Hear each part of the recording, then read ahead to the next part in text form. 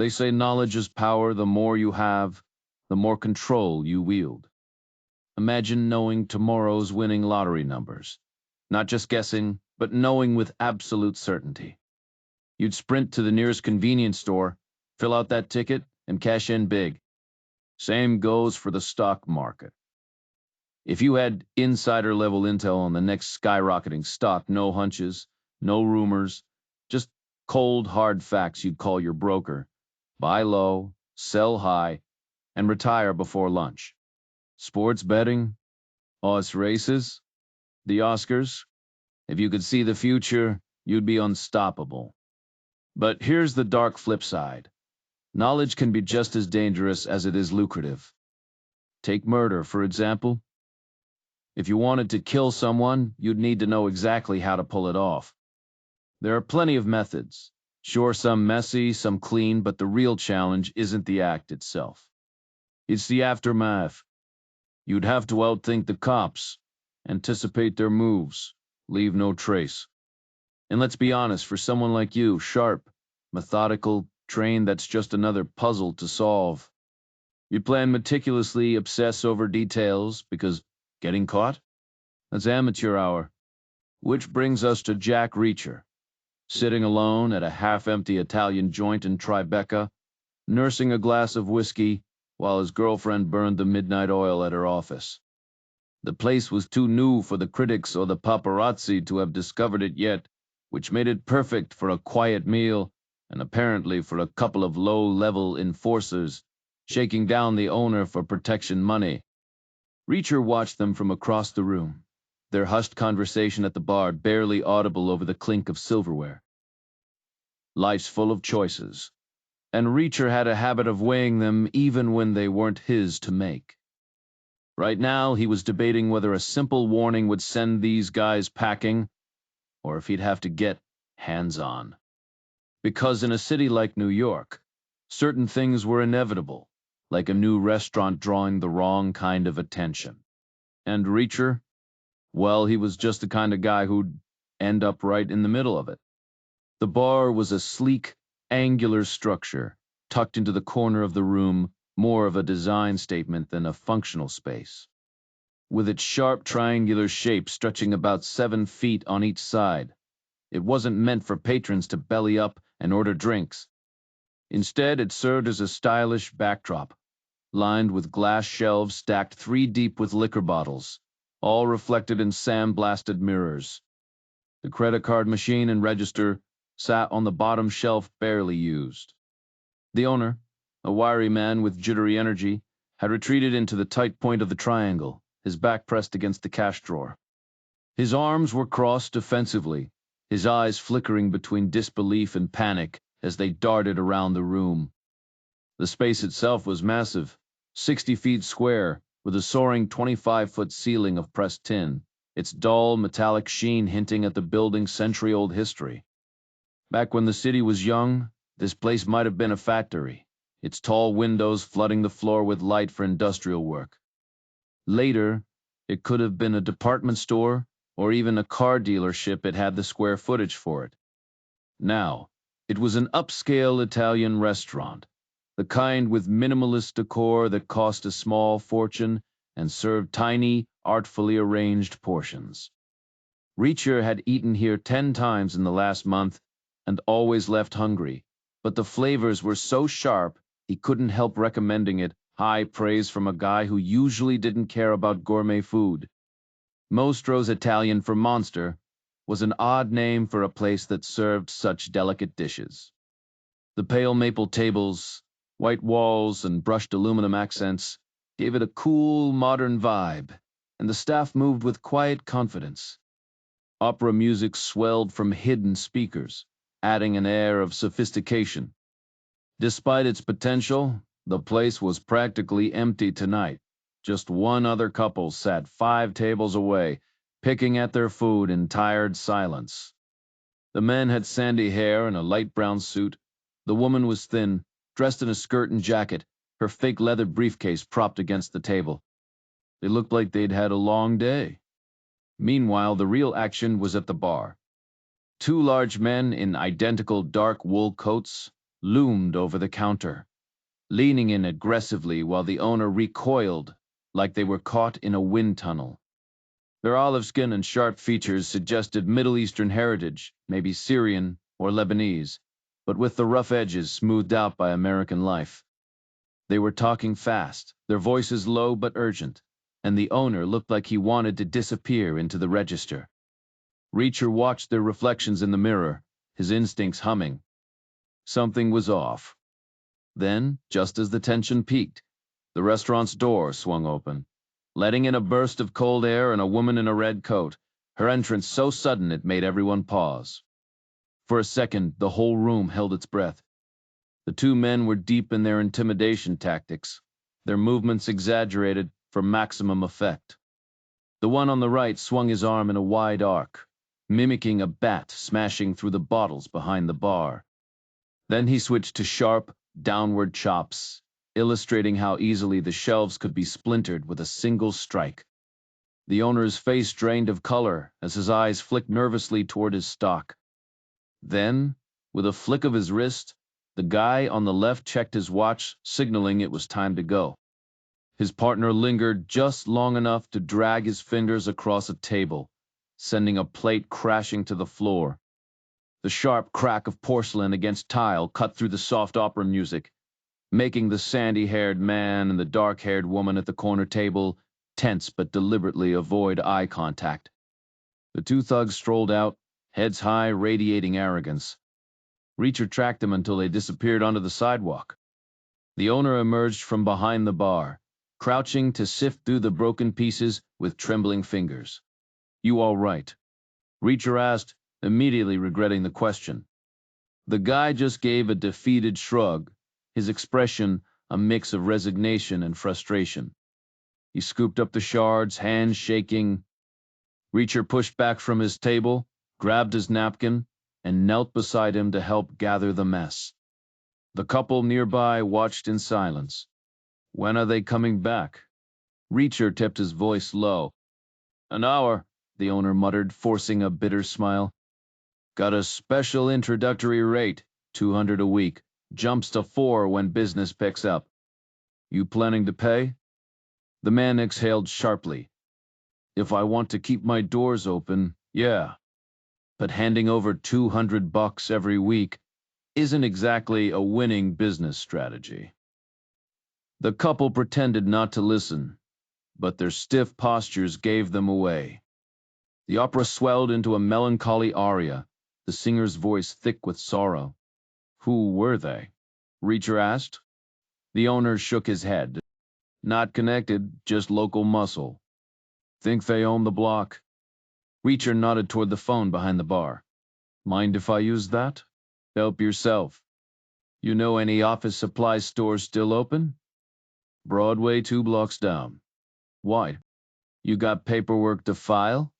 Reacher smirked. "Something like that."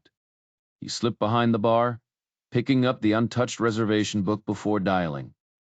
The line clicked after 2 rings. Jodie, her voice came through, tired but alert. "Hey," he said. "Reacher, what's up? You gonna be stuck there all night?" A sigh. "Yeah. Client needs this legal opinion yesterday." "I'm sorry." "Don't be. Got some errands to run anyway?" "Might head back to Garrison after." "All right, be safe," she said. "Love you." The line went dead. He hung up, left $40 under his espresso cup, and tossed a good luck over his shoulder. The owner barely nodded, still crouched among the broken pieces. Outside, the night air was crisp with autumn, faint halos of mist forming under the streetlights. He turned his collar up against the chill, scanning Broadway's neon signs until he spotted the discount office supply store. Inside, everything was plastered with fluorescent star-shaped price tags. Perfect. He grabbed a label maker and a tube of superglue, then ducked back into the cold, heading north toward Jodie's place. His SUV sat in the underground garage beneath her apartment complex. He fired up the engine, rolled up the ramp, and headed south on Broadway before looping back west toward the diner.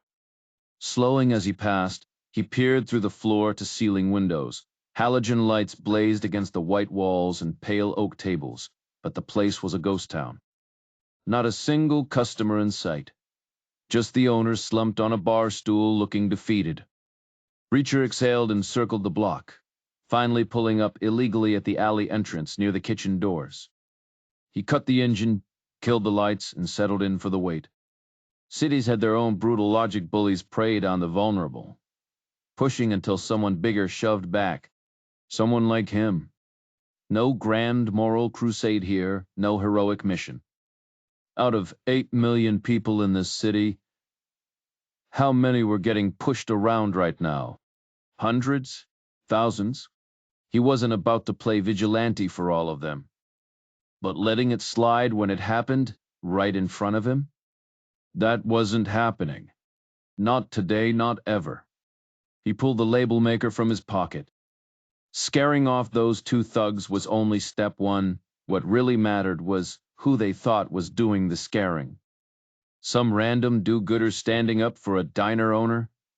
Please. Nobody fears a lone wolf, not when mobs can swarm them. Not when they might just vanish tomorrow. But an organization? That got respect. Reacher smirked, fiddling with the machine until it spat out his name in crisp blue letters. Reacher. 7 characters, barely over an inch. Perfect. The first guy's label would stretch about 5 inches, the second's a little shorter. He prepped the strips, then grabbed the super glue, puncturing the seal with a twist. Stepping out into the cold, he melted into the shadows. Funny how things worked.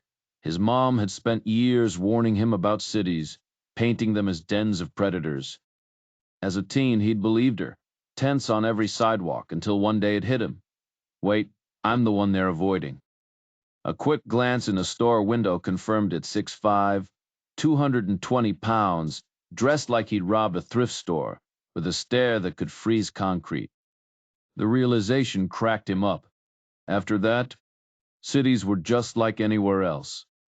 For every guy who might give him trouble, there were 1,000 who'd cross the street to steer clear of him. The man wielded his knowledge like a weapon, the quiet certainty in his stride and piercing stare amplifying his presence. City rhythms pulsed around him as he stepped from the shadows exactly 55 minutes in, propping himself against the restaurant's brick exterior. The distant hum of opera seeped through the glass beside him, while car tires thudded through potholes below. Across the street, neon lights flickered over a bar's foggy exhaust vent, pumping steam into the chilly air as pedestrians hurried past, faces buried in scarves.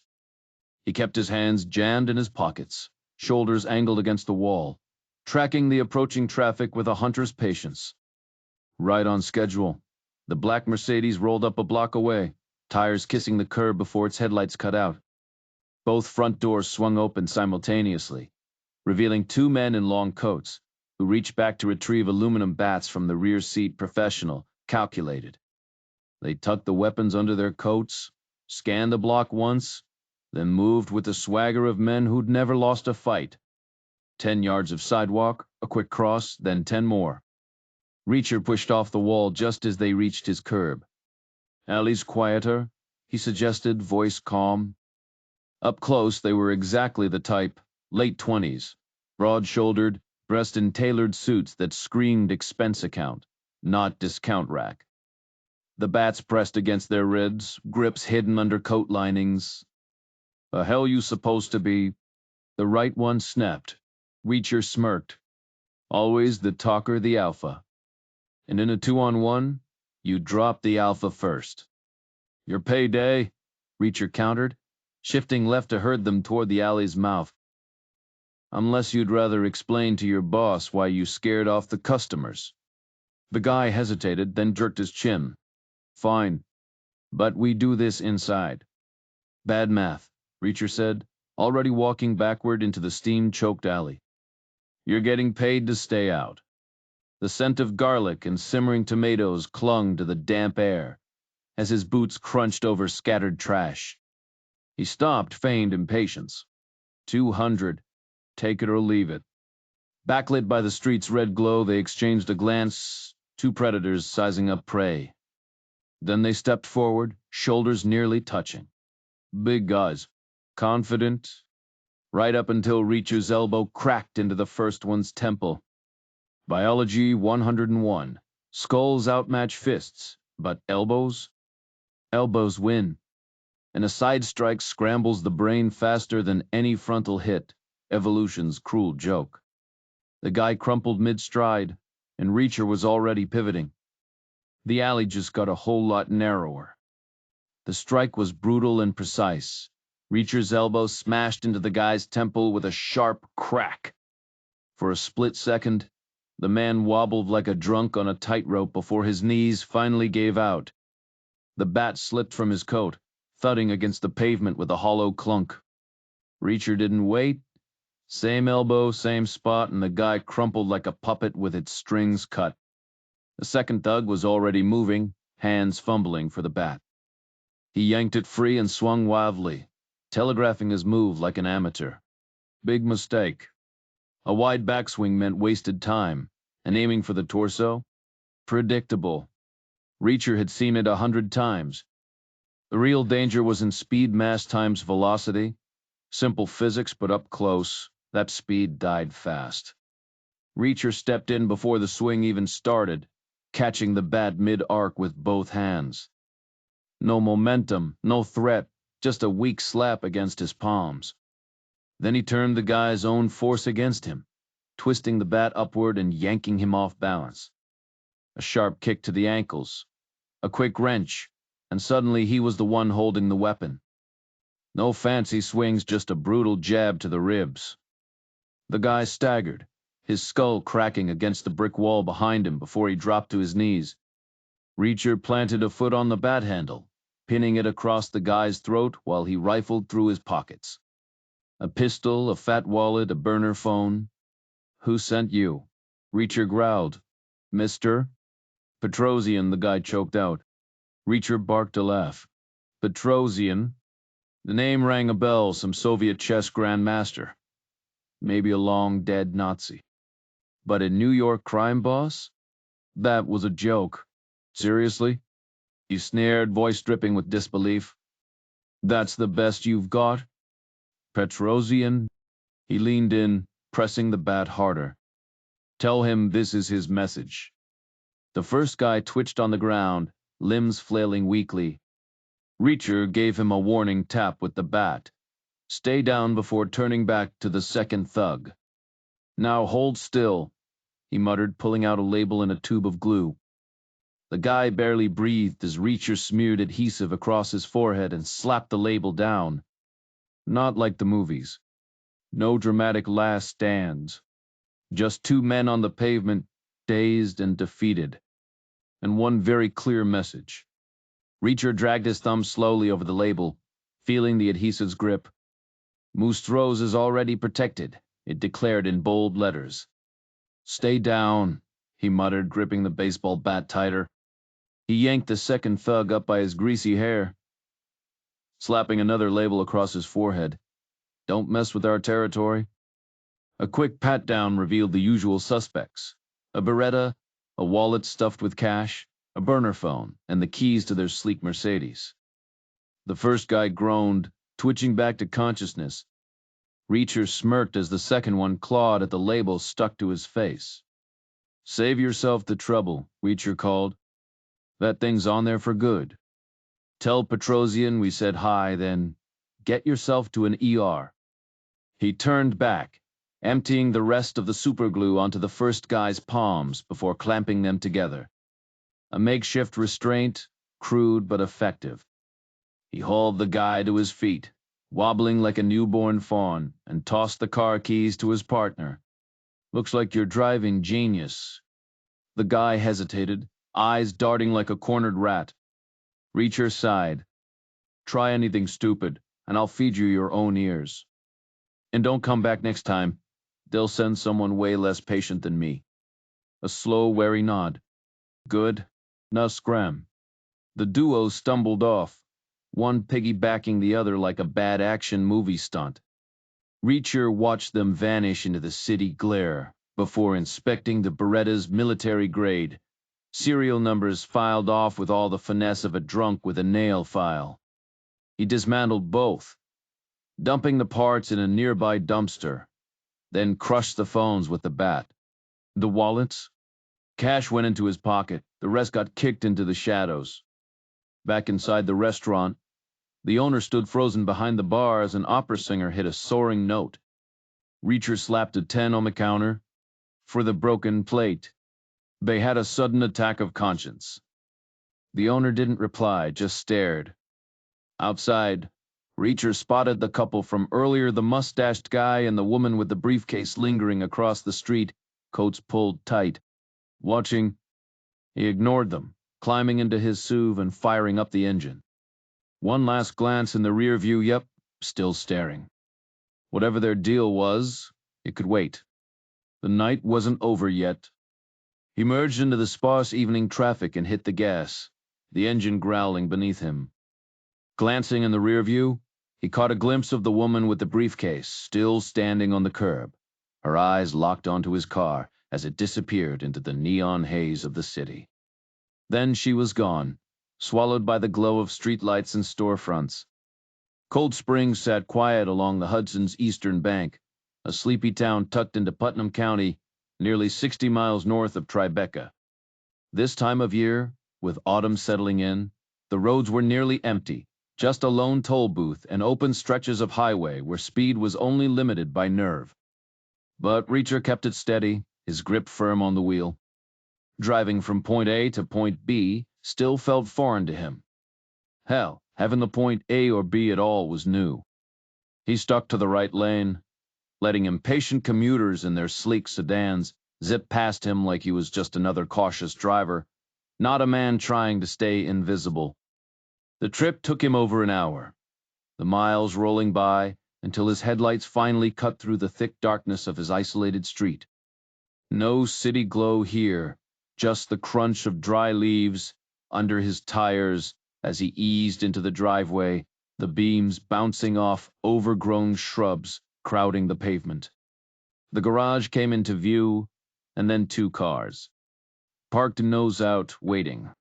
His foot slammed the brake, tires screeching. Before he could react, blinding high beams flared from both vehicles, while more lights erupted behind him, flooding his mirrors. Shadows surged forward, flashlights swinging, boots pounding gravel. Dog fists, guns. His car was trapped in a web of light beams slicing through the river fog, crisscrossing like searchlights. A figure stepped up to his window, small, deliberate, a sharp rap on the glass. A hand, pale and precise, pressed a badge against it. Gold. Official. The flashlight beam caught the raised lettering. Federal Bureau of Investigation. U.S. Department of Justice. The woman's voice cut through the chaos. Turn off the engine. He killed the ignition. Silence, except for the shuffle of boots and the low hum of tension. Hands on the wheel. He obeyed, watching as the door swung open, revealing the woman from the restaurant now holding a gun instead of a briefcase. The sandy-haired guy hovered behind her, tense. Out. Slowly. She stepped back, the barrel of her pistol never wavering. Reacher shifted, planting one foot on the ground, his muscles coiled, ready. The night air was thick with fog and the weight of whatever came next. The headlights illuminated 6 men standing in front of him, their shadows stretching long in the fog. More were likely behind him, maybe near the house or the driveway entrance. The woman took another step back, her badge glinting as she motioned for him to move. He stepped down from the truck, the damp night air clinging to his skin. Turn around, she ordered. Hands on the vehicle. The metal was icy and slick with condensation as he pressed his palms against it. Rough hands patted him down, yanking his wallet from his coat and fishing the stolen cash from his pocket. Someone shoved past him, reaching into the truck to snatch his keys from the ignition. Walk to the car, she commanded, gesturing toward one of the sedans parked near the garage. Headlights cut through the mist, barely missing his legs as he moved. A guy in a dark blue tactical vest stood waiting, swinging the rear door open. Inside, her cheap imitation leather briefcase sat upright, its fake grain glaring under the dim light. He slid in beside it, the door slamming shut behind him. A second later, the opposite door opened, and the woman climbed in, her coat flaring open to reveal a fitted blouse and a short dust-streaked skirt. The whisper of nylon filled the car as she leveled the gun at his head again. Up front, a wiry guy with sandy hair leaned in, flashlight in hand, rifling through the briefcase. Reacher caught a glimpse of pale wrist hair, a watch strap, before the guy pulled out a stack of papers. The beam flickered over the pages, landing on Reacher's name in bold print. "Search warrant," the woman said flatly. "For your place." The sandy-haired guy ducked out, slamming the door behind him. Silence settled in the car, broken only by fading footsteps outside. The dome light flicked on, casting a harsh yellow glow. She sat sideways, knees angled toward him, her Sig Sauer resting steady in her grip. "Feet flat on the floor," she instructed. He obeyed, twisting awkwardly to keep his back against the door, legs tucked under the seat, a position that left him no room to move fast. "Hands where I can see them." He stretched his arms, gripping the headrest in front of him, chin resting on his shoulder. The gun's muzzle never wavered, her finger tense on the trigger. Her face was unreadable. "You're not asking why you're here," she observed. He stayed silent. No way this was about what happened. Barely over an hour ago, this kind of setup took time. His eyes flicked to her knuckle, white with pressure on the trigger. One wrong move and things could go south fast. She arched a brow. "Really? No curiosity?" He kept his expression blank. "No cuffs, why?" She gave a slight shrug as if to say, "Fine, play it your way." Her face wasn't conventionally pretty, but it had character-sharp angles, faint lines from years of hard expressions. Probably more scowls than smiles. Her jet-black hair was thinning, pale scalp visible beneath. It made her look exhausted, like she hadn't slept in days. Then, just as the tension peaked, a radio crackled outside, a burst of static followed by a muffled voice. Her grip on the gun tightened imperceptibly. Reacher didn't flinch, but his mind raced. Something's off. This wasn't just a routine arrest. There was something else at play here. Her eyes gleamed with an unsettling brightness as she peered past him, out the car window into the night, where her team was busy tearing apart his place. A faint smile tugged at her lips, revealing that distinctive overbite, her right tooth slightly crooked, overlapping the left. It wasn't a flaw, it was a choice. She could have fixed it, but she wore it like a badge. It gave her face an edge, a defiance that matched her sharp demeanor. Beneath the oversized coat, she was lean, dressed in a black blazer and a faded cream blouse that had seen too many washes. The polyester fabric clung loosely to her frame, tucked haphazardly into her skirt, which had ridden up enough to expose her thin legs, encased in sheer black stockings. "Stop that," she snapped, her voice icy as the gun twitched in her grip. "Stop what?" Reacher replied, unfazed. "Staring at my legs." He shifted his gaze to her face, unimpressed. "When someone points a gun at me, I like to get the full picture. Seems fair, don't you think?" "You enjoy that?" she sneered. "Enjoy what?" "Eyeing up women like they're on display." He shrugged. "Better than staring at the barrel of a gun?" The weapon inched closer. "This isn't a joke. I don't like your vibe." "What vibe?" "You know exactly what I mean." He studied her, the thin hair, the permanent frown, the rigid posture, and that cheap corporate getup. "You think I'm hitting on you? Aren't you?" He smirked. "Not even if you were the last woman in Manhattan." The tension in the car thickened, the silence broken only by the hum of the engine. 20 minutes later, the mustached agent returned, sliding into the passenger seat. The driver climbed in, keys jingling, waiting for her nod before pulling away. "Do I get a phone call?" Reacher asked. "Or does the FBI skip the whole rights thing?" The sandy-haired agent stared ahead. Within 24 hours. We'll make sure you get your constitutional privileges. The woman kept the Sing Sauer trained on him the entire 58-mile drive back to the city. The underground garage was blindingly white, packed with dark sedans. She turned in a slow circle, shoes scraping against concrete, scanning the unfamiliar space before pointing toward a lone elevator in the corner. Two more agents waited there, junior guys, but confident, like they owned the place. Reacher realized then she and the mustached agent weren't locals. They were outsiders, guests on someone else's turf. They shoved him into the elevator, surrounding him 5 agents, 5 guns. The doors closed with a soft chime. The 4 men positioned themselves at each corner of the elevator, while the woman stood close to Reacher, almost as if marking her territory. One of the local guys hit the button, and the doors slid shut with a mechanical hum. The elevator lurched upward, climbing for what felt like forever, before jerking to a stop at the 21st floor. The doors groaned open, revealing a sterile hallway, gray carpet, gray walls. Even the lighting had a dull, washed-out hue.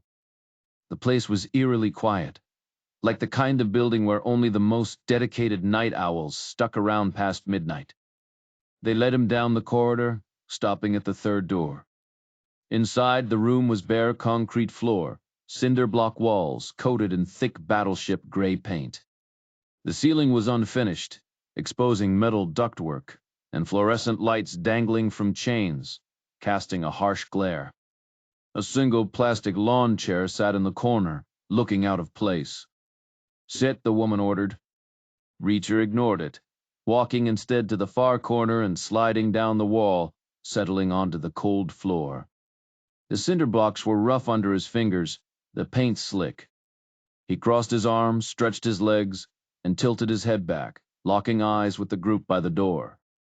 Without a word, they stepped out, shutting him in. No lock clicked, but the lack of an inside handle made it clear he wasn't going anywhere. The silence was thick, broken only by the faint hum of air vents. 5 minutes passed before the first visitor arrived, a heavy-set man with a flushed face, his expression dripping with disdain. He stared at Reacher like he was sizing up a problem, then vanished just as abruptly. 5 minutes later, another face appeared, younger, sharper, dressed in a shirt and tie. Same unspoken challenge. "So you're the guy." Reacher held his gaze until the door slammed shut again. This time, the quiet stretched longer. 20 minutes ticked by before the 3rd man showed up, older, graying, with thick glasses and the air of someone who made decisions. His eyes were calculating, like he was already running scenarios in his head. No words, just that same assessing look before he disappeared. For nearly an hour, nothing happened. Then, all at once, the hallway erupted with noise, footsteps, murmurs, the restless energy of a group unsure of what came next. The door swung open, and the gray-haired man stepped in, hovering near the threshold. "Time to talk," he said. Behind him, 2 younger agents moved in like backup, their postures stiff, ready for anything. Reacher took a deliberate pause before pushing off from the wall and straightening up. "I need to make a phone call," he said flatly. The older agent with salt and pepper hair barely glanced at him.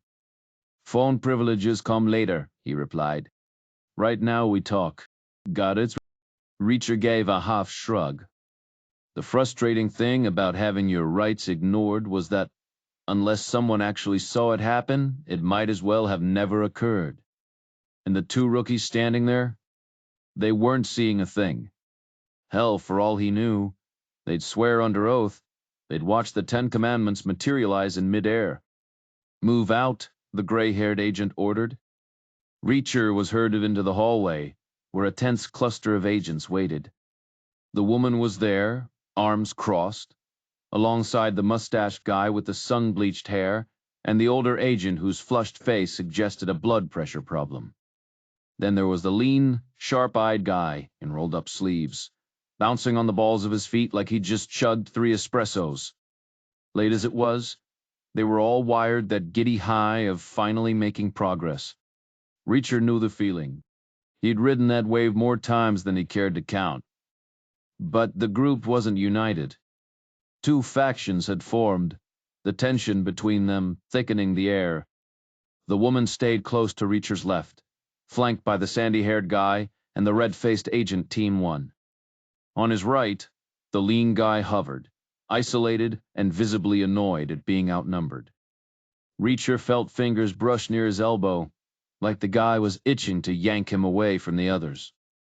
They moved down a narrow, industrial gray corridor that felt like the inside of a submarine, finally spilling into a dimly lit room dominated by a long, curved table. 7 plastic chairs lined one side, all angled toward a single seat dead center on the opposite end. Reacher stopped in the doorway, real subtle. He circled the table and dropped into the designated chair, which creaked ominously under his weight. The cheap plastic dug into his back, and the uneven legs wobbled. The walls were cinder block, the same dull gray as the hallway, but the ceiling was finished with yellowed acoustic tiles and harsh track lighting aimed directly at him. The table's glossy varnish reflected the glare right into his eyes. The junior agents took up posts along the walls, jackets open to reveal their holsters, hands resting casually near their waists. Across from him, the two teams arranged themselves in the 7 chairs, 5 bodies, but the divide was clear. The gray-haired agent claimed the center seat, his glasses reflecting the light into opaque white discs. To his right sat the high blood pressure guy, then the woman, then the sandy agent. The lean guy planted himself alone in the middle of the left side chairs, outnumbered and scowling. The gray-haired agent leaned forward, palms flat on the table, marking his territory. "We've been arguing about you," he admitted. Reacher didn't blink. "Am I under arrest?" "Not yet. So I can walk out?" The older man peered over his glasses. "We'd prefer you stay. Keep things polite." Silence stretched. Reacher exhaled. "Then start being polite. The name's Jack Reacher. Mind telling me who you are?" Reacher asked, squinting against the harsh light. "Introductions first," the man in charge snapped. "That's how this works. Polite society and all that. We exchange names, maybe toss around some small talk about baseball or the latest market crash." Silence stretched before the man finally gave in. "Alan Deerfield," he said flatly. "Assistant Director, FBI. I run the New York field office." He jerked his chin toward the guy beside him, waiting. "Special Agent Tony Polton," the sandy-haired agent muttered, barely glancing up. "Special Agent Julia Lamar," the woman added, her tone clipped. "Agent in charge Nelson Blake," the red-faced man grumbled. "We're from Quantico's Serial Crimes Unit. These two work under me. We flew up here to have a word with you." Another pause. Deerfield turned to the man on his left, who didn't hesitate. "Agent in charge James Kozo, Organized Crime. New York office. Been tracking protection rackets." Reacher let the silence hang before Deerfield finally broke it. "Happy now?" Reacher scanned the lineup: Polton, Lamar, Blake from Quantico, Deerfield running the show, and Kozo from the OC squad. All eyes locked on him. He took his time, letting the tension simmer before flashing a grin. "Nice to meet you all. So, Yankees think they need to shake up the roster?" 5 faces twisted in irritation. Polton flinched like he'd been smacked. Lamar let out a derisive snort. Blake's face darkened another shade. Deerfield exhaled hard, while Kozo shot him a look that screamed, "Do something." "We're not here to discuss baseball," Deerfield ground out. "Fine. How about the stock market? Crash coming or what?" Deerfield's patience snapped. "Cut the act, Reacher. Right now, I'm the closest thing you've got to a friend in this room." Reacher smirked. "Nah, my best pal's Ernesto Miranda. You know Miranda V. Arizona? Supreme Court, 1966. Cops gotta warn you about your rights before they start grilling you. So unless you're planning to read me mine, this conversation's over before it starts. The Quantico agents exchanged amused glances, like he'd just handed them proof of something. Your lawyer's Jodie Jacob, right? Deerfield pressed. Your girlfriend. Reacher's smirk vanished. What's she got to do with this? We know everything about her, Deerfield said smoothly. Just like we know everything about you. Then why bother talking to me? She's at Spencer Gutman, isn't she? Deerfield continued, ignoring him. Big shot firm. Word is they're considering her for partner. Yeah, I heard. Could happen soon. Yeah, I heard, Reacher repeated, jaw tight. Everything is, Deerfield mused. You're not exactly the kind of guy who helps a corporate career. Spencer Gutman's a white shoe operation. They care about image. And let's be honest, your resume doesn't scream boardroom material. You really want her representing you here? A financial firm's not exactly stacked with criminal defense experts. Reacher leaned forward. Representing me for what? Deerfield's smile was razor thin. For the situation you're in. What situation? Miranda was an idiot, you know, Deerfield said casually. Guy was borderline incompetent. That's why the court coddled him. You telling me you need that kind of hand-holding? Reacher? You a moron too? You some kind of idiot? The cop sneered. Maybe, Reacher shot back. Considering I'm still sitting here listening to this crap. Rights are for people with something to hide, the guy countered. You admitting guilt already? Reacher stayed silent, arms crossed. Old Ernesto still did time, you know, Deerfield said, leaning in. People forget that part. They retried him, locked him up for 5 years. Then guess what happened? Reacher just stared. I was working homicide in Phoenix back then, Deerfield continued, smirking. January 76. We get a call some dive bar, a guy bleeding out on the floor with a knife sticking out of his chest. None of the patrons bothered calling 911. Turned out to be Ernesto Miranda himself. Died right in front of us. And, Reacher muttered, and stop wasting my time, Deerfield snapped. I just spent an hour breaking up these clowns arguing over you. Now you owe me. You'll answer their questions, and I'll decide if you need a lawyer. What's this about? Reacher asked. Deerfield grinned. What's anything about? Stuff we want to know. Like what? Like whether you're worth our time. Reacher exhaled, spreading his hands on the table. Fine. Ask. Blake, the overweight Fed with a fast mouth, jumped in. You know Brewer Vive. Williams, Duckworth 5. Aiden, Polton, looking like a grad student who never aged, chimed in. Illinois Reeve. Perkins. Reacher glanced between them. What is this, a law school pop quiz? Minnick Vive. Mississippi. Blake pressed. McNeil Vive. Wisconsin. Polton added. Lamar leaned forward, the table's orange glow making her look skeletal. Arizona V. Fulminante. Ring any bells? Reacher frowned. More Miranda rulings. Brewer in 77, Duckworth in 89, the rest in the early 90s. All tweaking the original decision. Good boy, Blake said mockingly. Lamar's grin widened.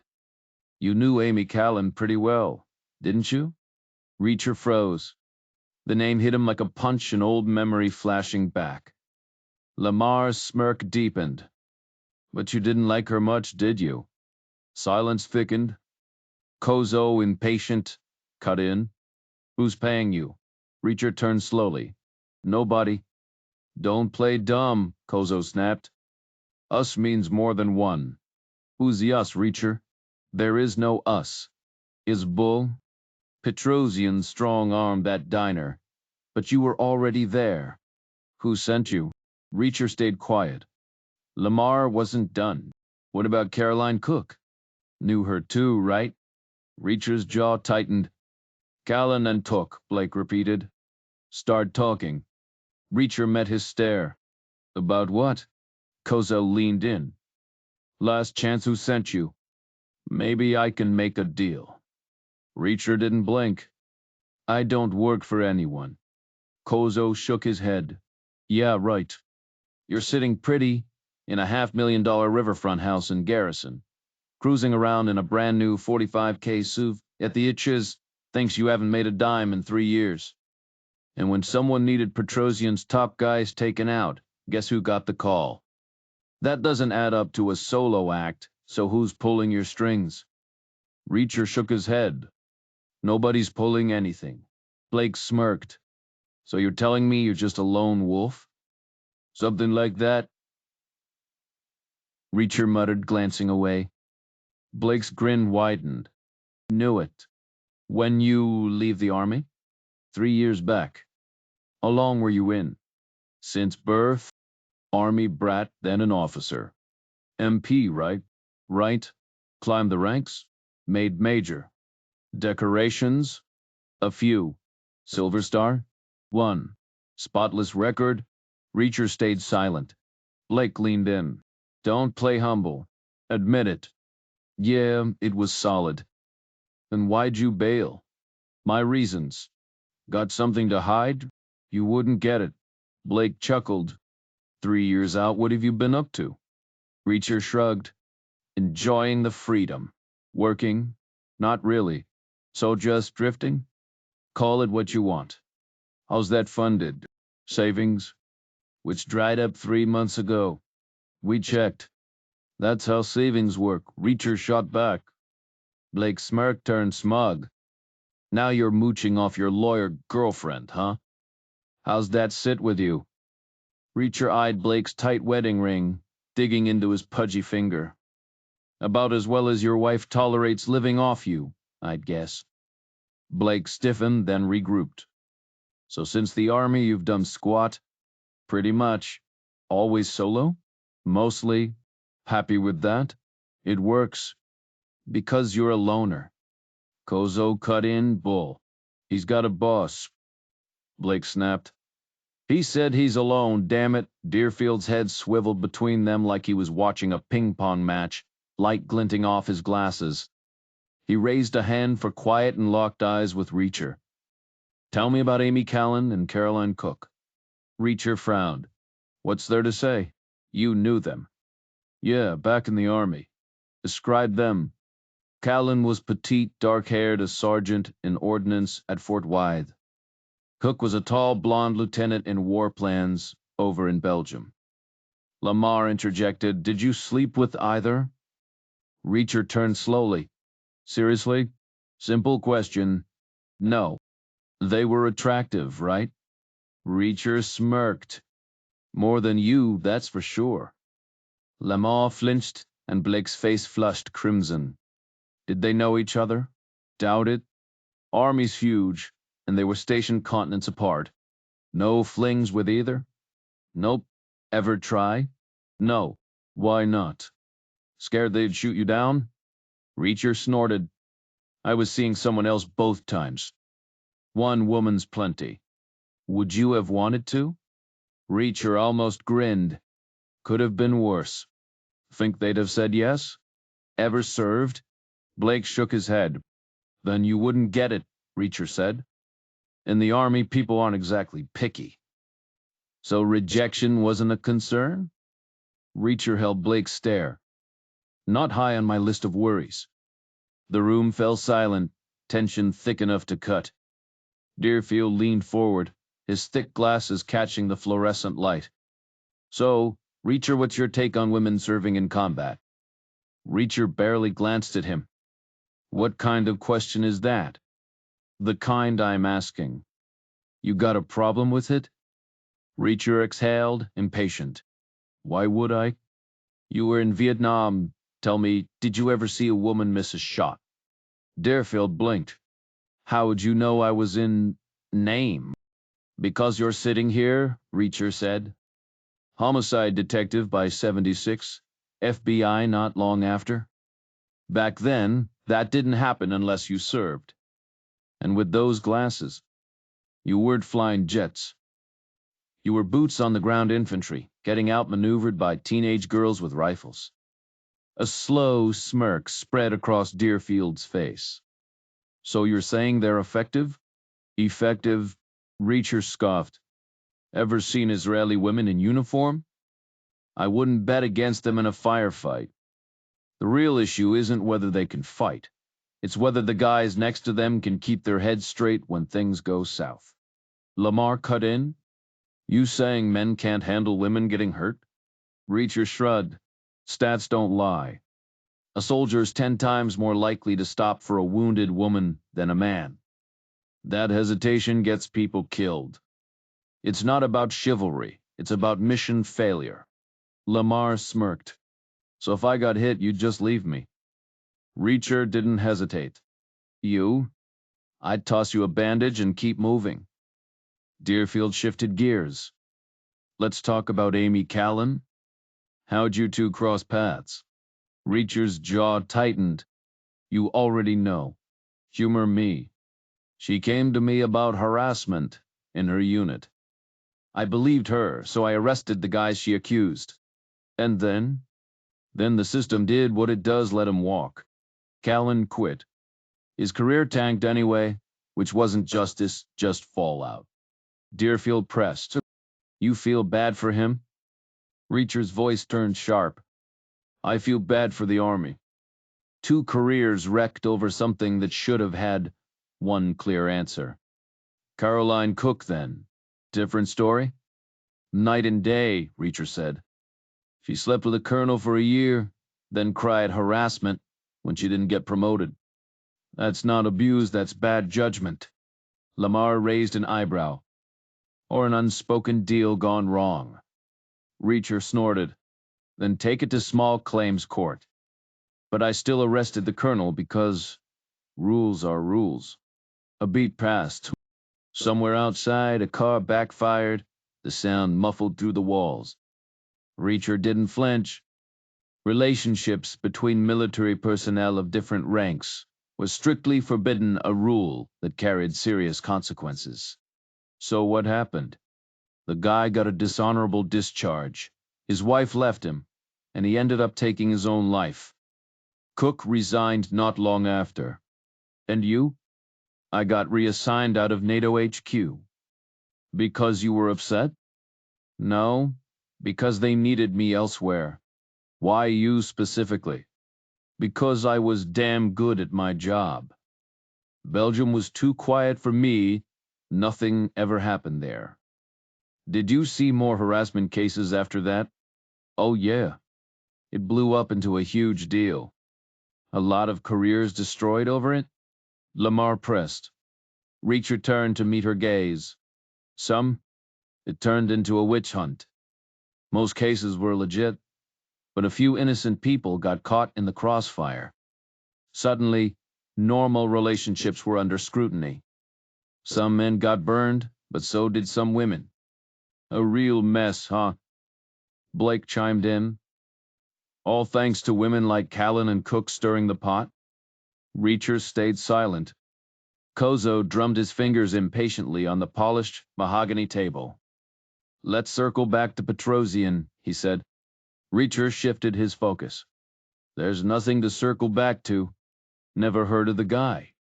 Deerfield stifled a yawn and checked his watch, pushing his glasses up to rub his tired eyes. It's after midnight, you realize that? He muttered.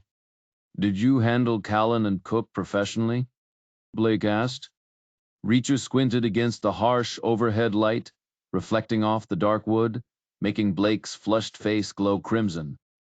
Yeah, I treated them with respect.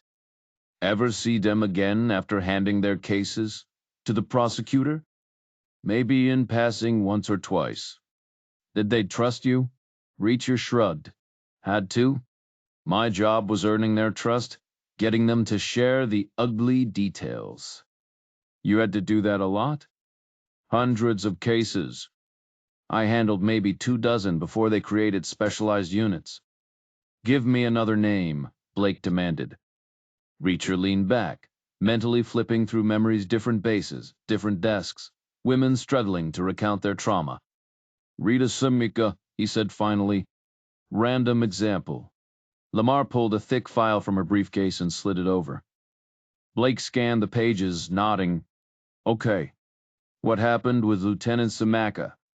Fort Bragg, North Carolina. The guys called it hazing. She called it gang rape. Outcome: she won. 3 men did time and got booted. And Simica? At first, she felt vindicated. Then the army felt tainted, so she left. Where is she now? No clue. Blake leaned in. Say you ran into her at a coffee shop. What then? Probably say hello, catch up over a drink. Should be happy to see you? Happy enough. Because you were the good guy? Reacher nodded. It's hell not just the assault, but reliving it during the investigation. You have to be their ally. So victims become friends? If you do it right. Blake smirked. What if you showed up at her doorstep? I don't know where she lives. But if you did, the tension in the room was thick enough to cut with a knife. Think she'd actually open the door for you? Someone asked. Reacher shrugged. Hard to say. Would she even remember you? Most likely. And she'd still consider you a friend? Suppose so. The agent leaned in, painting the scene. So you knock, she answers, sees an old buddy boom, you're in. Coffee's brewing, stories flowing, just like old times. Reacher exhaled. Could happen. Blake gave a curt nod and fell silent. Lamar's fingers brushed his sleeve, pulling him close as she murmured something. His expression shifted, and he relayed it to Deerfield, who shot a glance at Kozo. The Quantico trio leaned back in eerie unison just a fraction, but the message was clear. We're listening. Kozo's eyes widened, darting between them. Deerfield adjusted his glasses, locking onto Reacher like a laser sight. This whole thing's a mess, he stated. Reacher stayed quiet, letting the silence stretch. Walk us through the restaurant, Deerfield pressed. Nothing went down, Reacher replied. Deerfield scoffed. Try again. We've had eyes on you for a week. Holton and Lamar tailed you tonight. They saw everything. Reacher's jaw tightened. A week. 8 days, Deerfield corrected. Why? Patience. Lamar reached into her briefcase, pulling out a file. The papers inside were dense with type every move he'd made, every corner he'd turned, down to the minute. She slid them across the table with a frosty smile. The pages fanned out, stopping neatly in front of him. Reacher skimmed the report, subject, Reacher, J. Then met her gaze. Guess I should have brought snacks for the surveillance team. Never spotted a thing. Dead air. The restaurant, Deerfield repeated. Reacher weighed his words. Truth simpler? He glanced at the agents. Your law school pals would call it imperfect necessity. Small crime to stop a bigger one. Just you? Kozo cut in. Only me. Then what's with the turf war crap? Had to sell it. Mate Petrosian, whoever that is, think he was dealing with a crew. Deerfield snatched the surveillance log back, flipping pages. Says here your only contact was Jodie Jacob. She running rackets now? He smirked. Phone logs. You tapped my calls? Garbage too, Deerfield said cheerfully. Clean, Polton confirmed. Just Jacob. Quiet guy. That accurate, Reacher? Deerfield prodded. You some kind of hermit? Usually. So, no gangster pals? No secret calls, Deerfield mused, eyeing Kozo. You buying this, James? Kozo sighed. Not like I've got a choice. Concerned citizen, huh? Deerfield pressed. Reacher gave a single nod. Prove it. Reacher smirked. Could have kept their guns. Connected guys would I've. I didn't. Left 'em in a dumpster. After jamming the slides with dirt. Useless now. Deerfield leaned back. So you're what a vigilante, with a heart of gold? Reacher held his stare. Call it whatever you want. Reacher gave a slow nod, his expression unreadable. If you say so. Deerfield leaned forward, the fluorescent lights casting sharp shadows across his face. Somebody's gotta stand up when things go sideways, right? Sure, Reacher replied, his voice flat. You got a thing about fairness, don't you? Most people do. But you don't wait around for permission to act. Not usually. Deerfield smirked. So explain why you took their cash. Reacher shrugged. Call it a souvenir. They lost, I won. Part of your personal rule book? Something like that. You wouldn't rob a grandma, but a couple of tough guys? Fair game. If they cross the line, yeah. Deerfield's grin turned sharp. And you decide where that line is. Silence stretched between them, thick enough to cut. Then Deerfield shifted gears. Ever heard of criminal profiling?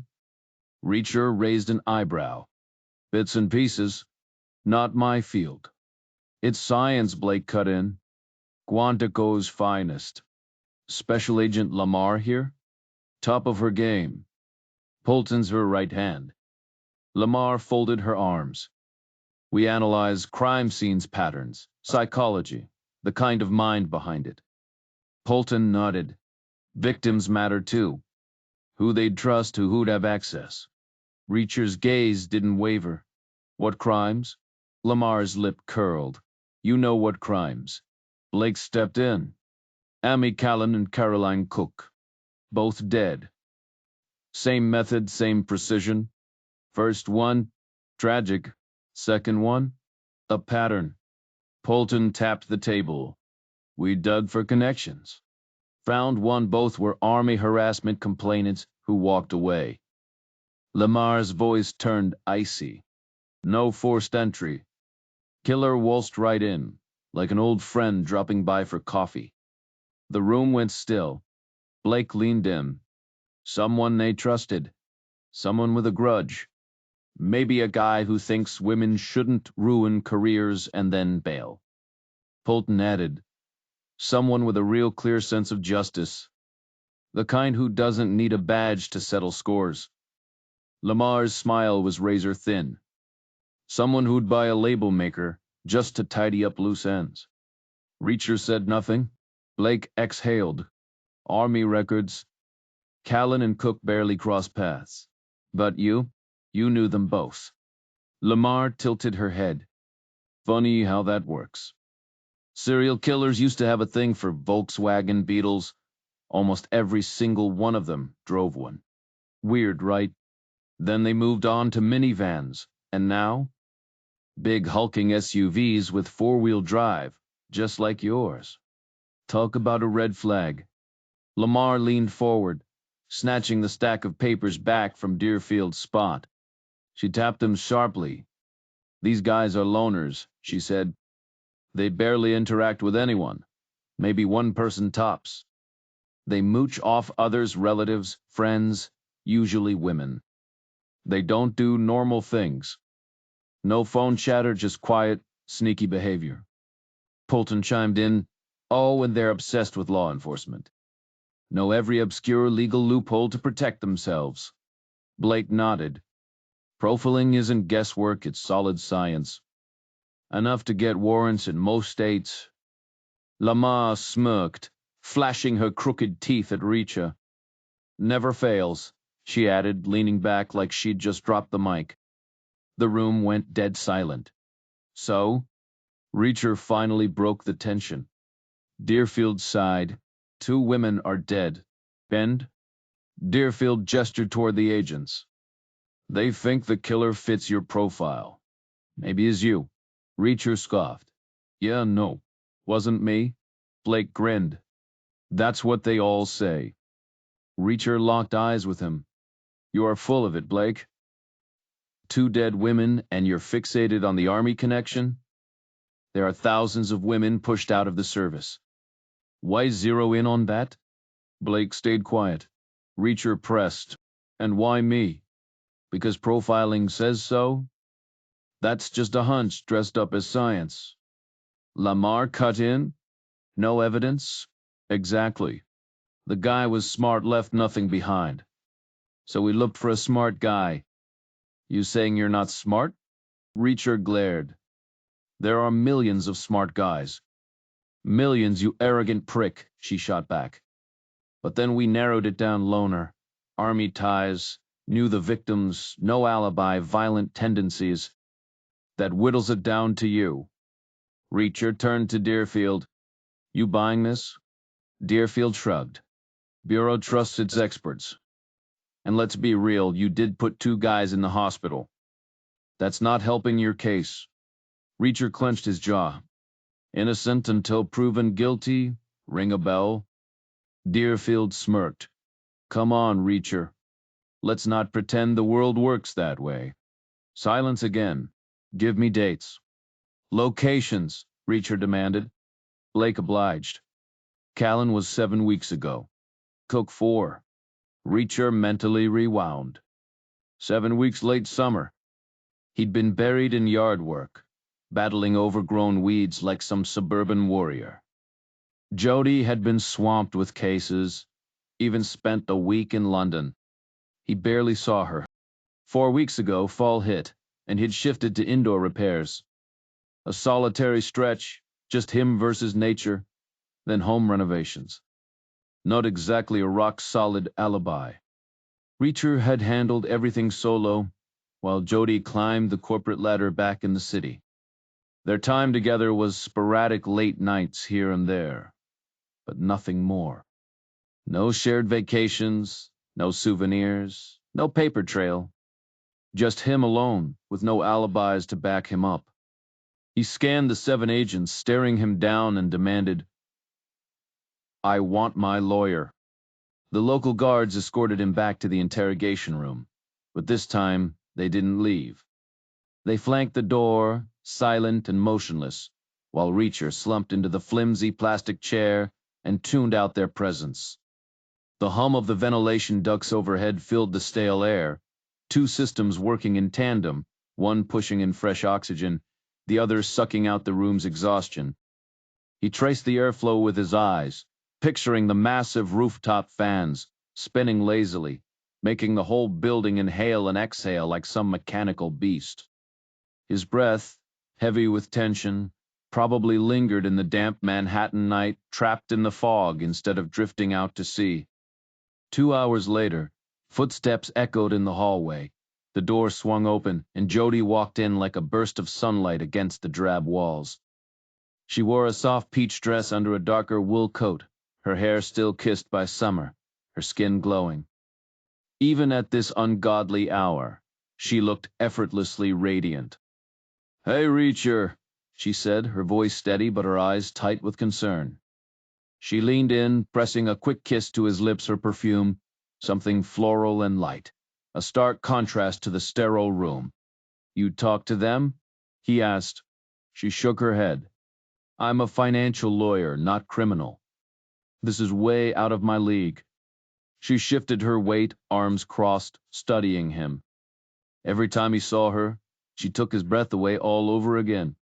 He stood, stretching the stiffness from his limbs. There's nothing to handle. Don't play dumb, she shot back. This is serious. I didn't kill anyone. She scoffed. Obviously. If they thought you had, you'd be in shackles on your way to Quantico. This is about the other thing, the 2 guys you put in the hospital. They saw you do it. Reacher shook his head. They moved too fast. This was planned before that even happened. And Kozo doesn't care about street brawls, he's after organized crime. Jodie sighed. Kozo's thrilled 2 less thugs on his radar. But here's the problem. The more you play the lone wolf, the more you fit Quantico's profile. Now they don't know what to do with you. The profile's garbage. Not to them. Then it's wrong. It pointed to me. She tilted her head. No, it pointed to someone like you. Reacher smirked. Semantics. I should just walk out. You can't, she said firmly. They saw you take those guys down. That's enough to keep you here." He exhaled, glancing back at the ceiling vents. Somewhere up there, his breath still hung in the air, stubborn as he was. The FBI agents were on duty, actual federal officers, for crying out loud. "Those guys had it coming," Reacher muttered. "Why?" she pressed. "Because they were hassling someone who didn't deserve it." She sighed. "And now you're just proving their point. Acting like some lone wolf vigilante, with your own twisted sense of justice." He shrugged, avoiding her gaze. "I'm not the right person for this," she repeated, frustration creeping into her voice. "I don't handle criminal cases. You need someone who actually knows what they're doing." "I don't need any lawyer," he shot back. "Reacher, wake up. You absolutely need one. This isn't some parking ticket, it's the FBI. They don't mess around." A heavy silence settled between them. "You have to take this seriously," she insisted. He exhaled sharply. "I can't. It's all garbage. I didn't hurt anyone. But you fit their profile perfectly. And now proving you didn't do it? That's the hardest part. You need a real lawyer, not me. They told you I'm ruining your career, didn't they?" He said, smirking, "That I'm not exactly corporate husband material." She rolled her eyes. "That's ridiculous. And even if it were true, I wouldn't care. I'm not saying this for me, I'm saying it for you. Still don't want a lawyer. Then why did you call me?" His grin widened. "Thought you might brighten my day." She stepped forward, grabbed his face, and kissed him hard. "I love you, you idiot," she whispered. "But you need a better lawyer. I don't even know what's going on here." The room fell quiet except for the hum of the air vents, the faint metallic creaks of the building settling. He listened, absorbing the stillness. "They gave me the surveillance report," she said finally. He nodded. "Figured they would. Why?" "Because it clears me." "How?"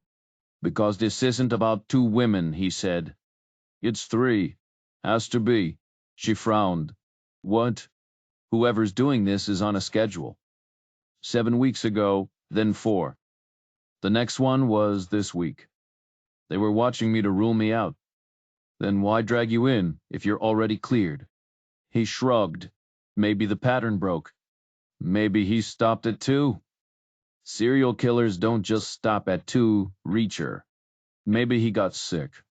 Maybe he's in jail for something else entirely. Who knows?" She rubbed her temples. "You still need a lawyer. A good one. This isn't going away. You were supposed to make me feel better, remember?" "No. I was supposed to give you advice." He hesitated, suddenly unsure. "And then there's the other thing," she added. "The 2 guys you put in the hospital. That's not going to disappear just because they deserved it. They should be thanking me. That's not how the real world works, Reacher. This isn't the army. You can't just rough people up and walk away. This is New York. There are rules. I didn't do anything wrong." "Yeah, you did. You hospitalized 2 men. On camera. Doesn't matter if they were scumbags, you broke the law." Before he could argue, heavy footsteps echoed in the hallway. 3 men, moving fast. The door swung open, and Deerfield strode in, flanked by the local agents. "Your little chat is over, miss." "Jacob," he said coldly, ignoring Reacher entirely. Deerfield led the way back to the interrogation room, the agents boxing Reacher in as they followed. Jodie trailed behind, blinking against the harsh lights. A second chair waited on the far side. Deerfield pointed at it without a word. She met his gaze, then walked around the table and sat down beside Reacher. Beneath the polished mahogany table, his fingers tightened around Jodie's hand. The 2 local officers leaned against the walls, arms crossed, while Reacher squinted through the harsh fluorescent glare. Across from him sat the familiar lineup: Polton, Lamar, Blake, Deerfield, and Kozo. isolated between empty chairs like an afterthought. A sleek black recorder sat in the center of the table. Deerfield leaned in, pressed the red button, and rattled off the date, time, and location before listing everyone in the room. "Alan Deerfield speaking to suspect Jack Reacher," he said, hands folded. "You're under arrest on 2 counts. A deliberate pause. First, aggravated assault and robbery against 2 unidentified individuals." Kozo cut in, his voice sharp. "Second, aiding and abetting a criminal organization involved in extortion." Deerfield smirked, reciting the Miranda warning with exaggerated precision before stopping the tape. "Did I get it right, expert?" Reacher stayed silent. The recorder buzzed back to life. "Understand your rights?" Deerfield asked. "Yes. Anything to say?" "No." Deerfield clicked the machine off with a satisfied nod. "I want a bail hearing," Jodie demanded. Deerfield waved a hand. "Not necessary. We're releasing him on his own recognizance." The room went still. "What about the other case?" Jodie pressed. "The women—" "Ongoing investigation," Deerfield said. "Your client's free to go. By 3A. Reacher was out." Jodie hesitated, torn between staying with him and rushing back to her office to finish her all-nighter. He nudged her toward work. One of the locals drove her to Wall Street while the other sped him back to Garrison, the car's red beacon slicing through the fog. 58 miles in 47 minutes, tires hissing on wet pavement. The driver stayed silent, raking hard at Reacher's driveway before vanishing into the mist. Alone, Reacher trudged toward the house Leon Garber's old place, now his. The summer had been a whirlwind of shocks, reuniting with Jodie, learning about her failed marriage, discovering Leon was gone, and inheriting this place. He'd loved Jodie since she was 15, back in the Philippines, but buried it deep she was a CO's daughter after all. Leon had been like a father to him, and that made Jodie feel like family. And you don't think like that about your sister. The night air was thick with river damp, the kind that clung to your skin. He exhaled, watching his breath curl into the dark. Somewhere in the distance, an owl called a lonely sound, fitting for the hour. The house loomed ahead, full of ghosts and memories, and for the first time in years, Reacher wondered if he was finally in over his head. Fate had a funny way of working first. It dragged him to Leon's funeral, then it threw Jodie back into his life.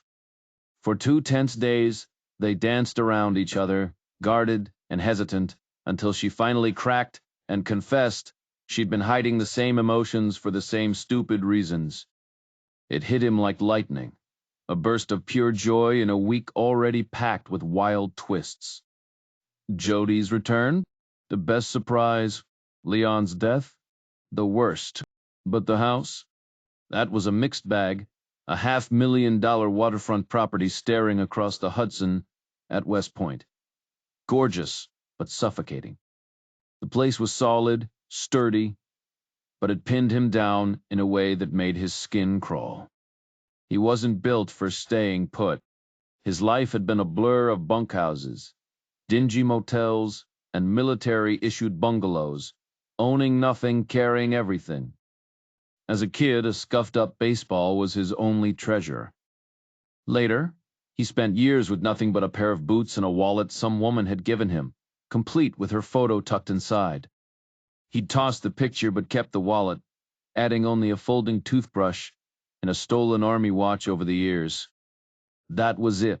Clothes on his back, cash in his pocket, and 0 attachments. Now, a house. A whole damn house. And not just any house, a creaky, mysterious beast with a basement straight out of a horror movie. Concrete walls, exposed pipes, a furnace growling in the dark. Upstairs was friendlier, but still full of quirked, stubborn windows, finicky light switches, a stove that might as well have been a spaceship. Worse, the place came with paperwork, taxes, insurance, garbage bills, all stuffed in a kitchen drawer he avoided like the plague. The only thing he'd bought for the place? A reusable gold coffee filter. No more running out for paper ones.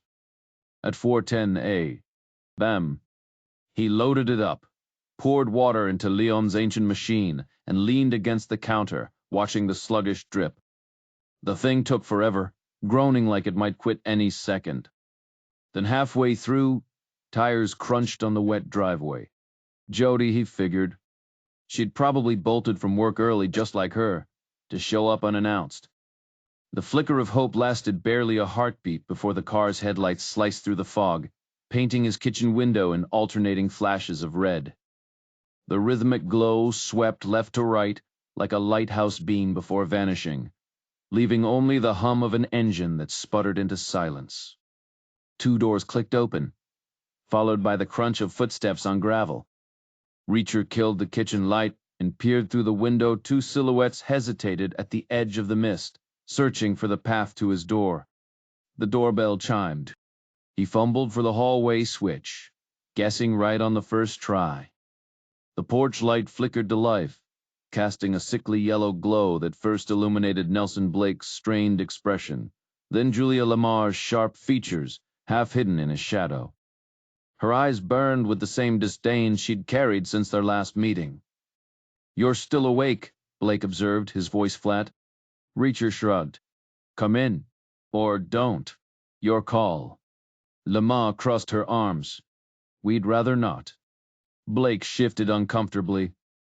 "Anywhere we can grab breakfast." "At 4:30 a.m.? Reacher scoffed. "Not in this town." "Then the car?" Lamar suggested. "Hard pass. A standoff." Blake scuffed his shoes while Lamar glared at the river, her jaw tight. Finally, Reacher stepped back. "Fine. Coffee's fresh. Black only, no cream, no sugar." Blake edged inside like he was trespassing, while Lamar lingered in the doorway, scanning the kitchen with the judgmental curiosity of someone who'd never owned a chipped mug. "None for me," she muttered. "Drink it, Julia," Blake snapped, exhaustion fraying his patience. "It's been a long damn night." Reacher raised an eyebrow at the uncharacteristic edge in Blake's voice, but poured 3 mugs anyway. The coffee tasted like dishwater. His machine was probably clogged with lime scale. He leaned against the counter, waiting. Blake exhaled. "We need to talk." Reacher cut straight to it. "Who was the 3rd victim?" "Lorraine Stanley. Quartermaster Sergeant. Stationed in Utah. Found dead in California this morning. Same pattern? Down to the last detail. Harassment case 2 years ago, left the Army a year later.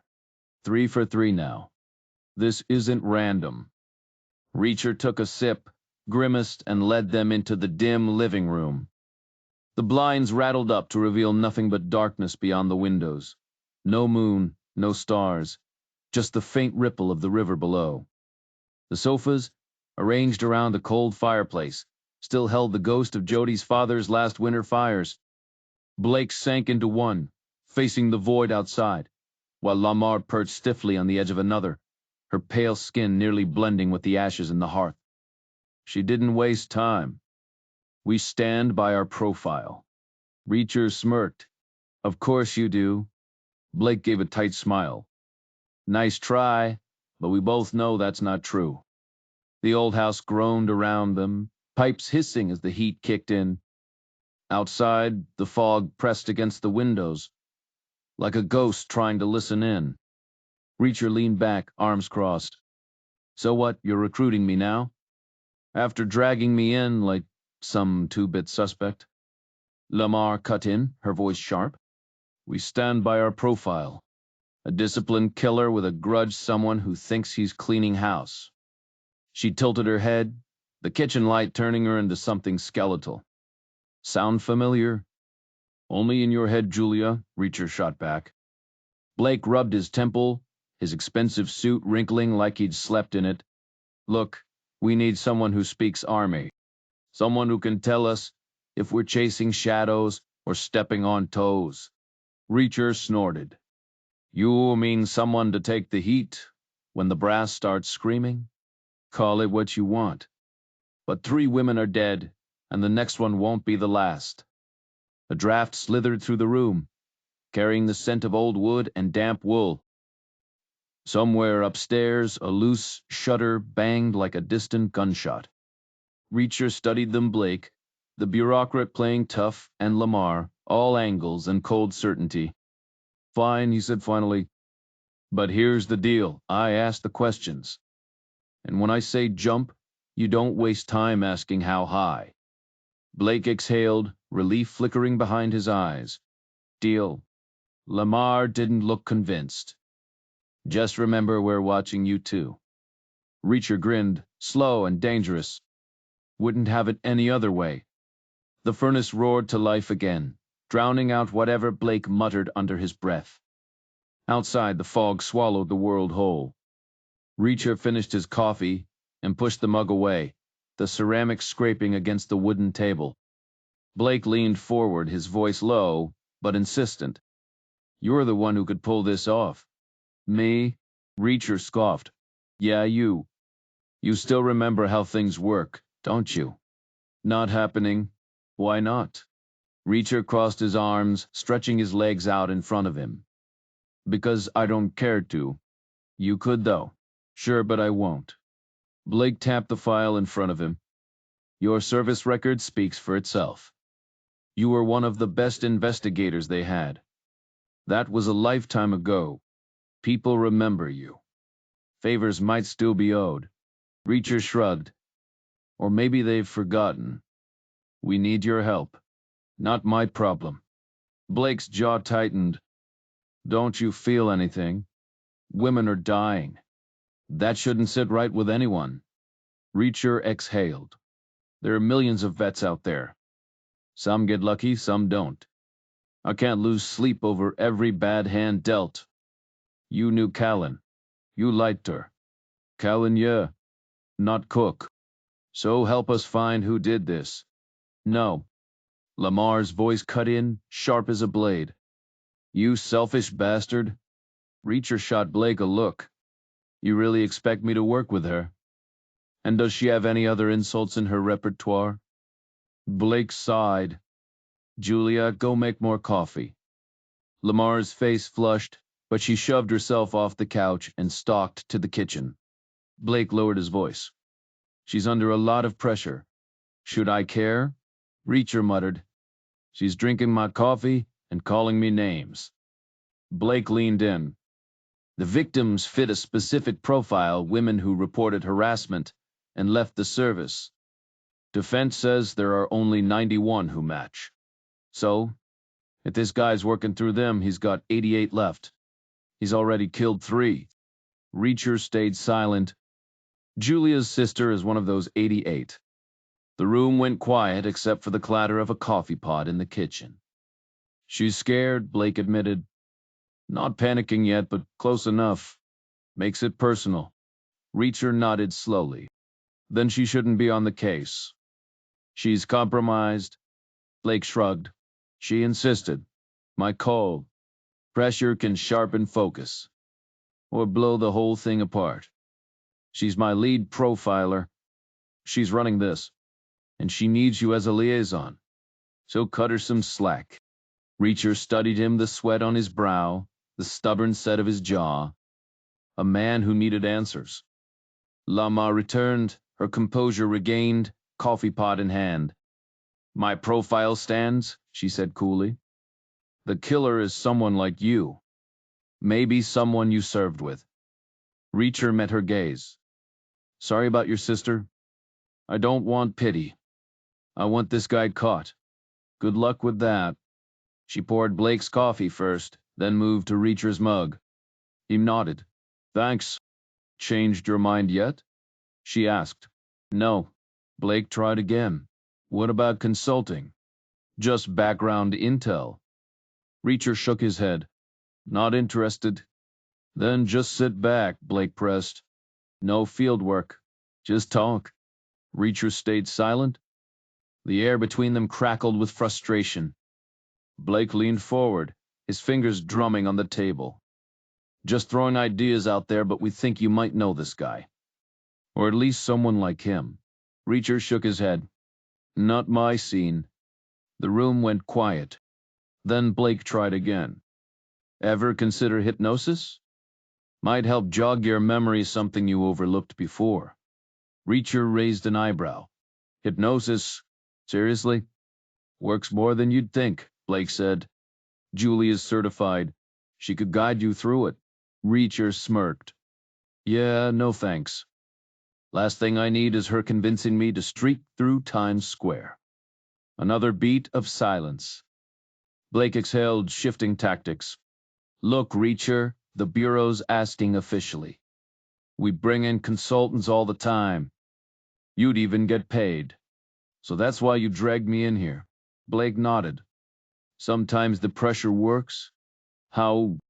Blake hesitated, then went for honesty. People panic when they think they're suspects. Then we tell them they're not suddenly. They're eager to cooperate. Gratitude or something. Reacher crossed his arms. Never took Psych 101. It's the job, Blake said. You play the angles. Kind of messed up, don't you think? Blake shrugged. We do what works. Reacher's expression darkened. Well, your little mind game failed. Try again. Blake pressed on. Give me something for the record. Why the hard no? Reacher shot a glance at Lamar. Her? She's insufferable. Swap her out, maybe we talk. Lamar's glare could have melted steel. Blake shook his head. Not happening. My call. Then my answer's still no. Blake's jaw tightened. We cleared this with Deerfield. As a courtesy. He's willing to drop the racketeering charge if you help. Reacher scoffed. That's supposed to scare me? I shut that scam down. A jury of downtown business owners would thank me. Blake wiped his mouth, lowering his voice. One of those guys might not make it.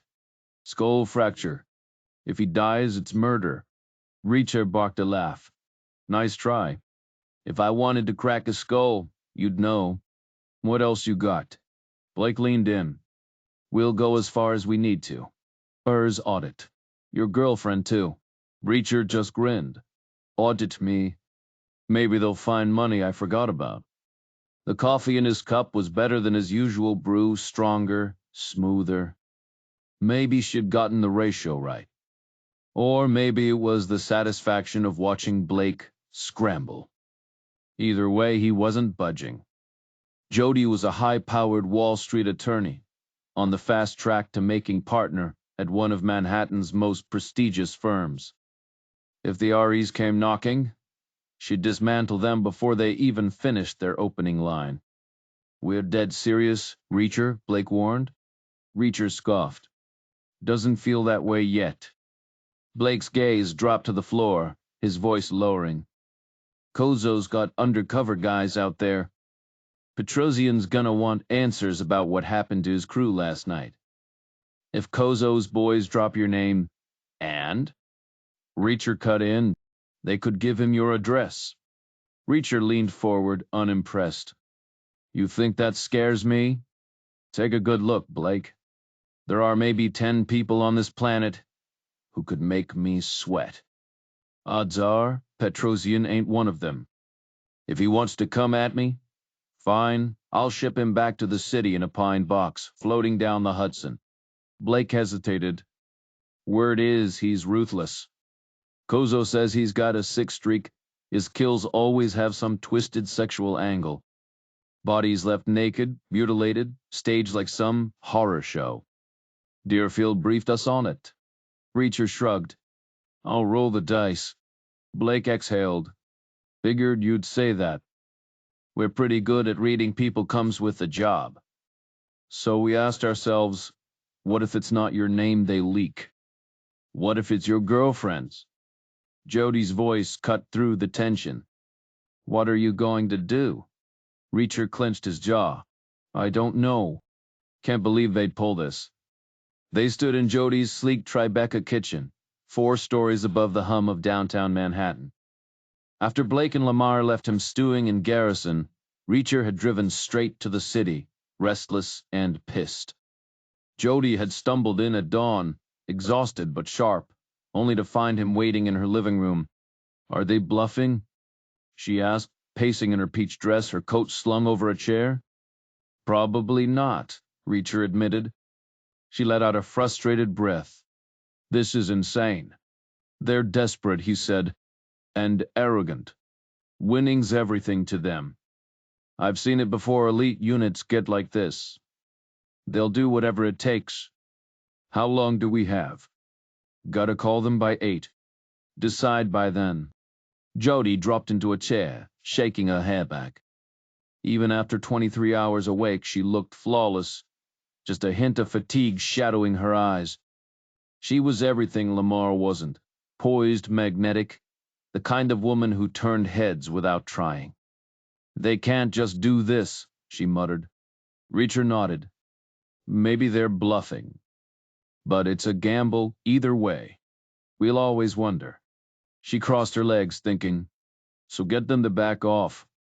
Play nice?" He shook his head. "Threatening me? Fine. Threatening you? That's a line they don't get to uncross." But were they really going to?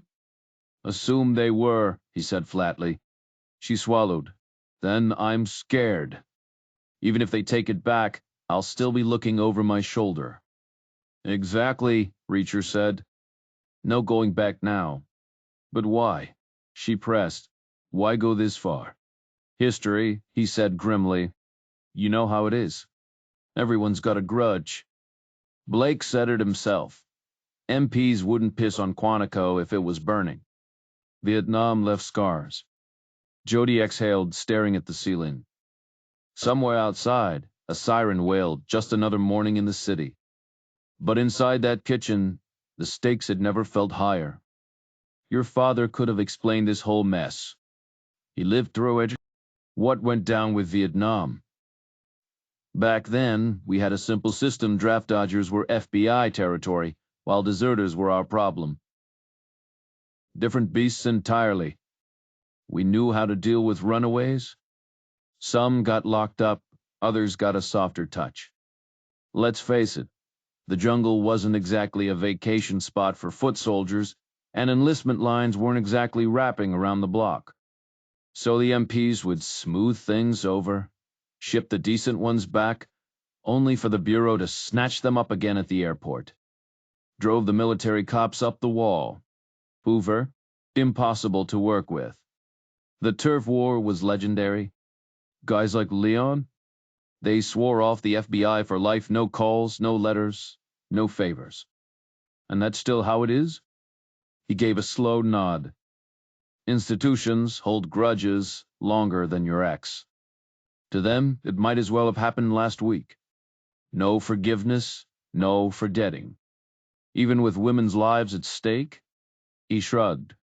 "Since when has bureaucracy ever made sense? So they're desperate, if they want results. But why you? Plenty of reasons. I've got history with some of these cases. They know where to find me, and I've got enough clout to pull strings. Plus, the new crop probably still owes me a beer or two." She exhaled. "So they're not bluffing."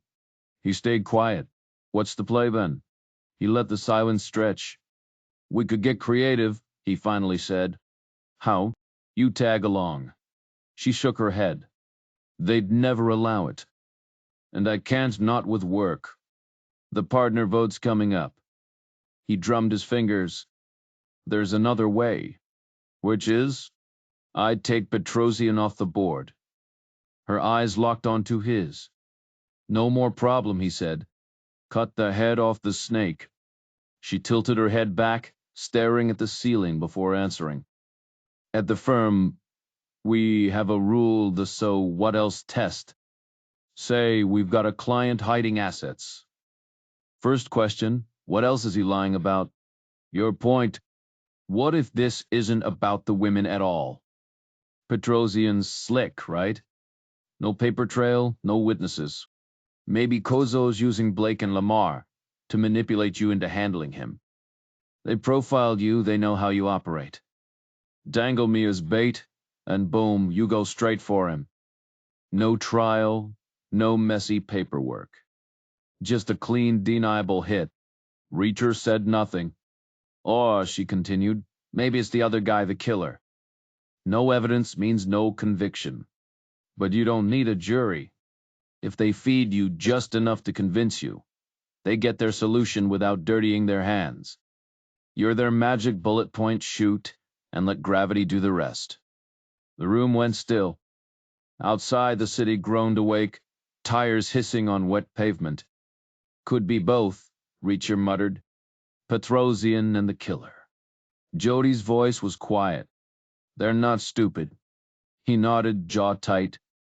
The tension in the room was thick enough to cut with a knife. "They're dead serious," he muttered, running a hand through his hair. "So what's your move?" She pressed, her voice tight with worry. He exhaled sharply. "No clue. But I can't just bail to Quantico, knowing Petrosian's still out there, breathing the same New York air as you. That's not happening." She crossed her arms. "But what if it's all a bluff? Since when does the FBI play mind games?" "Come on, you're stuck in a loop," he snapped. "The whole point is we don't know. That's their power move, keeping us guessing." Her laugh was bitter. "Smart people, huh?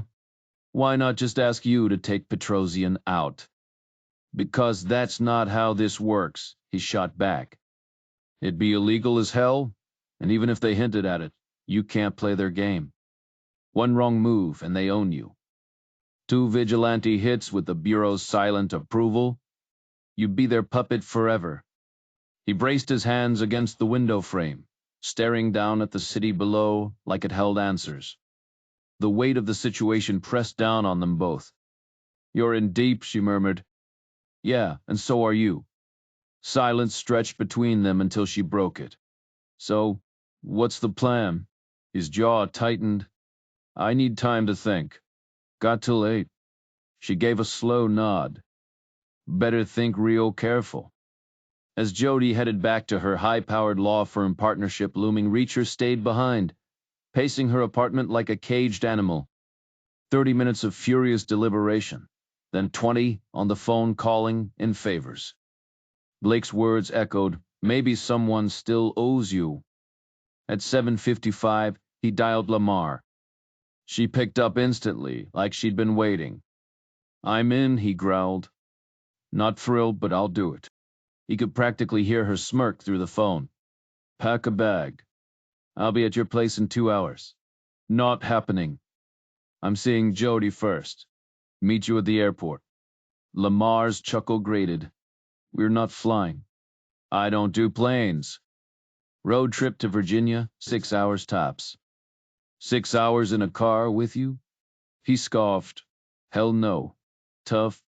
You follow orders now, Reacher." "See you at Garrison's."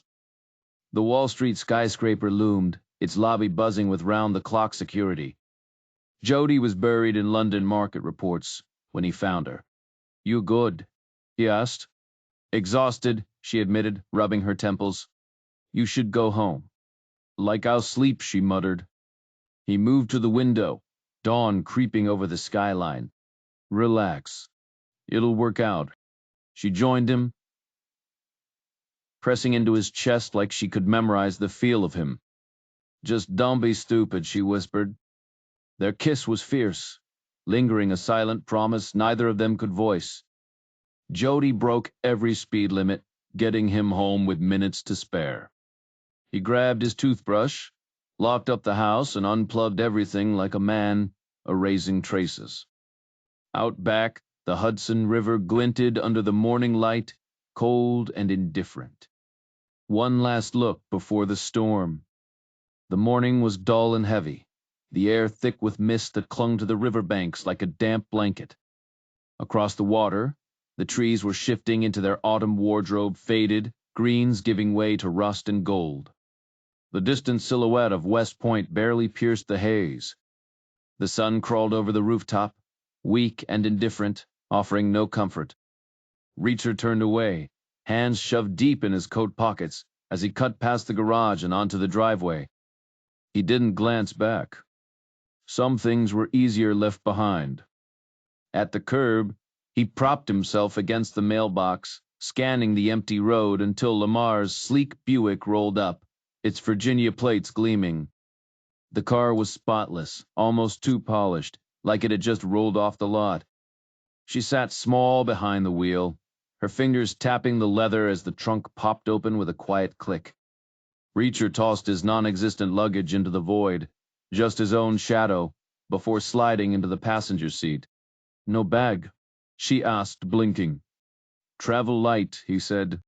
She exhaled sharply, like she'd stepped into an awkward conversation at a party, and pulled away. At the first intersection, she hesitated. Best route south. "Sky," he deadpanned. She ignored him, turning left then another, until they were rolling north on Route 9. "I'll catch I-84 in Fishkill," she muttered more to herself than him. West to the Thruway, then south on the Palisades to the Garden State. Reacher stayed quiet. "Just making conversation," she snapped. "Don't." Her grip tightened on the wheel. "You're not exactly a team player." He shrugged. "You wanted Army expertise, not a GPS." She pressed her lips into a thin line, disappointment flashing in her eyes before she focused back on the road. The heater blasted, turning the car into a sauna. Reacher reached over and cranked his side down. "You trying to bake me?" No response. Just the hum of tires on asphalt as they crossed the Hudson, Newburgh fading in the rear view. Lamar shifted in her seat, settling in for the long haul. "Never fly?" Reacher asked. "Not anymore." "Why?" "Phobia," she admitted flatly. "I freeze up." He smirked. "You packing?" She tugged her jacket aside, revealing the stiff leather of a shoulder holster. "You'd use that?" "If I had to?" "Then you're an idiot for fearing planes.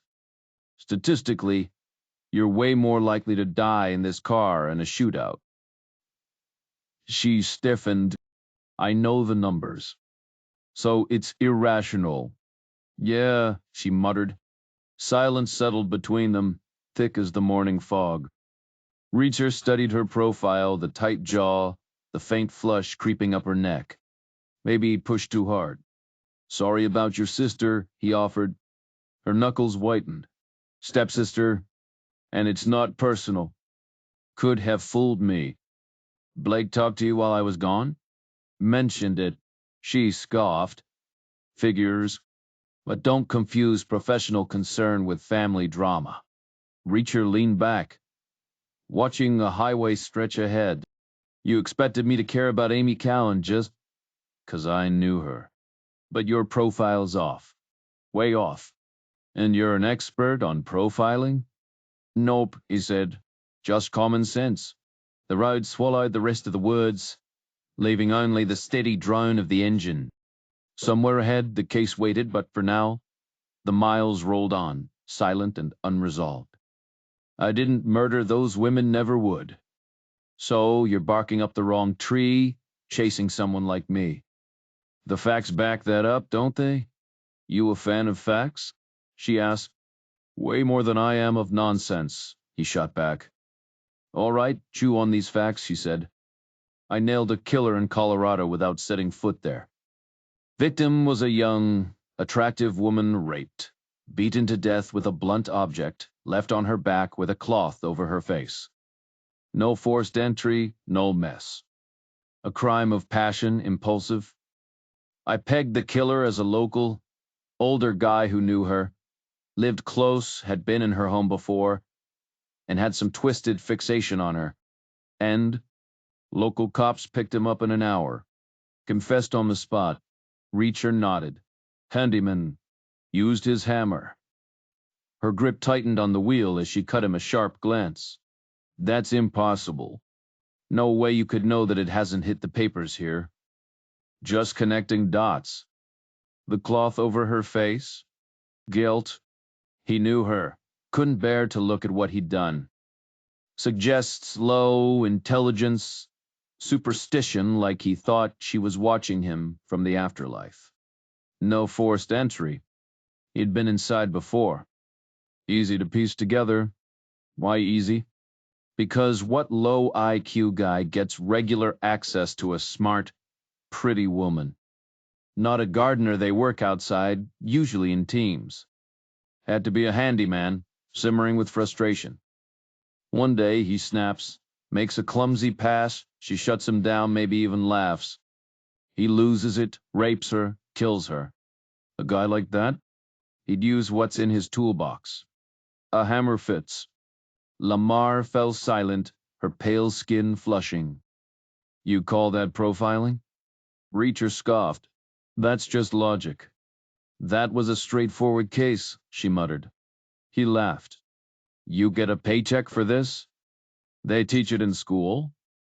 The highway smoothed as they crossed into New Jersey. The roadside suddenly manicured. Every state spruces up its borders. Like a first impression matters more than the last. Reacher smirked. Shouldn't they fix the exits instead? Then you'd leave with a better memory of the place.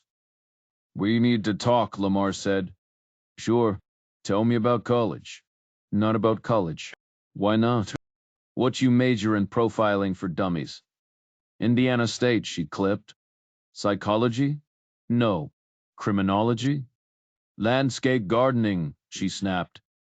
My training's from Quantico. Reacher grinned. Landscape gardening. No wonder the FBI recruited you desperate for that expertise. It teaches patience, seeing the big picture, and how to grow things. Handy skill for waiting around while your profiles go nowhere. Silence. Any phobit gardeners at Quantico? He pressed. Bonsai lovers scared of spiders? Orchid nerds who avoid sidewalk cracks? Her knuckles whitened. Real proud of yourself, Reacher? Joking while women are dying. He turned to the window, the smirk fading. The car surged forward as Lamar pressed the accelerator, tires hissing against the rain-slicked highway. Dark storm clouds loomed ahead, swallowing the horizon. Walk me through the case details, Reacher said, shifting in his seat. Her fingers tightened around the wheel. You already know the victim profile specific, deliberate. He gave a slow nod. Seems that way. Locations are scattered, but the killer's method is consistent. Every crime scene was the victim's home, single-family houses, different levels of seclusion. Reacher smirked. Nice houses, though? Army buyouts, right? Big payouts to keep scandals quiet. Bet they all splurged on real estate. Lamar kept her eyes on the road. Yeah, and all in decent neighborhoods. They wanted stability after years of bouncing around. What about their personal lives? He pressed. Callan was separated, no kids. Cook dated around, no commitments. Stanley kept to himself. Reacher arched a brow. You cleared Callan's ex? Obviously. First rule, always check the spouse. But he had an alibi. Then Cook's case made the pattern obvious. This wasn't domestic. Reacher exhaled. So how's he getting in? No signs of forced entry.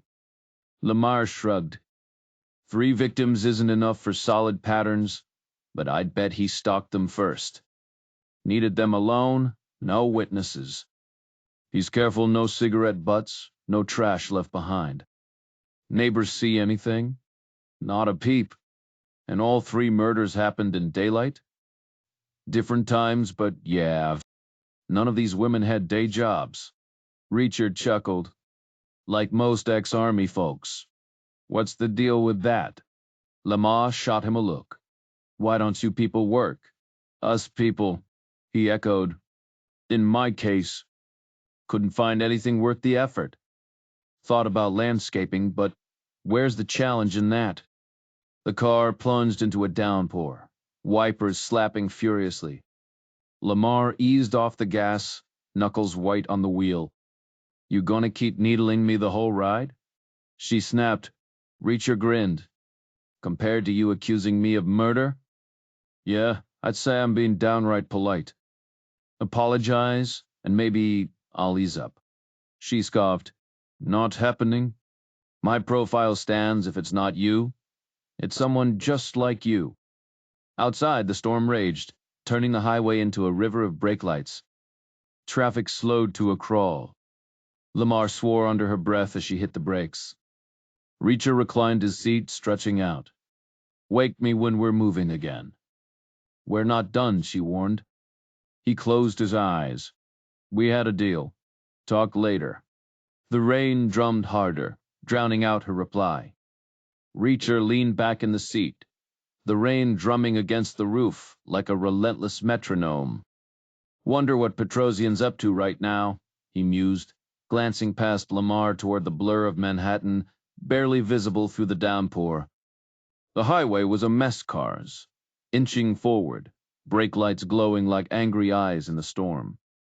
All right, keep talking, he said, shifting his focus. Lamar's grip tightened on the wheel as she navigated the crawl. Where'd we leave off? She asked. He scoped them out enough to know they're alone. Broad daylight, just strolls right in. Then what? Then he kills them. Inside? Probably. Probably? You don't know? Reacher exhaled. There's a lot we don't know. That's the problem. Lamar scoffed. Fantastic. Guy leaves zero evidence, she added. It's a nightmare. Reacher stretched, locking his hands behind his head. That's not easy to pull off. Tell me about it, Lamar muttered, eyes fixed ahead. We've got tech that blow your mind, and this guy's still ghosting us. No prints, no fibers, no DNA, nothing. Reacher smirked. So how's he doing it? Beats me. How long you been in this car? Feels like a lifetime. An hour, she corrected. And already your DNA's everywhere, door handles, seatbelt dash. Fibers from your clothes, dirt from your shoes. And you're just sitting here. Now imagine the mess after a violent crime. Reacher nodded. So maybe he's not killing them inside. But he leaves the bodies there. Which means he's dragging them back in. Exactly. And we know he spends time in the house. There's proof. Where's he dumping them? Bathroom. In the tub? Up ahead, flashing lights cut through the rain. A wrecked station wagon plowed into the back of an SUV. The windshield was shattered, doors pried open. Reacher's gaze lingered. Not his car. Jodie wouldn't be out in this mess. In the tub, he repeated. Lamar nodded. All three. Like a calling card? Yep. Reacher frowned. How's he know they all have tubs? You live in a house, you got one. But what if they don't? I used to live in motels. Some places only have showers. Lamar shot him a look. You live in Garrison now. In a house. Reacher glanced down, as if remembering for the first time. Right, but before that? Point is, how's he know his victims aren't transient? Lamar shrugged. If they were homeless, they wouldn't be on his radar. To be a target, they've got to live somewhere he can find them. Still, not every place has a tub. Most do. Takes a real shoebox to skip one. Reacher conceded. Real estate wasn't his forte. Fine. They're in the tub. Naked, Lamar added. The wipers dragged across the windshield, slow and steady, like the case itself methodical, frustrating, going nowhere fast. The woman sped away from the wreckage, windshield wipers slapping against the downpour. Their clothes are gone, she confirmed, gripping the wheel tighter. Seriously? He steals her outfits? Reacher frowned. What's the point? Trophies, most likely. Serial offenders? Do that take something personal? Maybe it's symbolic for him. Stripping them of their civilian identity, like they never left the service. Anything else missing? She shook her head. No valuables taken? Wallets, cards, all untouched. Just the clothes. Reacher exhaled. So he strips them clean and leaves nothing behind. A pause. Then quieter, not nothing. He leaves paint. Paint? Military-grade camo green. Gallons of it. Reacher's eyes flit to the storm outside. In the tub? Yeah. Naked bodies submerged in paint. Not drowning them, they're dead first. Then he pours it over them like some kind of sick ritual. Reacher pictured it, bodies floating in thick green sludge, hardening over time. So they're encased? Like some twisted souvenir? She nodded. Every victim. Found just like that. Silence settled between them as the car raced toward clearer skies. The rain faded behind them, sunlight breaking through. Reacher felt an unexpected surge of energy, the road stretching ahead, the thrill of movement. For a second, the grim case faded, replaced by the raw satisfaction of being on the move. "You love this," a voice in his head teased. "The chase, the open road. Almost makes you forget we're stuck in the middle of nowhere. You good?" Lamar's voice snapped him back. He forced his focus onto her sharp features, that skeptical twist of her mouth. "Tell me about the paint," he said. "It's standard Army issue. Flat green, mass-produced in Illinois. Untraceable beyond that." Reacher grunted. "Messy stuff?" But the scenes were spotless, no spills. No struggle, no mess.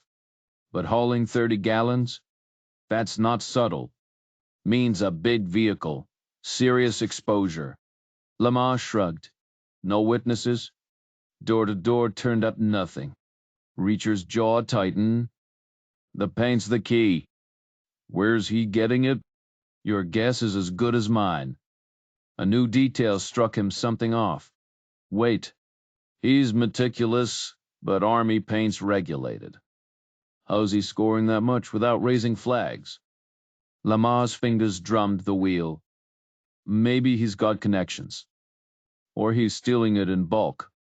Reacher stared at the horizon, mind racing. The paint wasn't just a signature, it was a trail. And trails led somewhere. Let's see where this one goes. The military wasn't exactly bending over backward to assist. "Not shocking," Reacher muttered. "They've never been your biggest fans. And let's be real, this whole thing is a PR nightmare. Odds are, it's one of their own. Who else has access to that much camo paint?" Lamar stayed silent, hands steady on the wheel as she pushed south. The rain had stopped, leaving the windshield wipers screeching against dry glass. With a sharp flick of her wrist, she shut them off. Reacher's mind wandered to the killer, some soldier, methodically stockpiling paint cans. 91 names on his list, each one earmarked for gallons of the stuff. Do the math, and you're talking literal tons. Enough to fill a cargo truck. Maybe the guy was Supply Corps. "How's he doing it?" he asked abruptly. Lamar's fingers tightened around the wheel. She swallowed hard, eyes locked on the road. "We don't have a clue," she admitted. "You don't know?" he echoed, incredulous. She shook her head. "They're just dead. No clear cause. 91 targets, 6 down, 3 to go. So what's next?" The answer was simple. Think. Obsessively. Because this wasn't about brute force. It was about outsmarting them all. The women, sure, but more importantly, the endless parade of investigators. Local cops, state troopers, the FBI, their so-called experts. Every new angle, every fresh lead. They were closing in, hunting him. But the women, easy, exactly as he'd predicted. No arrogance here, just cold, calculated precision. They opened their doors, let him in, practically tripped over themselves to trust him. Pathetic, deserving, even. And the act itself? Not difficult. Not when you planned every move like a surgeon. Step 1, step 2, step 3, flawless execution. A science. 3 more and he'd be done. The hard part was over. But complacency killed. So he kept thinking. Think, think, think. No room for error. You really don't know. Reacher pressed again, snapping Lamar from her trance. She blinked, exhaustion etched into her face, her grip on the wheel white-knuckled. Know what? How they died? She exhaled sharply. No, not definitively. He studied her. You holding up okay? Do I look not okay?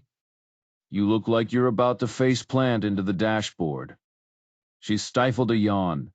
Long night. I'll manage. Great. Because if you nod off, we're both roadkill. Never happened before, she muttered. Reacher turned away, fingers tapping the airbag cover. You sure you're good? I said I'm fine. Drop it. So, explain this, why can't you ID the cause of death? She shrugged. You were a cop. You've seen bodies. And you look for wounds, right? Bullet holes, blunt force trauma, the usual. But these women. Bathtubs full of dry paint. Forensics pulls them out, cleans them up, and nothing. No obvious injuries. They cut them open, still nada. No water in the lungs, no paint. Just dead. The silence between them thickened. Somewhere ahead, a highway sign flickered in the sunlight. 3 more to go. And the clock was ticking. The forensic team combed through every inch of the bodies for external trauma, but came up empty. No needle marks, no bruises, nothing. But keep in mind, Lamar added, they were covered in that military-grade paint. That toxic sludge wouldn't pass a single safety inspection, loaded with chemicals that eat through skin post-mortem. Could have masked minor injuries, but whatever killed them left no obvious trace. Reacher frowned. Internals? Clean. No bruising under the skin, no organ damage, no toxins in their systems. Stomach contents were normal, they didn't swallow the paint. Sexual assault? Lamar shook her head. Blake was convinced both Callan and Cook would have been willing partners if you'd asked. No resentment, no motive there. The nudity? Pure humiliation. This was punishment, not passion. Reacher exhaled. Weird. If it's a soldier, why not just shoot or stab them? This is too calculated. Lamar rubbed her temples. Exactly. No rage, just cold precision. But the victims fit military women, targeted for retribution. Who else but another soldier? Silence settled between them as the highway stretched ahead. Lamar's grip on the wheel was tight, her knuckles pale. Reacher watched the gray sky blur past, forcing down the odd flicker of contentment. Then Lamar yawned hard. Reacher shot her a look. I'm fine, she muttered. He didn't buy it. You're a wreck. Pull over. Coffee? No. She hesitated, then sagged in defeat. A mile later, they rolled into a rest stop, a relic of 1950s federal design, now hijacked by neon fast food signs. Reacher climbed out, stretching in the damp chill while traffic roared behind him. Lamar stayed slumped in the car, so he headed for the men's room. When he returned, she was gone. He found her inside, glaring as he joined the sandwich line. You vanished, she snapped. Bathroom break. Not a felony. Protocol says I track you. Reacher smirked. Next time, want me to hold the door open for you? No laugh. Just a frosty, a heads up would suffice. The line inched forward. He swapped his order from cheese to crab, figured if she was footing the bill, he'd make it worth her while. He grabbed a large black coffee and a plain glazed donut, sliding into a booth while she rummaged through her purse. When she finally sat across from him, he lifted his cup with a dry smirk. Cheers to a couple of wild days ahead, he said. She didn't miss a beat. Try a couple of weeks at least. However long it takes. He took a slow sip, the bitterness of the coffee mirroring his thoughts. Why 3 weeks, though? That's not a natural cycle, not lunar, not seasonal. What's the angle? She picked at her turkey and Swiss on whole wheat, delicately brushing a crumb from her lip. Honestly, we don't know. But 91 targets, spaced like that? That's over 5 years of hunting. Nobody plans something that long unless they're forced into a schedule. Reacher leaned back, piecing it together. So he's on some kind of rotation. 2 weeks on, 1 week off scouting, prepping, then executing. Exactly, she said. Now, what kind of soldier operates like that? Rapid response units, he mused. Marines, maybe. Some infantry. And did the pause hang watching her? Special forces, she finished, eyes sharp. They'd know how to kill quietly. But would they care about making it mysterious? Reacher tore into his sandwich crab salad that tasted suspiciously like canned tuna. Special forces. Nah. Their job is efficiency, not theatrics. Dead is dead. They don't leave puzzles behind. She set her sandwich down, frustration flickering. Then what are you saying? That I've got no idea who's doing this or why. And frankly, neither do you, landscape architect. Her grip tightened around her cup. We need more from you, Reacher. And you know what happens if we don't get it. Yeah, threats. But hurt her, and you'll learn real quick why you shouldn't have. She smirked, leaning in. Threatening a federal agent? That's Title 18, Section 4702. You're digging yourself deeper. He met her gaze, unblinking. Ethics ever cross your mind? She faltered just for a second. It used to, but the Bureau knows what it's doing. Greatest good, greatest number, sometimes you push to get cooperation. Reacher stayed silent, his expression flat. Look, she sighed, softer now. Using your girlfriend wasn't my call. That was Blake. I wouldn't have gone there. Why not?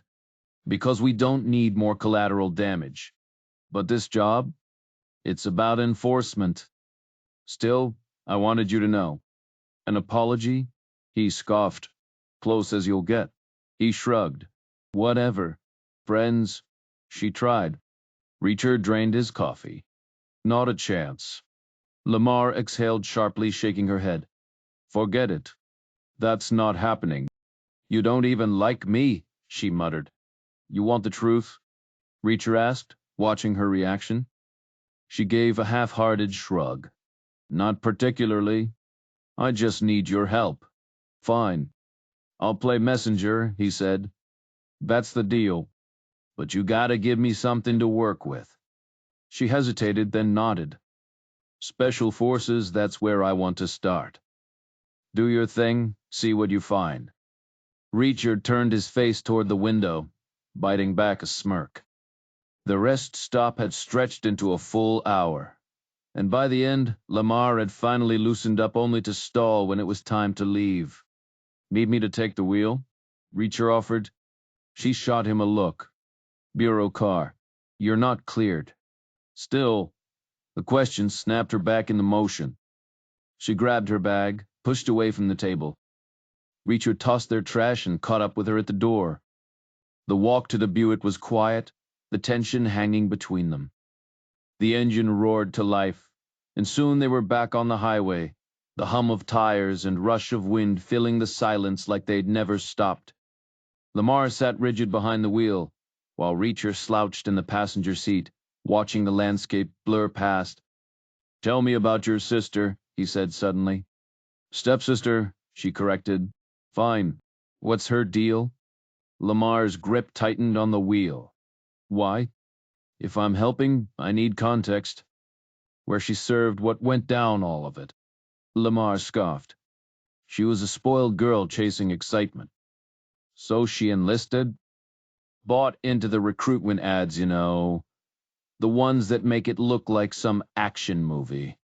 She tough, physically. Yeah, rock climbing, skiing, all that adrenaline junkie stuff. Thought the army would be non-stop commando raids, with a knife in her teeth. Let me guess it wasn't. You know how it was back then for women. They stuck her behind the wheel of a transport truck. Why not bail? If she's loaded? Because she's stubborn. Aced basic, fought for a better assignment.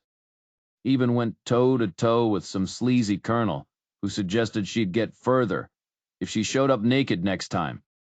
Reacher raised an eyebrow. And she reported him. Got her transfer, close support infantry. As close to the front as they'd let a woman get. But you know how rumors work. Everyone assumed she'd slept her way up, even after the guy got canned. The whispers got to her. Eventually, she walked. What's she doing now? Nothing. Wallowing, mostly. You too close? Lamar hesitated. Not really.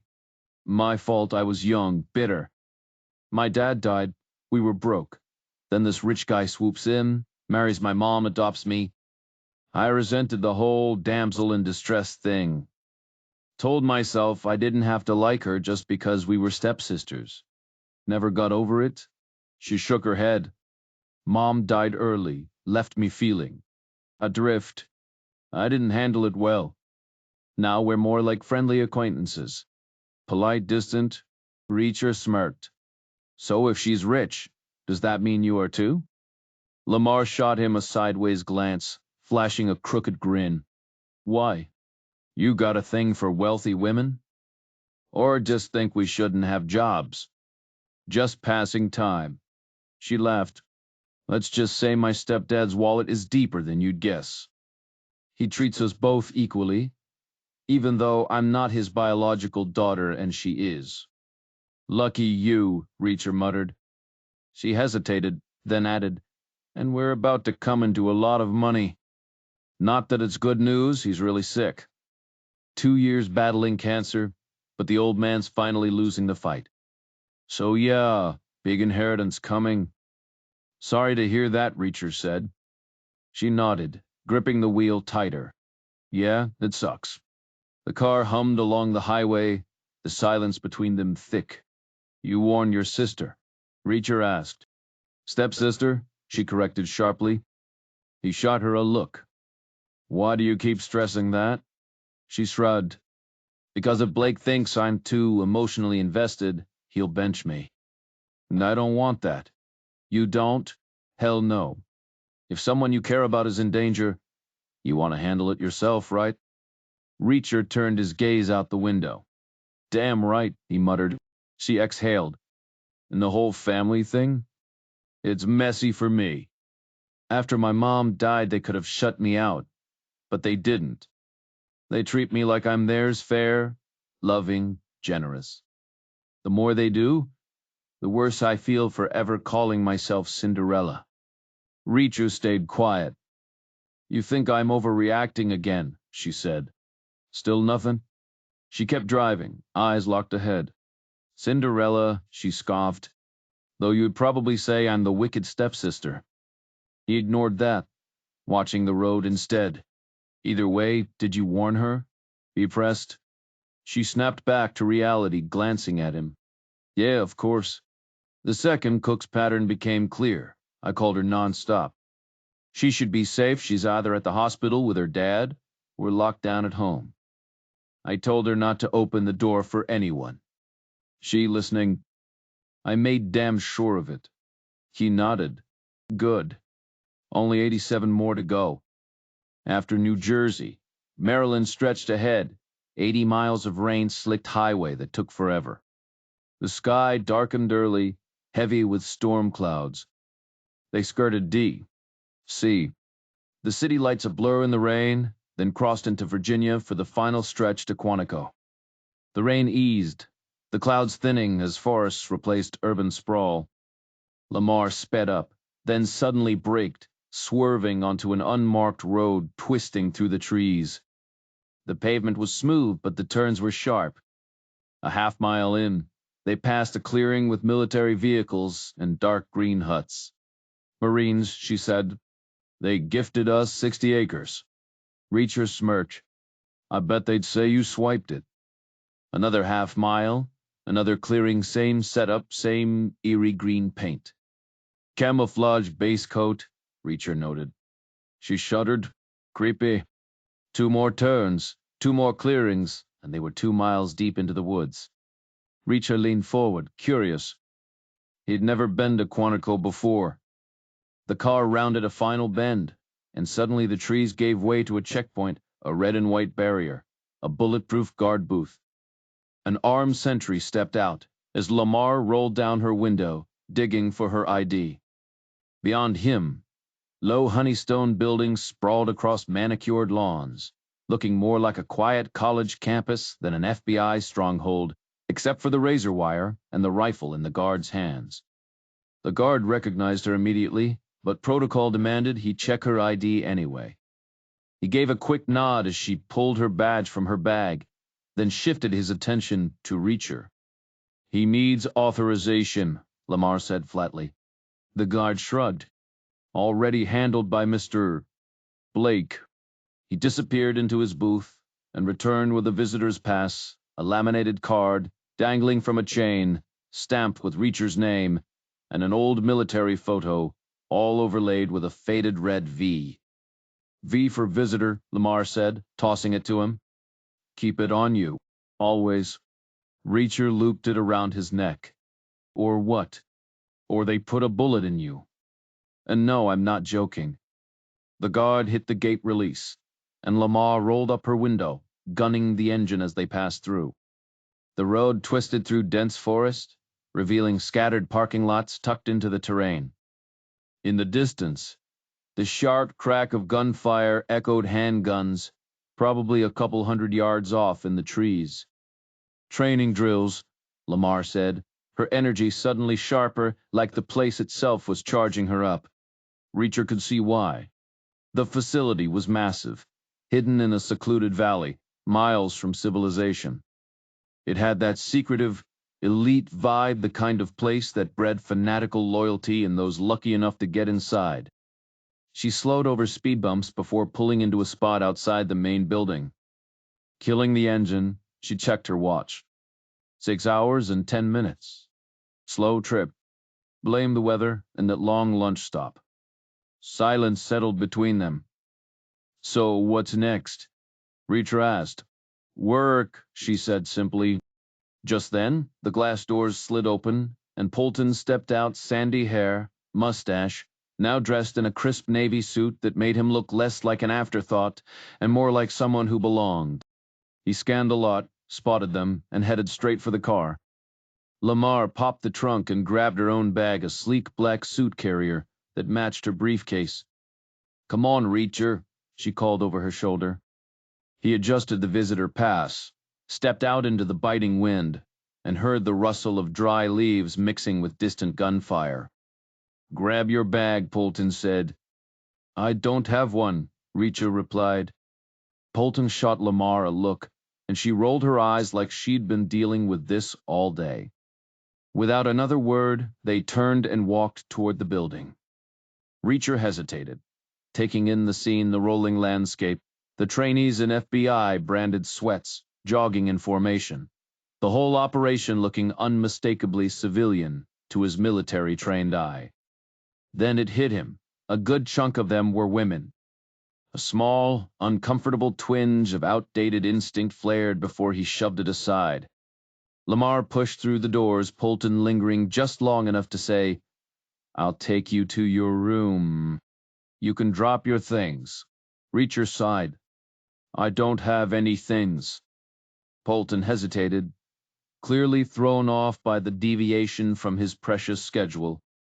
"Well, I'll show you anyway."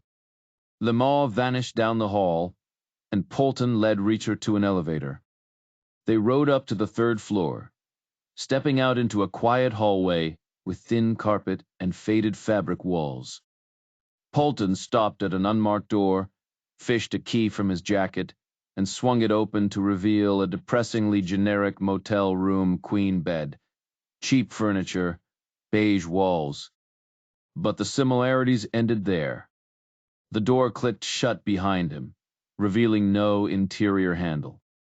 The window offered a view of dense pines, but the frame was sealed tight, the latch removed. Reacher tossed his coat into the narrow closet, then tested the landline on the nightstand. A dial tone. He punched in Jodie's office number. 18 rings. Her apartment went to voicemail. Her cell? Dead air. He splashed water on his face. ran fingers through his hair, and perched on the edge of the bed. The lock rattled, but instead of Polton, a woman stepped in. Tall, maybe 6'1", with sun-streaked hair tied back, wearing a sharply tailored men's suit. Her grin was all confidence, until Reacher's silence made it falter. "Hi," she tried again. Reacher just stared, her cheeks flushed. "So, FAQs now or later?" "The what?" "Frequently asked questions. Every new guy grills me. It's exhausting." She rolled her eyes, but there was humor in it. "Try me." She sighed dramatically.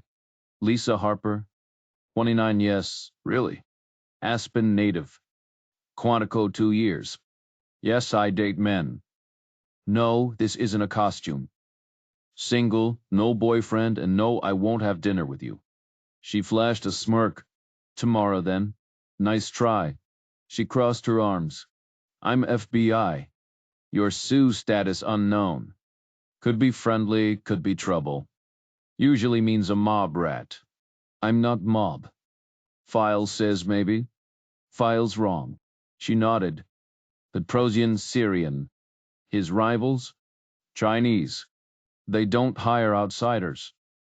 Especially not a guy who looks like you. You tell your bosses that? They know. They want you scared. Should I be?" Her smile vanished. "Yeah. Especially about Jodie." Reacher stiffened. "She's in the file?" "Everything is." "Then why no door handle?" "If I'm clean?" "Because your profile screams risk. The real threat. Probably your twin. You a profiler? Operational. Temporary assignment." She jerked her chin toward the hall. "Let's move." The elevator buttons told the real story, 5 basement levels below the lobby. Harper pressed the lowest one. The doors slid shut, sealing them in. Reacher stood next to Harper, careful not to let her perfume distract him. The elevator jerked to a stop, and the doors opened onto a dimly lit hallway, buzzing with fluorescent lights. "Welcome to the bunker," Harper said with a smirk. "Back in the day, it was a fallout shelter. Now, just another bureaucratic graveyard." Reacher chuckled. "Behavioral science, huh? That joke's older than the furniture." She guided him down the cramped hallway, its stale air thick with the lingering ghosts of burnt coffee and printer toner. Bulletin boards cluttered with memos lined the walls, while cardboard boxes of office supplies slumped in the corners like tired sentinels. Harper stopped at a numbered door, rapped twice, then pushed it open. "I'll be right here," she said, stepping aside. Inside, Nelson Blake sat buried behind a desk, drowning in paperwork. The walls were plastered with crime scene photos and maps, meticulously arranged like some morbid collage. No guest chair, just Blake, his face flushed with frustration, eyes glued to a muted TV where the FBI director was testifying before Congress. "Budget hearings?" Blake grumbled. "Like watching a dog beg for scraps." Reacher stayed silent. Blake didn't bother looking up. "Conference in 2 minutes, so listen close. You're not a guest here, but you're not exactly a prisoner either. Got it?" Harper already covered that. "Good. She sticks to you like glue everywhere, all the time. Don't get any ideas, though. She might look sweet, but cross her and she'll make your life hell." Reacher smirked. "Noted." Blake finally tore his gaze from the TV. "Anything else?" "Is my phone tapped?" "Obviously." Blake flipped through a stack of papers, scanning a log. "You tried calling your girlfriend office, home, cell. No luck. Where is she?" "How the hell would I know?" Blake shoved a thick brown envelope across the desk. "Courtesy of Kozo." Reacher opened it. Inside were glossy crime scene photos, 8, by tens of women posed grotesquely, their bodies mutilated, missing parts. "Petrosian's work," Blake said. "Family members of people who crossed him." "And he's still free because?" Blake exhaled sharply. "There's proof, and then there's proof." Reacher clenched his jaw. "So where's Jodie?" Not our problem. We're not babysitting her. Petrosian can find her himself if he even cares. Breaking her neck would be illegal too. Blake leaned back unfazed. Say the tough guy act. You'll play along because, deep down, you think you're one of the good guys. Reacher grinned. And here I thought profilers were supposed to be insightful. Blake's smirk faltered. 3 weeks is a messy time frame. No accident you picked it. The tension hung thick, like the scent of old coffee in the stale air. Obsessing over a 3-week gap will drive them crazy. They'll need to dig impossibly deep, to even glimpse what you're doing so deep it becomes meaningless. The interval is a dead end, a safety net. But does it need to stay that way? Patterns matter, sure. They expect precision, rigid repetition, that's textbook. And yet 3 weeks is a long time. Predictable, almost boring. Maybe it's time to shake things up. Tightening the schedule would mean back-to-back work. Relentless, exhausting. Not everyone could handle that kind of pressure. But you thrive on it. The case conference took place in a dim, windowless room, 1 floor above Blake's office, a space designed to feel academic, with its faux windows and muted lighting. The walls were lined with cheap fabric, worn smooth from years of impatient elbows. A silent TV flickered with budget hearings, nobody watched, while a sleek blackboard, the kind you'd find in a well-funded university, dominated the far end. The air was stale, thick with the weight of serious discussions. Harper guided Reacher to the back of the room, the farthest seat from the board, while she positioned herself closer to the action. Blake took his place at the head of the table, waiting as Polton and Lamar entered, heads bent over their files, ignoring everyone else. With a practiced motion, Blake flipped the blackboard, revealing a sprawling U, S, map dotted with flags mostly red, but 3 stark black ones. Opposite it, a blown-up snapshot of a woman squinting into the sun, her smile frozen in time. Lorraine Stanley, Blake announced. Found dead in San Diego. Below her photo, crime scene images lined the board, professional shots of a Spanish-style bungalow, the front door, the hallway, the bedroom. The bathroom mirror reflected a forensic photographer, anonymous in his sterile gear. The tub, filled with green paint, was the focal point. She was alive 3 days ago, Blake continued. Neighbor saw her taking out the trash. Cleaner found her yesterday. Time of death? Lamar cut in. Best guess? Sometime on day 2. Any witnesses? Blake shook his head. She brought her trash can back inside. After that, nothing. Same MO as the others? Identical. Evidence? Not a damn thing. The room fell silent, the weight of another dead end pressing down. Then, from the back, Reacher leaned forward, his voice cutting through the tension like a blade. You're missing the obvious. The paint isn't just a signature, it's a taunt. A beat. Blake's eyes narrowed. Explain. Reacher smirked. He's not just killing them. He's making art. Reacher studied the photo of the hallway, a tight, cluttered passage stretching past the living room toward the bedrooms. On one side, a narrow shelf held miniature cacti in tiny clay pots, while the opposite wall was lined with uneven shelves crammed with delicate porcelain figurines. Each one looked like a souvenir, the kind someone collects when imagining their perfect home. What exactly did the cleaner do when she found the scene? He asked. Blake flipped through a file, scanning a faxed interview transcript. She screamed, then dialed 911. Before that, Reacher pressed. She had her own key? Obviously, Blake shot back. Did she head straight to the bathroom? Blake hesitated, then nodded. Yeah, she did. She dumps cleaner in the toilet first, lets it soak while she tidies the rest of the place, then circles back to scrub it last. So she stumbled on the body before she even started cleaning? Blake confirmed with a nod. Reacher exhaled. All right. All right, what? Blake snapped. How wide is that hallway? Blake squinted at the photo. 3 feet, maybe. It's a tiny house. Reacher crossed his arms. Then where's the struggle? Where's the rage?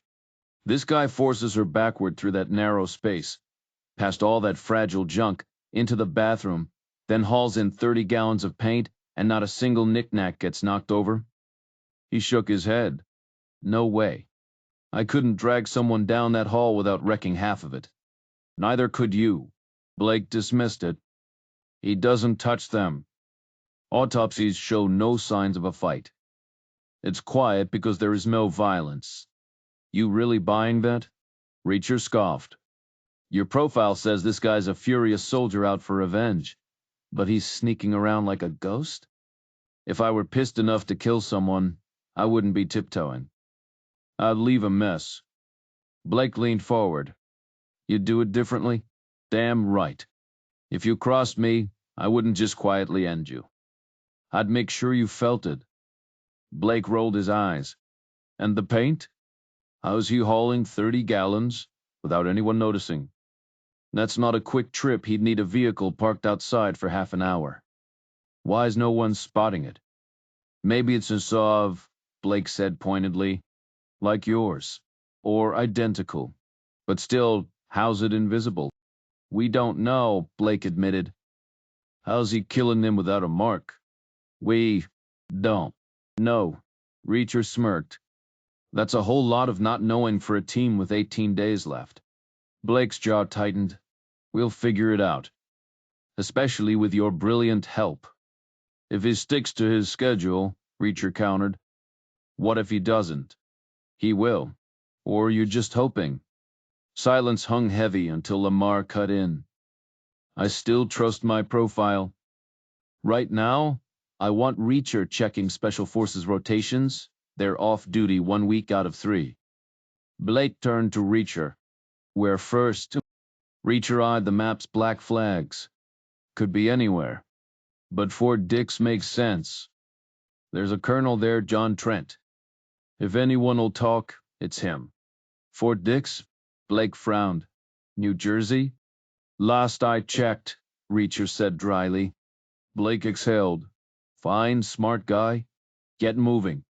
Let's get Colonel Trent on the line. Make sure he knows what's coming. Reacher gave a slow nod. Drop my name a few times. He won't bite unless he hears it. Blake smirked. That's why you're here. You and Harper head out at dawn. Reacher's gaze lingered on Lorraine Stanley's sharp features. Maybe it was time to shake things up. Shorten the gap between moves or scrap it entirely. That rattle them, expose how clueless they really were. Keep the rest intact, but twist the timing.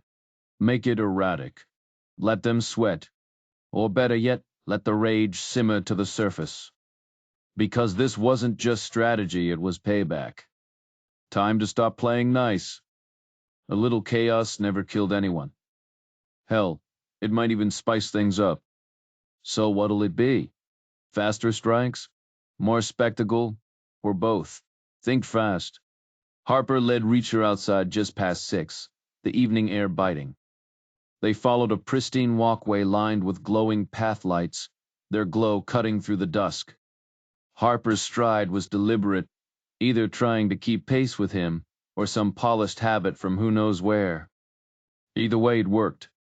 He caught himself imagining her in motion, sprinting, or maybe stretched out bare under dim light. Cafeteria's here, she announced, holding the door as he stepped inside. The warmth hit him first, then the clatter of trays and the scent of steamed vegetables. The room buzzed with trainees in navy sweats and senior agents in crisp suits. Reacher loaded his tray thick filet, fries, black coffee, while Harper hovered close. Bureau's treat, she reminded him, shrugging off her jacket to reveal a fitted shirt with no backup plan underneath. She rolled her sleeves up, exposing toned forearms. Nice tan, he remarked. She exhaled. Let me guess FAQs? Yes, it's real. No, I won't prove it. He grinned. Just small talk. Her eyes locked onto his. Stick to the case if you want conversation.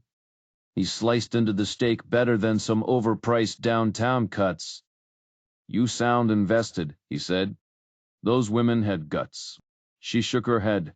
Not guts. Fear. I've never stood up like that. The admission hung between them, sharp and unexpected. Outside, the windows reflected the cafeteria's glare, turning the world beyond into a void. Not yet, at least. He studied her face. You dealing with harassment? She gave a small laugh, cheeks flushing pink. Seriously? Though now I sound like I'm full of myself, don't I? You're allowed to, he said. In your case, it's justified. She sighed. It's not overt, no threats, no quid pro quo nonsense. Just the usual garbage sly remarks, suggestive questions. But it wears on you. That's why I dress like this now. Trying to blend in, prove I'm no different. His grin was knowing. Except it's escalating? A nod. Yup, a lot. Silence settled between them. He sipped his coffee, gaze lingering her crisp white Egyptian cotton shirt, collar stiff, tie knotted just right, the fabric subtly curving over her frame. Tailored slacks nipped at the waist, golden skin, sharp cheekbones, that sunlit hair. You got a hidden camera in my room? He asked abruptly. She blinked. What? Surveillance. Video. Just wondering if this is Plan B in case Petrosian doesn't cooperate. Her confusion seemed genuine. I don't follow. Sure you do. Why else would Blake assign you? Get cozy with me. Play the damsel in distress angle. Then bam, caught on tape, something to dangle over my head if needed. Her face burned. I'd never do that. But he suggested it, didn't he? A long pause. He turned away, gulping the last of his coffee, watching his reflection warp in the dark window. He practically dared me, he muttered. Called you the Ice Queen, ward me off. Like I'd be dumb enough to hand them leverage. Another stretch of quiet. Then she met his eyes, a tentative smile forming. Truce, truce. But you can button up now, no need to keep proving a point. Another blush. It was hot. That's all. Not complaining, he said, turning back to the night outside. Dessert, she offered. More coffee, too? She left, the room hushing as every head tracked her to the counter. When she returned with sundaes and fresh cups, the collective stare followed like a spotlight. Sorry, he said. For what? She set the tray down. For staring. You must hate that always being watched. Her smile turned wry. Look all you want. I'll return the favor. You're not exactly hard on the eyes. But that's where it ends, deal? Deal. The ice cream was rich, the fudge molten. The coffee could strip paint. For a second, with the crowd blurred out, it almost rivaled Mostro's. What's the nightlife here? He asked. Most people go home, she said. But you, straight to your room. Blake's orders. We're obeying those now? Her grin was sly. Selectively, then let's move. At his door, he listened to her footsteps fade, the elevator's groan, then silence. He grabbed the phone, dialed, and got Jodie's voicemail again. He grabbed the phone and punched in her office number. Nothing. Tried her cell straight to voicemail. The bathroom had been stocked like a hotel. Fresh toothpaste, a razor, shaving cream, even shampoo perched on the tub's edge. Fluffy towels, a bar of soap. He stripped, cranked the shower to scalding, and stood under the spray until his skin turned pink. 10 minutes later, he shut it off, to weld dry, and caught his own reflection in the fogged-up mirror. Naked, he yanked the drapes open and scanned the ceiling. There it was, a tiny black lens no bigger than a nickel, tucked into the molding. Back to the phone. Her apartment? Answering machine. Office? Silence. Cell? Dead air. He tossed and turned all night, the stiff sheets leaching warmth from his body. By 5:45 a.m., he gave up, flicked on the lamp, and tried her numbers again. Same result. Outside, the rain hammered against the windows, the sky still pitch black. He shaved slow, methodically, then lingered in another blistering shower, letting the heat seep into his bones. Dressed by the bed, ID badge dangling, he waited. 45 minutes later, a knock. The door swung open, and there stood Harper, backlit by the hallway, grinning like she knew something he didn't. Her charcoal suit hugged her frame, the red tie a bold contrast. Hair loose golden under the lights. "Rise and shine," she said. "Breakfast briefing." He grabbed his coat and they bolted through the downpour to the cafeteria. Lamar, Blake, and Polton were already there, clustered around the too small table. Coffee steamed in the carafe, donuts sat untouched. Blake smirked. "Sleep well." "Like a rock," Reacher lied, reaching for the coffee. Harper poured, her sleeve brushing his arm. "Fort Dix called last night," Blake said, stirring sugar into his mug. "Things are moving fast." Outside, the rain kept falling. Reacher took a sip, the bitterness sharp on his tongue. Whatever was coming, it wasn't good. Colonel Trent had given them the whole day, which was more than enough time. "He must like you," Lamar remarked. Reacher shook his head. "Nah, he just owes me." "Big difference." Lamar smirked. "Then use it. Focus on the dates, find someone whose leave lines up. My bet, he's striking late in the week, but not the final day.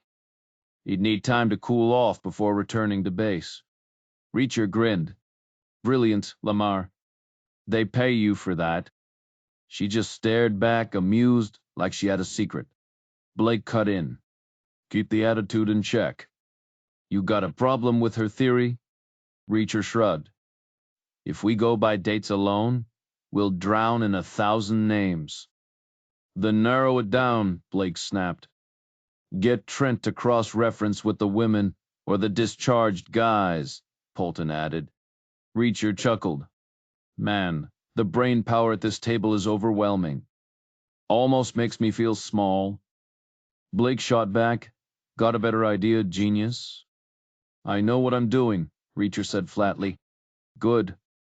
Because lives are on the line, including someone you care about." Harper stood, signaling it was time to move. Reacher followed, feeling the weight of their stares as he left. At the door, Harper waited, watching him with a smirk. "Why's everyone staring?" he asked. "We checked the tapes," she said. Reacher replayed his actions, showering, pacing, sleeping.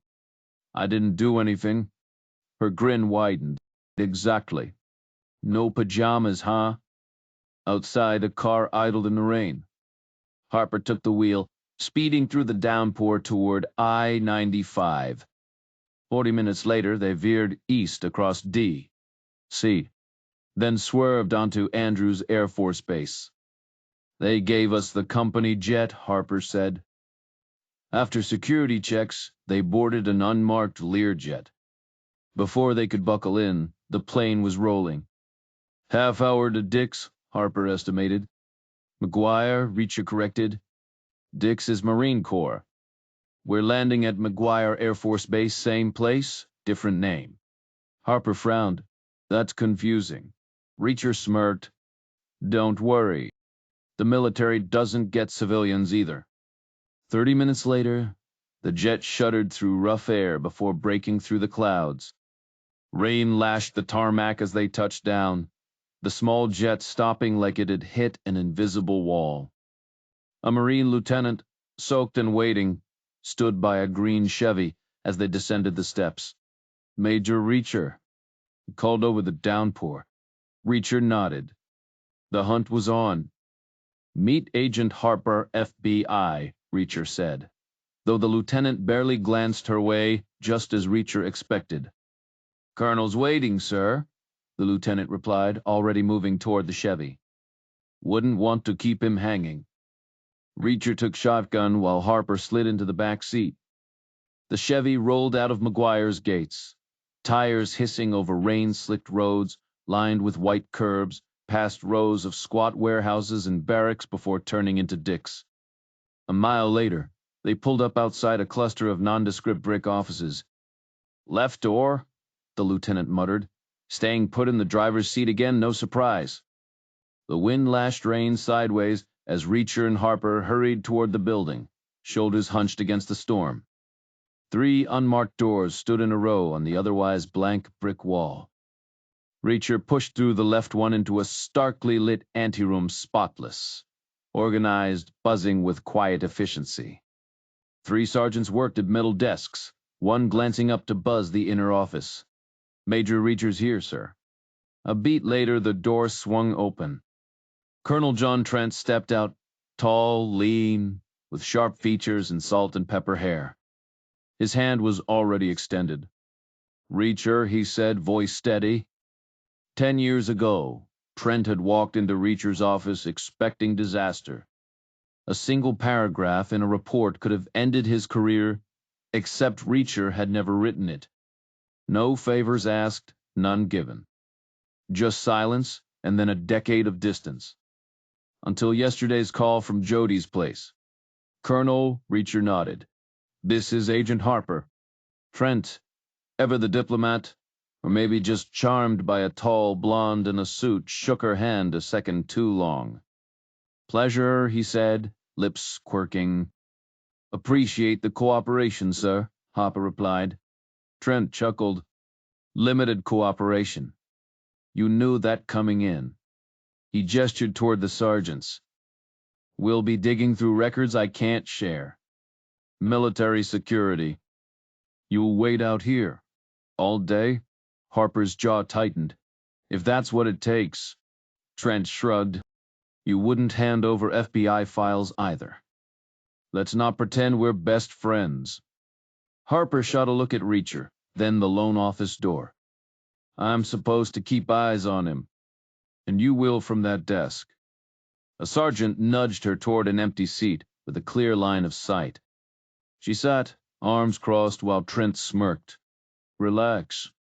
It's not like we're locking you in a closet." Reacher caught the flicker of irritation in her eyes before following Trent inside. Some partnerships, he figured, were doomed from the start. "This might take a while," Trent muttered, shuffling through a towering stack of paperwork. "You know how these bureaucratic mazes go." He ushered Reacher into his private office, a spacious room with floor-to-ceiling windows, mahogany bookshelves, and a massive oak desk flanked by plush leather chairs. Reacher sank into one, stretching his legs. 2 minutes tops, he said. Trent tossed him a thick, dog-eared file labeled Aviation Fuel Projections, Q3, Q4. Flip through this. Look official. Reacher cracked it open, feigning interest in a spreadsheet of fuel allocations, just as Trent swung the door wide. "Miss Harper?" he called out, overly cheerful. "Coffee?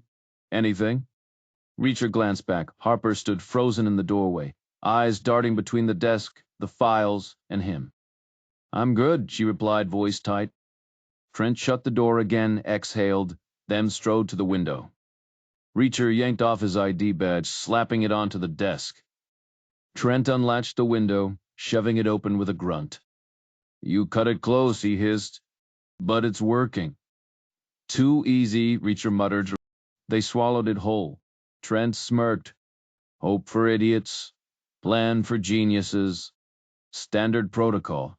He leaned out, scanning the alley below. "Go. And don't die.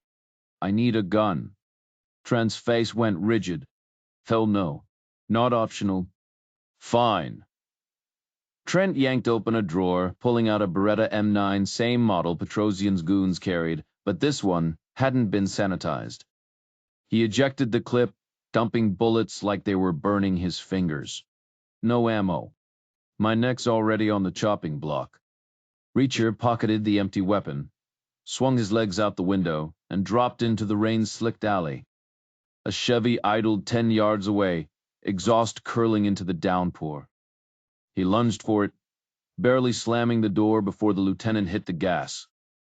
90 seconds later, they screeched onto McGuire's tarmac, barreling toward a marine chopper, its rotors whipping rain into spirals.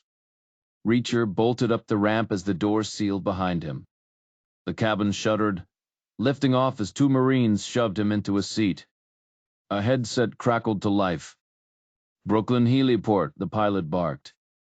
"No flight plan today's off the books." Reacher keyed his mic. "Works for me." The pilot chuckled. "Colonel must really like you." "Nah," Reacher said, grinning. "He just hates paperwork." The chopper banked hard, engines screaming as it vanished into the storm. The Coast Guard helipad in Brooklyn sits on the edge of Floyd Bennett Field, staring out at Ruffle Bar, a lonely little island in Jamaica Bay. From McGuire, it's a straight shot, 60 miles northeast, but the Marine pilot didn't waste a second.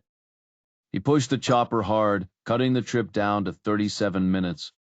The rotors barely slowed as they settled onto the giant painted H, the engines still growling at idle. 4 hours, the pilot barked over the headset. "After that, you're on your own." Reacher just nodded, unhooked his harness, and stepped onto the tarmac where a navy blue sedan sat waiting, engine humming. The driver, a Navy reservist with a quick grin, floored at the second Reacher shut the door. "Colonel called in a favor," he said, weaving through traffic. "Inter-service love, you know." Reacher grunted in appreciation. "Manhattan," he said. "Chinatown?" The guy laughed. "Best dumplings in the city, I'd find that place blindfolded." But even with light traffic, the drive felt sluggish after the speed of the Lear and the chopper. 30 minutes later, they screeched to a stop by a fire hydrant. 3 hours, the driver warned, jerking a thumb over his shoulder. "This spot facing the other way. Don't make me leave without you." Reacher slapped the roof twice in acknowledgement and took off. New York was cold, the air thick with dampness, the sky a dull gray where the sun should have been. He hesitated. Jodie's office was 20 minutes away. But no, too risky. If they were watching her, showing up there would blow everything. He clenched his jaw and kept moving. Chinatown hit him like a sensory overload, neon signs in looping script, the smell of sizzling pork and ginger, delivery trucks wedged between parked cars. He paced the block twice, memorizing every alley, every blind corner. His hand brushed the weight of the gun in his pocket. Then the waiting game. He leaned against a brick wall, scanning the crowd. They'd come in pairs, he was sure of it. But after an hour, nothing. Just tourists and locals, none of them the right people. His watch ticked louder in his head with every passing second. He pushed off, cutting through side streets, checking doorways, doubling back. Still nothing. Time was slipping away. The lunch crowd thinned, and with it, his window. He exhaled sharply. If they didn't show soon, this whole trip was a bust. Jack reached the corner of the block and glanced at his wristwatch again. 2 hours down, only 60 minutes to go. The lunch rush had faded, leaving the sidewalk empty except for the occasional delivery truck rumbling past. A faint mist hung in the air, before vanishing as quickly as it came. The sky pressed low, gray, and unbroken. He paced east, then south, scanning for movement. Nothing. Doubling back, he walked the length of the street, pausing at intersections, checking his watch like a man counting down to detonation. 40 minutes. 30. 20. Then finally they appeared, and it all made sense. They hadn't come earlier because they were waiting for the lunch rush cash to be tucked safely into the registers. Two guys, early 20s, dressed in matching dark slacks and light jackets, scarves knotted at their throats, like some kind of gangster dress code. One carried a leather satchel, the other a spiral notebook with a pen wedged in the binding. They moved with lazy confidence, strolling into each diner like they owned the place. In and out, one after another, the satchel zipping shut, the pen scratching notes. 4 stops, 15 minutes gone. Jack crossed the street, positioning himself ahead of them near a diner entrance. He watched as they stepped inside, approaching the cashier, an older man who didn't even wait for a demand before pulling out a thick roll of bills. The guy with the notebook took the cash, passed it to his partner, and scribbled something down. No words exchanged. Just business as usual. Jack slipped into a narrow alley between two buildings, pressing his back against the brick. He timed their movements in his head, matching their slow, arrogant stride. 5 minutes left. Then bam! He stepped out just as they passed, colliding with them hard. Before they could react, he grabbed their jackets, yanked them off balance, and hurled them backward into the alley wall. The guy on his right hit harder, bounced off, and Jack dropped him with a sharp elbow to the jaw. Out cold. The second guy fumbled for his pocket, but Jack already had the Beretta out, barrel angled low under his coat, aimed at the guy's kneecap. Make a smart choice, he growled, racking the slide. The sound was dull, hollow, no round chambered. But the guy didn't notice. Too busy trying to melt into the bricks behind him, one foot lifting like he was already bracing for the shot. You got the wrong idea, man, the guy hissed. Jack smirked. Nah, we're just making a change. We, Petrosian. The guy's eyes widened. Petrosium? You're joking. Dead serious, Jack said. This block? It's his now. Starting today. You gonna stand there and lose a leg over it? This is our turf. Not anymore. Jack leaned in. Last chance. Walk away or crawl away. Your call. The guy swallowed hard. Petrosium? Jack didn't answer. Just drove his fist into the guy's gut, then pistol whipped him across the temple. He crumpled on top of his partner, out cold. Jack checked his watch. Right on schedule. The pistol slide snapped forward with a sharp click as he released the trigger, tucking the weapon back into his coat. He grabbed the worn leather satchel, wedging it under his arm before stepping out of the shadowed alley and turning up the street. His watch might have been off hell. The Navy guys could have been fast, but either way, he was cutting it close. Still, sprinting through downtown would draw too many eyes, so he kept his pace brisk, weaving through the crowd with practiced ease, sidestepping slow walkers like a man dodging raindrops. Then he spotted it, the blue sedan, with Hooser stenciled on the side, already pulling away from the curb. His pulse kicked up as the car lurched into traffic. 4 seconds too late, he reached the empty parking spot just as the sedan gunned it toward the intersection. The light flicked red, and for a split second he thought the driver would blow through it. But brakes squealed, the car jerking to a stop halfway into the crosswalk. Pedestrians surged forward, and Reacher didn't hesitate. He bolted, yanking open the passenger door and collapsing into the seat, chest heaving. The driver barely glanced at him. No apology, no explanation. Not that Reacher expected one. The Navy ran on precision. 3 hours meant exactly 3 hours. No grace period, no exceptions. The return trip was a carbon copy of the morning's route, Brooklyn streets, the waiting chopper, the deafening flight back to McGuire. As the helicopter rattled through the storm, Reacher counted the cash in the satchel, $1,200, split into neat stacks. He handed it off to the loadmasters for their next unit party, then ripped the satchel apart and tossed the scraps out the flare hatch, watching them vanish into the New Jersey sky. By the time they landed at Dick's, the rain hadn't let up.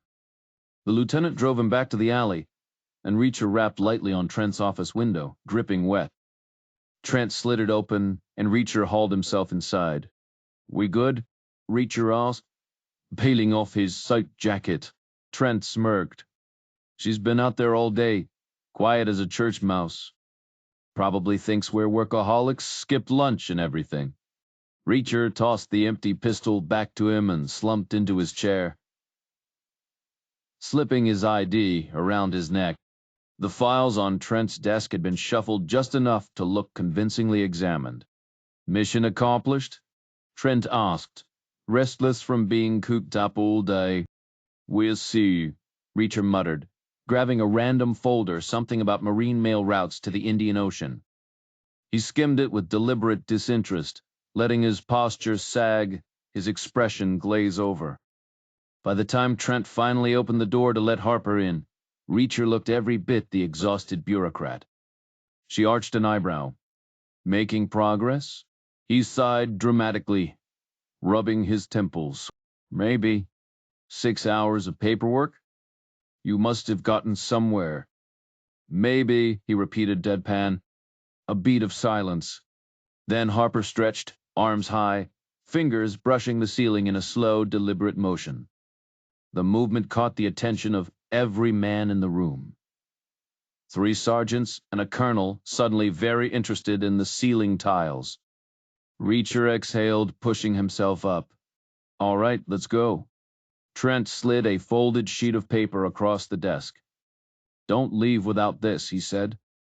Reacher glanced at the dense column of names, 30 former teammates from Trent's glory days, no doubt. He stuffed the list into his jacket pocket, shook Trent's hand, and stepped into the downpour outside. The cold rain hit his face like a wake-up call after hours of stale office air. Harper guided him toward the waiting sedan, its wipers slapping against the storm. Back at Quantico, the cafeteria had transformed from their morning meeting spot, now set with steak knives, condiments, and water glasses, reflecting the dim overhead lights. Blake barely acknowledged Reacher, locking eyes with Harper instead. That silent exchange spoke volumes. Made any progress? Blake demanded, drumming his fingers on the table. Maybe, Reacher said. Got 30 possibilities. But I'm not handing them over yet. Blake's jaw tightened. We need surveillance on these guys now. Good luck with that, Reacher shot back. Half these guys are probably holed up in places that require a presidential order just to get a coffee invite. You really want to explain to the White House why you're stalking decorated veterans? Lamar leaned forward, her nails tapping her coffee cup. Then what's your play? Reacher kept his expression neutral, though the irony wasn't lost on him. Here he was, spinning theories while Blake seethed. I want to talk to your stepsister, he said. If this killer's targeting a type, something set him off. Maybe she crossed paths with him before he went nuclear. Blake exhaled through his nose. Fine. Tomorrow. Where's she at? Somewhere near Spokane, Lamar muttered. Not like I've visited. Reacher raised an eyebrow. You think? She's family. Lamar shrugged. Try squeezing a cross-country road trip into an FBI vacation allowance. Blake cut in, defensive. We can't babysit 88 women nationwide. Local PDs are stretched thinner than budget toilet paper. Spokane's probably got a sheriff who doubles as the town barber. Polton chimed in, earnest. Stopping the killer's the only real solution. Reacher almost laughed. 3 shrinks dangling the case like a dare. Message received, he said dryly. Spokane tomorrow, Lamar confirmed. I'll dig deeper into the files. You review when you're back. Outside thunder rolled fitting. Reacher thought for a hunt this messy. Reacher tallied up the resources, Trent's intel, whatever they'd pull from Spokane plus what they already had. Now we'll see some actual results, Lamar said. Reacher smirked. Sure thing, Lamar. Eaton hit the sack, Blake cut in. Spokane's a haul. Early wheels up tomorrow. Harper's tagging along. Too bad? Reacher deadpanned. Blake flushed. To Spokane, jackass. Reacher shrugged. Whatever you say, Blake. Back in his room, Reacher stretched out on the bed, eyes fixed on the ceiling where he knew a camera lurked. But his vision blurred, dissolving into a sea of green America stripped bare, nothing but wilderness stretching endlessly. No cities, no roads, no people.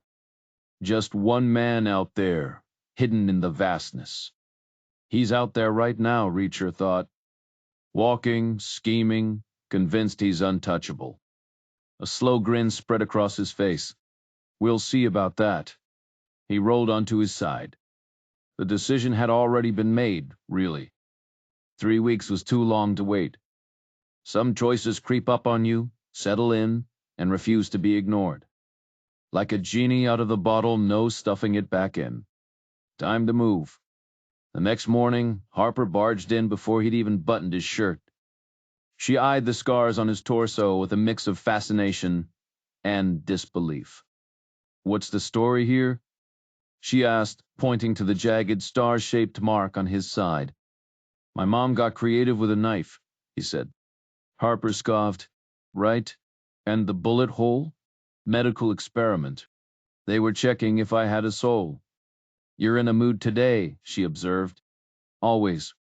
She shifted gears. "Still no word from Jodie?" "Nope." "Not worried?" Reacher shrugged. "She can handle herself." Harper studied him. "You don't seem too worked up about these victims." His expression hardened. "Who says I'm not?" "You're not exactly pacing the room." "Pacing doesn't catch killers. Clues do."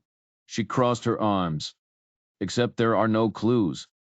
Reacher's grin returned. "Exactly." The moment she turned the key from inside and swung the door open, Harper shot him a knowing look. "You realize that's practically a confession, right?" she said, her tone dripping with sarcasm. Reacher just shrugged, unfazed. "Still beats the nonsense those suits downstairs are spewing." Outside, the same motor pool attendant from earlier pulled up in the same sedan. But this time, he stayed behind the wheel, posture rigid like a chauffeur from some old-school mob movie. They merged onto I-95, heading north toward National Airport, under a sky still clinging to darkness. A faint glow teased the horizon out over the Atlantic, but the real light show came from the endless stream of headlights, mostly older, beat-up sedans carrying the early bird crowd desperate to impress their bosses. Reacher smirked, watching their tired faces blur past. These were the strivers, the ones who'd trade sleep for a shot at a promotion, and eventually a nicer car only to repeat the cycle all over again. Inside the terminal, the place buzzed with the usual pre-dawn chaos, business travelers in dark coats, power walking like they were late for the apocalypse. Harper snatched 2 coach tickets from the United counter, then flashed her FBI badge at the agent with the practiced flair of a high-stakes gambler. "We could use a little extra leg room," she said, and just like that they were bumped to first class. The cabin was half empty, and Harper sprawled into the aisle seat, boxing Reacher against the window. She'd swapped into another sharp suit this one, a subtle gray check, and the open jacket revealed just enough to make him raise an eyebrow. "No gun today," he asked. She shook her head. "Not worth the airline's red tape. The Seattle agent's meeting us standard protocol means he'll have a spare if we need it." "Optimistic," Reacher muttered. "Hopeful," she corrected. As the plane taxied, Harper unfolded her tray, ready for breakfast, while Reacher flipped through a magazine. "Back at the office," she said suddenly. "What did you mean when you called it a clue?" He took a second to rewind. "Just thinking out loud. About the history of forensics." She frowned. "How's that relevant?" "Fingerprinting, how old is that?" "Ancient, probably. Early 1900s?" "Right. First big forensic breakthrough. Then came microscopes, DNA, mass specs. Lamar said you've got tests that sound like sci-fi. They can trace a rug fiber back to the store, the dog that shed on it, maybe even the flea that hitched a ride. So this guy killed Amy Callan and slipped past all of it. What does that make him?" "A genius," she admitted. "Exactly. Then he did it again with Cook. Now he's not just clever, he's damn good. And after Stanley? That's 3 times. No flukes." Harper rolled her eyes. "We already know he's smart." Reacher leaned in. "No. You think you know. But you're not grasping just how far ahead of you he really is." "You're missing the point," Reacher said, leaning back in his first-class seat. The stewardess wheeled the breakfast cart down the aisle, the scent of crispy bacon and fresh coffee cutting through the recycled cabin air. He flipped open his tray, glancing at the half-empty rows, plenty of extras to go around. 2 breakfasts, please, he told her with a grin. The flight attendant smirked, catching on fast, and kept his cup topped off. Harper frowned, stirring her coffee. How are we missing it? Reacher shot her a look. Figure it out yourself. I'm not here to hold your hand. Is it because he's not military? She ventured. He turned sharply, his expression flat. Oh, brilliant. So we agree he's sharp. And your takeaway is? Guess that rules out the army. Real helpful, Harper? She flushed, dropping her gaze. That's not what I meant. I just don't see where we're slipping up. Silence. Reacher drained his coffee, then shouldered past her toward the lavatory. When he returned, she was still chewing on her lip. Explain it to me, she pressed. No, you have to. Blake's gonna grill me about your attitude. My attitude? He leaned in, voice low. Tell Blake if Jodie loses so much as a strand of hair, I'll rip his legs off and club him to death with them. Harper blinked. You're serious? Damn right I am. Then why don't you feel even a fraction of that for these women? You liked Amy Callan, didn't you? Not like Jodie, but still. Reacher scoffed. Funny I don't get you either. Blake tried to pimp you out, and you're acting like he's your damn mentor. She shrugged. He was desperate. High-pressure cases do that to him? And you admire that? Sure. Dedication's important. Then why'd you refuse? If you really cared, you'd have played along for the greater good. Maybe you're the one who doesn't give a damn. Harper went quiet, fingers tightening around her cup. It was wrong. It pissed me off. Reacher nodded. And threatening Jodie was wrong. Pissed me off. But I'm not letting my anger derail the investigation. Well, I am. Deal with it. The rest of the flight passed in icy silence. 5 hours cut to 2 by the time zone shift, and not a single word. Reacher was fine with it. Solitude never bothered him. Harper, though, fidgeted like a kid in timeout. Most people couldn't handle the quiet, as if silence was some kind of social failure. Not him. SeaTac buzzed with morning chaos business travelers, vacationers, a sea of placard-wielding drivers. Their guy stood out like a sore thumb, crisp suit, FBI haircut, zero subtlety. Lisa Harper, he said, ignoring Reacher entirely. Touché, Reacher thought. Then again, the guy might have ignored him anyway, too busy eyeing Harper's neckline. We're hopping a ride to Spokane, the agent said. Bureau's got favors with a chartered company. He led them to a government sedan idling illegally by the curb, then wound through the perimeter road to a fenced-off stretch of tarmac littered with tiny, buzzing prop planes. New detail. As they boarded the cramped air taxi, Reacher caught Harper glancing at the agent's wedding ring, then rolling her eyes. Some things never changed. Tone shift. Nothing like a 5-hour silent treatment followed by a rickety tin can with wings. Reacher almost missed the awkward small talk. Almost. The small airfield looked like something out of a budget travel vlog, a row of weathered huts with hand-painted signs offering cheap flights and flying lessons. A pilot in a faded uniform greeted them outside one of the shacks and led them across the tarmac to a spotless white Cessna. The walk felt longer than it should have, the crisp northwest air biting despite the bright sunlight, a stark contrast to D.C., his dreary chill. Inside, the plane was barely bigger than the Mars Old Buick, stripped down to the essentials, but at least it smelled like fresh polish. The engines roared to life with a single push of the ignition, and soon they were rolling toward the runway. Dwarfed by a massive 747 heading to Tokyo like a chihuahua trying to sneak into a Great Dane's kennel. Within seconds they were airborne, banking east and leveling out at 1,000 feet. The speedometer hovered around 120 knots, but the cramped seat made the 2-hour flight feel like an eternity. Reacher shifted uncomfortably, wondering if he should have just stayed behind to help Lamar sort through case files. The idea of a quiet office, soft leather chairs, and stacks of paperwork suddenly seemed appealing until he glanced at Harper and decided the view from the plane wasn't so bad after all. Spokane's airfield was surprisingly modern, bigger than he'd expected, with a bureau sedan already idling on the tarmac. A suited agent leaned against the hood, looking every bit the federal cliché. "Spokane Field Office," the Seattle guy muttered as they climbed in. The car peeled off before the Cessna's propellers even stopped spinning. The local agent had their destinations scribbled on a notepad stuck to his windshield, with a suction cup, efficient if not exactly high-tech. They drove east toward Idaho, then turned north onto a narrow road winding through rolling hills.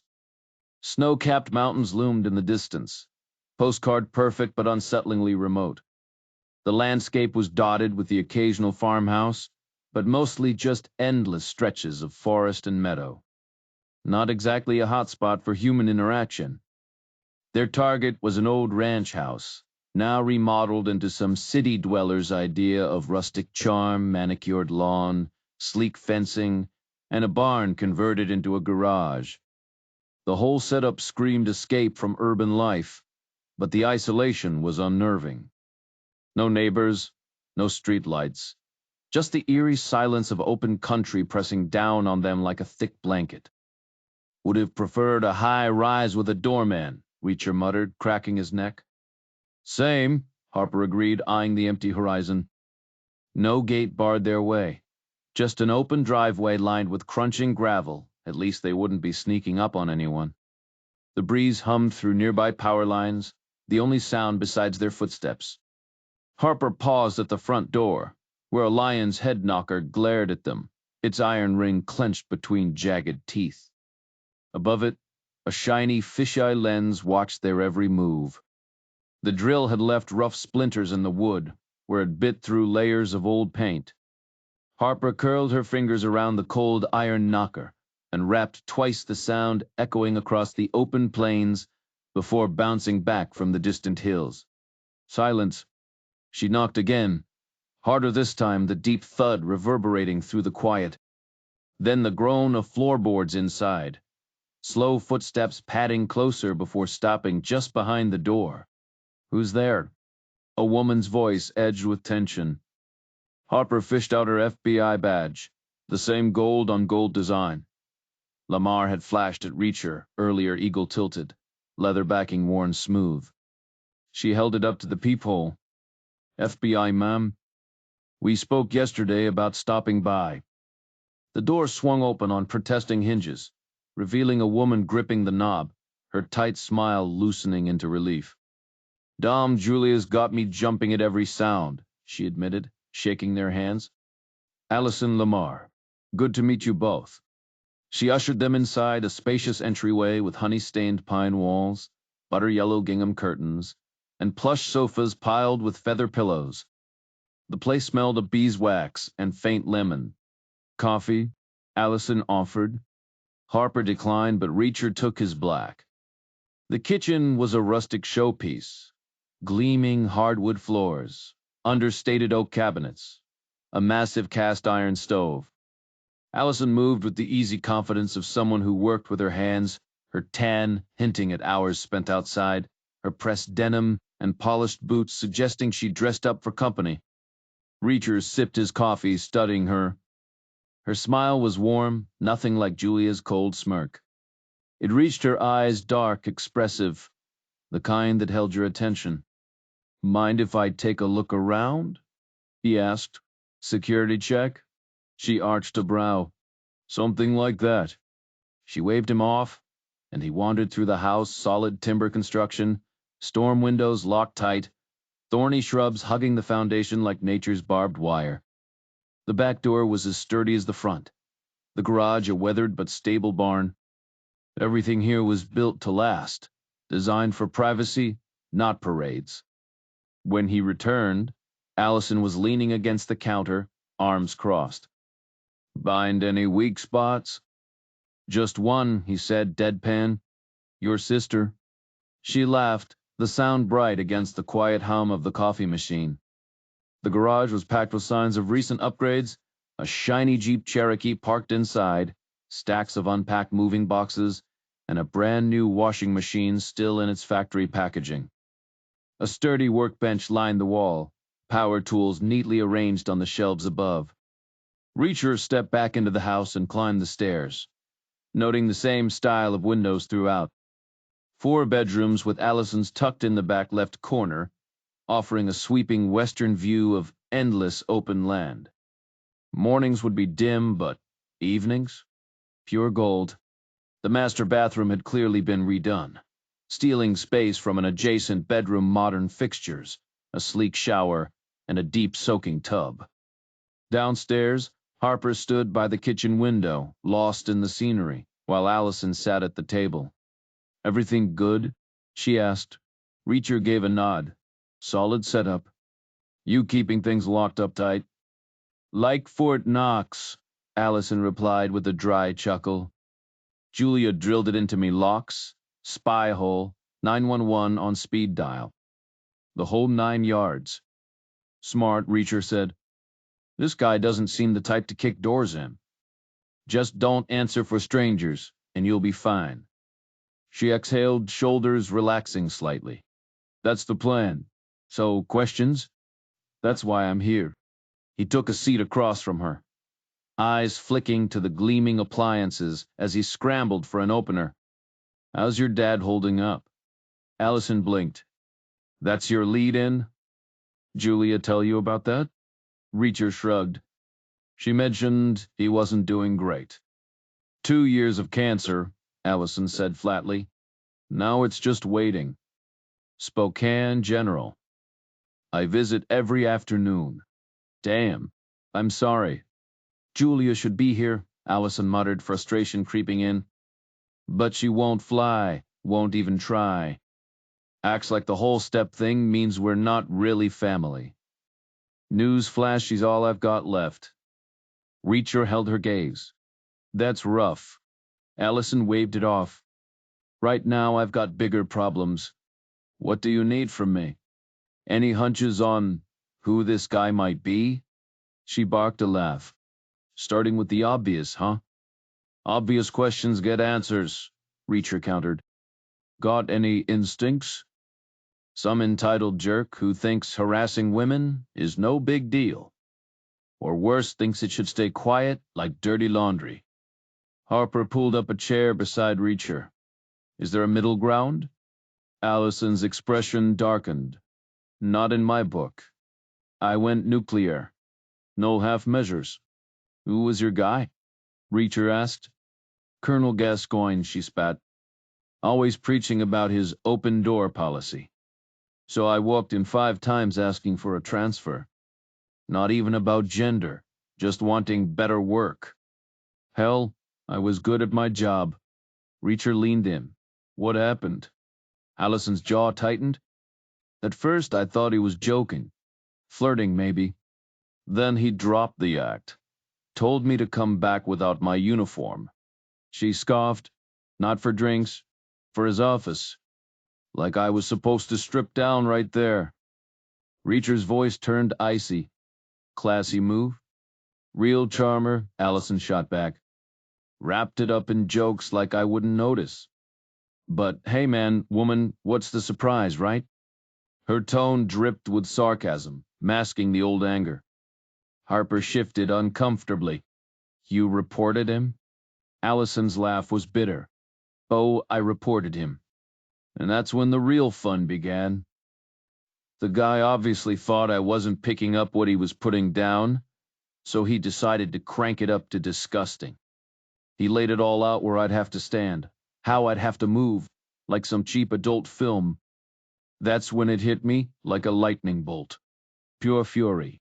I lost it completely." Reacher gave a slow nod. "So you took him down?" "Damn right I did." "How'd he take it?" A smirk tugged at her lips. "Confused mostly.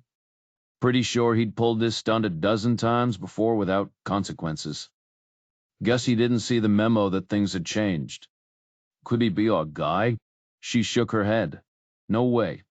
Gascoigne was pathetic, old, worn out, harmless. Julia's profile says this killer's sharp, calculated. Gascoigne couldn't orchestrate a lunch order, let alone this. Reacher agreed. If Julia's right, we're looking at someone lurking in the shadows.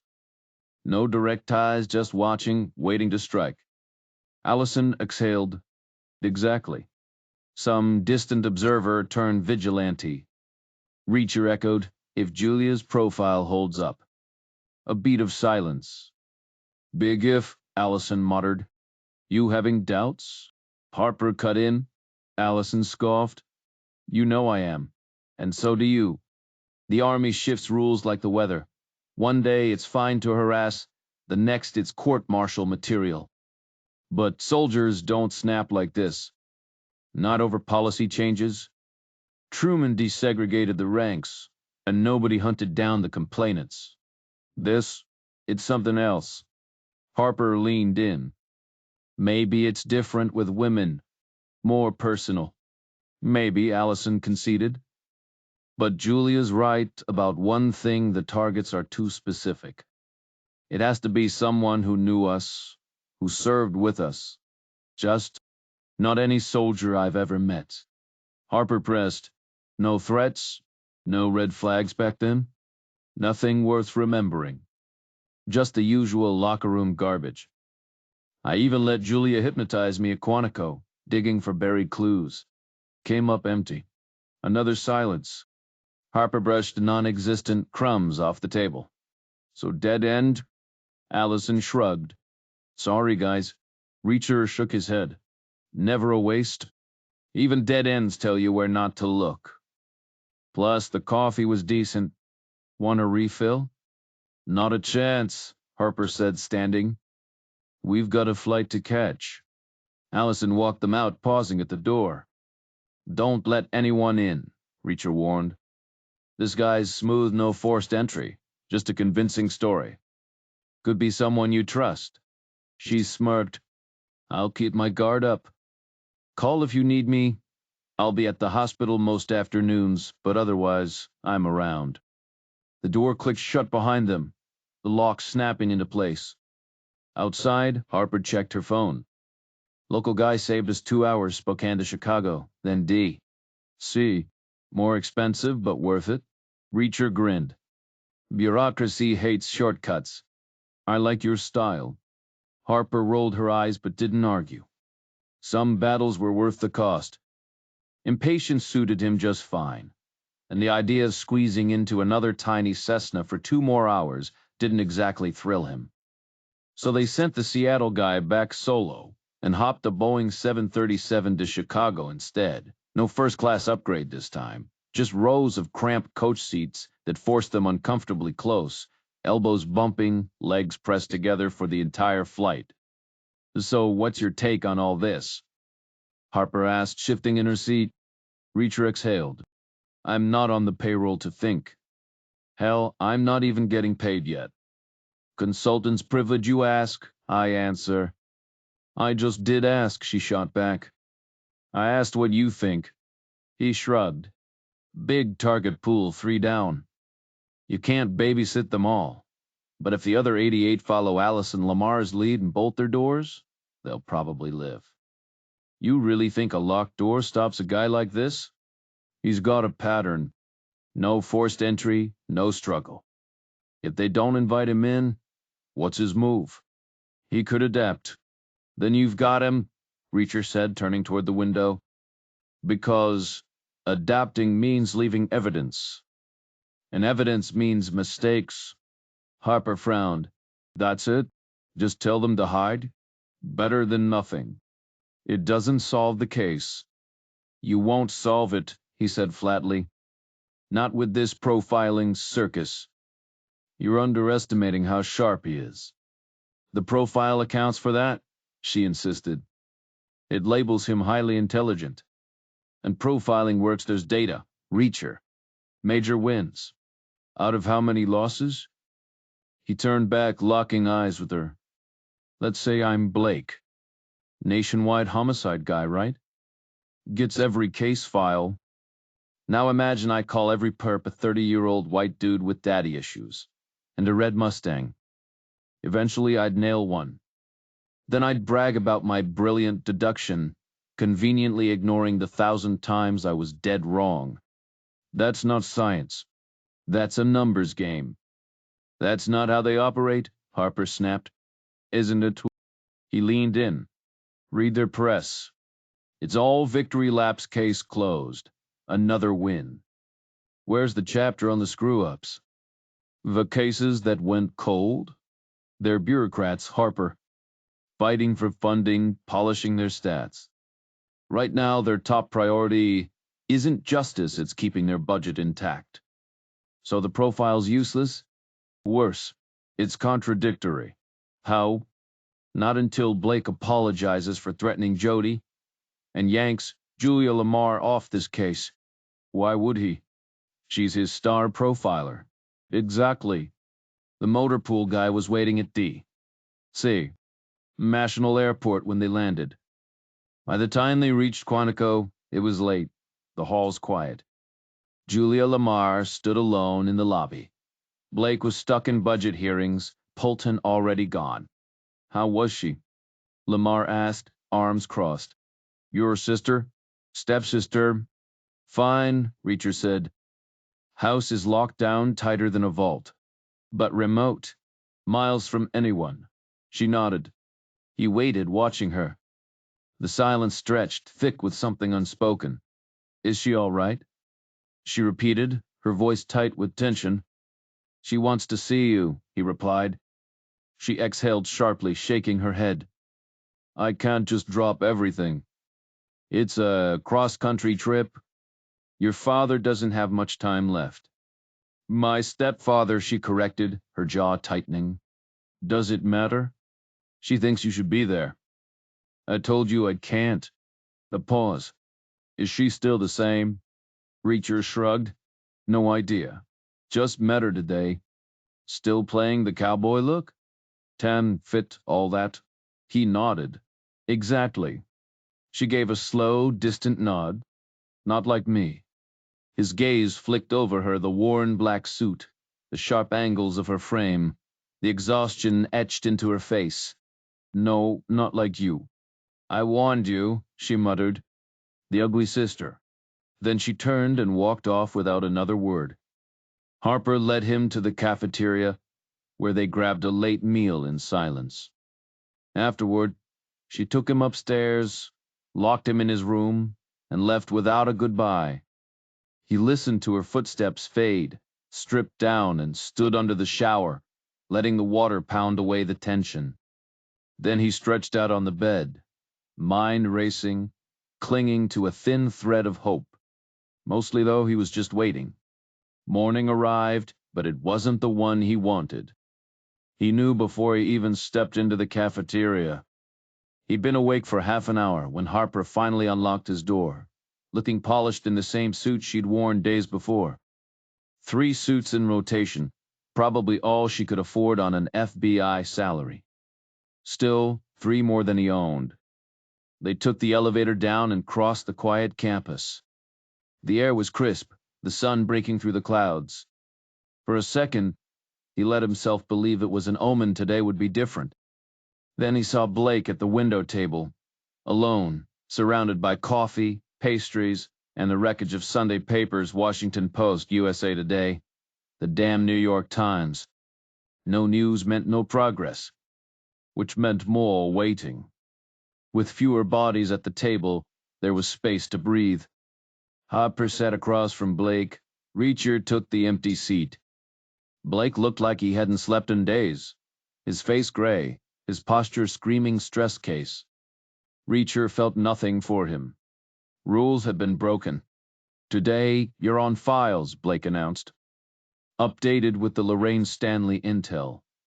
Review them, have your conclusions ready by breakfast tomorrow. Understood? Reacher gave a slow nod.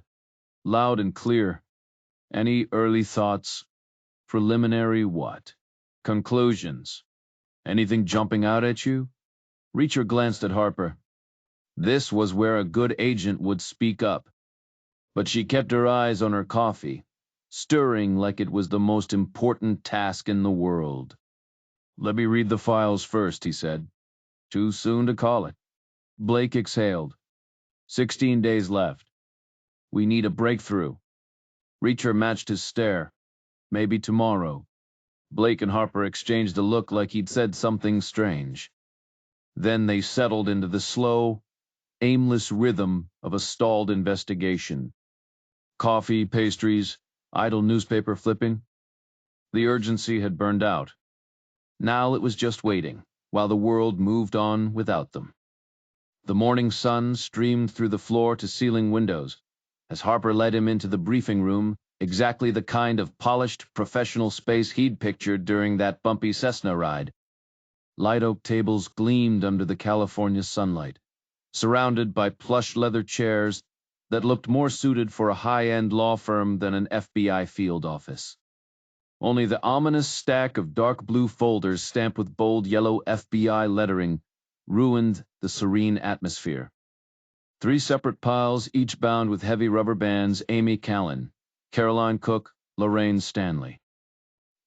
3 lives reduced to paperwork.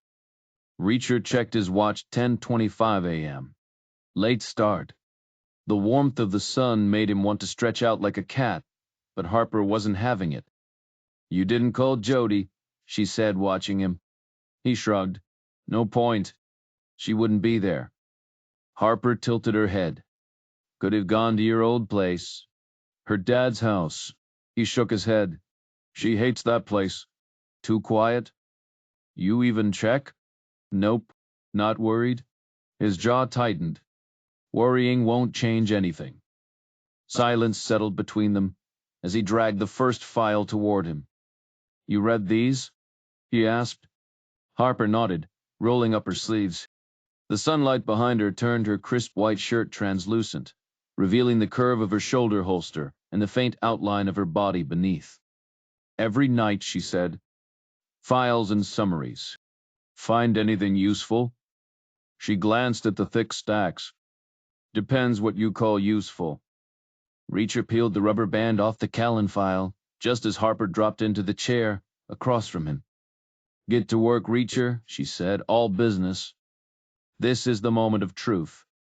You drive past the house not too fast, not too slow, scanning every detail before continuing down the block. Then you stop, turn around, park curbside, engine off, keys pocketed. The gloves go on practical, not suspicious, given the autumn chill. You step out, listening, scanning, circling once like a predator sizing up prey. Decision time. Your training kicks in, cold and clinical. Proceed or abort? The choice is yours. You move forward. The door opens. She's surprised and delighted, just like they always are. You keep the conversation light, waiting for the perfect moment. When it comes, you don't hesitate. Listen carefully, you say. Do exactly as I say. She nods, eager to please, even as fear flickers behind her eyes. And smile, you add. It'll make this easier for both of us. Her grin is strained, but it'll do. You inspect the master bathroom like a prospective buyer. The tub is standard, nothing special. Bring in the paint, you order. She obeys, hauling can after can up the stairs, breath ragged, sweat beading on her forehead despite the cold. Smile, you remind her. She tries. It looks more like a snarl. Now find something to pry those lids off, you say. And she does. Her face lights up as she nods eagerly, pointing toward the kitchen drawer where she remembers seeing a screwdriver. Together, you head there, and she rummages through the clutter before pulling it out with a small, satisfied grin. Back in the bathroom, you instruct her to remove the lids one by one, steady hands. No rush. Kneeling beside the first can, she wedges the screwdriver's tip beneath the metal rim, prying it up in slow, deliberate motions. The seal breaks with a soft hiss, releasing the sharp tang of paint into the air. She moves methodically, popping each lid until every can sits open, her breath quickening slightly with the effort. Careful now, you warn, voice low. One spill and there'll be consequences. She flashes a practiced smile, obedient as ever.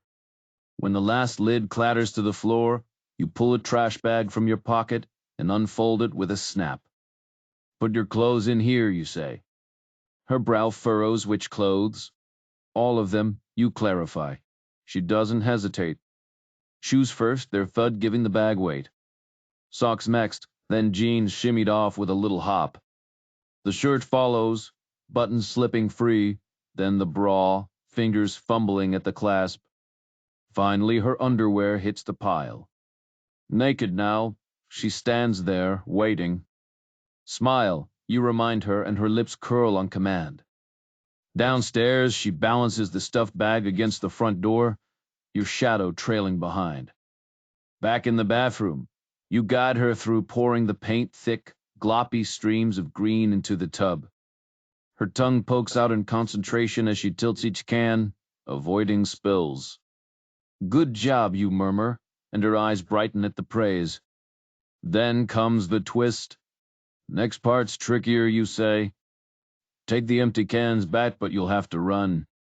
And stay out of sight.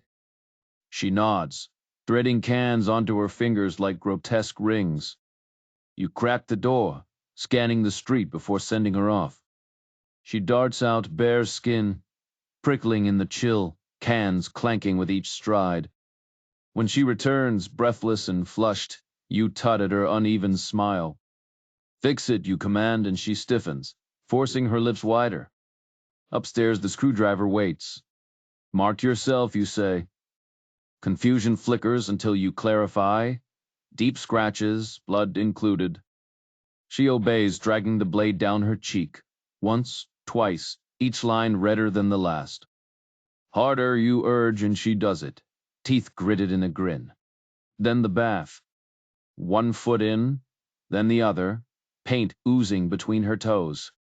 She sinks slowly, the viscous liquid climbing her thighs, her hips, until only her face remains above the surface. Now, you say, leaning in, hold your breath. For a heartbeat, she hesitates, then tilts her head back, letting the paint swallow her whole. Her hair fans out like dark seaweed, floating just beneath the surface. Perfect. Her fingers move with practiced precision, slick with thick green paint as she follows the instructions perfectly on the first try. Then her eyes widen in sudden terror, just before her body goes limp. You wait, motionless over the tub, counting the seconds in your head. 5 minutes pass before you finally reach in, pressing a gloved fingertip against her forehead until she slips beneath the surface. The paint smears your right glove, so you peel it off inside out, tucking your bare hand into your pocket for safety. Downstairs, the house is silent. You drop the soiled glove into the trash bag with her clothes, then step outside, scanning the quiet street before hauling the bag to the car. A quick glance over your shoulder, nothing. The second glove joins the first in the bag before you pop the trunk, sliding it inside. The engine hums to life as you buckle up, adjusting the rear view before pulling away at a steady, unremarkable pace. The Callan file had been sparse, just 48 lines summarizing 4 years of service. His name appeared once, tied to the mess at the end. Funny how he remembered her so clearly. Petite, always smiling, the kind of woman who enlisted without really knowing why. The Army attracts a certain type: team players, good at following orders, not fighters, but solid workers. Callan had breezed through basic and landed in ordnance, shuffling paperwork for guns instead of groceries. Promoted to sergeant in under 2 years, she managed shipments at Fort Wythe, a Chicago-adjacent warehouse reeking of gun oil and echoing with forklifts. At first it was fine. Then the jokes turned crude. The officers got handsy, and she'd had enough. After filing a complaint, she left, washed up in a Florida beach town somewhere affordable, far from the glitz. Married, separated, dead within a year. The file had photos: a squat stucco house, an orange-tiled roof, a bathroom with a tub full of green paint and something shapeless floating in it. The autopsy was useless. The paint clung like a second skin, stripping flesh when peeled away. No bruises, no toxins, no signs of struggle. Just freckles, that's what stuck with him. Well, Harper pressed. Reacher shrugged. She had freckles. I remember that. A year soaking up the Florida sunshine must done wonders for her appearance. You were into her, Reacher observed. The guy shrugged. She was all right. The last section of the file was packed with the most obsessive crime scene forensics Reacher had ever seen, down to the microscopic level. Every speck of dust, every stray fiber in her home had been vacuumed, catalogued, and scrutinized. Yet there wasn't a single trace of an intruder.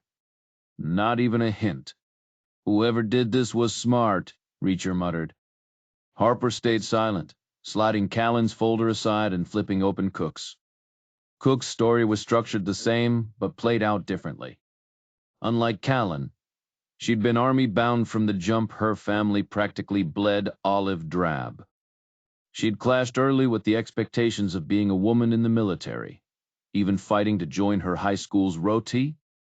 The battles started young. She'd climbed fast second lieutenant straight into war plans, where the overthinkers wasted time pretending geopolitics was a game of chess. Promoted to first lieutenant, she got shipped to NATO in Brussels and tangled with her colonel. When her captain's bars didn't come fast enough, she lodged a complaint. Reacher remembered the fallout. No harassment, not like Callan, endured no greasy hands or gun barrel innuendos. Just the new rules catching up. Sleeping with a subordinate was a career ender. The colonel ate his service pistol. Cook resigned, flew home to a quiet New Hampshire lake house, and wound up dead in a tub full of hardening paint.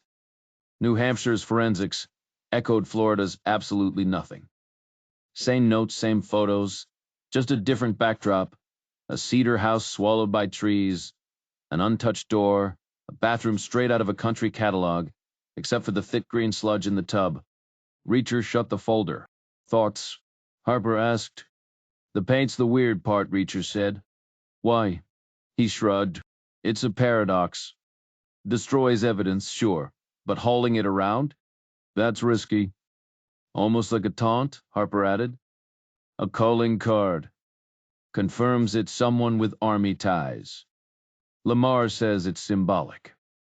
Like he's dragging them back into the fold. Harper nodded. Taking their clothes fits that. But if he hates them enough to kill them, why reclaim them? Who knows how a guy like this thinks? Lamar thinks she does, Reacher said.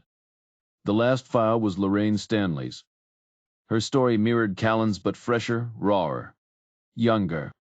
A sergeant stuck at the bottom of a Utah quartermaster's food chain, the only woman in the unit. The harassment started day one, her competence questioned, her gear sabotaged. One night, her uniform pants vanished. She showed up in her regulation skirt. Next night, her underwear was stolen. Morning came, and she had no choice but to report in skirt, nothing beneath. Her lieutenant called her in, made her stand over a mirror on the floor while he screamed about paperwork. The whole unit filed past, getting an eyeful. Reacher exhaled. This guy's playing games. Harper's jaw tightened. Worse, he's winning. The lieutenant wound up behind bars while Stanley spent another year in service before fading into solitude, dying alone in his San Diego bungalow, the same one captured in crime scene photos where California forensics teams found nothing. How old are you? Reacher asked. Harper rolled her eyes. 29. Like I said, it's practically my FOC answer. From Colorado, right? Aspen, born and raised. Siblings? 2 sisters, 1 brother, all older. I was the surprise baby. Parents? Dad ran the local pharmacy. Mom handled the books. Classic small town setup. Family trips growing up? She grinned. Oh yeah, the whole 9 yards Grand Canyon, painted desert, even a summer camping in Yellowstone, with mosquitoes the size of quarters. Drove everywhere on guessing, obviously, packed into a wood-paneled station wagon with enough snacks to survive the apocalypse. Why the interrogation? What stuck with you about those drives? She groaned. The eternal nothingness between stops. Exactly. Exactly what? This country's massive, and Caroline Cook was murdered in New Hampshire. 3 weeks later, Lorraine Stanley turns up dead in San Diego. That's a cross-country haul what? 3,500 miles if you drive straight through? You think he's road tripping? Reacher nodded. Hundreds of gallons of paint don't transport themselves. Unless he's got caches stashed along the way. Which just complicates it. Unless those caches magically line up between his base and both crime scenes, he's adding detours. More miles, more time. So picture it. 4,000 miles round trip, plus surveillance time on Stanley. Could he pull that off in a week? Harper did the math. At 55 miles per hour, that's 70 hours if he never stops, never slows down. Which he would. Small towns, construction zones, speed limits. A guy this careful isn't risking a traffic stop. Try explaining a truckload of industrial paint to a bored state trooper. Fine, call it 100 hours driving. Plus stakeout time, that's 10-12 days minimum. So, you tell me. This isn't some guy clocking in for shifts. Reacher agreed. No, it's not. They stepped outside, the fall air sharp but warmer now, the sky a blinding blue. The dampness had vanished, leaving the oak leaves crisp and golden. I'm staying out here, Reacher declared. Harper sighed. You've got files to review? Rereading won't crack this. I need to think. Better ideas come outside? Usually. Fine. Come watch me requalify on handguns. You're not already certified?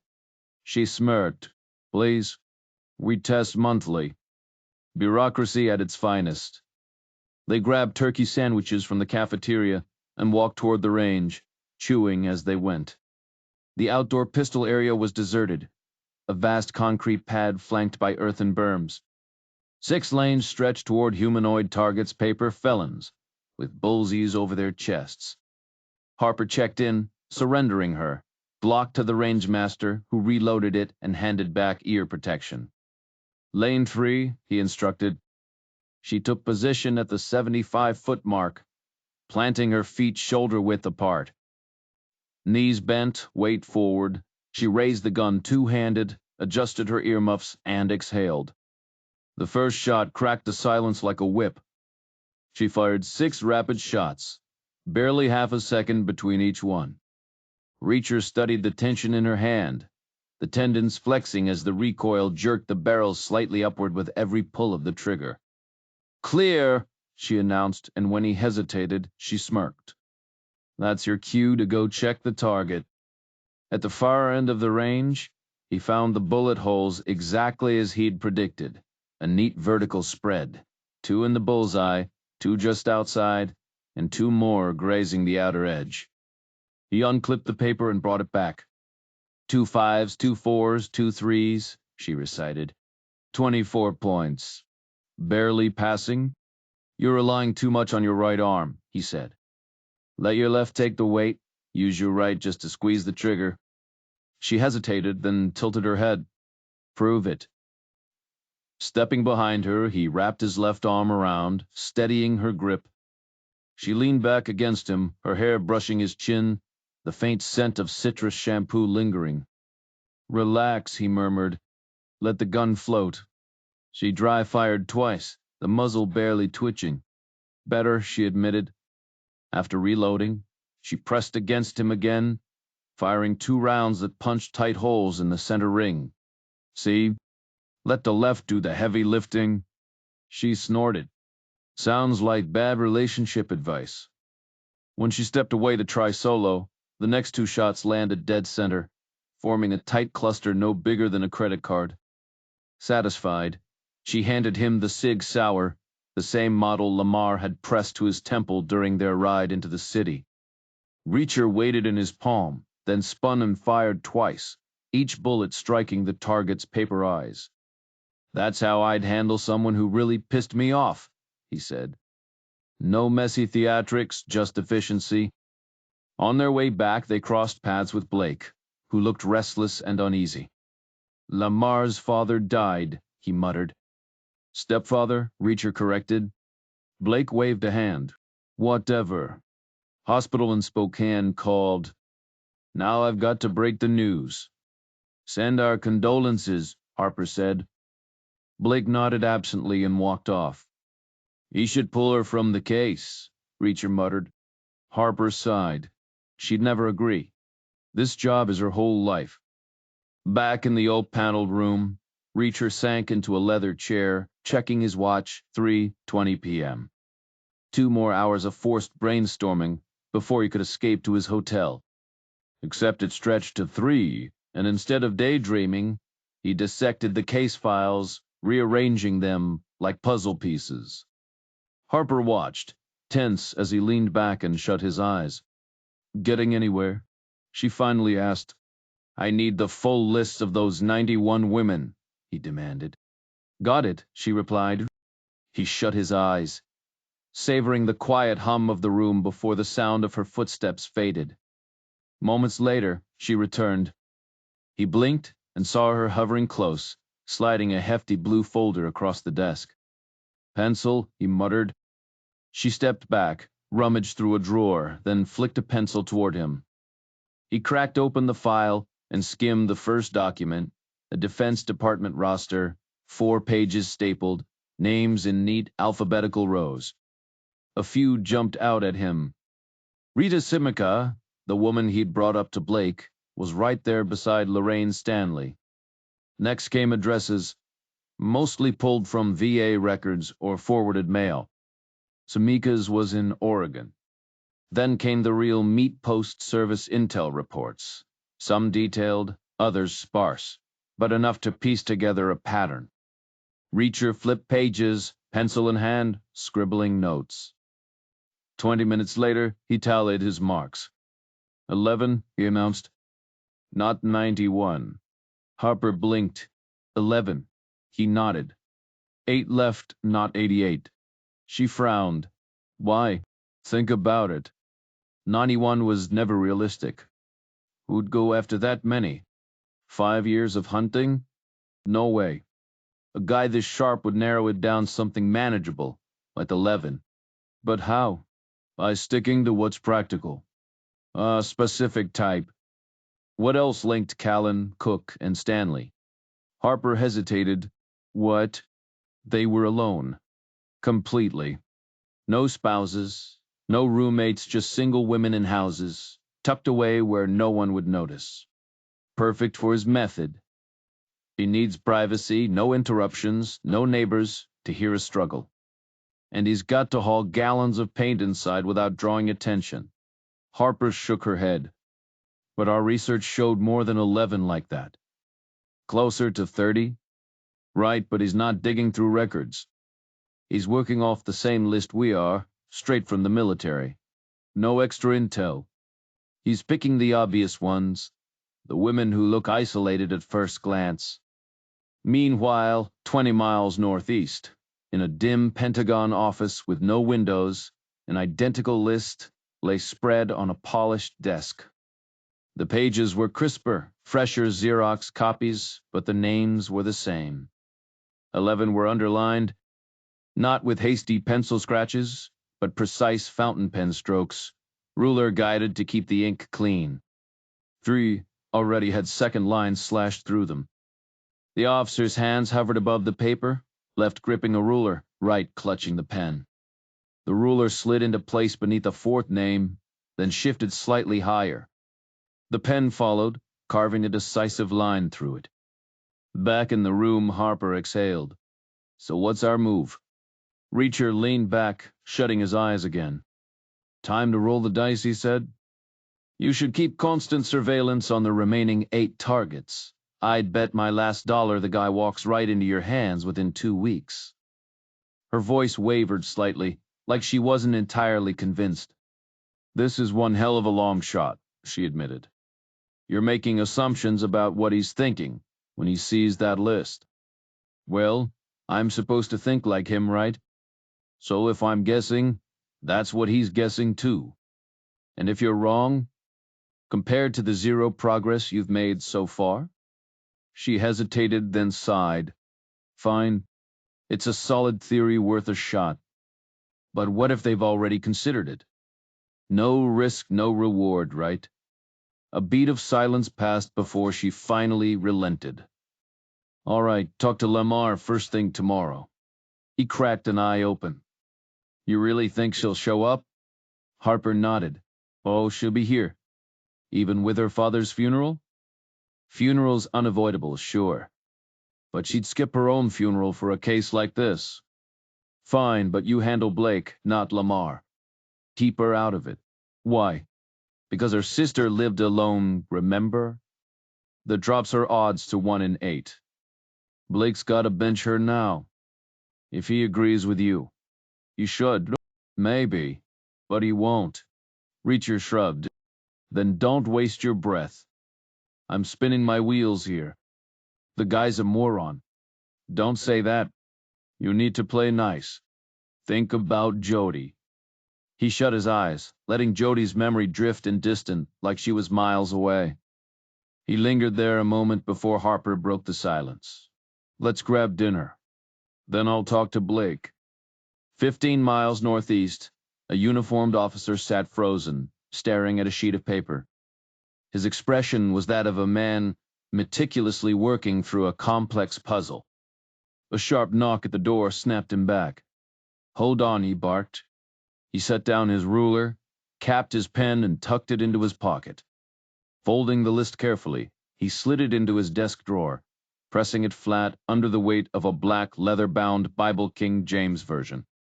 He locked the drawer, adjusted his jacket, and called out, "Enter." A corporal stepped in, saluting. "Your car's ready, Colonel." Outside Quantico, the air had turned sharp, the evening chill settling in fast. Reacher and Harper moved quickly down the path, the overhead lights flickering on one by one as if tracking their steps. They ate alone in a quiet corner of the cafeteria, then walked back through the deepening dark. Upstairs, she unlocked his door with her key. "Appreciate the input," she said. He stayed silent. "And the shooting lesson?" she added. He gave a half smile. "Any time. Not the technique, the teaching method." He remembered it well, her back pressed against him, the scent of her hair, the way she fit against him. "Showing beats telling every time," he said. "Damn right," she replied, shutting the door behind her. He woke before dawn, standing at the window wrapped in a towel, watching the black sky. Cold again. After shaving and showering, he dressed by the bed, slipping his coat on. He grabbed his toothbrush from the bathroom and tucked it inside his jacket, just in case today was the day everything went down.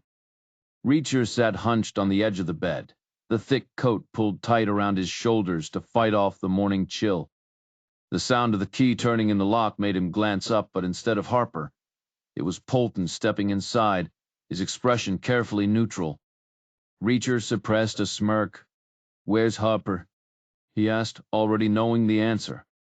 "Reassigned," Polton replied flatly. "She talked to Blake? Last night." And a shrug. "Nothing changed. So you're just tossing my theory out? You're not here to theorize." Reacher gave a slow nod. "Fine. Breakfast?"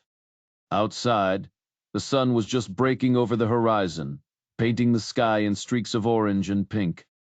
The air was crisp, no humidity, no breeze, just the kind of quiet morning that made you forget the world was full of problems. The cafeteria was already buzzing, the usual Monday morning energy filling the space. Blake sat at his usual spot by the window, Lamar beside him, in a faded black blouse instead of her usual cream. The table was set with coffee, donuts, the works, but no newspapers. Sorry about Spokane, Reacher said, watching Lamar's reaction. She didn't look up. I offered her leave, Blake cut in. She's got every right to take it. Reacher met his gaze. Not my business. Lamar picked up a teaspoon, balancing it on her finger like she was weighing something unspoken. In the middle of life, there's death, she murmured. You learn that fast in this job. You skipping the funeral? She exhaled sharply. Allison hasn't called me. I don't even know the arrangements. You didn't reach out? Another shrug. Didn't want to intrude. Reacher scoffed. Doubt she'd see it that way. Lamar finally looked at him, her eyes hollow. I just don't know. Blake cleared his throat. We've got work to do. So my theory's trash? Reacher countered. It's a hunch, not a theory. Blake shot back. We don't ignore 80 victims because one guy's got a gut feeling. Would they even notice? Reacher took a slow sip of coffee, eyeing the stale donuts. So you're not even gonna check? Blake hesitated. I considered it. Consider harder. Because when the next body drops, it'll be one of my 11, and that's on you. Without waiting for a reply, Reacher shoved his chair back. I need real food. Those donuts look like they survived the Ice Age. He strode off before they could argue, snagging a discarded New York Times from a guy glued to the sports section. The headline jumped out at him. Gang war erupts in lower Manhattan. 6 dead, detailing a brutal clash between Chinese and Syrian syndicates. At the buffet, he loaded his plate with pancakes, bacon, and enough syrup to drown in. He'd need the fuel. Something told him he'd be covering a lot of ground soon, probably on foot. Back at the table, he pretended to notice the headline mid-bite. Well, would you look at that? He mumbled around a mouthful. The article spelled out a bloodbath. Automatic weapons, machetes, bodies stacked 4-2 in favor of the Chinese. Reacher chewed slowly, already mapping his next move. 4 bodies were found on the Syrian side, including Almar Petrosian, the suspected crime boss at the center of it all. The article quoted NIPD and FBI sources diving into the century-long grip of protection rackets in New York, the Chinese tongs, and the cutthroat competition between factions controlling a multi-billion-dollar underground empire. Well, would you look at that? Reacher muttered, though nobody bothered to glance his way. Blake was too busy watching the first streaks of sunrise through the window, Polton fixated on the wall, and Lamar still hypnotized by her teaspoon. Did Kozo call to confirm? Reacher pressed. Silence. That was answer enough. He smirked. Life's funny, huh?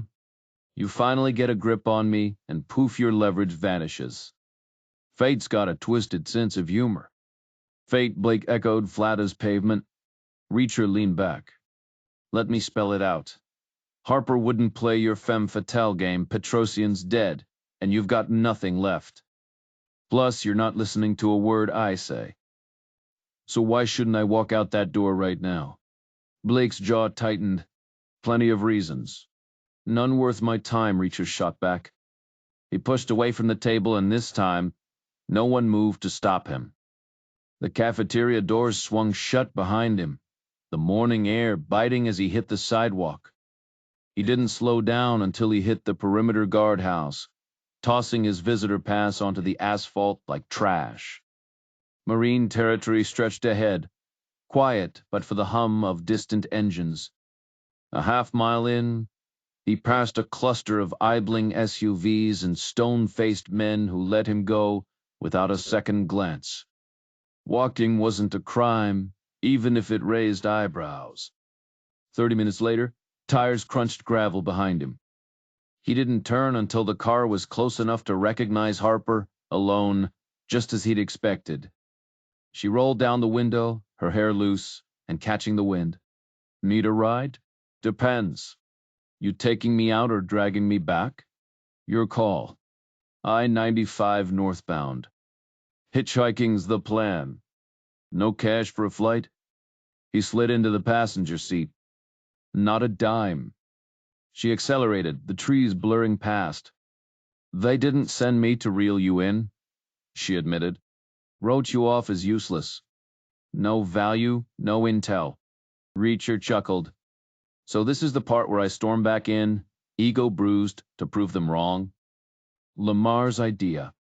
She thought flattery might work. Landscape gardening and psych degrees, what a combo. Harper grinned, but Reacher's tone shifted, turning grim. She's not wrong, though. This guy, he's smarter than all of us. No one's catching him. Or is that just your exit strategy? Harper countered. Ease your conscience before you bail? My conscience doesn't need easing. Not even about Petrosian? They threaten you with him, and suddenly he's dead. Hell of a coincidence. Luck's a fickle thing. Harper's grip tightened on the wheel. I never told them I was staking out Trent's office all day. Reacher frowned. Why? And what's Trent got to do with this? She shrugged. Call it self-preservation. But I don't trust coincidences. Reacher stared out the window. Sometimes they're all we've got. Obviously, she said with a smirk. You know how the Bureau feels about coincidences. They hate 'em as much as bad coffee at a stakeout. So, he raised an eyebrow, waiting. She shrugged, her jacket rustling. They might start digging. Could make things messy for you down the road. His grin widened. Oh, so this is phase 2 of the grand persuasion plan? Her smile cracked into laughter. Bingo. And trust me, I've got a dozen more phases lined up. Some are real gems. Wanna hear 'em? Nah, he said, shaking his head. I'm not going back. They've got selective hearing when it comes to me. She nodded, gripping the wheel tighter as she merged onto the interstate, heading north. I'll drop you at the next exit. This one's Bureau territory. No one's stopping for you here. Appreciated, Harper. Jodie's back, she added casually, eyes on the road. Called Kozo's office. They had eyes on her place. She flew in this morning, looked like she came straight from the airport. Working from home today. He exhaled, a smirk tugging at his lips. Well, that settles it. I'm officially out. We need you, Reacher, she pressed. They don't want my input. Then make them listen, she shot back, voice sharp. He fell silent, staring out at the blur of highway. Finally, he muttered, why won't they? Ego, maybe? She offered. He scoffed. They need help, sure. Just not mine. I don't have the manpower. Or the badge. To do what? Take over.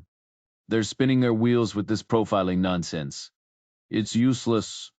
They need to follow the damn clues. There are no clues. Wrong, he snapped. The guys, intelligence, the paint, the locations, the quiet crime scenes. It's all there. They're just too busy chasing theories to see it. Starting with motive? That's backwards.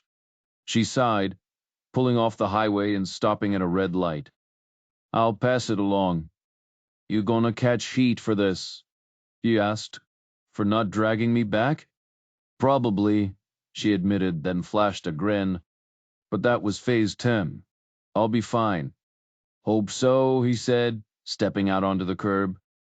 He watched her car disappear under the overpass before turning north, alone. Hitchhiking as a 6'5", 230-pound guy wasn't exactly easy. Most drivers, especially women, saw a threat, not a passenger. But Reacher was clean-shaven, dressed in neutral colors, and lucked out with a few truckers who didn't mind the company. 7 hours later, he was back in New York, the roar of diesel engines drowning out any conversation which suited him fine. The old restlessness gnawed at him. Back to Jodie, he told himself. But then what? Mowing the lawn? Painting walls? He clenched his jaw, pushing the thoughts away. His last ride was a Jersey produce truck, headed for Greenwich Village. It rumbled through the Holland Tunnel, and Reacher walked the final stretch down Canal Street, then Broadway, focusing only on seeing Jodie. He swiped his key, took the elevator up, and knocked. The peephole darkened, then the door swung open. There she was, tall, lean, alive. The most stunning thing he'd ever laid eyes on. But her smile was absent. "Hey, Jodie," he said. Her reply was flat. "There's an FBI agent in my kitchen." "Why?" "Why?" she echoed. "You tell me." He followed her inside toward the kitchen. The agent was young, stocky, with a neck like a linebacker. The guy by the door wore a crisp blue suit, a starched white shirt, and a striped tie that screamed government issue. He had his phone pressed to his ear, muttering into it as Reacher stepped inside. "He's here," the guy said before snapping the phone shut. Reacher sized him up. "What's the deal?" "Just need you to hang tight for about 10 minutes, sir," the guy replied, polite but firm. Reacher raised an eyebrow. "Care to explain why?" "You'll see soon enough." Reacher almost walked out on principle. Nothing irritated him more than being told to wait. But then he caught the look on Jodie's face. She was already sitting, her expression caught between irritation and something darker. The New York Times lay open on the counter, and Reacher skimmed the headline before sighing. "Fine, 10 minutes." He dropped into a chair beside her. The clock ticked past 15 before the buzzer finally sounded. The suit hurried to the door, clicking the lock before stepping into the hallway. Jodie stayed frozen, like she was a stranger in her own place. The elevator groaned to a stop. Footsteps clacked against the hardwood, and then Alan Deerfield barged in like he owned the place. His dark raincoat was damp at the shoulders, collar flipped up like some noir detective, and his shoes left gritty tracks across the floor. "6 bodies in my city," he announced, zeroing in on the newspaper. He flipped it open to the front page, then locked eyes with Reacher. "Which means I've got questions." Reacher didn't blink, then asked. Deerfield smirked. "Delicate ones. Get on with it." Deerfield turned to Jodie. "First question's for you, miss." "Jacob." She barely glanced up. "What? Where'd you been the last few days?" "Out of town. Business trip." "Where?" "London." Deerfield feigned confusion. "Which one? Kentucky? Ohio?" Jodie shot him a glare. "England. Obviously." "Ah, the fancy one. Took the Concorde, didn't you?" She stiffened. "Yeah. So? Must be nice." Associates don't usually rate supersonic flights unless the firm's got big plans for them. Jodie clenched her jaw. "I'm not a partner." Deerfield grinned. "Even better. Means they really like you. Unless something derails that." Silence. "Reacher knew you were there?" Deerfield pressed. Jodie shook her head. "No. Planned trip? Last minute. And he had no clue?" "I just said that." Deerfield chuckled. "See, that's the thing, information's everything." "You not telling him where you were?" "That made him panic. Called your office, your home, your cell over and over. Man was losing his mind." Jodie flicked a glance at Reacher, something like guilt flashing in her eyes. "I should told him." Deerfield waved a hand. "Not my business how you two communicate. But here's the kicker suddenly, he stops calling. Just like that. Why? Did he finally get word you were safe across the pond?" Jodie opened her mouth, then shut it. "Thought so," Deerfield said. "You were scared of Petrosian, so you kept your trip under wraps. Far as Reacher knew, you were still in the city. But then, poof, he stops worrying. Funny how that works." Jodie kept her gaze fixed on the scuffed linoleum floor of her Brooklyn apartment, arms crossed tight. "He has no idea you're tucked away safe in London," she muttered. "Or maybe he does. Maybe he's already heard whispers that Petrosian's days were numbered." Deerfield smirked, tapping his fingers against the kitchen counter. "Your guy's sharp. My bet? He called in a favor. Stirred up trouble in Chinatown, then let the tongs handle their usual business. Now he's sitting pretty untouchable. Thinks we'll never track down his mystery helper, and the tongs sure as hell won't talk. Meanwhile, Petrosian gets the bad news, and your boy's got an airtight alibi locked up in Quantico, like a good little suspect. He leaned in, voice dropping. Real confident, too. Stopped calling you right before Petrosian took his last breath. The kitchen was dead silent. Deerfield turned to Reacher, eyebrows raised. Am I warm? Reacher shrugged. Why would anyone care about Petrosian? Deerfield chuckled. Right. We'll pretend Blake never mentioned a thing. But here's the deal. Info is power. If you orchestrated this little mess, hey, maybe I'll even shake your hand. But if it was just dumb luck, we need to know. Not my problem, Reacher said. Then why'd you ghost Miss Jacobs? Deerfield shot back. That's private. Nothing's private now, Deerfield snapped. Petrosian was scum, sure, but he's still a corpse.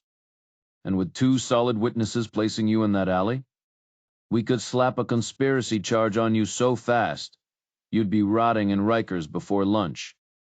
2 years waiting for trial, who knows if a jury buys your story. Jodie stood abruptly, her chair scraping loud. Time to go, Agent. This isn't the place.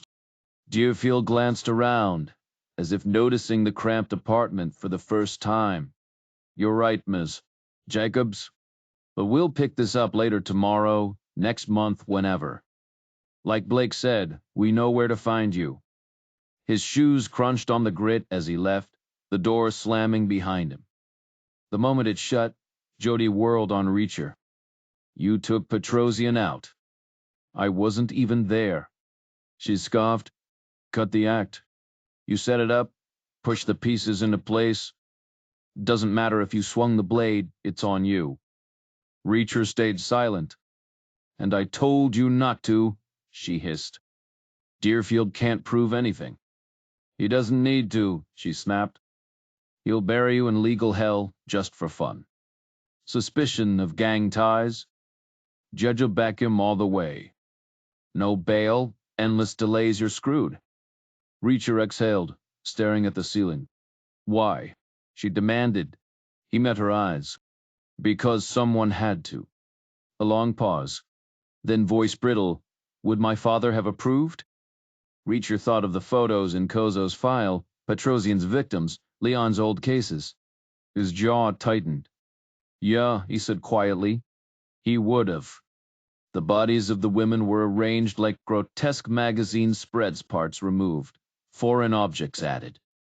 Come on, you know Leon would have backed me up without hesitation, he argued. She exhaled sharply. Sure, he might have agreed. But would he have crossed the line like you did? His jaw tightened. Yeah, he would have.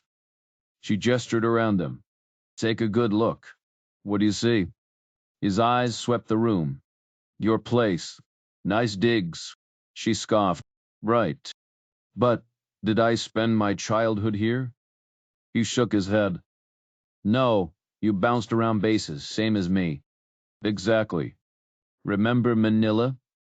That cramped bungalow with roaches the size of my fist? A faint smirk tugged at her lips. Worst place on paper, best memories in reality. He shrugged. So? Her finger jabbed toward her sleek leather briefcase by the kitchen door, stuffed with legal files. See that? Not a rifle, not a grenade launcher. Just paperwork. His gaze flicked to it. Yeah, I noticed. Because I chose this, she snapped. I could have enlisted, played soldier like you. But I wanted rules, real ones, not just orders barked in a war zone. Laws, courts, a life where people don't solve problems with a bullet. He leaned against her pristine granite countertop, its polished surface cool under his calloused hands. The stone gleamed under the recessed lighting, a far cry from the chipped formica of their past. You're saying I dragged you back into the chaos, he muttered. Damn right. Petrosian? That's your world, not mine. I walked away from that life for a reason. Her voice cracked. And then you stopped calling. Left me wondering if I was next on his list. His fingers tensed against the counter. I thought you'd lay low. That we didn't need to spell everything out. Like we're still in uniform? She shot back. Newsflash, we're not. You're not my CO, and I'm not your subordinate. We're just two people who used to know each other, until you decided to play vigilante. Silence hung between them, thick as the Manhattan smog outside her window. Finally, he exhaled. You're right. I screwed up. She crossed her arms. The question is, can you unscrew it? Or are you too far gone? The fridge hummed in the background, a mundane sound that underscored how absurdly normal this apartment was and how far removed from the bloodshed he brought to her doorstep. You're dragging me into a life I never asked for, and I'm pulling you into a world you don't belong in. The whole suburban dream white picket fences, mortgage payments, weekend barbecues. The American checklist. He stayed silent. Maybe it's my fault, she admitted. I used to crave that stability, badly, so it stings a little realizing you might not. I just want you, he said. She exhaled. I know, and I want you. But do we actually want what comes with each other? The chaos in his head roared like a stadium crowd. She said it. No turning back now. Grab it and run. But all he managed was, I don't have an answer. We should figure it out, she said. But the lobby buzzer cut her off, screeching like an alarm. Jodie stabbed the door release and vanished into the living room. Reacher stayed planted at the counter, tracing the veins in the granite until the elevator dinged. Then Lisa Harper burst in, still in her work blazer, hair wild, eyes bloodshot, a far cry from the composed agent he'd last seen. She vibrated with urgency, her usual calm obliterated. What's wrong? Reacher demanded. Everything. Harper spat. It's spiraling. Where? Spokane. His gut twisted. No. Allison Lamar. Yesterday. He skipped the pattern. Next kill should have been weeks out. How? Same MO. Hospital called about her dad's death. Cops found her in the tub. Paint. Just like the others. Reacher's jaw clenched. Security. Harper shook her head. Waltzed right in. Bullshit. They've locked it down. Quantico's flying a team in. Waste of time. Harper's gaze darted around the kitchen. Blake wants you back. He's bought your Theory 11 victims, not 91. Reacher scoffed. So now I get a gold star? We're drowning here, Harper snapped. We need your shortcuts. Blake knows you're good at bending rules. The air turned leaden. Jodie stared at the fridge, voice icy. You should go. Silence. Go do what you do best, she added. Harper's Bureau sedan idled on Broadway. Same driver who'd once held a gun to his ribs. The guy didn't blink, just hit the sirens and tore toward Newark. The airport was chaos. They elbowed through crowds to Continental, boarding passes materializing mid-sprint. They barely made the gate, only to be ushered into first class by a frazzled purser. New detail. As the plane taxied, Harper muttered, Blake's got a file on you thicker than the Lamar case. Thinks your Army record's a cheat code. Reacher smirked. Tell him to try reading the fine print. Tone shift. The jet engines roared, drowning out any reply. Somewhere below, another woman's life had been reduced to crime scene photos. And the clock was ticking. She stepped up to the group, microphone in hand, and greeted everyone boarding the flight to Seattle-Tacoma. Wait, Seattle? Reacher frowned. I thought Quantico was the plan. Harper fumbled for her seatbelt, shaking her head. Blake wants us at the crime scene first. We were just there 2 days ago, might help spot any changes. He's throwing everything at this case. Desperate times. Reacher leaned back. How's Lamar handling it? Harper exhaled. Holding it together barely. She's micromanaging from the ground, still refuses to fly. The plane rumbled as it taxied, engines whining louder as it pivoted toward the runway. The cabin vibrated under the growing thrust. Flying's not the problem, Reacher mused. Harper smirked. Yeah, it's the crashing part that's the issue. Statistically, you've got better odds of getting struck by lightning, he countered. Tell that to the lottery winners, she shot back. Hell of a handicap for an agent, though. This country's huge, how does she manage? Harper shrugged. They accommodate. It's on her file. The jet lurched forward, accelerating until the ground fell away beneath them. 5 hours to Seattle, Harper muttered. Round 2. Reacher tapped his fingers against the armrest. You catch the geographic pattern? Spokane's the 4th corner. She nodded. 11 possible targets, and he picks the 4 farthest points first. Like he's marking territory. But why? Reacher pressed. Showing off his range? Harper grimaced. Or his speed. Maybe that's why he ditched the timing, proving he can hit fast, coast to coast. San Diego to Spokane in days? That's not just skill, that's arrogance. Reacher's gaze drifted. Ice cold. Leaves one spotless scene, then races north to do it again. Who is this guy? Harper's smile was thin. That's the million-dollar question, Reacher. Now we just have to outthink him. Genius. Absolute, undeniable genius. The thought burned bright. 4 down flawless. Every one. Allison Lamar's face flashed in memory the shock, the dawning horror as she recognized what was coming. No mistakes. None. Every move precise, every second controlled. The isolation of her house had been a gift. No witnesses, no interruptions. A part of him wished he'd lingered, toyed with her longer. Could have made her beg. Good I made it last. But discipline was key. Patterns were safety. Stick to the script, especially after the close calls in San Diego's cramped suburbs. Think ahead. Adapt. Stay sharp. The game wasn't over yet. You've already conquered step 4, and yeah, you can bask in that victory for a while, replay it. Relish it, but eventually you've got to tuck it away and shift focus to what's next. The in-flight meal was exactly what you'd expect for a trip straddling lunch and dinner while hopping time zones. Definitely not breakfast. Mostly just a flaky pastry stuffed with ham and cheese.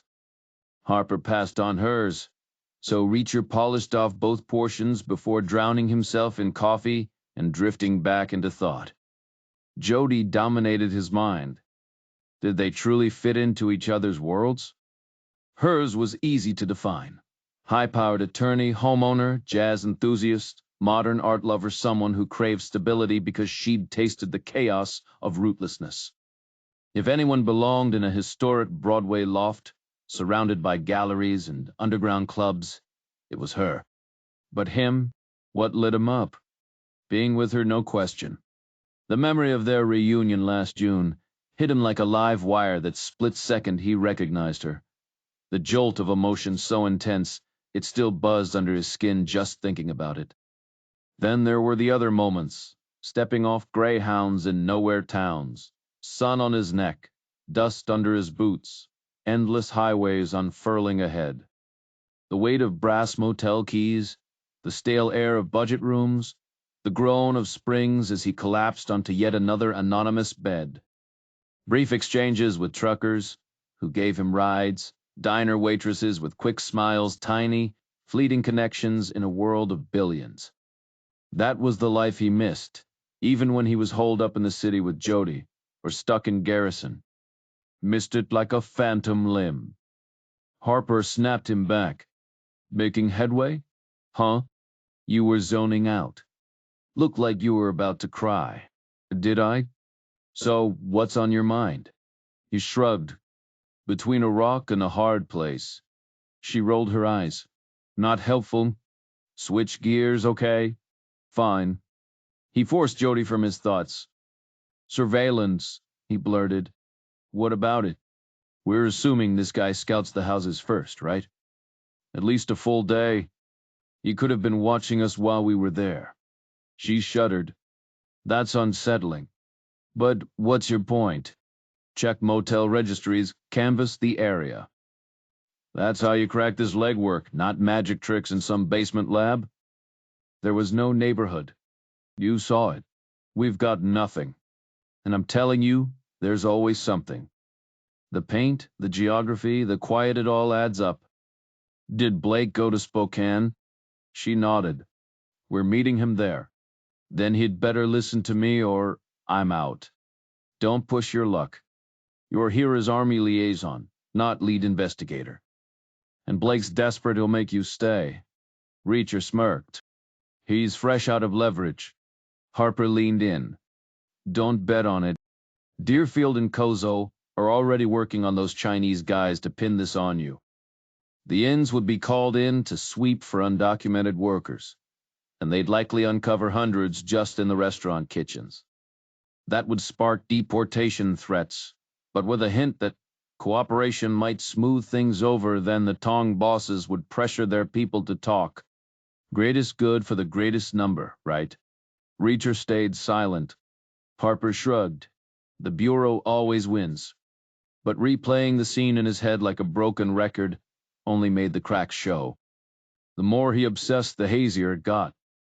Had he crossed every T? At the Callan house, no question. Caroline Cook's place?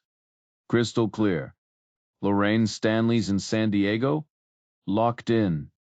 But Allison Lamar's? Did he do it, or did he push her too? He swore he remembered, but was that just muscle memory tricking him? Maybe this time he'd slipped. The doubt gnawed at him, swelling until it drowned out logic. A guy like him second-guessing? Pathetic. He shoved it aside, except it clawed back, louder, until he was hunched alone, clammy and convinced, his first misstep. The Bureau's Learjet had zipped Blake's team from Andrews to Spokane, then swung to SeaTac for Harper and Reacher. The same Seattle agent met them at the gate, jerking a thumb toward the tarmac where rain speckled the asphalt. They bolted for the jet, ducking inside just as the engines whined to life. 4 minutes later, they were airborne SeaTac to Spokane in a fraction of the Cessna's slog. The same driver waited, Allison Lamar's address still scrawled on his dash. He headed east toward Idaho, then north into the hills. 50 yards in, yellow police tape zigzagged between pines, 2 cruisers barricading the road. Beyond, the mountains loomed, rain smudging the western peaks, while eastward sunlight razored through clouds, glinting off distant snow. A cop unhooked the tape, and their car crept through, winding past scattered houses, until the driver braked before the final bend. 1 foot from here. Harper and Reacher stepped into the damp haze, not quite rain, not quite mist. Rounding the curve, the house hunched behind a battered fence, its yard choked with wind-whipped trees. The road ahead was a parking lot, a local cruiser with lazy strobes, 2 unmarked sedans, and a black Suburban with tinted windows, all idling like vultures. The coroner's van sat with its doors wide open, its metal surface dotted with raindrops. As they approached, the passenger door of the black Suburban swung open, and Nelson Blake stepped out. His dark suit was crisp, the collar flipped up against the damp chill. His face was pale, drained of color like the shock had sucked the life right out of him. No greetings, no small talk. Just straight to business. Daylight's fading fast, Blake said, his voice clipped. Walk me through what you did 2 days ago. Point out anything that's changed. Reacher nodded, scanning the fence, the trees, the neatly kept lawn. It all looked so ordinary. Just a tiny patch of earth someone had poured care into. But that someone was gone now.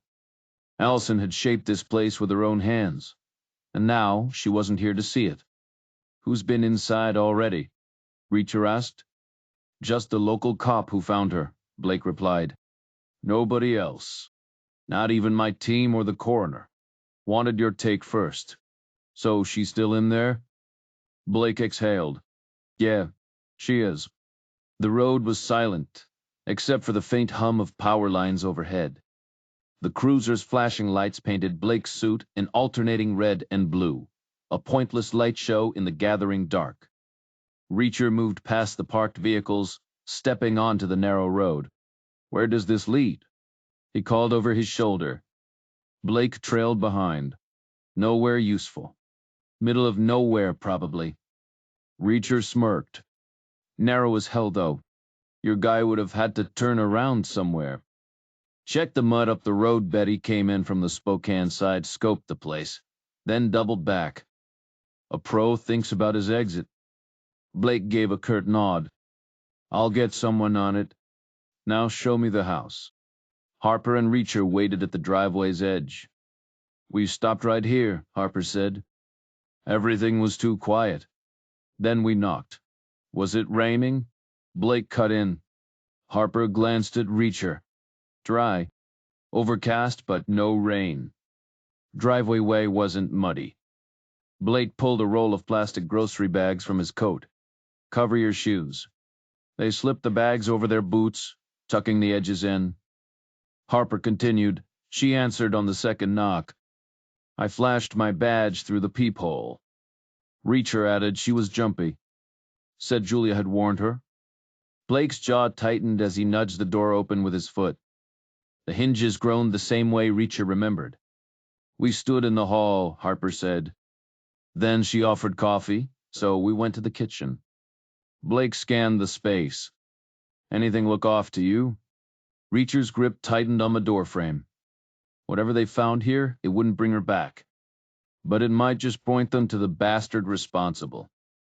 Reacher scanned the room, the knotty pine walls, the creaky wooden floors, the faded yellow checked curtains, the sagging couches, the antique oil lamps repurposed as decor.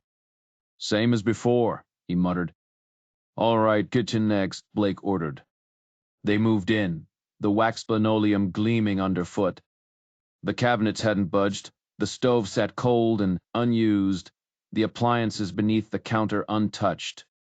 A few gadgets sat undisturbed on the counter, but the sink held a single plate, smeared with dried egg, a water glass, a coffee mug with a dark ring of sludge at the bottom, and a fork and knife.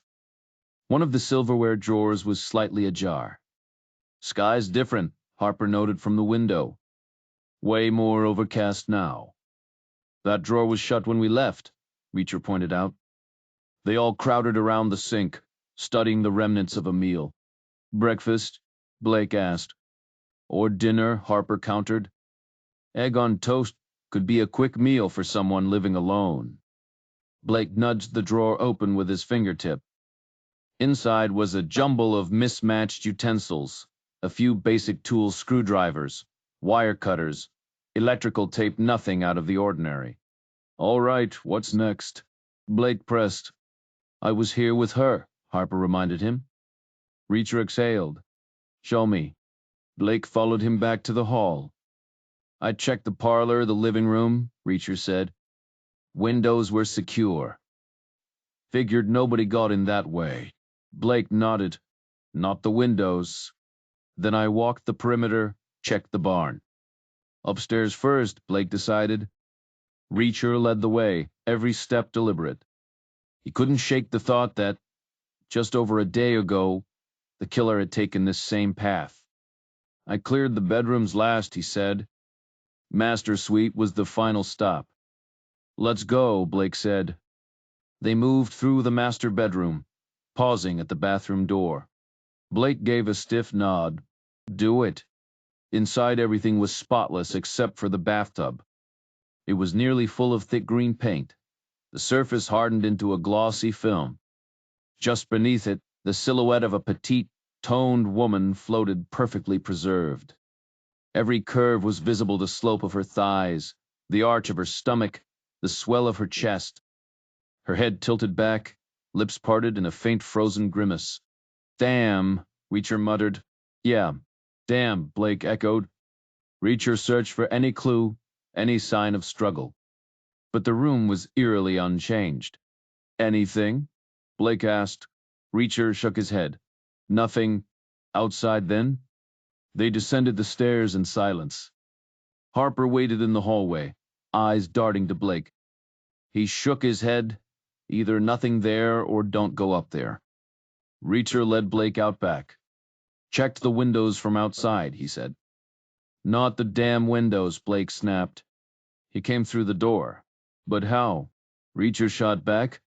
Last time, Harper was flashing her badge, yelling FBI, and the woman still barely opened up. She was shaking when she finally did. So how'd this guy get her to let him in? Blake shrugged. Like I said, they know him. Trust him. He knocks. They check the peephole, see a familiar face, and swing the door wide open. The cellar door was untouched, the padlock still in place. The barn's side door was shut but unlocked. Inside, the dim light revealed the new Jeep, stacks of cardboard boxes, one with its flaps loose, tape dangling. The workbench stood neat, power tools lined up like soldiers. Reacher ignored him, scanning the shadows. Nothing out of place. Just the same quiet dread hanging in the air. The garage looked untouched at first glance. Reacher frowned, scanning the space with narrowed eyes. Something's off, he muttered. What? Blake asked, impatient. Reacher blinked, mentally overlaying the current scene with his memory, like flipping between two nearly identical photos. The car's not where it was, he said. Blake exhaled through his nose. Obviously. She drove to the hospital after you took off. Reacher shook his head. Not just that. He paused, then cursed under his breath. Damn, I screwed up. Blake's jaw tightened. What now? That washing machine box. She already had one brand new, installed under the kitchen counter. So, maybe it just got unpacked. No. 2 days ago, that carton was sealed shut. Now it's been opened. You sure? Positive. Same box, same spot. But the tape's been cut. Blake pulled a pen from his pocket, nudged the cardboard flap up, and froze. This was here before? Sealed tight, Reacher confirmed. Like it had just been delivered. Blake's expression darkened. So that's how he moves the paint. Ships it ahead in appliance boxes. A cold realization settled in. You sit there, heart pounding, knowing you screwed up you didn't tape the box shut again. Didn't make her do it either. That tiny mistake just blew your whole plan wide open. Because those boxes? They were supposed to be invisible. Just another boring household item, buried in the clutter. Investigators would glance right past them. Hell, they had before. Florida, New Hampshire, California, 3 times those boxes sat untouched until it was too late. But not this time. This time the damp air made the cardboard curl.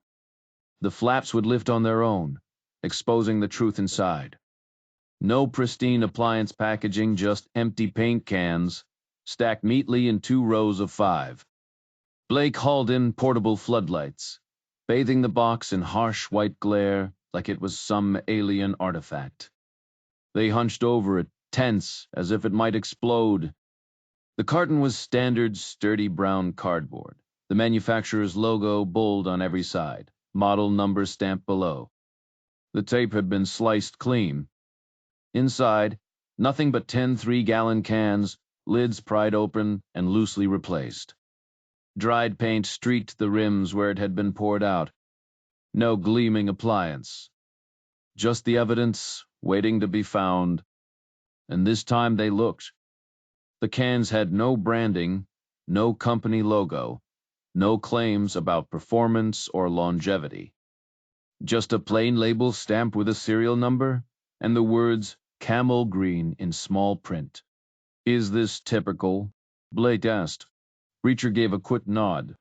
Standard military supply for vehicle maintenance. Any unit with trucks or jeeps would have these lying around. Bigger jobs get handled with industrial drums and spray rigs.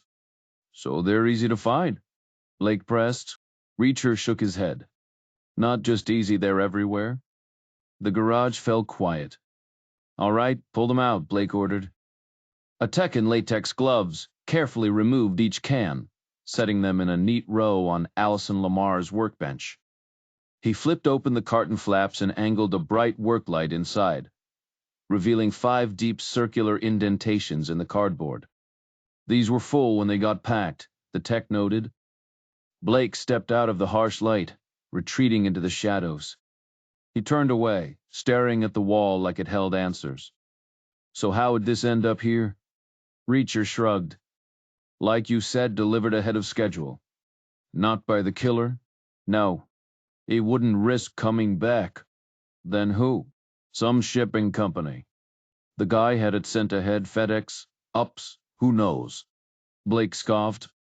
"Appliances get dropped off by the store, not some random courier." "Not this one," Reacher countered. "This didn't come from any retail chain." Blake exhaled, like the whole situation was absurd, before stepping back into the light. He circled the box, stopping where a rough square patch had been torn off, exposing the corrugated layer beneath. "Shipping label," Blake muttered. "Probably one of those plastic sleeves," Reacher added. "You know, the kind that says documents enclosed." "Then where is it? Who ripped it off?" "The delivery guys don't do that." "The killer did," Reacher said. "After the fact. So we couldn't track it. He caught himself, we, not you." Blake noticed too, glancing up sharply. "But how does the delivery even happen?" Blake pressed. "Imagine Allison's just at home, and suddenly FedEx shows up with a washer she never ordered.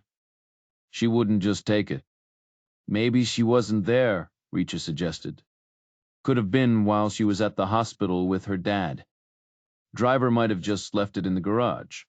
"Without a signature?" Reacher shrugged again. "I don't know, never had a washer delivered. Maybe the sender marked it no signature required. But she'd see it the second she parked her car." "Yeah, she definitely saw it," Reacher agreed. "It's not exactly small. So what then?" "She calls the shipping company." "Maybe she tore off the label herself, took it inside to check the tracking number." "Why wouldn't she open it?" Reacher smirked. "Would you unpack something you didn't order?" "Just means more work repacking it later." "Did she mention anything to you or Harper? Any weird deliveries?" "No, but she might have brushed it off." "Mistakes happen, right?" Blake nodded grimly. "Well, if there's paperwork in the house, we'll find it. The coroner's team will tear the place apart." "Coroner won't find anything," Reacher said flatly. "This time he better," Blake shot back. "Then you've gotta change tactics," Reacher said, emphasizing you. "Pull the whole tub out. Ship it to a lab in Seattle, hell. Fly it straight to Quantico if you have to." Blake scoffed. "And how exactly do we rip out a whole washing machine tub?" "Tear down the damn wall." Blake stopped and considered the idea. "We could bring in a crane and rip the roof off, sure. But we'd need Julia's approval. She's the legal owner now, given the situation." Reacher gave a slow nod. "Call her, get permission, and have her review the reports from the other locations. If this delivery angle isn't a one-time thing, it changes the whole game." "How so?" Blake asked. "Because it means our guy isn't some truck driver hauling cargo cross-country. He could be flying in and out, quick and clean, using commercial airlines." Blake headed back to the Suburban to make the calls while Harper led Reacher up the road where Spokane agents had found tire tracks in the mud. Flashlights cut through the darkness, revealing 4 distinct marks, evidence of a careful 3-point turn. The front tires had left fan-shaped scuffs from sharp steering, but the rear tracks were clean. "Looks like a mid-sized sedan," one agent said. "Newer radials, maybe 1970s on the 14-inch rims. We'll ID the exact model from the tread and wheelbase." "You think it's him?" Harper asked. Reacher didn't hesitate. "Who else? Normal people don't overshoot by 50 yards, just to turn around." This guy was casing the place, staying cautious. They left the agent setting up protective covers over the tracks and walked back. Blake stood by the Suburban, dome light casting a glow behind him. All three scenes had appliance boxes, he said. No one checked what was inside. Local teams are on it, and Julia gave the green light. We're tearing out the tub. Gonna need engineers. Reacher paused, a new thought freezing him mid-step. One more thing, call the remaining 7 women on the list. Ask if they've had any surprise deliveries. If this guy's speeding up, the next one might already be in place. Blake stared, then grabbed the car phone. Get Polton on it, Reacher added. Lamar's too close to this. Blake shot him a look but relayed the order. Meanwhile, in a dim office, a colonel sat motionless, lost in thought. His locked drawer held the list, but his mind was elsewhere. He needed to talk to someone. Army logic said shared. Problems shrink, but this wasn't something he could discuss. A bitter smile twisted his lips. Self-reliance was his only option now. So deep in concentration, he barely registered the knock at his door. The moments stretched on, and later he realized the corporal must have called his name more than once. Thank God he'd stashed a list in the drawer when the soldier finally stepped inside. He wouldn't have been able to conceal it. Hell, he couldn't even blink. Just sat there, frozen, staring at nothing. Because the next thing he knew, the corporal's voice sharpened with concern. Sir? No response. Colonel? The word barely registered. His head turned slowly, like it was filled with lead. Silence. Your car's waiting, the corporal tried again. They piled into the Suburban and sat there for an hour and a half, crammed together in the deepening chill. The evening bled into night, the cold seeping through the doors. Condensation clouded the window's breath on the inside, dew clinging to the glass outside. No one spoke. The world had gone unnervingly quiet, just the occasional distant howl cutting through the thin mountain air. Hell of a place to call home, Blake muttered. Harper's reply was grim. Or to end up dead. Then, like flipping a switch, you convince yourself you're safe. You're good, no, you're brilliant. Layers upon layers of backup plans, contingencies stacked like dominoes. You know how these investigations go. They'll scratch the surface, hit a dead end, and move on. They'll never trace the paint, never find the supplier, never connect the dots. You're 10 steps ahead, always. So you let yourself breathe. But damn, you're annoyed. One slip, one tiny oversight. And the paint that was fun, no. Probably gotta scrap the whole idea. That hey, maybe you'll dream up something even better. Because quitting, not an option. The phone's shrill ring shattered the silence. Blake fumbled it from the cradle, pressing it to his ear as a rapid-fire voice crackled through, male, definitely not Lamar. Polton them. Blake's gaze fixed on nothing as he listened, then hung up and exhaled hard. What? Harper demanded. Local team cracked open those appliance boxes, Blake said. Sealed up tight, like fresh off the truck. But inside, 10 empty paint cans in each. Used, just like the ones we found. But the cartons were sealed. Reacher cut in. Resealed, Blake corrected. They spotted it on closer inspection. Guy packed everything back up neat after. Clever, Harper muttered. Sealed boxes don't raise eyebrows. Blake nodded. Too clever. Knows how we operate. Not that clever, Reacher countered. Or you wouldn't have missed sealing this one. First mistake. Still batting 900, Blake shot back. Smart enough for me? No shipping labels. Mais vertu, hussard of haired. Ripped off, Blake said. Of course, she sighed. Reacher frowned. Hold on. If he remembered to trash the labels here, why forget to reseal the box? Maybe someone spooked him, Harper suggested. Reacher scoffed. Out here? Middle of nowhere? You saying he's not as sharp as we thought? Harper pressed. Funny. You were all about his genius earlier, using it to prove us wrong. Reacher met her stare. Because you are wrong. He turned to Blake. We need to talk motive. Now, later Blake dismissed. Now, Reacher insisted. Blake's mouth twisted. You haven't heard the kicker yet? A beat of silence. Then Reacher swore. Another woman got a delivery? Blake shook his head. Try all 7. A pause. Then Blake dropped the bomb. You and Harper, you're headed to Portland. Why? Reacher demanded. To see an old friend of yours. Rita Simica. That lieutenant you mentioned? The one assaulted in Georgia? She's on your list. Lives near Portland now? Reacher glanced at the handwritten note on the dashboard, Allison Lamar's address, still faintly visible beneath his own scrawled directions. He crumpled it up and tossed it behind him, irritation flickering in his grip on the wheel. Portland's next if he's still around, he muttered. Blake nodded, his usual cop bravado slipping for a second. That's why we've got people en route. 7 left easier to cover now, right? The joke landed like a lead balloon, and Blake looked away, guilt flashing across his face. Allison got to me too, he admitted. Like losing family. Reacher didn't answer.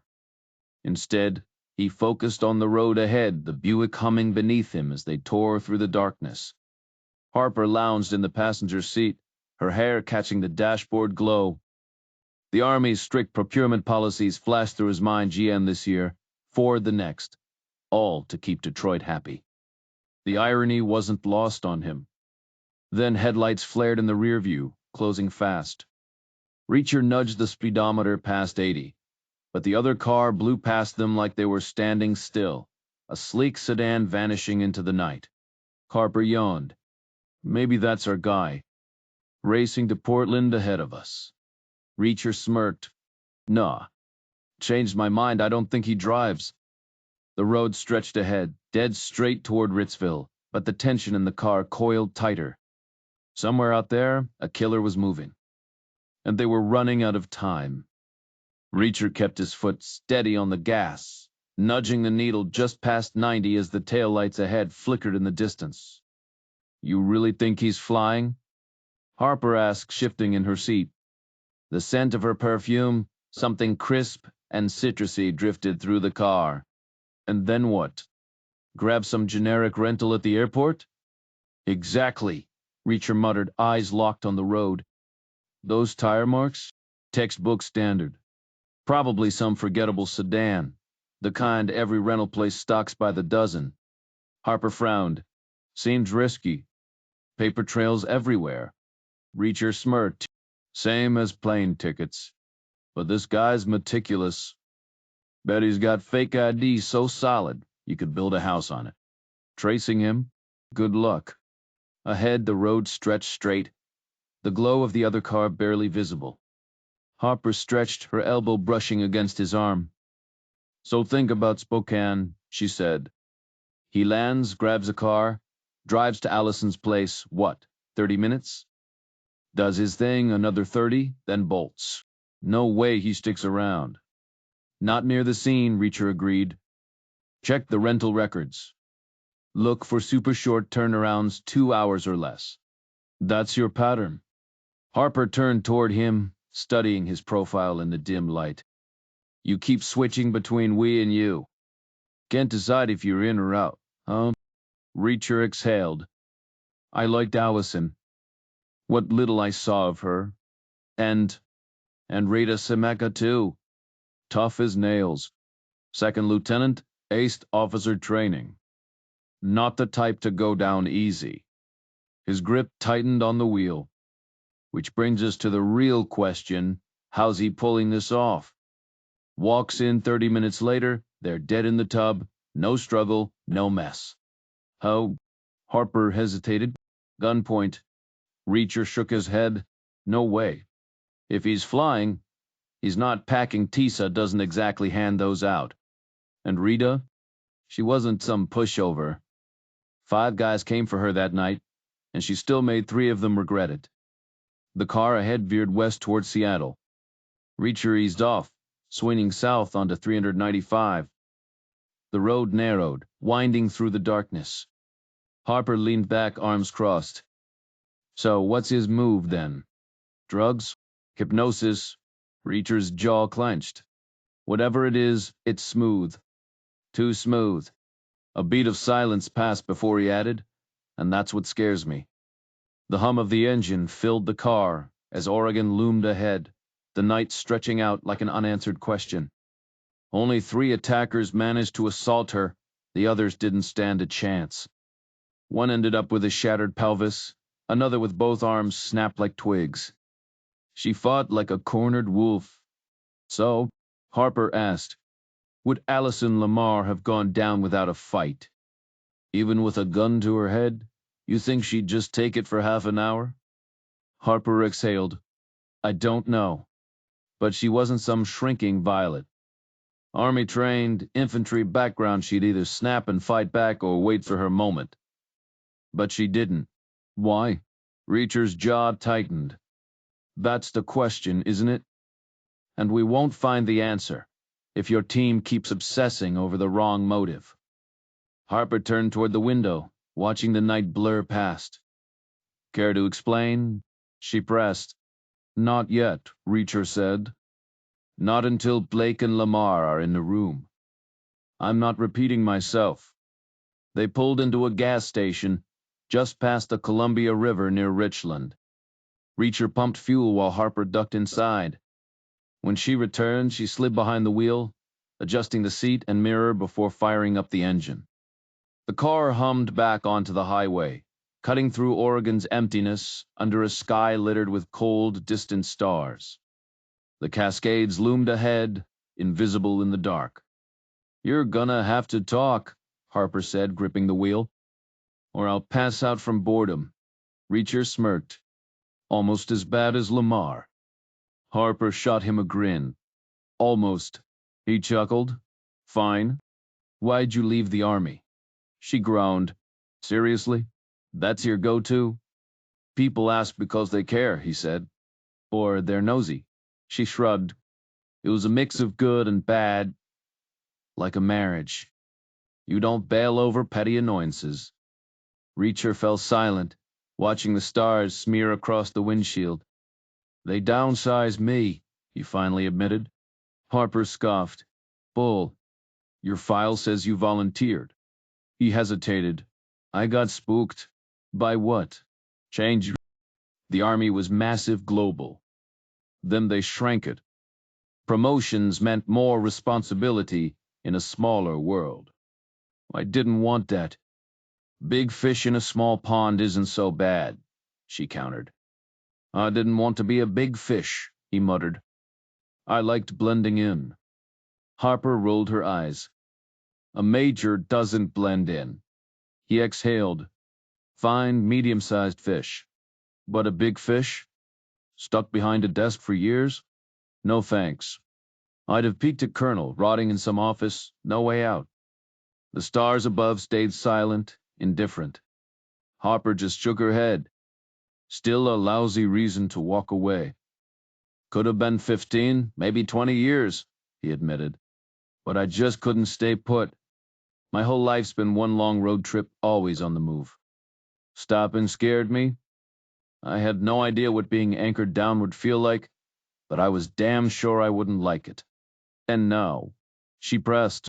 He exhaled sharply. Now I am stuck. She wasn't letting him off that easy. And nothing, he grumbled. She rolled her eyes. Cut the crap, Reacher. You're stuck and... He dragged in a breath, the weight of it settling between them. And I hate it. The car fell silent, the hum of the engine the only sound. She gave a slow nod, like she'd expected this all along. Jodie doesn't want the nomad life, huh? He rubbed his temple. Hell if I know. But she does. We both grew up military brats, never in one place longer than a suitcase could stay unpacked. Difference is she built the life she wanted. She knows what she's choosing because she's lived the alternative. She could still shake things up, she countered. Lawyers switch firms, take sabbaticals. He shook his head. Not like that. It's about roots, career, stability. She's on track for partner soon. That's her path. Me?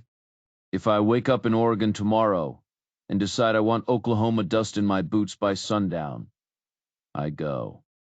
No plans, no strings. A drifter, she mused. More than that. It's in my bones. She tilted her head. How deep? Deep enough that right now, middle of the night, rolling towards somewhere new, feels like coming up for air. The corner of his mouth twitched. Might be the company, though. She smirked. Flattery won't dodge the question. Why's our guy's motive all wrong? Wait for Portland, he deflected. What's in Portland? Paint cans, no paper trail. And when you add it up, your theory's got more holes than a diner coffee cup. The Buick's engine growled as they climbed Route 35, Mount Hood's shadow looming. Harper downshifted, the jolt rousing Reacher from a half-sleep. Outside, the world was a monochrome masterpiece, moonlit snow in the gullies, jagged peaks like cut steel. Okay, Harper conceded, eyes on the vista, I get the appeal. Reacher grinned. Big planet, lots to see. They blew past Rhododendron, its streets dead at 3A. And followed signs to Rita Simica's place. The town was shut tight, gas station dark, general store locked. Harper turned onto a side street, tires crunching gravel. Third left. Somewhere up that slope, answers waited. Or more questions. Either way, they were rolling straight toward them. The house stood out immediately, not just because it was the only one on the block with lights still glowing, but because of the bureau car idling in front, its windows fogged from the agent's breath inside. Harper pulled up behind it, killing the engine with a quiet shudder. The night air was sharp, their exhales forming ghostly clouds as they stepped out. A young agent in a dark suit emerged from the sedan, rubbing his hands together against the cold. She's inside unharmed, he said, nodding toward the house. My orders were to wait here for backup. Harper glanced at Reacher before asking, and after that? The agent shrugged. I stick around till the local PD takes over at 8. Night shift's mine. Reacher raised an eyebrow. They only covering half the day. 12 hours, the guy confirmed, looking resigned. I pull nights. Good enough, Reacher thought. The house itself was a sturdy clapboard structure, its wide front porch adorned with intricate gingerbread railings. A short driveway led to a garage tucked beneath, the slope of the street making room for it. The yard was fenced in, dotted with flowers that looked silver under the moonlight. She awake? Harper asked. The agent nodded. Waiting for you. They followed the winding walkway, Harper moving lightly, while Reacher's heavier steps made the wooden stairs groan. Before the sound could fade, the front door swung open, revealing Rita Simica. She stood there, gripping the doorknob, her expression unreadable. Reacher, she said flatly. Samiga, he replied. You holding up? She pushed a strand of hair from her face. About as well as you'd expect at 3 a.m., finding out I'm on some psycho's hit list along with 10 others, 4 already dead. Thanks for the heads up, by the way. Government efficiency, Reacher muttered. She studied him, arms crossed. And you? Since when do you work with them? Didn't have much say in the matter. A beat passed, the cold seeping through the porch boards. Behind her, warm light spilled from the house, casting long shadows. Finally, she exhaled. Well, whatever. Kinda good to see you, I guess. Same? She was tall, not as tall as Harper, but lean and athletic, built like a distance runner. Dressed in jeans and a loose sweater, she looked older than the last time he'd seen her 4 years ago. Frown lines framed her mouth, her sharp brown eyes assessing them both. This is Agent Harper, Reacher said. Simica gave a cautious nod. Harper offered a small smile. "Come in, ma'am," Skymika finally said, stepping aside though her grip on the doorknob stayed tight, like she wasn't entirely sure about letting them cross the threshold. Harper entered first, Reacher following as the door clicked shut behind them. The hallway of the small house felt welcoming fresh paint, well-kept furniture, and an almost clinical level of cleanliness. Wool rugs softened the hardwood floors, while polished mahogany antiques and framed artwork gave it a lived-in elegance. Vases of chrysanthemums dotted the space, their deep gold petals catching the light. "I grow them myself," Sameka said, watching Reacher's reaction. "You approve?" "Definitely," he replied, "though I'd probably butcher the spelling." She smirked. "Gardening's my latest obsession. Keeps me busy." Then she motioned toward the front room. "Music too. Come see." The parlor was understated soft wallpaper, gleaming wood floors, and in the far corner, a grand piano with a glossy black finish. A German brand name gleamed in brass inlay. The bench was upholstered in black leather, and sheet music sat open on the stand, a storm of notes on thick cream paper. "Cared for a listen?" she asked. Reacher shrugged. "Why not?" She settled onto the bench, fingers hovering before she struck a somber chord that resonated through the room. The melody twisted into something slow and mournful, like a dirge. "Got anything less depressing?" Reacher muttered. She exhaled sharply. Not really in the mood for happy tunes. Still, she shifted into Beethoven's Moonlight Sonata, the notes shimmering under her touch, muted by the damper pedal. Outside, the garden looked ghostly under the moonlight. The distant ocean, nothing but a whisper 90 miles west. "Better," Reacher admitted when she finished. She lingered over the keys, hands still resting even after the last note faded. The sheet music on the stand read Chopin, but she hadn't needed it. "You holding up okay?" Reacher asked. She turned, meeting his gaze. "You mean, have I bounced back after being raped by 3 men I trusted with my life?" Reacher didn't flinch. "That's the gist." "I thought I was fine," she said flatly. "Then I found out some psycho wants me dead for reporting it. Kinda ruins the recovery process." Harper cut in, voice firm. "We'll stop him." Samika just stared. "So," Reacher said, shifting gears, "can we check out that new washing machine in the basement?" Samika snorted. "Except it's not a washing machine, is it?" "Not that anyone tells me anything." "Probably paint," Reacher said. "Army green." "In cans." Her brow furrowed. "What for?" Covering his tracks. "Dumps you in the tub, pours it over you." She blinked. "Why?" "Good question. Some eggheads are working on that right now." Sameka turned to Harper. "You one of them?" "No, ma'am. Just an agent." "You ever been raped?" Harper shook her head. "Don't be," Skymika said, voice brittle. "That's my expert advice." Silence stretched before she added, "It rewrites your life. Gardening and music, that's all I've got left." "Solid hobbies," Harper offered. "Safe ones," Sameka corrected. "I don't leave the house much. Don't like people. So take the warning." Harper nodded. "Noted." "Basement," Skymika said abruptly, leading them to a narrow door under the stairs. The steps creaked as they descended into chilly air laced with gasoline and rubber. "Garage first," she muttered. A gold Chrysler sedan took up most of the space, its long hood gleaming. They edged past it, single file, before Skymika pushed open another door in the far wall. The moment Skymika yanked the cord, a harsh yellow bulb flickered to life, revealing the basement's cramped, dusty interior. Heat from the furnace clung to the air, mixing with the scent of old cardboard and insulation. Storage racks lined the walls, packed tight, while exposed pipes twisted up toward the ceiling.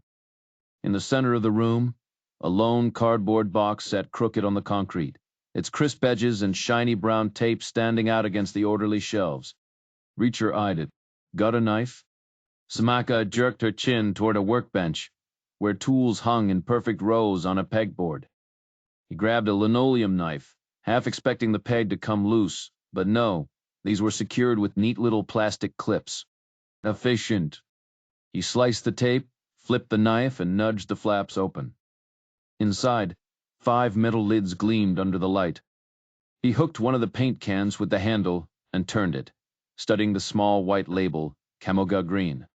Samika smirked. Seen a few of those before, huh? 1 or 2, Reacher muttered, dropping it back into the box. He returned the knife, then shot her a look. When would this show up? She shrugged. Couple months ago, maybe. I didn't order it. Harper frowned. You didn't think that was weird? I figured it was my roommate's. She moved out a few weeks back. Reacher circled the box, noting where the shipping label had been torn off. So she just left this behind? Maybe she's coming back for it. It's heavy. Nothing else? Just this. The 3 of them stood there, the yellow light casting sharp shadows across their faces. Samika exhaled, rubbing her temple. Look, I'm beat. You guys need to go. One last thing, Reacher said. Tell Harper what you did in the army. Samika blinked. Armaments proving. We tested new weapons before they got shipped out. Harper shot Reacher a questioning glance, but he just nodded. All right, we're done. Samika led them back through the garage, killing the light with another tug of the cord. Up the narrow stairs through the foyer, she checked the peephole before swinging the door open. A gust of cold night air rushed in. Later, Reacher, she said, her voice flat. The door clicked shut behind them. Good seeing you again, she said with a quick smile before shifting her attention to Harper. You can trust him, I still do, and that's saying something. The door clicked shut behind them as they stepped onto the walkway, the lock snapping into place before they'd even reached the sidewalk. The agent lingered in the doorway, watching them climb into the car. Harper cranked the engine, blasting the heat to fight off the lingering chill. She wasn't living alone, Harper muttered, gripping the wheel. Reacher exhaled. So much for that theory. We're back to the drawing board. More like board with a few extra pieces, Harper countered. It's still a pattern. Nobody hunts 91 women randomly. That's next level crazy. Reacher smirked. And dumping bodies in paint is totally sane? Harper rolled her eyes. Quantico it is. 9 exhausting hours later, after a turboprop to Seattle, a layover in Newark, and a final hop to D. C. They slumped into a bureau sous vide, the Virginia night swallowing them whole. Reacher dozed through most of it, waking only when the car wound past Marine checkpoints. The guard at Quantico's gate handed him a fresh visitor pass, and soon they were descending into the underground seminar room, its sterile walls plastered with crime scene photos. Blake, Polton, and Lamar hunched over scattered files. Lamar looked ghostly, her eyes darting like she was chasing shadows. Let me guess, Blake cut in before they could speak. Simika's box showed up months ago, no paperwork, and she shrugged it off as her roommate's. Harper nodded. So the list of 11 is useless. Blake shook his head. Not useless. 11 women who appeared to live alone on paper. We called the other 80, posing as delivery reps. None recalled unexpected packages. That leaves 11 in the killer's crosshairs. Roommates just threw him a curveball. Reacher shot him a surprised glance. Hey, even a broken clock's right twice a day, Blake muttered. Lamar scribbled a note, her hand trembling. Maybe if you'd helped sooner, she said quietly, my sister would still be here. The room went still. 7 out of 7, Blake pushed on. No records, just vague answers. One more roommate situation, Polton added. 3 victims had delivery mix-ups. 2 were just spacey. Semega was traumatized, Reacher said. Cut her some slack. Lamar's nod was barely there. She's not the key. What about the delivery companies? Polton groaned. No paperwork, no leads. Could be ups. FedEx, who's hell, some guy in a van. Start with Spokane, Reacher said. Polton threw up his hands. And ask what? Hey, remember that one box in a million? Try anyway, Reacher shot back. Or wait for the next body. A beat of silence. Then Lamar's pen hit the table. Hard.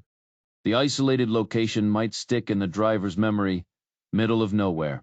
Hard to forget. Blake leaned in, rubbing his temples. Fine, we'll check it out. But that's the only shot. Anywhere else and we're chasing ghosts. Harper frowned. Why can't these women give us anything concrete? Lamar exhaled, her fingers tapping the table. Trauma does that. Reacher's right, they've been violated, physically and mentally. Their brains shut down details as a defense. It's textbook. Her voice was tight, her thin hands pressed flat like she was steadying herself. I still think it's bizarre, Harper muttered. Lamar gave him a tired, knowing look. Put yourself in their shoes. They're terrified. And now we've told them they're targets, of course. Samika's rattled. If I were the killer, she'd be next on my list. She knows it too. Blake dragged a hand through his hair. We need to nail this guy before he vanishes. Full protection on the 7 victims, but he'll see that coming. No way we catch him at a scene now. He'll lay low, Lamar said. Wait us out. How long are we keeping security? Harper asked. Silence. Then Blake sighed. 3 weeks. After that, it's unsustainable. Harper's eyes narrowed. What, you want to assign them bodyguards for life? Polton shuffled his papers. So we've got 21 days to find him. Blake nodded. Rotating shifts 24/7. Julia, you're up first. 12 hours off. Starting now. Lamar stiffened. No, I'm not leaving. You need rest, Blake insisted. I need to work, she shot back. Let Polton go first. Blake's jaw tightened. No debate. You're taking leave compassionate after everything. Her face went stony. I won't walk away. You have to, Blake said, voice dropping. They just brought your sister in for autopsy. You can't be there. Her breath hitched. For a second, she looked like she'd argue, then her shoulders slumped. Just get me the reports, she whispered. Blake nodded grimly. Meanwhile, in Spokane, the local FBI team had pulled an all-nighter. Construction crews ripped apart Allison Lamar's bathroom, yanking pipes and smashing through walls. Crime scene techs swaddled the tub in thick plastic, while a crane's hook swung through the gaping hole in the building. The whole thing dangled in the freezing air before landing in a foam-lined crate on a waiting truck. The driver didn't even shut off the engine before peeling out toward the airport. Lamar stared at the table, her fingers curling into fists. 3 weeks, she muttered. That's all we get. Blake didn't answer. The clock was ticking. The wooden crate was carefully loaded onto a military transport plane and flown straight to Andrews Air Force Base. From there, a chopper swooped in to transfer it down to Quantico, where a forklift operator gently deposited it in the lab's loading bay. For nearly an hour, it sat untouched, while the FBI's forensic team debated the best approach. Blake leaned forward in the pathology conference room, 3 buildings away from behavioral science. Just give me the cause of death, that's all I need right now, he said. Harper sat beside him, then Polton with Reacher at the end of the row. Across from them was Dr. Stavely, Quantico's lead pathologist, a burly, ruddy-faced man with an unsettling cheerfulness. His hands looked rough, like they belonged on a dock worker, but Reacher figured they were precise enough for the job. Next to him, a wiry, distracted technician fidgeted with a clipboard. We reviewed your other case files, Stavely said, pausing for effect. Blake raised an eyebrow. And, let's just say I'm not brimming with confidence, Stavely replied. New Hampshire might be off the beaten path, but Florida and California have seen their share. If there was anything obvious, those guys would have spotted it. Blake smirked. Yeah, well, we've got the best up here. Stavely chuckled. Flattery won't make the evidence appear, but I appreciate the effort. It's not flattery if it's true, Blake shot back. Stavely flexed his thick fingers. Look, if there's nothing there, there's nothing. But since he screwed up with the crate, maybe he left us another gift. The pathologist sighed. Don't hold your breath. Then he stood abruptly, cracking his knuckles. You ready? He asked his technician. The thin man nodded. Assuming the paint's hardened on top, we can cut around the edges, slide a body bag under, and lift her out without disturbing too much. Good, Stavely said. Keep the paint intact. I don't want her jostled. The group followed them down to the lab, a sterile, white-tiled space humming with ventilation. Steel carts held an array of tools, and cameras stood ready to document every gruesome detail. The air smelled sharply of bleach, cold and clinical. Gowns and gloves, Stavely ordered, pointing to a cabinet. Harper passed them out. Masks probably won't be necessary, Stavely added. The paint's gonna be the real stench. He wasn't wrong. The moment the gurney rolled in, the reek hit them thick, chemicals suffocating. The body bag bulged, slick with green paint that oozed from the seams, leaving streaks on the floor. The technician's arms were coated up to his elbows, like he'd been wrestling with a can of industrial enamel. X-ray first, Stavely directed. The gurney rattled as the tech steered it toward a side room, the bag wobbling like some grotesque, overfilled water balloon. Reacher moved forward and yanked the heavy door open, muscles straining against its surprising weight. Lead-lined, Stavely explained with a grim chuckle. We hit him with enough radiation in there to light up a Christmas tree. Not like these folks are going to file a complaint, right? The tech vanished briefly before reappearing, heaving the reinforced door shut with a metallic thud. A deep mechanical hum vibrated through the room before cutting off abruptly. When the technician returned with the gurney, its wheels left faint green trails on the sterile floor tiles. Flip her over, Stavely ordered, nodding toward the examination table. The tech grabbed opposite ends of the body bag and heaved first one side, then the other, until the zippered side smacked face down against the steel surface. The contents shifted with a sickening squelch, fresh paint oozing through the seams. Stavely eyed the spreading mess and the floor's intersecting green tracks.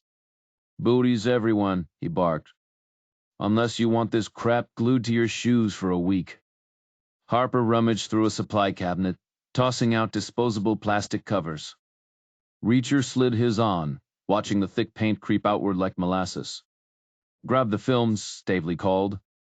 The tech darted back to the X-ray room, returning with a stack of large gray images. Stavely flicked through them like playing cards, holding one up to the harsh overhead light. Modern medicine faster than a Vegas blackjack dealer, he muttered.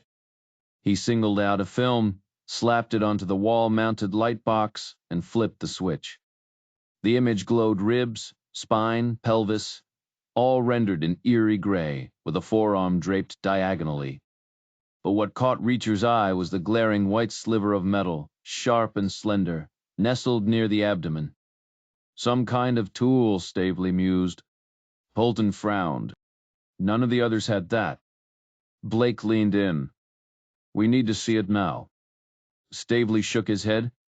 It's pinned under her. This isn't a drive-through. It's gonna take time. He arranged the films in sequence on the light box, studying them like an art critic. Old injuries, he noted, tapping a faint line on the wrist X-ray. Athletes wear and tear. Probably took a nasty spill years ago. Reacher nodded. Her sister mentioned she was into sports. Stavely moved to the collarbone image. Yep, classic break your wrist, break your collarbone. Physics isn't kind when you eat pavement. Blake pressed, but nothing recent? Nope. No blunt force trauma here. Stavely killed the light box and cracked his knuckles. All right, folks. Time to get messy. He unhooked a ceiling-mounted hose, twisted the nozzle, and a jet of clear liquid hissed to life. The thick, pungent odor of acetone filled the morgue as Stavely doused the body bag with the chemical, its sharp scent burning the air. Gotta strip this paint off, he muttered, spraying the steel table and the slick green surface of the bag. The lab tech grabbed wads of paper towels, wiping down the table as the viscous liquid pooled toward the drain. The fumes were suffocating. Flip the vent, Stavely ordered, and the tech scrambled to hit the switch. The overhead fans roared to life, drowning out the quiet hum of the morgue. Stavely adjusted the nozzle, watching as the acetone darkened the bag from green to black. He angled the hose low, creating a swirling rinse that carried the runoff straight into the drain. Scissors, he said, and the tech handed them over. A quick snip at the corner of the bag sent a thick stream of green paint oozing out. The acetone swirled it away, sluggish and stubborn, like molasses in winter. 5 minutes passed before the bag finally sagged, empty. All right, let's get to work, Stavely said, trading the hose for a scalpel. He sliced the bag lengthwise, peeling back the rubber with slow precision. It clung stubbornly to the skin beneath, releasing with a wet, sucking sound. Allison Lamar's body lay face down, coated in a slimy layer of paint, her skin glistening under the harsh fluorescent lights. Stavely worked methodically, cutting the rubber away from her feet, legs, hips, each movement deliberate. The paint had hardened into a grotesque crust, its underside bubbled and gelatinous, like something from a sci-fi horror flick. This won't hurt her? Blake asked, watching as Stavely rinsed the edges where the paint clung to her skin. Nah, it's just nail polish remover on steroids, Stavely replied, peeling back the crust with gloved fingers. The body shifted limply under his touch. The tech lifted her legs, while Stavely cut away the remaining rubber, working up to her thighs. Then came the worst part, her hair. A tangled, paint-caked mess. It framed her face like a grotesque cage. Gotta cut it, Stavely said, grim. Blake nodded, jaw tight. She had nice hair, Harper murmured, her voice barely audible over the fan. She stepped back, her shoulder brushing against Reacher's chest, just for a second too long. Stavely grabbed a fresh scalpel and sliced through the matted strands, as close to the crust as possible. With a firm grip, he lifted her head, freeing it from the hardened paint that clung like roots in swamp mud. Hope you nail this bastard, he muttered. Working on it, Blake replied, voice heavy. Flip her, Stavely instructed. The body turned easily, slick with acetone and paint. Face up now. Allison looked ghostly under the lights, her skin blotched, her eyes open, lids tinged green. The last scrap of the body bag clung to her torso, like some macabre swimsuit, the final shred of dignity in this grim process. And through it all the fans roared, the acetone hissed, and the weight of what had been done to her hung thick in the air. Stavely ran his fingers along the edge of the rubber sheet until he felt the hard outline of something beneath. With careful precision, he sliced through the material and reached inside, extracting the object like a surgeon removing a foreign body. A screwdriver, he muttered. The tech dunked it in an acetone bath before holding it up, a solid tool with a sturdy plastic grip and a gleaming steel shaft. Same brand as the ones in her kitchen, Reacher noted. You saw them when we checked her place. Stavely adjusted the hose, rinsing green residue from the victim's face. 4 thin, deliberate gashes ran from her left eye to her jawline. These weren't there before, Harper said instantly. Blake frowned. So what's the deal? Stavely glanced up. Was she right-handed? Polton hesitated, but Harper nodded. Reacher pictured her in the kitchen, pouring coffee with steady precision. Definitely right-handed, he confirmed. Stavely examined her hands, comparing them. Her right arm's more developed. These cuts, I think she did them herself. Blake leaned closer, skeptical. You sure? Stavely circled the table, studying the wounds under the harsh light. The acetone had puffed them up, turning the edges an unnatural green. I can't swear to it, he admitted.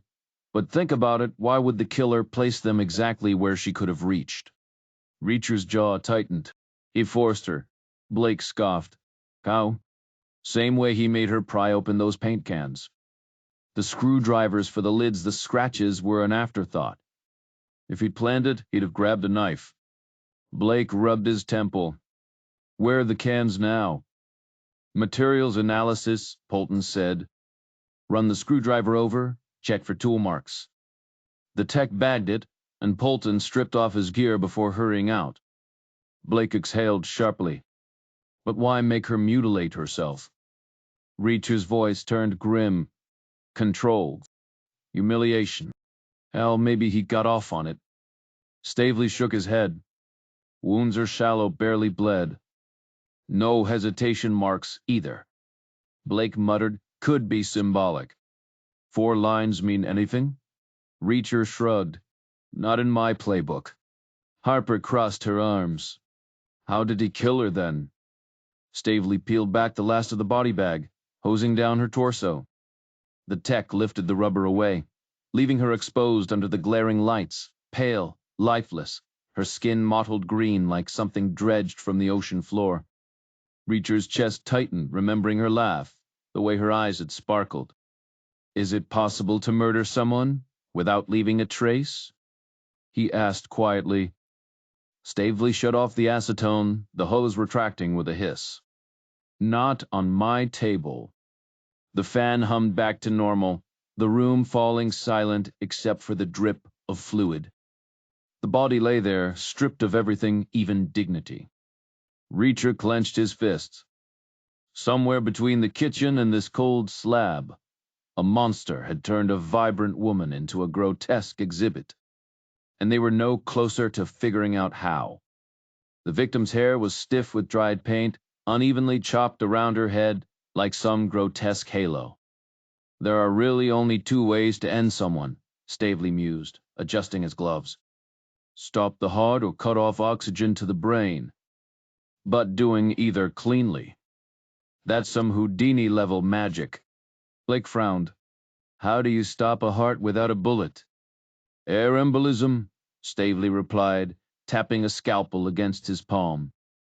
1 good bubble in the bloodstream, and boom, your heart treats it like a grenade. Nurses tap syringes for a reason. But good luck spotting the needle mark on this poor girl. The paints turned her skin into abstract art. He sighed. Still, I'll check her heart. Doubt I'll find anything, though. The other 3 victims were clean, too. Reacher crossed his arms. And suffocation? Classic pillow over the face move, Stavely said. Works great on frail folks, but this woman, she could have bench-pressed me. No way she went down without a fight. A muscle twitched in Reacher's jaw. He remembered a stifled struggle years ago, the raw strength it took to pin a man until his thrashing stopped. She'd have left claw marks in the walls, he muttered. Stavely nodded. Exactly. And look at this bathroom. Spotless? No drag marks, no scuffs. You think someone hauled 125 pounds of dead weight into a tub without knocking over a shampoo bottle? Please. Blake chewed his lip. Maybe the killer painted her after. Reacher scoffed. Paint's buoyant. She'd have bobbed like a cork. No, she stepped in alive, pointed her toes, slid under, just like taking a bath.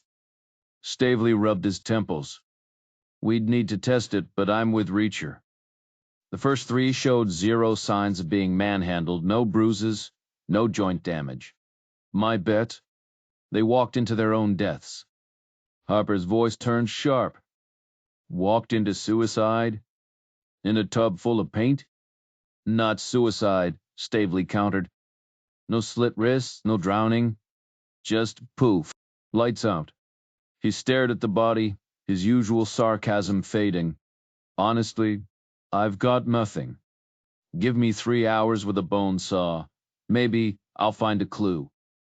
Or maybe we're dealing with a ghost. Reacher's gaze drifted to the exit. The room reeked of chemicals and dread. Out, Stavely ordered suddenly. She deserves dignity while I work. They shed their gear in a heap and filed out, the fluorescent lights humming like a bad joke no one wanted to hear. They circled the parking lot before heading inside, the crisp autumn air doing little to wash away the lingering scent of paint and something darker. The elevator ride down 4 floors was tense and silent.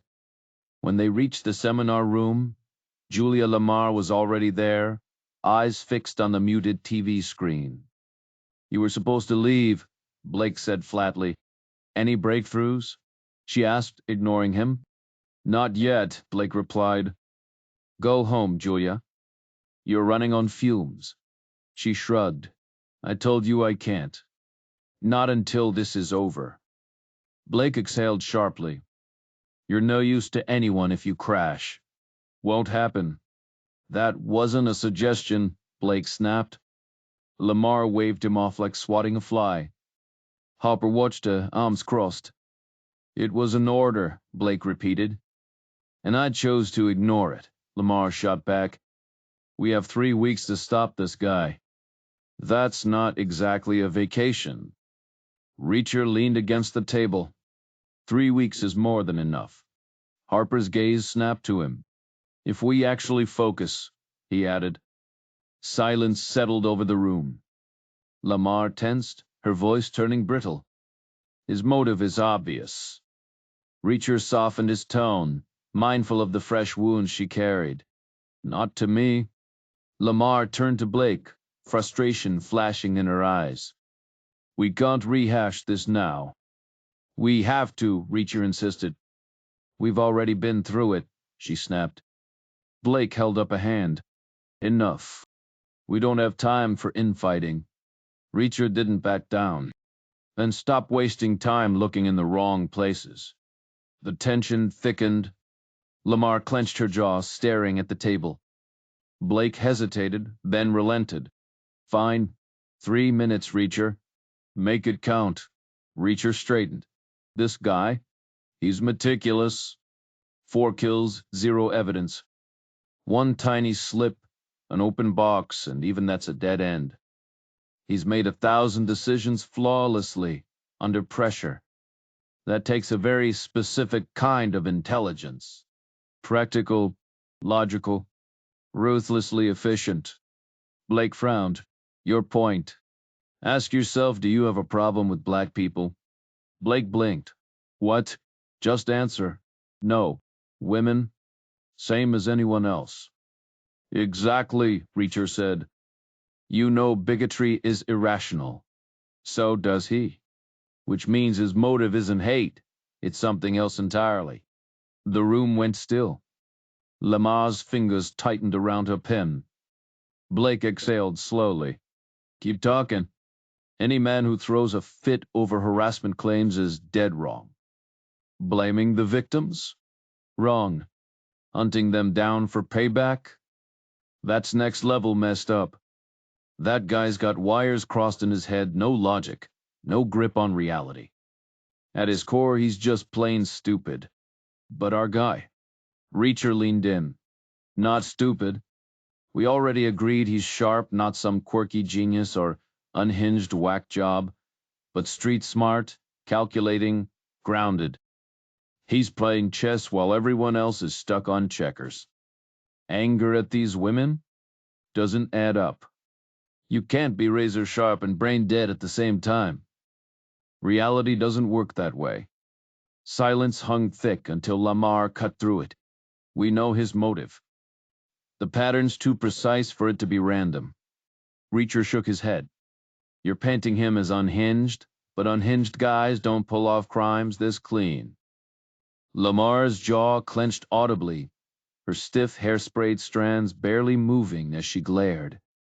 Then enlighten us, genius, she hissed. What's really driving him? Reacher shrugged. No clue yet. But it's gotta be simple. Out in the real world, the obvious answer's usually the right one. Maybe that's not how you folks operate, but the door swung open, cutting them off. Polton stepped in, sandy-haired and smirking until the tension hit him like a wall. He sank into a chair, shuffling papers like a shield. What'd I miss? Blake jerked a thumb at Reacher. Our resident know-it-all's tearing apart Julia's theory. Bolton's smirk flickered back. Screwdriver marks match, by the way. But what's this motive debate?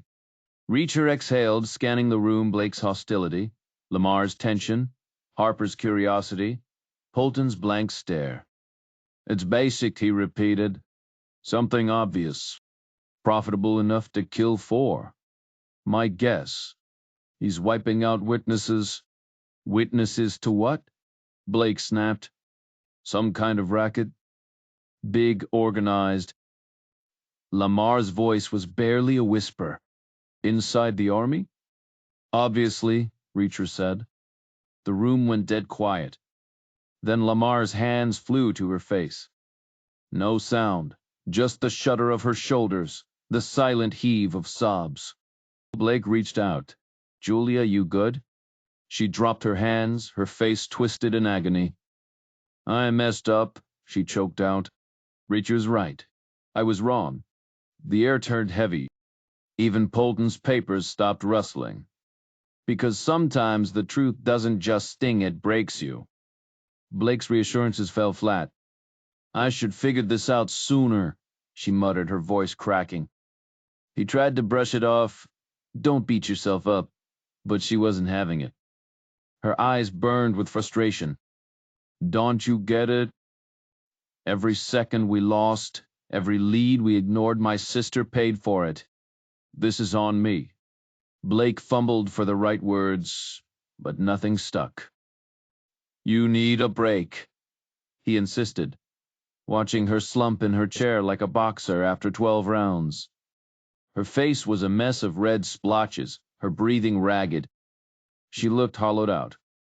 Rest can wait, she snapped, forcing herself upright.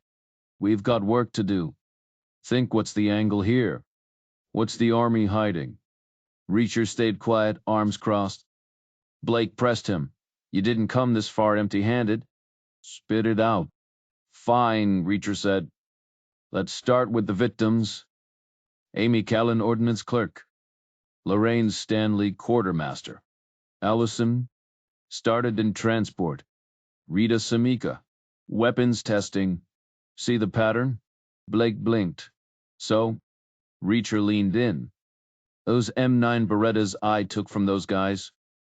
Military issue, serial scrub. Stolen. Now ask yourself what's worth killing over. Weapons trafficking. And these women? They were in the perfect spots to notice missing gear. Silence. Then Blake scoffed. That's a stretch. You're saying all these harassment cases were just cover-ups? Lamar cut in, suddenly sharp, her fingers tapping the table like a drum roll. No. Listen, they weren't harassed and witnesses. They were harassed because they were witnesses. You've got a problem soldier who won't look the other way? Make her life hell until she bails. Fastest way out? A sexual misconduct charge. Blake shook his head. Julia, no, but the pieces were already clicking into place. Reacher's mind was playing tricks on him, or so they thought. The odds of him randomly stumbling into the same shady operation that was targeting their victims. Astronomical. More like 1,000,000,000 to 1, Polton muttered, leaning back in his chair. Lamar shot them both a look, her patience thinning. Use your heads, she snapped. He's not claiming it's the same racket. The army's crawling with them, right, Reacher? Reacher gave a slow nod. Exactly. The restaurant thing just got me thinking about the bigger picture. The room fell quiet, tension thickening the air. Blake's face flushed red. Hundreds of scams? That's supposed to help us? We've got 3 weeks, not 3 years, Polton cut in, tapping the table. And what about the paint? If this was just about silencing witnesses, why not a clean shot to the head? The theatrics screamed serial killer. Reacher locked eyes with him. That's the point. The method shapes your assumptions. If it were a 92 to the skull, what would you be thinking? Polton hesitated, doubt flickering across his face. Blake leaned forward, palms flat on the table. We'd call it an execution. Doesn't change the motive. Reacher smirked. Be honest. You'd widen the scope. Bullets to the head? That's business as usual in your world. You'd be digging into army corruption, hunting some ruthless enforcer. But this guy? He wanted you fixated on the theatrics. He played you because he's damn good at it. Blake stayed quiet, which was answer enough. Not that you needed much convincing, Reacher added, dryly. Blake scoffed. This is just speculation. Of course it is. But isn't that your job? Sitting around, spinning theories until one sticks? The room went dead silent. Bullshit, Blake muttered. Reacher shrugged. Maybe. Or maybe it's some army hotshot cleaning house, hiding behind a psycho facade, because he knew you'd bite. Smart move. The silence stretched until Blake finally turned to Lamar. Julia? She exhaled, nodding slowly. It's plausible. Maybe even likely. We should chase it down now. Polton wasn't having it. He flipped through files, triumphant. Caroline Cook blows this theory apart. She worked war plans at NATO, nowhere near supply chains or shady deals. Before Reacher could respond, the door burst open. Stavely barged in, all urgency and noise, shattering the tension like a hammer to glass. The man wore a crisp white lab coat, but his wrists betrayed him. Streaks of green paint crept above his gloves like creeping vines. Lamar's face drained of color as she stared, her knuckles whitening against the table's edge. For a heartbeat, she looked ready to collapse, her fingers splayed like brittle twigs. Then, without another word, she grabbed her bag, slung it over her shoulder, and stood. Every step toward the door was slow, deliberate, her eyes locked on those smeared wrists, her sister's final mark on the world. She didn't look away until the door clicked shut behind her. Blake frowned. What just happened? Stavely exhaled. I know how he kills them. But there's a catch. Which is, it shouldn't be possible. Stavely circled the table, dropping into a chair like a man settling into a bad joke.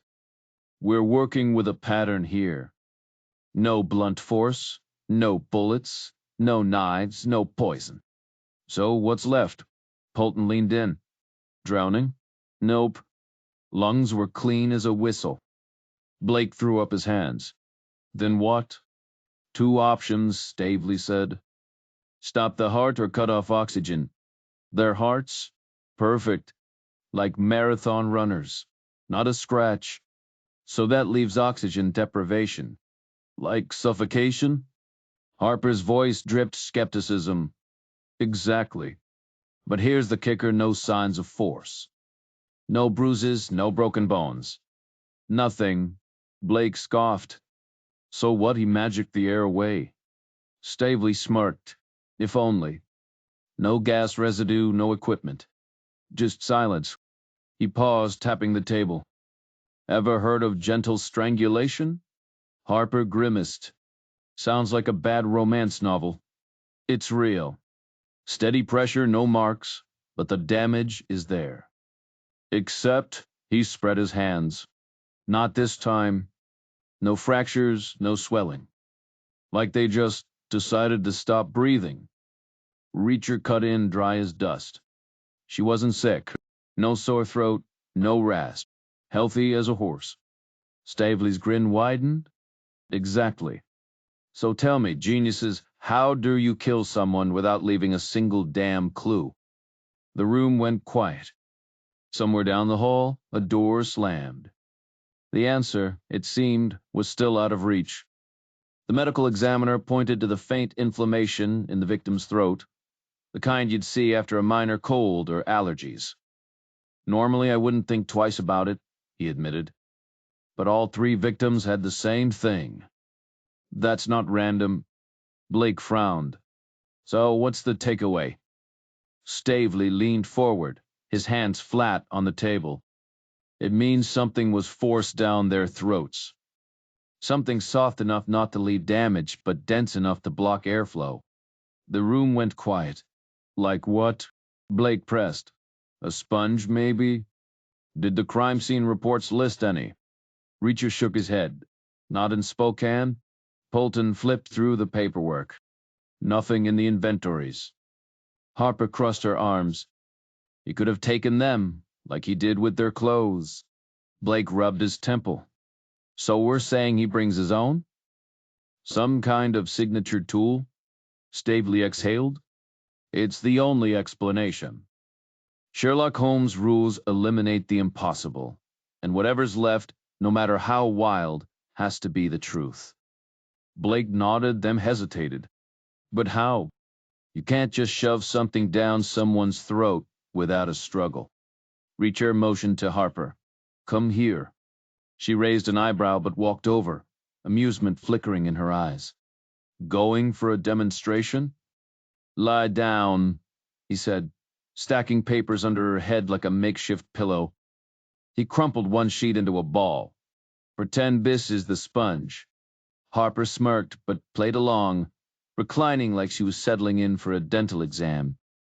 Reacher held the paper near her lips. Now, how do I get her to open up? Threaten her? Pinch her nose? Before he could act, Harper threw a mock punch, grazing his temple. Or I could just clock you. Exactly, Reacher said, unfazed. 2 seconds in, and we're brawling. Paint spills. Furniture topples. No way this happens without a mess. Stavely sighed. He's right. Forcing anything down someone's throat leaves marks, bruises, torn skin, defensive wounds. These women showed none of that. Blake chewed his lip. What if they were drugged? Like with Rohypnol. Stavely shook his head. Tox screens were clean. No sedatives, no paralytic agents. This guy didn't chemically subdue them. A beat of silence. Then Reacher tossed the crumpled paper aside. So either we're missing something, or our killer's got a method we haven't figured out yet. Harper sat up, smoothing her jacket. And until we do, he's still out there. The air in the room turned thick with tension. As the toxicology report confirmed, none of the victims had been drugged. Reacher hauled Harper to her feet, her palms damp against his as she steadied herself and brushed imaginary lint off her jacket before reclaiming her seat. Blake's frustration simmered. So you've got nothing? He snapped. Stavely exhaled, rubbing his temple. Oh, I've got a conclusion. Just one you won't believe. Reacher smirked. Told you this guy's playing chess while you're stuck on checkers. 4 bodies and you still can't crack his game. Blake's jaw tightened. Enlighten us, genius. What's the secret even the top pathologists missed? Reacher stayed quiet, letting the silence stretch until Blake repeated the question like a bad echo. I don't know, Reacher admitted. Fantastic. Another dead end. Not for long. I'll track him down and ask him myself. Meanwhile, across town, a colonel in civilian clothes wove through the chaos of National Airport, his uniform stashed in a leather garment bag. He blended into the crowd, just another traveler in the sea of suits and backpacks. Portland, Oregon, he told the ticket agent. Next flight out. The clerk tapped keys, nodding. Boarding in 2 hours. The colonel pocketed his ticket and vanished into the terminal's pulse. Back in the conference room, Polton scoffed. You'll never find him. Your whole theory's garbage. Caroline Cook never worked ordnance. Reacher's grin was razor thin. You FBI types love your paperwork, but the Army doesn't hand out full-service records like candy. Cook was fast-tracked war plans, doesn't take rookies. Check deeper. You'll find her tied to the right place. The room hummed with the flicker of dying fluorescence and the whisper of the lift lock. Blake drummed his fingers, weighing his next move. You really think you can do this? Reacher shrugged. Someone has to. You're spinning your wheels. You'll need backup. A little support wouldn't hurt. Blake exhaled. This is a gamble. Better than folding on a losing hand. 7 lives are on the line. 7 lives and your reputation, Reacher corrected. Blake's gaze flicks to Harper. Odds. Reacher didn't blink. Guaranteed. 3 weeks is plenty. You're insufferable. No, just honest. Now payment. Blake arched a brow. You want money? Fair's fair. You get a win. I get compensated. After a beat, Blake nodded. Find him, and I'll clear your Petrosian mess. Plus a fee. Deal. But Harper comes with me, consider it insurance. Blake smirked. Fine. Just don't lose her. Reacher's grin returned. Wouldn't dream of it. Blake cut her off with a sharp shake of his head. She doesn't get a say in this. What else do you need? Get me in touch with Kozo, Reacher replied. I'll kick things off in New York, but I'll need intel from him first. Blake gave a quick nod. I'll set it up. You can meet him tonight. Reacher shook his head. Tomorrow. Tonight I've got plans with Jodie. The room erupted into motion. Blake headed for the elevator, already dialing Kozo's number, while Paulton made calls to Spokane, checking rental agencies and shipping records. Harper disappeared to arrange flights, leaving Reacher alone at the long conference table, his gaze fixed on a blank wall like it was a window to somewhere else. 20 minutes passed before Harper returned, arms full of paperwork. More red tape, she sighed, dropping the stack in front of him. If the Bureau pays you, they've got to insure you. Standard procedure. She pulled out a pen. Ready? He nodded. Full name? Jack Reacher. That's it? No middle name? Nope. Short and sweet, she mused, scribbling it down. Date of birth? He gave it, watching her do the mental math. Her eyebrows lifted slightly. Older or younger than you expected? He asked. Older, she admitted. You don't show it. Bull. I look like I've been dragged through a war zone because I have. She smirked. Bet you clean up nice, though. Social? He rattled off the number, the same as his old military ID, in the clipped rhythm of a soldier. Address? Don't have one. She frowned. What about Garrison? He blinked. What about it?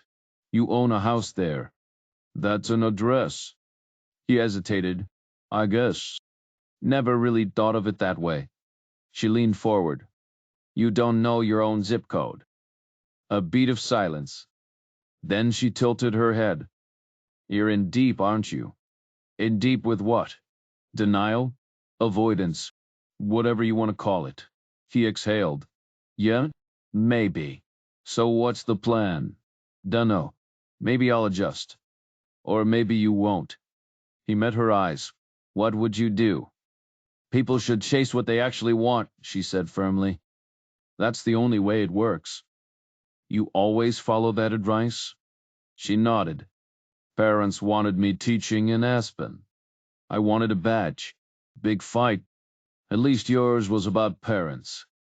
Mine's just me. She studied him. You sure it's not Jodie? He shook his head. It's me. My own damn problem. The room went still. So what's the move? He pressed. She hesitated. Not my place to say. Why not? Because I might tell you to walk away. His jaw tightened. You think I should? She held his gaze. I think you already know. A sharp laugh escaped him. Yeah, probably do.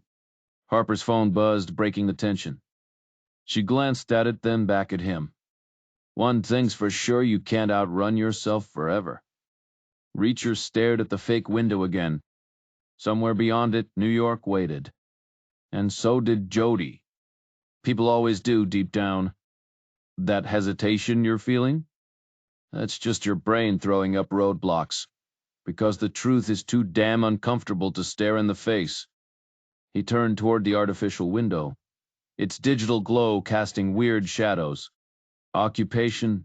She pressed. He smirked. Let's go with consultant. Sounds better than guy who solves problems people pretend don't exist. The door burst open. Blake and Polton, rushing in, clutching fresh files like they'd just struck gold. We're finally getting traction, Blake announced. Got a lead from Spokane. Polton jumped in. Up's driver there quit last month, moved to Montana for some warehouse gig. Phone interview says he might recall the delivery. Harper frowned. No records at Up's? Blake shook his head. Gone after 11 days. But if the guy remembers the exact date, we might salvage something. Then out of nowhere, anyone here a baseball nerd? Polton asked. Reacher shrugged. 2 players in history's top 10 had a U in their names. That's your fun fact for the day. Harper blinked. Why baseball? Blake grinned. Because on the day in question, some Seattle slugger hit a grand slam. Driver heard it on his radio stuck in his head. Reacher snorted. Seattle winning. That would be memorable. Polton squinted. Babe Ruth's one. Who's the other? Honus Wagner? Who? Exactly? Blake cut in. Hertz finally coughed up something short rental at Spokane Airport. Same day Allison died. In and out in 2 hours. Harper leaned forward. Name. Blake sighed. Systems down. They're digging through paper files. She rolled her eyes. And the clerks? Please. Half of them forget their social security numbers by lunch. Reacher crossed his arms. I'm still going. That name's fake, and the Ups lead's a dead end. This guy doesn't leave breadcrumbs. Blake hesitated, then nodded. Yeah, go. A nondescript Bureau Chevy got them to D. See, airport by dusk. The United shuttle queue was all suits, lobbyists, lawyers, Reachers sticking out like a bruise in a boardroom. The flight attendants greeted half the passengers by name. Harper beelined for the back. No hurry, she said. Kozo can wait till morning. Reacher stayed quiet. And Jodie's still billing hours, she added. Partner tracks a grind. He'd already done that math. Back here's quieter, she insisted.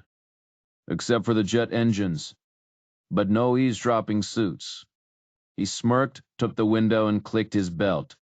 5 minutes, she said. Then we sleep. Talk about what? The scratches. I need to get it. He eyed her. Planning to solo this case? Damn right. Be nice to shove an arrest in the suits' faces. Lisa Harper versus? The pencil pushers. Damn straight. They treat us like interns. The plane roared to life, lurching backward. Harper didn't flinch. So, the marks? Reacher leaned back. Proof I'm right. This might be the most crucial clue we've uncovered yet. Harper frowned. How so, young? Reacher stretched his shoulders, his voice edged with fatigue. Because it's sloppy, like he's forcing himself to play a role. I'm sitting here analyzing these cases thinking, where's the rage? Meanwhile, this guy's probably panicking because he realizes he forgot to act angry enough. So he overcompensates next time, but it's all fake, no real emotion behind it. Just empty. Harper tapped her fingers on the armrest.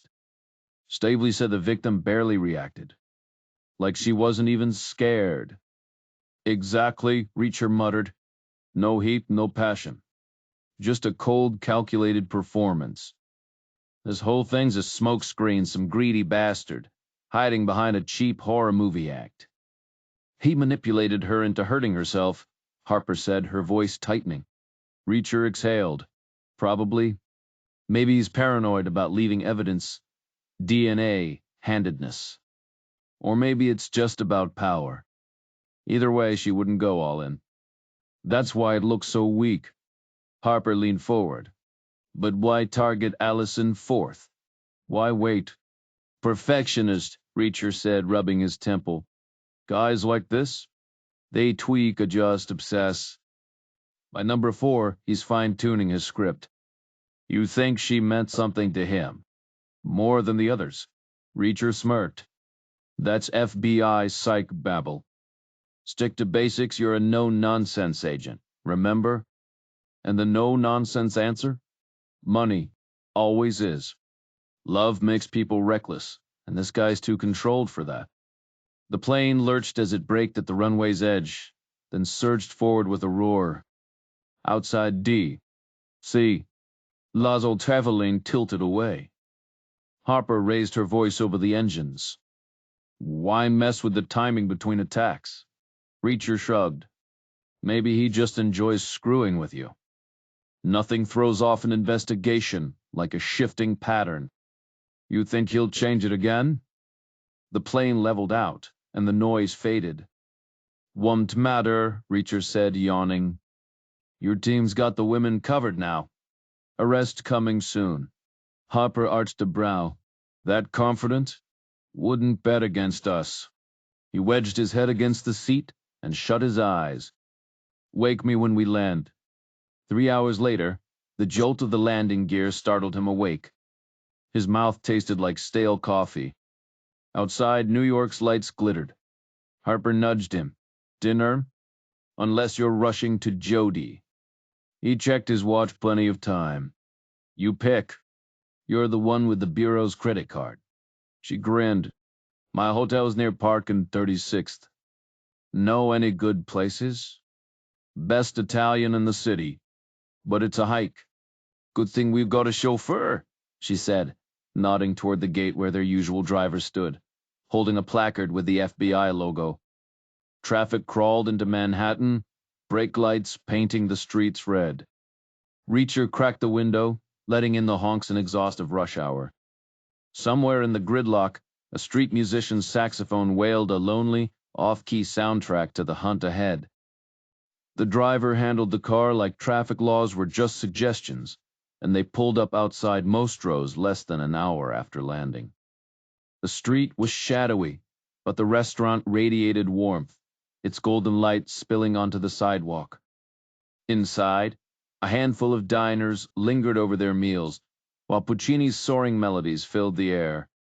The moment Reacher stepped into view, the owner rushed to greet them, grinning like they were old friends. He personally led them to a table and handed them menus. Harper leaned in, voice low. This is where Petrosian was shaking people down? Reacher jerked his chin toward the owner, now bustling behind the counter. Does that guy look like he needed that kind of trouble? You should have let the cops handle it, Harper said. Reacher smirked. That's exactly what Jodie told me. Harper arched a brow. Smart woman. The dining room was cozy despite its size, and Harper shrugged off her jacket, draping it over her chair. The movement pulled her shirt taut for a second before settling.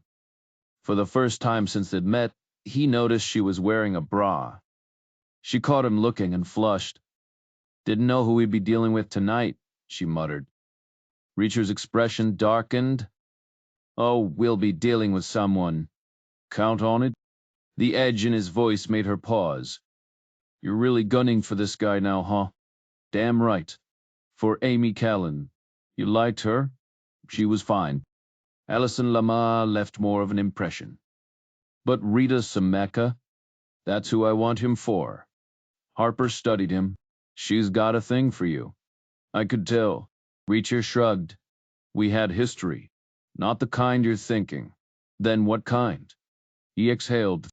She was in a bad place when I met her. Still is. I was older, played the big brother role. Took her out a few times, kept it clean. She needed someone, but she hated needing anyone. Like a soldier learning to walk again. And now this guy's reopening old wounds. Exactly. If it was just harassment, fine. But he's twisting the knife, making it personal. That's not gonna fly. Harper smirked. So now it's personal for you too. Reacher's grin was razor sharp. People shouldn't poke the bear. Or what? Or they'll regret it. She shook her head. We're bringing him in by the book, Reacher. My rules. He held up his hands. Already agreed.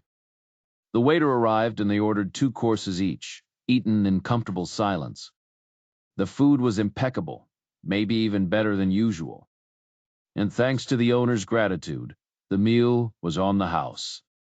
Later, the FBI driver dropped Harper at her uptown hotel while Reacher strolled toward Jodie's place, savoring the quiet. He let himself into her building, rode the elevator up, and stepped into the dark apartment. Stillness greeted him. No Jodie. He flicked on a lamp, adjusted the blinds, and sank onto the couch to wait. This time there'll be guards. No surprises there. He smirked to himself. Correction this time, it'll be fun. This time won't be easy, far from it. But impossible? Not for you. It's just another challenge, one that'll push you to the edge of your skills. Adding guards into the mix? That's what makes it worth your time. They're the spark that turns a routine job into something thrilling, something that forces you to think sharper, move smarter. You don't win by rushing in blind.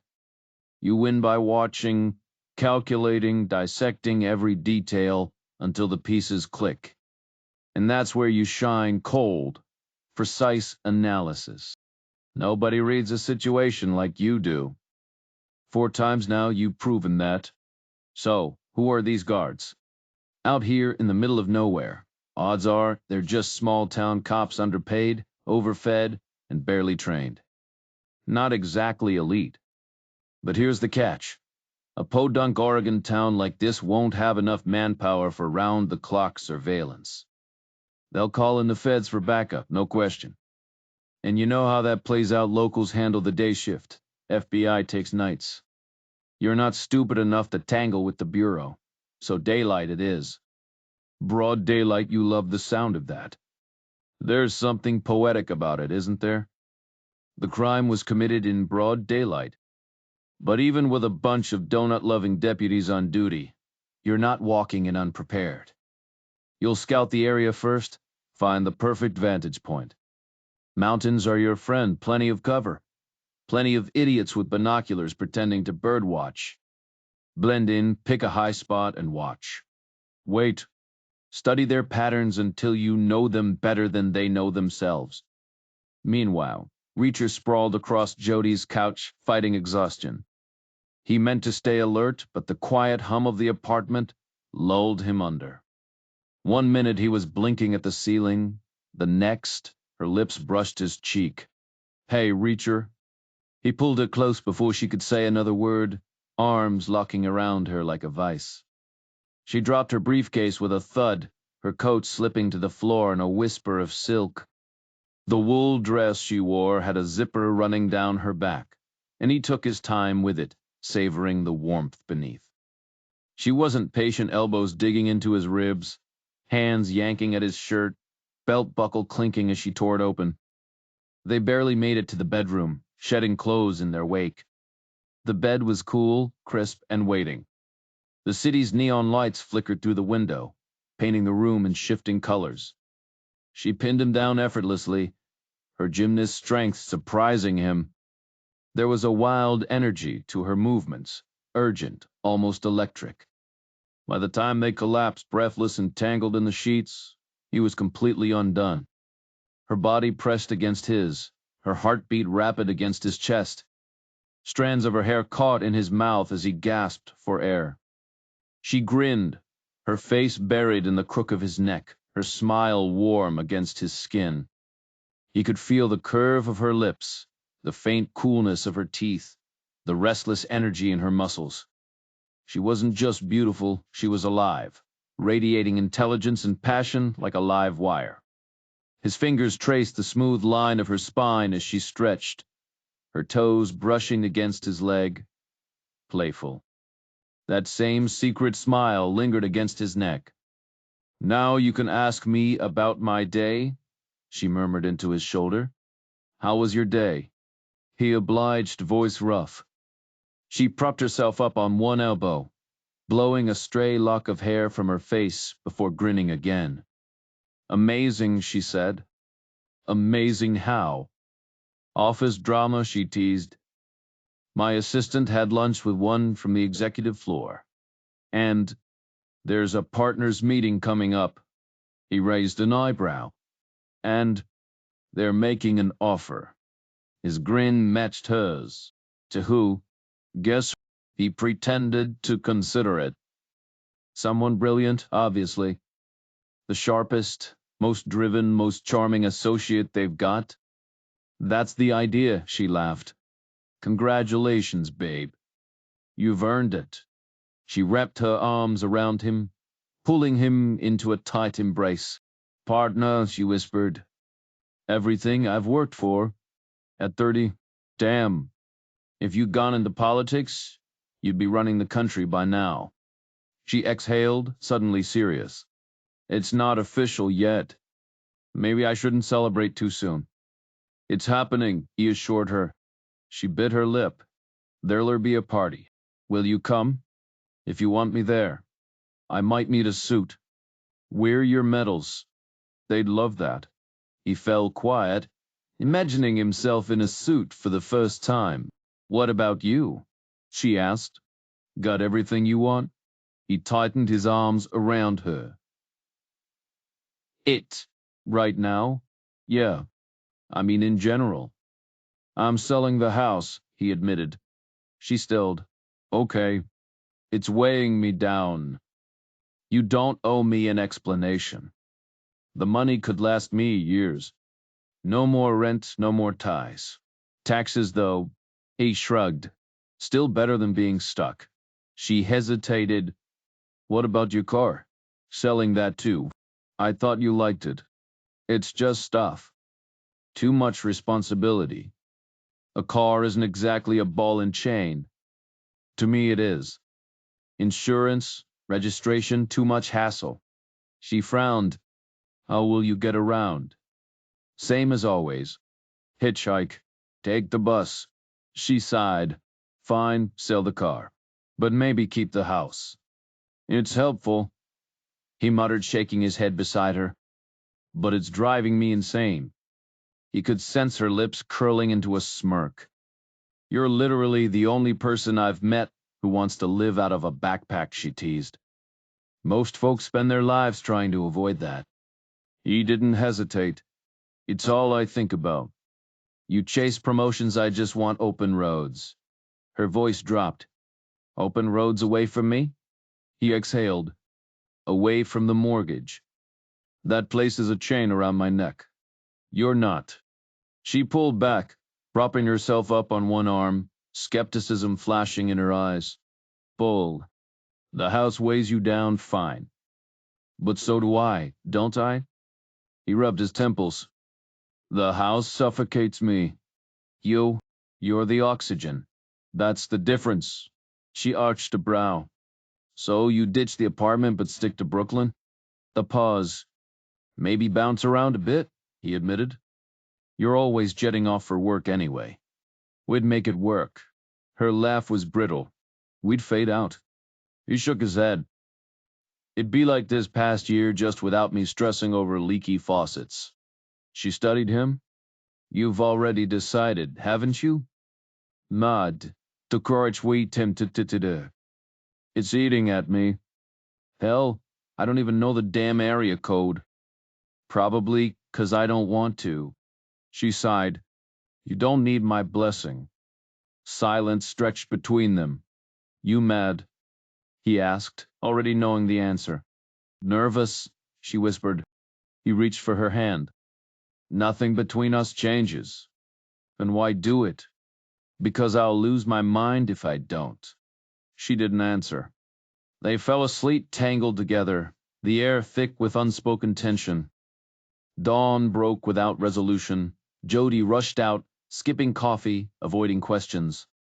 He followed soon after, locking up, stepping into the crisp Manhattan morning where Lisa Harper leaned against the FBI sedan, sunlight glinting off her pinned-up hair.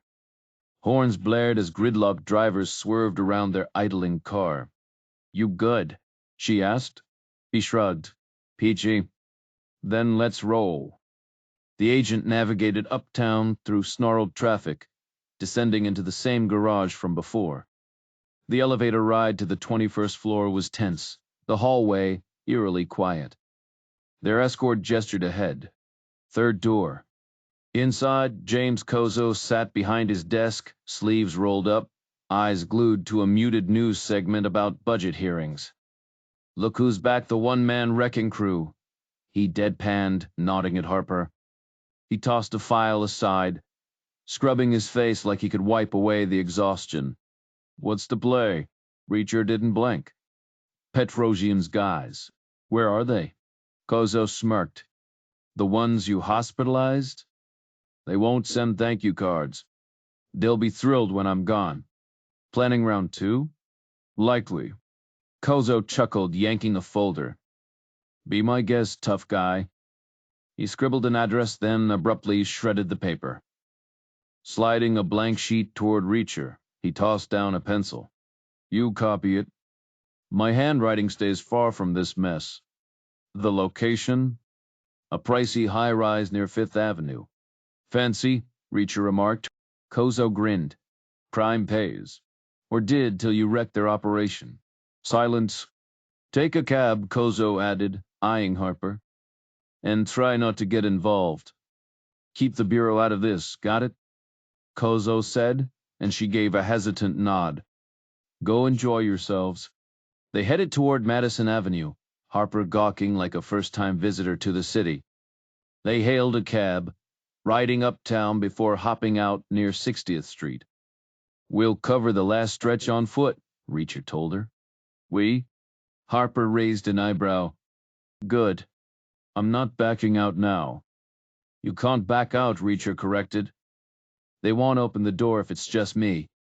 The address took them 6 blocks north, to a nondescript mid-rise apartment building, gray brick, utilitarian metal windows, no frills. No doorman, no fancy awning, but the place was tidy, the kind of spot that wasn't cheap but wouldn't bankrupt you either. "High-end?" Harper asked. Reacher shrugged. "Not the top tier, but they're not handing out free leases." The lobby was cramped, its stucco walls faux marbled with streaks of paint. A single elevator waited at the back, its narrow brown door sliding open when Reacher hit the button. Inside, the walls were lined with bronze mirrors, multiplying their reflections endlessly as they rode up to the 8th floor. "You knock," Reacher instructed. "They'll bolt if they spot me through the peephole." Harper nodded as the elevator dinged. The landing was as plain as the lobby, and the apartment they needed was tucked in the back. Reacher pressed himself against the wall, while Harper positioned herself in front of the door. She tossed her long blonde hair back, took a breath, and rapped her knuckles against the wood. Silence. Then Harper tensed someone was watching. A chain rattled, and the door cracked open. "Building maintenance," Harper said smoothly. "Just checking the AC units." Wrong season for that, Reacher thought. But Harper had presence tall, striking, her shirt pulled tight where her hands rested in her pockets. The door shut briefly, the chain slid free, and then it swung wide. Harper stepped in like she owned the place, Reacher slipping in behind her before it closed. The apartment was dim, overlooking a light well, everything drowned in shades of brown rugs, furniture, curtains. A tiny foyer led to an equally small living room, where Harper now stood face to face with the 2 guys Reacher had last seen slinking out of Mostro's alley. "Long time no see," Reacher said. "We're brothers," one blurted, as if that explained anything. Both had thick strips of hospital gauze taped to their foreheads, stark white and oversized, like bad Halloween costumes. One had his hands wrapped too. Dressed in matching sweaters and golf pants, they looked smaller without their bulky coats. One wore boat shoes. The other had on homemade-looking moccasin slippers, like he'd assembled them from a dye kit. Reacher studied them, his usual edge fading. "Damn," he muttered. They stared back, wary. "Sit," he ordered. They obeyed, sinking onto the sofa in unison, their eyes darting under the ridiculous bandages. These the right guys? Harper asked. Reacher nodded. Guess things change. Petrosian's dead, the first brother said. Yeah, we know, Reacher replied. We don't know nothing else, the second insisted. Reacher shook his head. Cut the act. You know plenty. Like what? Like where Bellevue is. The first brother tensed. Bellevue. The hospital they patched you up at, Reacher clarified. Both men suddenly found the wall fascinating. Enjoy your stay? Reacher pressed. Silence. Feel like going back. Still nothing. The emergency room at Bellevue was massive, perfect for patching up all sorts of damage, from shattered bones to whatever else life threw at you. The older brother, hands wrapped in bandages, acted as the mouthpiece. What's your play here? He demanded. A swap, Reacher said. Intel in exchange for not dragging you back to that ER. The guy barely hesitated. Fine. Harper smirked. That was quick. Too quick, Reacher muttered. Almost suspicious. The brother shrugged. Times change. Petrosian's gone. Reacher leaned in. Those Berettas you were packing, where they come from? The guy tensed. The guns? Yeah, the guns. Spill it. Petrosian handed 'em to us. Where'd he get 'em? Dunno. Reacher scoffed. That's weak. You can't speak for your brother. Maybe you don't know, but he might. The older brother doubled down. We don't know. Reacher smirked. Try this, they were army stock. Petrosian paid for 'em, sure, but he didn't waltz into a PX. The younger one piped up. He gave 'em to us. Mail delivery? The older one nodded. Yeah, FedEx or something.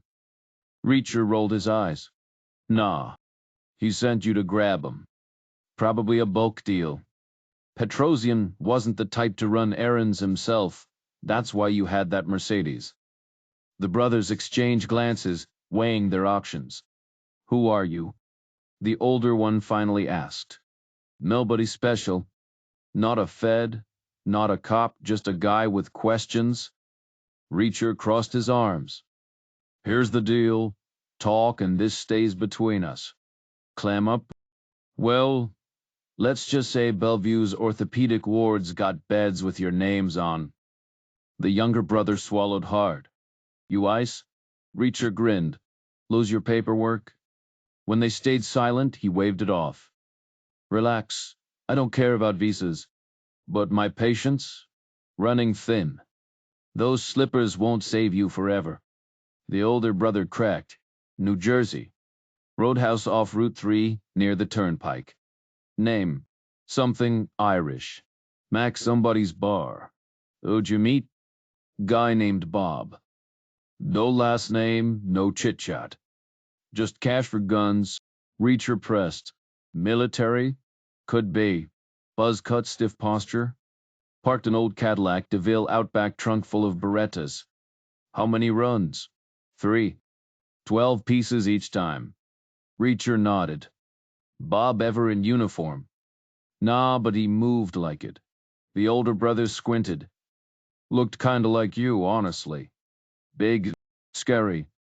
The Diaz asset seizures in NIC meant a fleet of impounded cars, so many they loaned extras to the FBI. Handy for undercover work. Or unplanned road trips.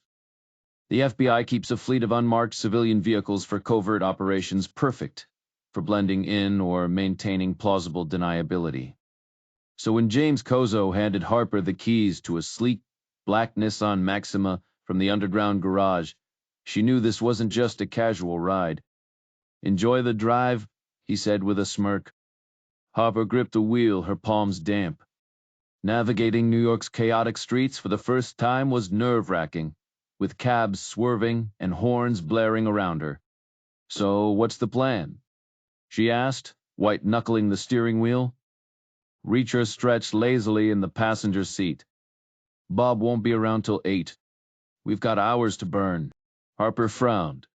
Shouldn't we be working the case? Reacher shrugged. No hurry. We've got 3 weeks. First, let's grab lunch. I skipped breakfast. Meanwhile, miles away, patience was key.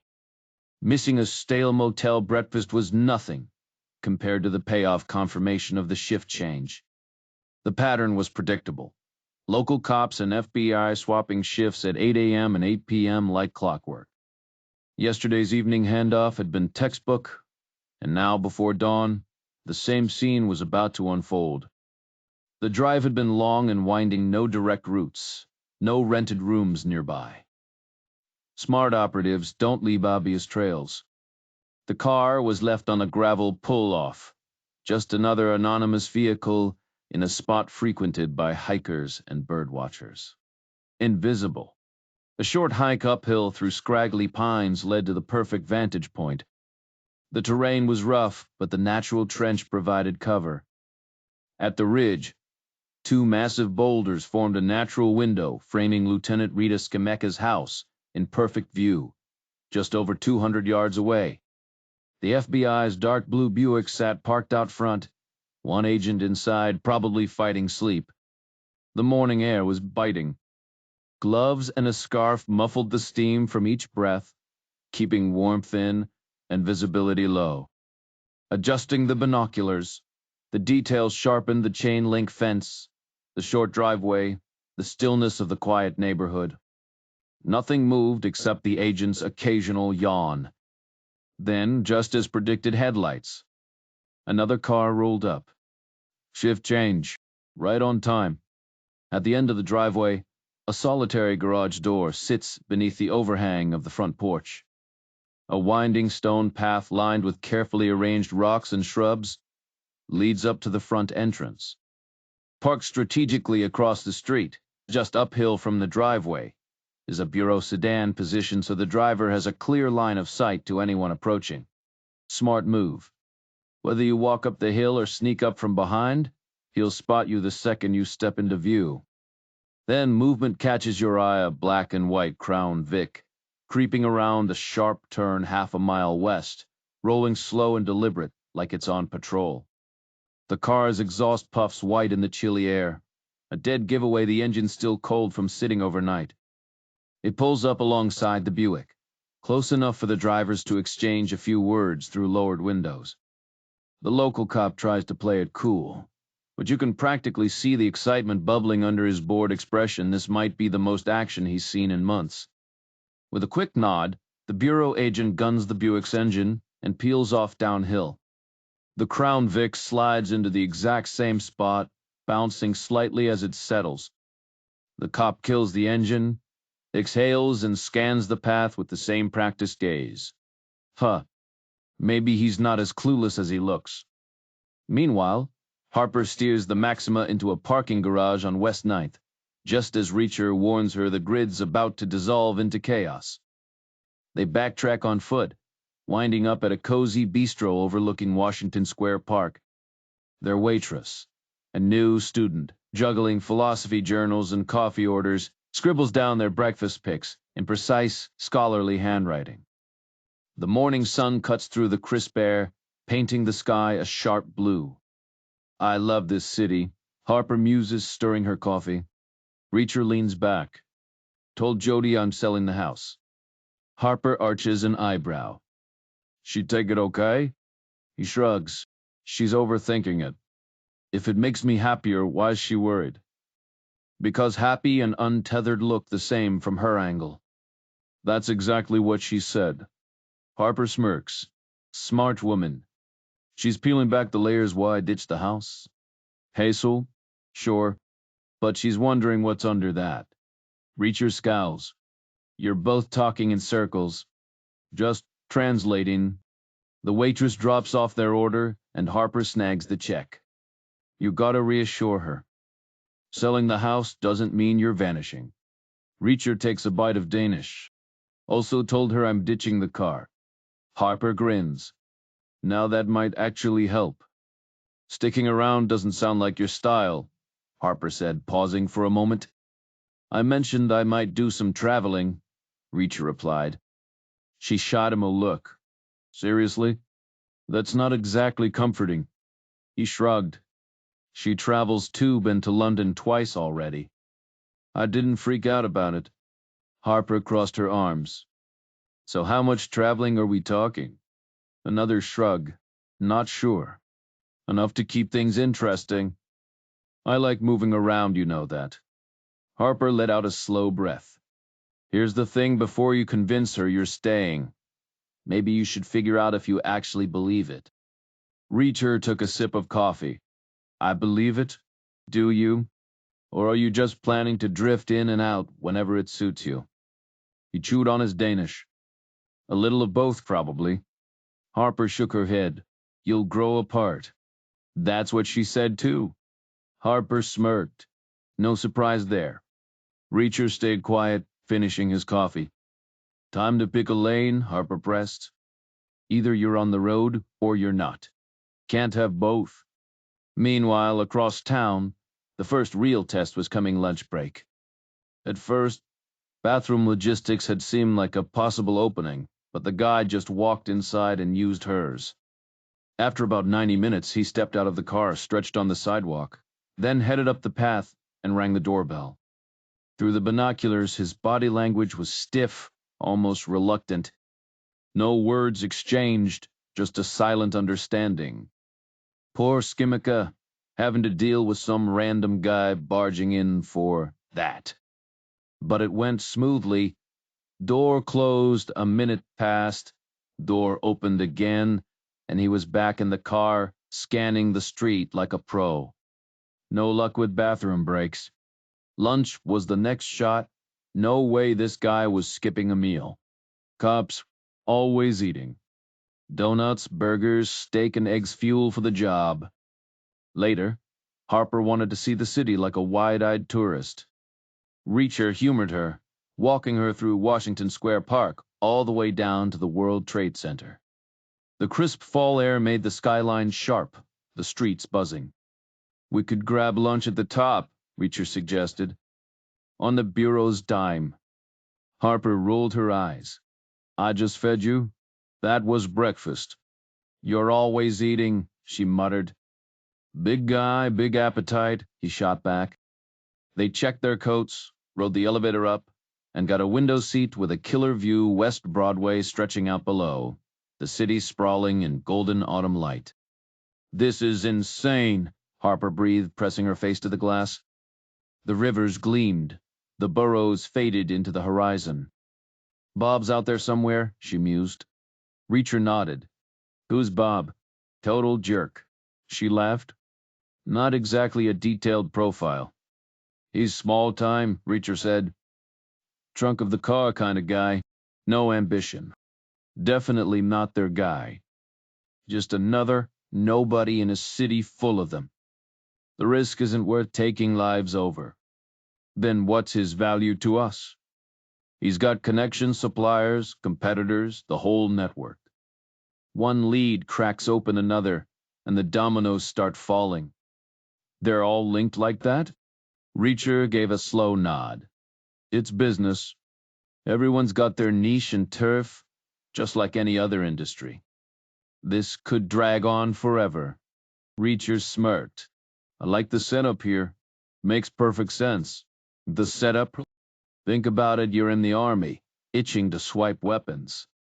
You don't tiptoe through the barracks swiping sidearms from sleeping grunts. That buys you, what, 8 hours before someone wakes up screaming, "Where's my damn M9?" So where do you hit? Somewhere they won't notice storage depots, stockpiles waiting for the next war. And where are those? Check an interstate map. Why interstates? Reacher leaned in. You think Eisenhower built those highways for family road trips to the Grand Canyon? Nah. Cold War logistics troops, tanks, gear, all moving fast. And where do the interstates converge? That's where they stash the stockpiles. Quick deployment any direction. Mostly near the coasts. Ike wasn't losing sleep over paratroopers landing in Nebraska. He worried about ships rolling in. And Jersey fits the bill? Prime real estate. Tons of storage, tons of theft. So Bob's our guy? He'll point us somewhere. Don't expect more than that. The stakeout was a bust. Through the binoculars, the scene played out like a bad cop drama. A second cruiser rolled up, idling beside the first, engines humming. 2 units, probably the entire local PD's inventory, lined up like showroom models. The new cop passed over a greasy paper bag and a to-go cup lunch delivery. The waiting officer, some fresh-faced rookie with a hero complex, grinned as he unrolled the bag. Probably a double cheeseburger and a slice of apple pie. The kid looked thrilled like he'd just saved the town. A dark thought took root. Let him keep smiling. When he knocks on her door later and gets silence, that'll wipe the smirk right off. No need to take him out early this way. The moment would be sweeter. The Nissan Maxima blended in perfectly at the Jersey bar, exactly the point. Reacher knew drug runners had loved these cars a few years back, which made it the ideal cover. No one glanced twice at a Maxima. But an unmarked government sedan? Might as well hang a neon sign, "Feds here." Civilians splurge on chrome rims and metallic paint. Feds drive bland boxes with bad suspension. The government never quite mastered the art of subtlety when it came to unmarked police cars. They might as well have slapped flashing lights and undercover decals on them. They stuck out like sore thumbs. If Bob spotted one of those in the parking lot, he'd ditch his usual routine and find somewhere else to be, no hesitation. Reacher took the wheel, while Harper sat shotgun, avoiding the chaos of Manhattan's rush hour. The traffic crawled along the city's main arteries, bottlenecking at the tunnel entrance.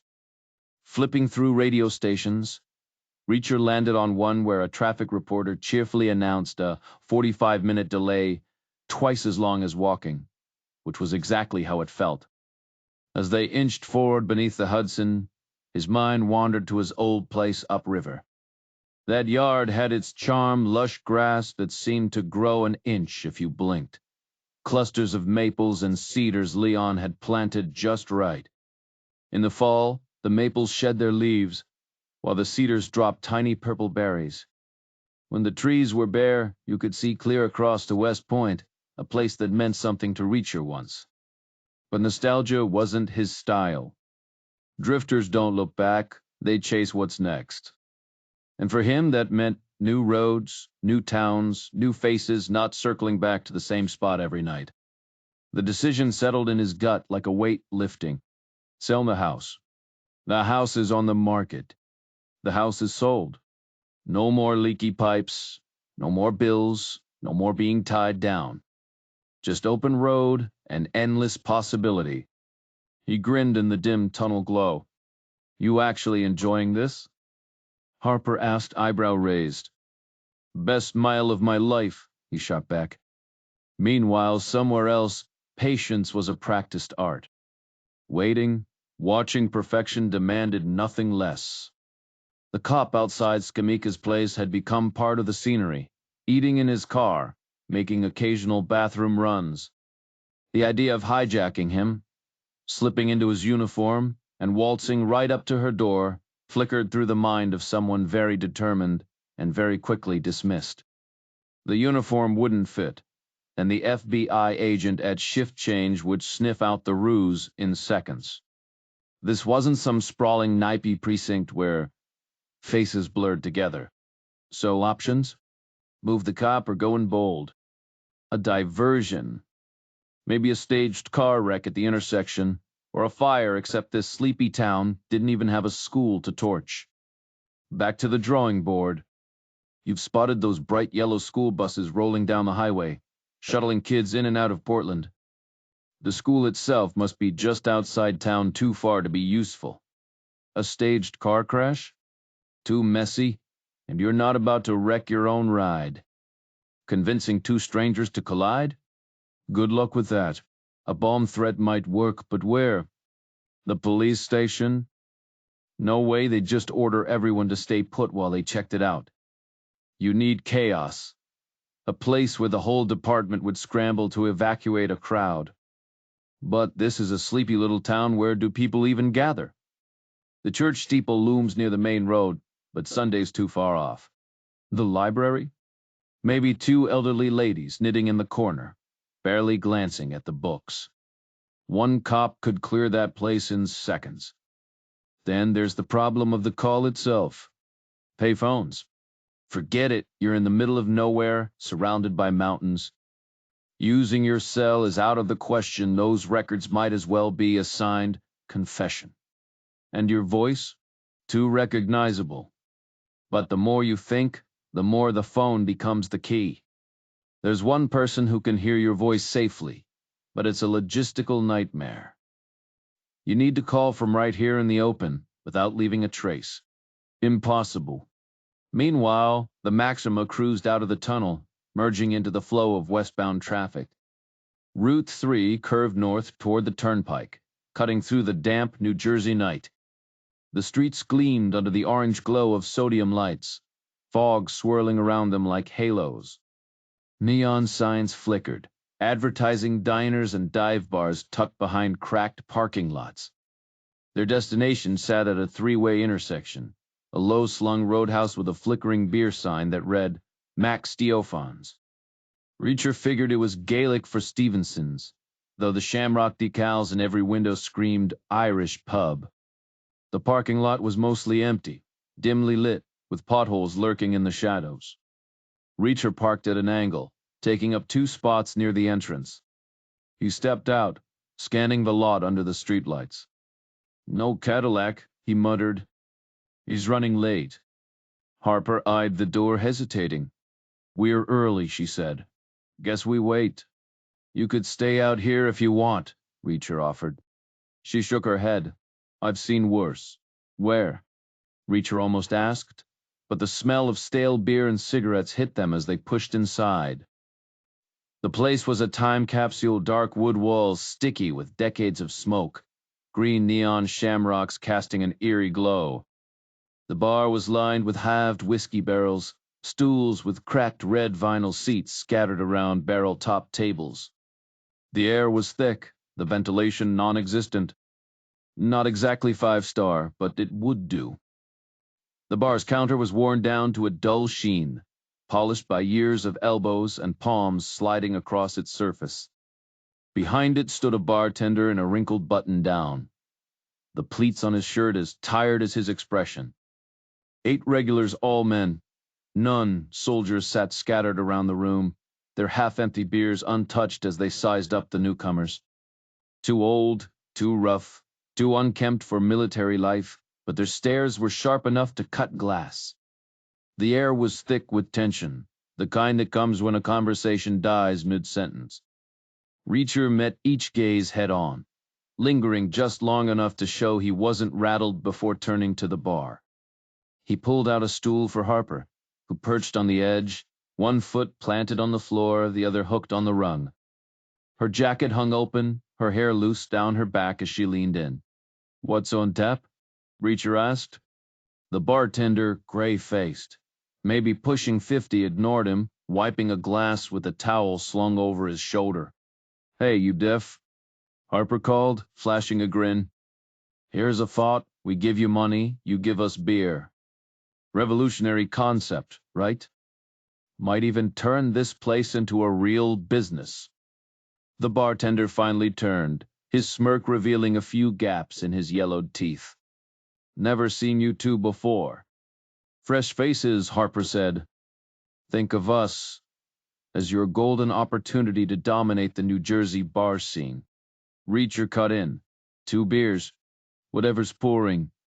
Bud or Bud Light, the bartender muttered, finally grabbing 2 glasses. The room stayed dead silent, the weight of 8 pairs of eyes boring into Reacher's back. The bartender slid the beers across the counter, foam spilling over the rims.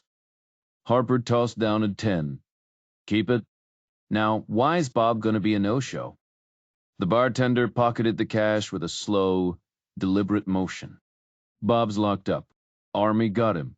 Reacher's jaw tightened. For what? Some military mess. Don't know, don't care. MPs stormed in here, wrecked a table, dragged him out. Got a check from the Pentagon for damages real official. All the way from D.C. Harper exchanged a glance with Reacher. When? Few weeks back. Baseball season was still on. The bartender shrugged. Guess you're out of luck. Reacher took a slow sip of his beer, the taste flat and soapy. Or maybe, he said, setting the glass down, we're just getting started. A few months back, maybe, Harper muttered, pushing the untouched beers aside as they stepped out into the dim parking lot. The Nissan's door creaked open, and Reacher slid into the driver's seat. 2 months is bad news, Harper said, buckling up. That timeline knocks him right out of the running. Reacher smirked. He was never in the running, but we'll still track him down. How? Harper shot back. He's buried in some army database. Reacher turned, his expression deadpan. 13 years as an MP, Harper. If I can't find him, who can? He could be halfway across the country by now. Not a chance. If this dive is his regular spot, he's stationed nearby. A guy like him? Probably stuck in some regional MP office, waiting on paperwork. 2 months in, he's not court-martialed yet, just cooling his heels at Fort Armstrong, right outside Trenton. Hour-and-a-half drive, tops. Harper raised an eyebrow. You sure about that? Reacher shrugged. Unless the Army's gone completely off the rails in the last 3 years. She hesitated, then dug into her bag, pulling out a sleek little phone. Here, use mine. Save us the trip if you're wrong. Reacher eyed the device but didn't take it. No need. I know how this works. Harper rolled her eyes. Of course you do. The truth was, phones fascinated him not for their tech, but for what they revealed about people. Everyone was glued to them these days, chattering nonstop like the world would end if they paused for breath. Where did all those conversations come from? Before cell phones, did people just bottle it all up until their stomachs burned with unspoken words? Or did the tech create the urge, like some kind of social experiment gone wild? Most calls, he figured, fell into 2 categories, pointless fun or pure ego. And if he had to bet, he'd say women talked because they enjoyed it, men because it made them feel important. Hey babe, just landed. Like anyone cared. But that ego boost meant men noticed a missing phone faster, reacted harder. That's why he preferred targeting women. Smaller pockets, bigger bags, easier to snag a phone left unattended. Sure, they guarded their purses like treasure, but laptop cases? Different story. Business types juggling coffee, laptops, and handbags often left the extra bag behind just for a second. Not that he'd ever admit it out loud, but the irony wasn't lost on him. The more expensive the leather, the less they seemed to care. The travelers who rush home for work, the ones who need to check emails or tweak a spreadsheet, would notice a missing phone immediately. Cops called, accounts frozen, all within minutes. Bad news for you. So you focus on the casual flyers instead. The ones with small backpacks slung over their shoulders, not the briefcase crowd. And you're eyeing the outbound flights, not arrivals. These people make a few last calls at the airport before tossing their phones into their bags, forgetting about them entirely. Why? Because roaming charges overseas are a nightmare. And who needs a phone when you're sipping margaritas on a beach? It's just dead weight, like house keys you won't use for a week. Your mark today is a woman in her mid-20s, about 40 feet away. Dressed for comfort leggings, sneakers, an oversized sweater, she's slouched in a chair, phone wedged between her ear and shoulder. She's grinning absently, picking at her manicure, twisting her hands under the terminal lights. This isn't a serious conversation. Just killing time before boarding. Her designer backpack covered in pointless zippers and straps gapes open at her feet. She sips from an empty coffee cup, checks her watch, then abandons it to join the line for a refill. That's your cue. You're up in a flash, car keys jingling in your palm as you stride across the food court. 30 feet 2010? You're just another traveler in a hurry. She's distracted, waiting for her latte. You drop your keys, they skitter across the tile, and when you bend to grab them, your fingers brush her bag. Up you come, keys in one hand, her phone in the other. Smooth. Now you're just another guy on his phone, leaning against a pillar, blending into the crowd. You flip it open, hold it to your ear, murmuring nonsense. Behind you, she's back at her table, oblivious. 5 minutes pass. You tap random buttons, pretending to dial again. She finally stands, yanking her backpack straps tight before swinging it over one shoulder. A quick pat down of her purse ticket, still there, and she's off, marching toward the gates. She passes within arm's reach, never glancing your way. You pocket the phone and head the opposite direction, smirking. Someone else's bill, someone else's problem.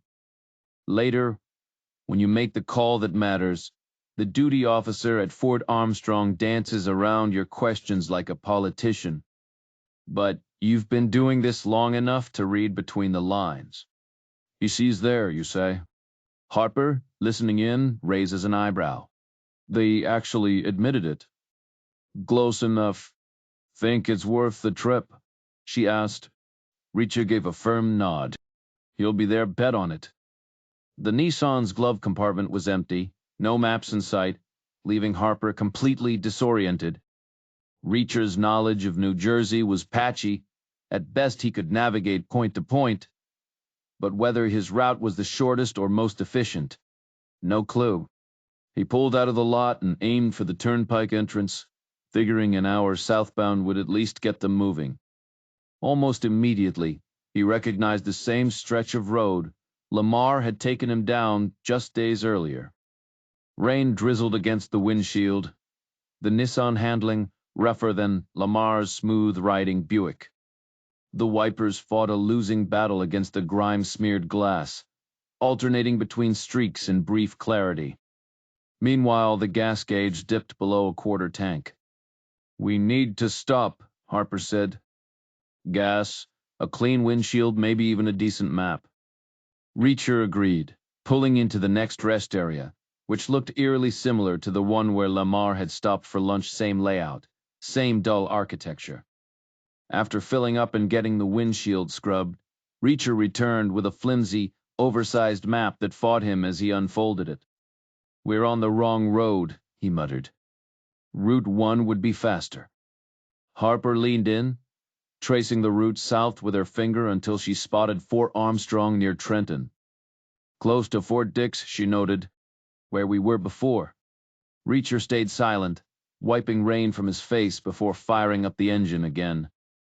I-95 was a congested nightmare, but Route 1 proved smoother, cutting straight through Highland Park before stretching uninterrupted toward Trenton.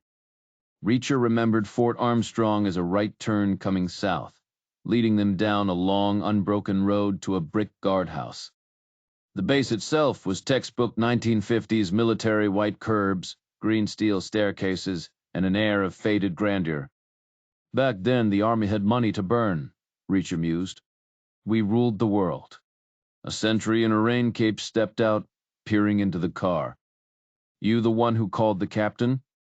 He asked, his deep southern drawl cutting through the damp night. Reacher nodded, and the sentry grinned. He figured you'd show up in person. Go on ahead. The barrier lifted, and Reacher eased over the tire spikes. That was too easy, Harper remarked. Reacher smirked. Ever dealt with retired FBI guys? She nodded. Same energy, huh? Exactly.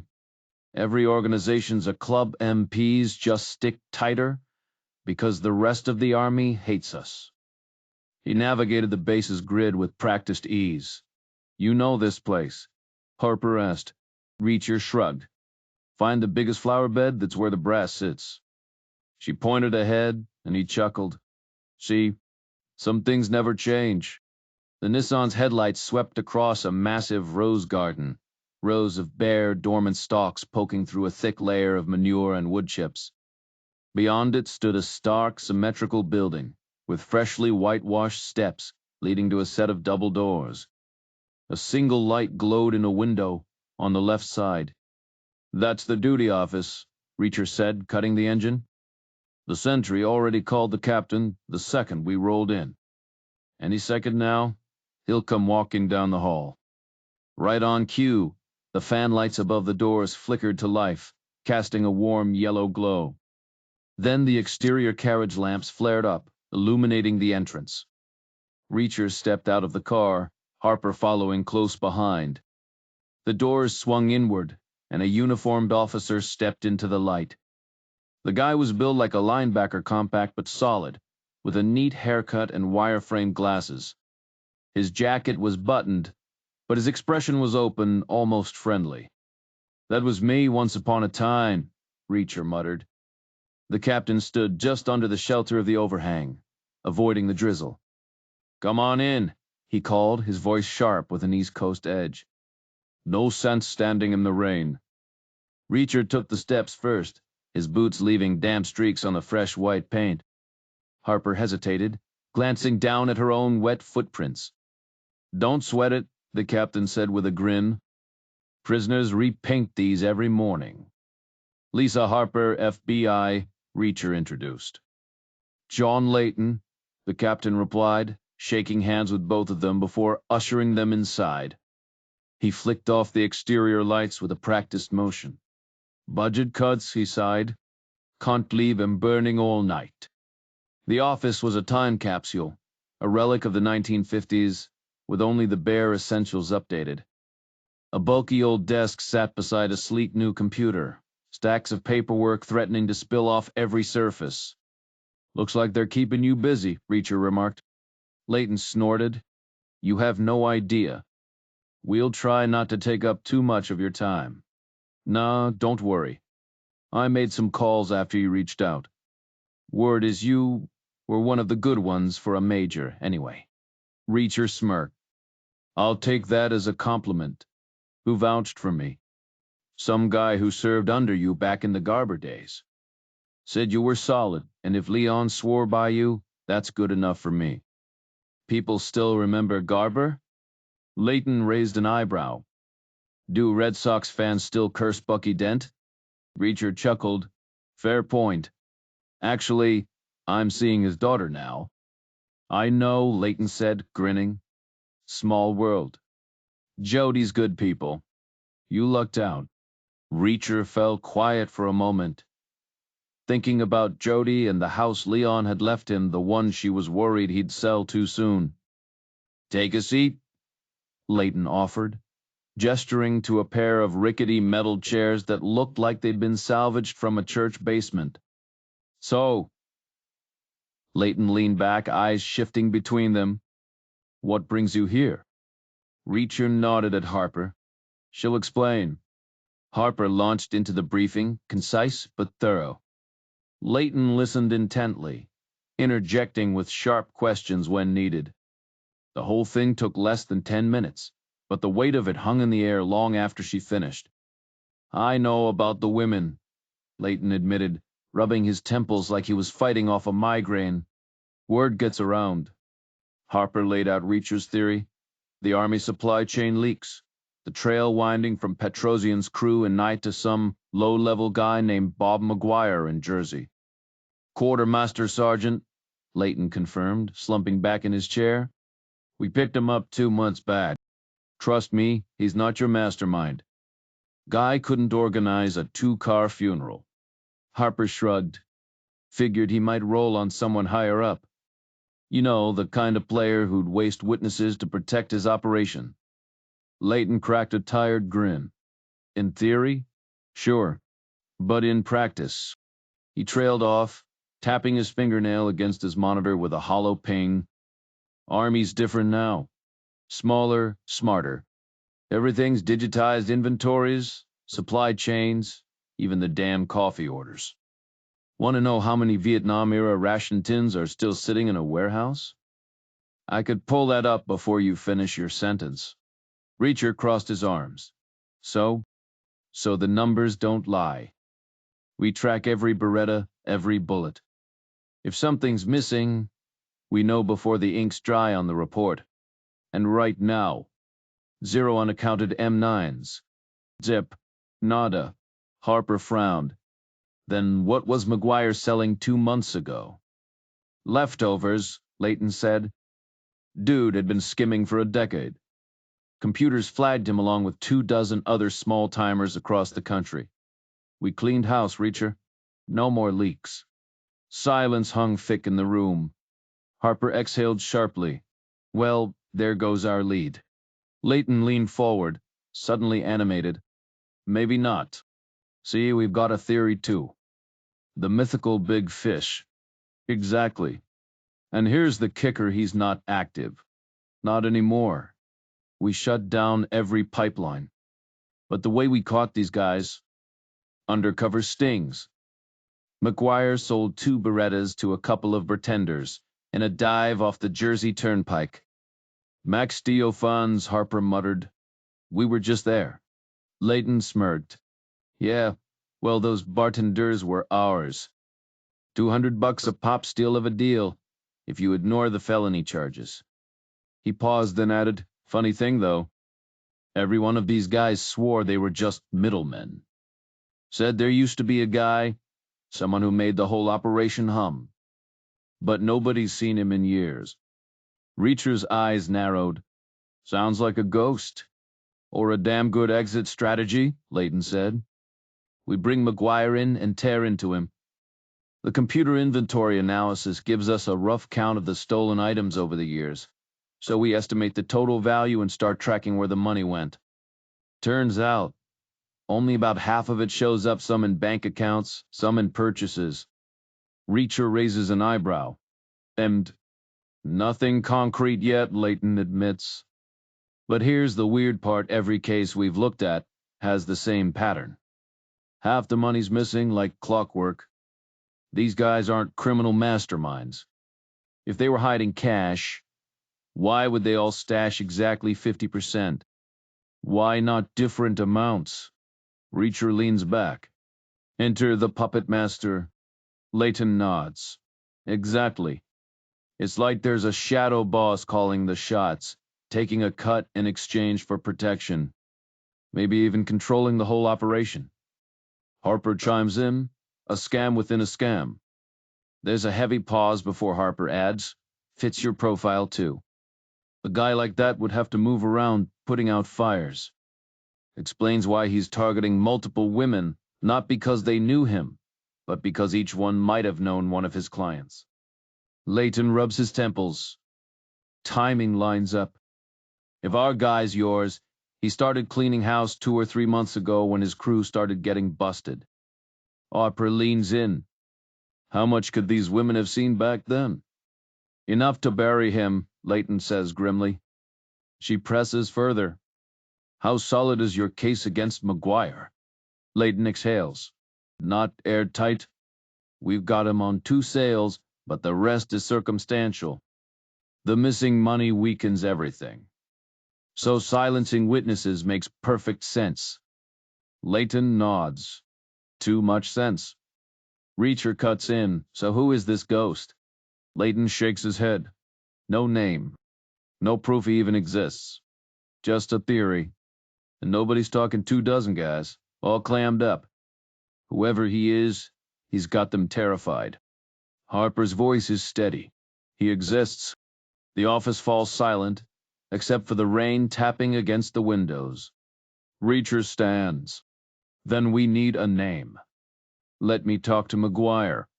Leighton smirks. Knew you'd say that. Was gonna say no, but what the hell? Go ahead. They head out into the rain, collars up, shoulders hunched.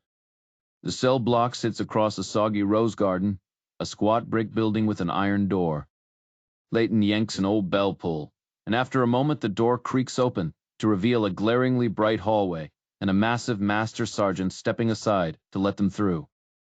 The interior was stark and utilitarian white porcelain, glazed brick walls, polished green concrete floors, and ceilings that reflected the harsh glow of fluorescent lights encased behind heavy metal grills.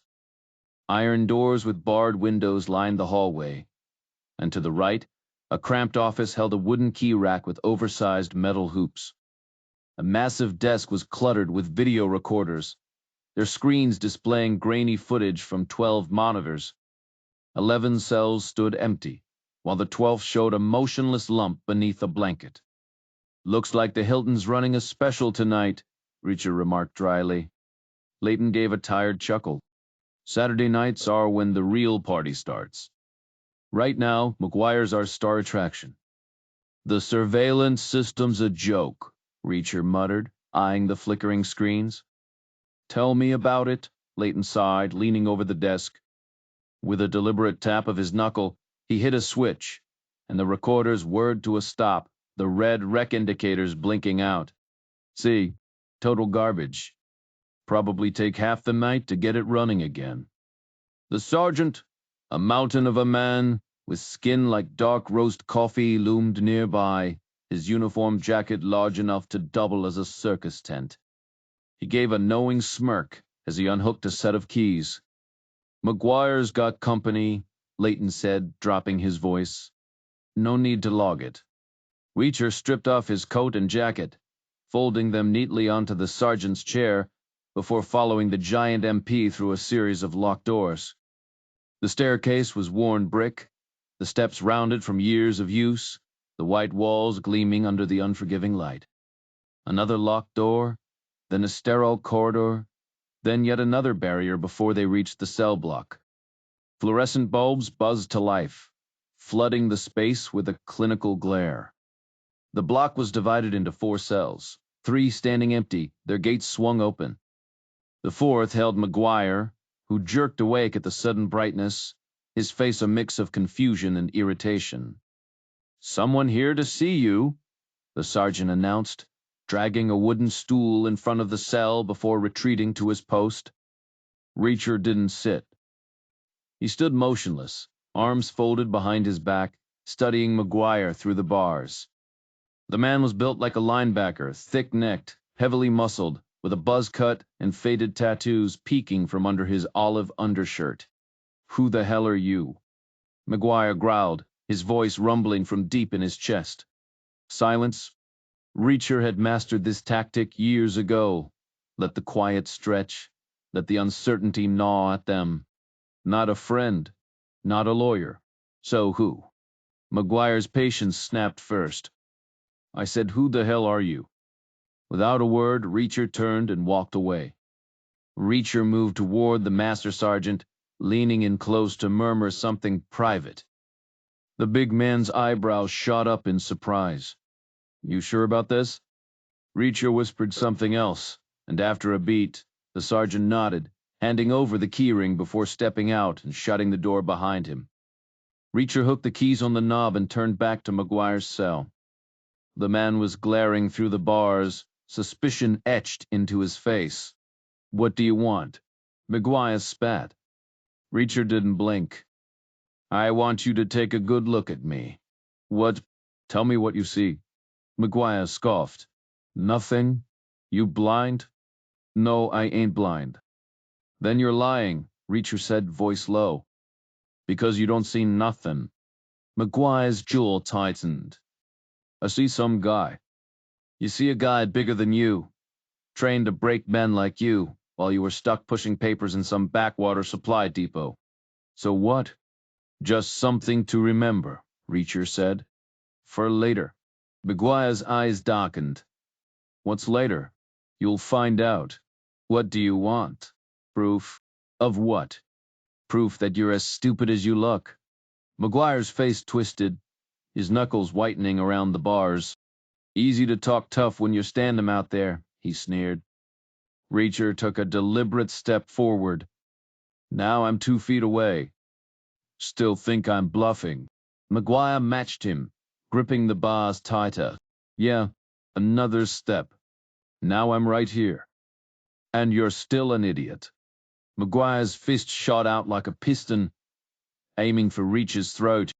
But Reacher was faster. He caught the wrist, twisted, and slammed McGuire hard against the bars, bending his arm at a painful angle. "See how dumb that was?" She said, voice calm. Ear more move, and I snap it. McGuire gasped, muscles straining. Reacher let go with a smirk, watching as the man rubbed his wrist, testing the damage. What do you want? McGuire growled again.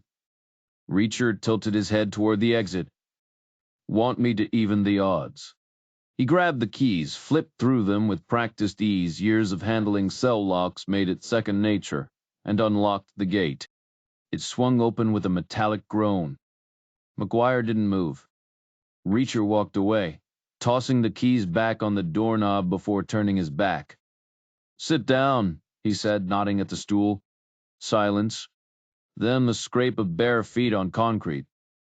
McGuire stepped out but stopped short. What's your game? Reacher kept his back turned, listening. It's complicated. You'll need to think hard about this. About what? First, Reacher said, finally turning, I'm not official. No badge, no rules, no consequences. McGuire blinked. Meaning? Meaning if I leave you crawling out of here, nobody can touch me. A flicker of doubt crossed McGuire's face. Second, Reacher continued, whatever the sergeant threatened, I can do worse. McGuire's fists clenched. What sergeant? Reacher grinned. Now it gets interesting. Pay attention. Here's the rewritten version with the requested changes. The third factor was simple. Give me the guy's name, and he disappears permanently. Hand him over, and he'll never touch you again. Not in this lifetime? Got it. What name? What guy? McGuire's voice wavered. The one skimming half your cut. Don't play dumb. Reacher sighed. We're way past denial. We know he exists. So skip the lies unless you want this conversation to get ugly real fast. McGuire stiffened, his breath ragged, then slumped slightly, his eyes sharpening with reluctant focus. Pay attention, Reacher said. You think snitching puts a target on your back. Wrong. Rat him out, and you're safe because the feds want him for way worse than army theft. They'll bury him so deep, he'll never see daylight again. McGuire swallowed. What'd he do? Reacher smirked. If only the surveillance cameras had audio. Layton would be doing cartwheels back at HQ. 4 dead women. FBI's case. Give me his name and he's gone forever. Nobody's even gonna ask about your little side hustle. Silence. McGuire's brain churned at a glacial pace. 2 more things, Reacher pressed. Tell me now, and I'll put in a word. Cops listen to ex-cops. You might walk with probation. McGuire stayed mute. Final factor, Reacher said, almost gently. You will talk. Only question is, when now? Or after I shatter every bone in your body? He's dangerous, McGuire muttered. Yeah, I bet. But here's the math. His threats are maybes. Mine? Guaranteed and happening now. McGuire scoffed. You ain't doing squat. Reacher grabbed the wooden stool, flipped it, and wrenched 2 legs free with a sharp crack. He tossed the wreckage aside, hefting a splintered leg like a Louisville slugger. Your turn, he said.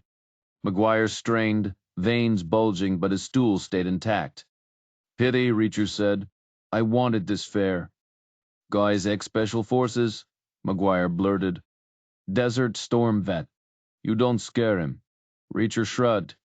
FBI'll drop him before he blinks. Problem solved. A beat. Then softer.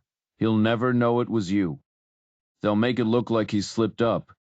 McGuire hesitated. Reacher swung the stool leg. Left arm or right? The Sal Kruger McGuire spat. Supply battalion. Colonel. Meanwhile, across town. Stealing the phone was child's play, but casing the place, that took finesse. Timing was everything. Wait for full dark, wait for the day shift cops, last sluggish hour. Dumber than the feds, and by then his focus would be shot. Eyes glazed, brain already on his couch, a cold beer in hand, or whatever sad ritual passed for his downtime. The window? 7 to 7:40. Tight but doable. You split the operation into 2 phases. First the house, then the perimeter. After landing, you take the highway back, blowing past the intersection just 3 blocks from her place. A small parking lot for hikers sits a couple hundred yards up the road where you pull over. A gravel path winds east toward Mount Hood's slope, but you ignore it, cutting west instead through sparse woods. You move carefully, keeping low, until you're parallel with the house, but behind it this time, not in front. The neighborhood is tight, with narrow yards backing into steep, overgrown hillsides. You push through tangled brush until her fence comes into view. Pausing in the shadows, you listen. The drapes are closed, but faint piano music drifts through the night.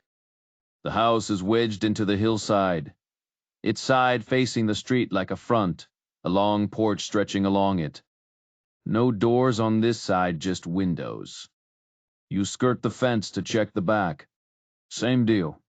Only 2 entry points, the front door on the porch and the garage facing the street. Not perfect, but you've prepped for worse. Back in the duty office, adrenaline still buzzing from the rainy sprint, the mood was electric. Leighton, Harper, and Reacher were soaked, but grinning, swapping high fives like they just won the Super Bowl. Harper even threw an arm around Reacher, laughing. Leighton, still catching his breath, scrolled through his computer. That stool trick was chef's kiss, Harper said, still riding the high. Watching it live was even better. Reacher shrugged. I stacked the deck. Pick the wobbly one, figured the board sergeant had loosened it up over time. Guy that size? No way those joints held. But it looked convincing, Harper pressed. Rule number 1, sell the act, Reacher said. Leighton tapped the screen. Found him. LaSalle Kruger, full bird colonel. Now let's see if he's got skeletons. Reacher leaned in. Special forces in Desert Storm, now shuffling supply papers? That's a red flag. Leighton nodded. Could be disciplinary. But digging deeper is gonna take all night. He paused, smirking. And no, you can't watch. Prisoners? Fair game. Classified files? Hands off. Harper cut in. What about that missing paint? If we tied Kruger to, say, 300 gallons of camo paint, Leighton groaned. Oh, the Army's gonna adore me. Busting my back to hand their guy to the FBI. Harper flashed a guilty smile. Jurisdiction's clear, though. Right. Leighton gave a grim nod. Homicide trumps theft every time, he muttered. Like rock crushes scissors. You've lingered long enough outside that house, listening to her play that haunting melody on the piano in the dark. It won't bring anything back. So you push off the fence, slipping into the underbrush, moving east and south toward the car. You brush the dirt from your clothes, slide behind the wheel, and head back toward the crossroads. The second phase of your plan looms ahead 20 minutes to pull it off. The road stretches ahead until you spot a weathered strip mall 2 miles west of the junction, its faded C-shape barely holding together. A grocery store anchors the center, flanked by a string of small shops, some abandoned, their windows boarded up. You cruise into the far end of the lot, scanning the fire lane until you spot exactly what you need 3 storefronts down from the supermarket. Your fist slams the steering wheel, a mix of satisfaction and frustration. Perfect yet exposed. Every shop has a clear line of sight. The dim lighting won't last daylight, will ruin everything. Then you circle behind the mall, and your mood lifts. A narrow row of overflow parking faces the blank delivery doors, no windows, no witnesses. You cut the engine, scanning the area. This is it. No question. Flawless. Back in the main lot, you park among a cluster of cars and wait.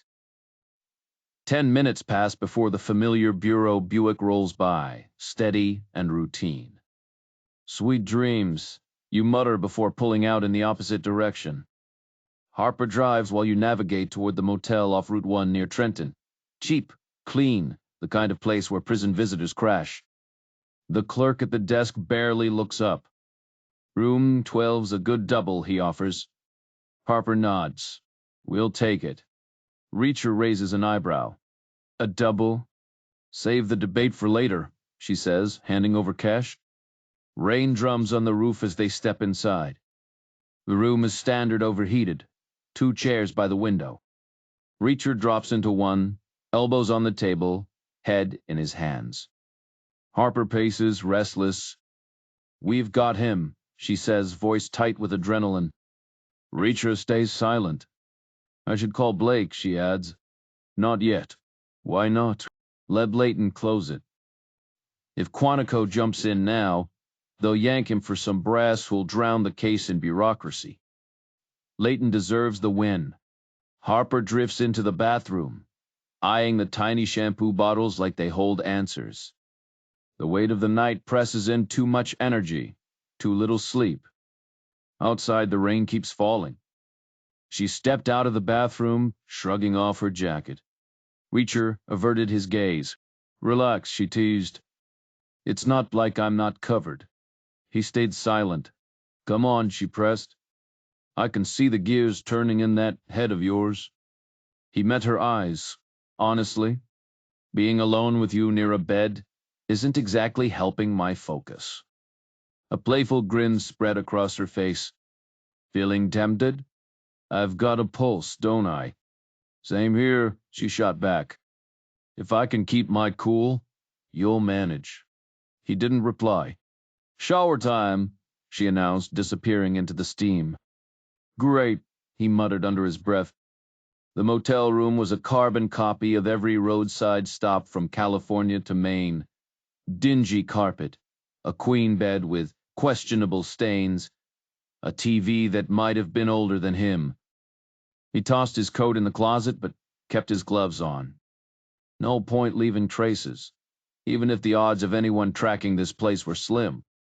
A lifetime of caution wasn't something you shrugged off. The only time those gloves came off was in the shower, and even then he knew the drill. By checkout, some overworked housekeeper would bleach every surface into oblivion. Fingerprints didn't stand a chance. He sank into the chair, eyes shut, mapping out tomorrow. Darkness was non-negotiable for the exit, but he wanted the day shift cop to be the one who found her. A morbid little flourish, sure, but where was the fun in playing it straight? That meant hitting the sweet spot after sunset, but before the cop's final coffee run. Narrow window, 5:30, maybe 5:40. Better make it 5:30. He wanted front row seats to the aftermath. Past jobs had taken 22 minutes max, but he'd budget a full half hour here. That meant inside by 5. Reverse engineering her routine. The call had to go out around 2 p.m. Check out by 11, stake out by noon, call it 2. Done. He stood, stripped down, and slid under the scratchy sheets, gloves still on, because old habits die hard. Harper emerged from the bathroom, a towel barely clinging to her frame. Her hair dripped down her back, makeup-free face giving her an almost childlike softness. Cornflower eyes, sharp cheekbones, a smile that could disarm anyone, except she towered over most people, making that motel towel laughably inadequate. I should update Blake, she said, perching at the dresser. The towel inched higher. Reacher stiffened. Keep it vague. One wrong word and this whole thing spirals. I'll just say we're following a lead, she assured him, reaching for her bag. Grab my phone? He rifled through her purse, the scent of perfume and lipstick wafting up. Handing her the phone, he repeated, vague. She rolled her eyes. Relax. I've got this. As she dialed, he headed for the shower, tossing over his shoulder, Try not to miss me too much. The door clicked shut behind him. Harper's wardrobe was draped over the bathroom hook, every last piece, from her crisp white lace underwear to her neatly folded blouse. For a second, he considered blasting himself with freezing water to clear his head, but stubbornness won out.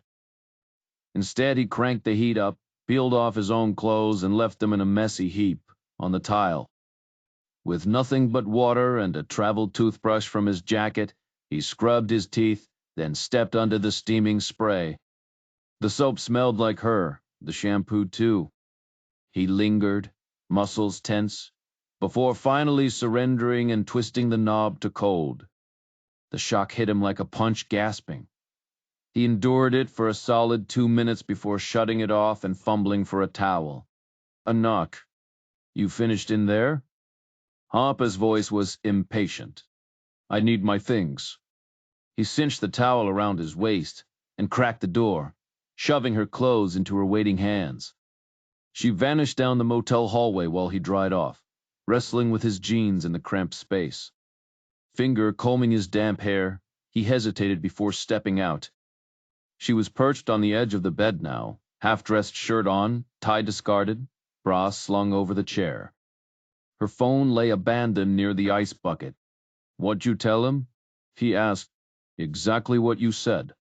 Beating a contact tomorrow, no details." She tugged absently at her collar. "Polton's in Spokane.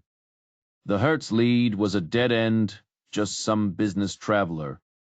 But Ups is digging through records. They'll have answers by morning. Won't find LaSalle Kruger's name on any paperwork," he muttered. "Doesn't matter now. We've got him." She stood abruptly, restless, pacing the narrow gap between bed and table. The shirt tails barely covered her thighs, revealing toned legs and the curve of her hips. "We should celebrate," she said, flashing a grin. Reacher stacked pillows against the headboard and leaned back, eyes fixed on the water-stained ceiling.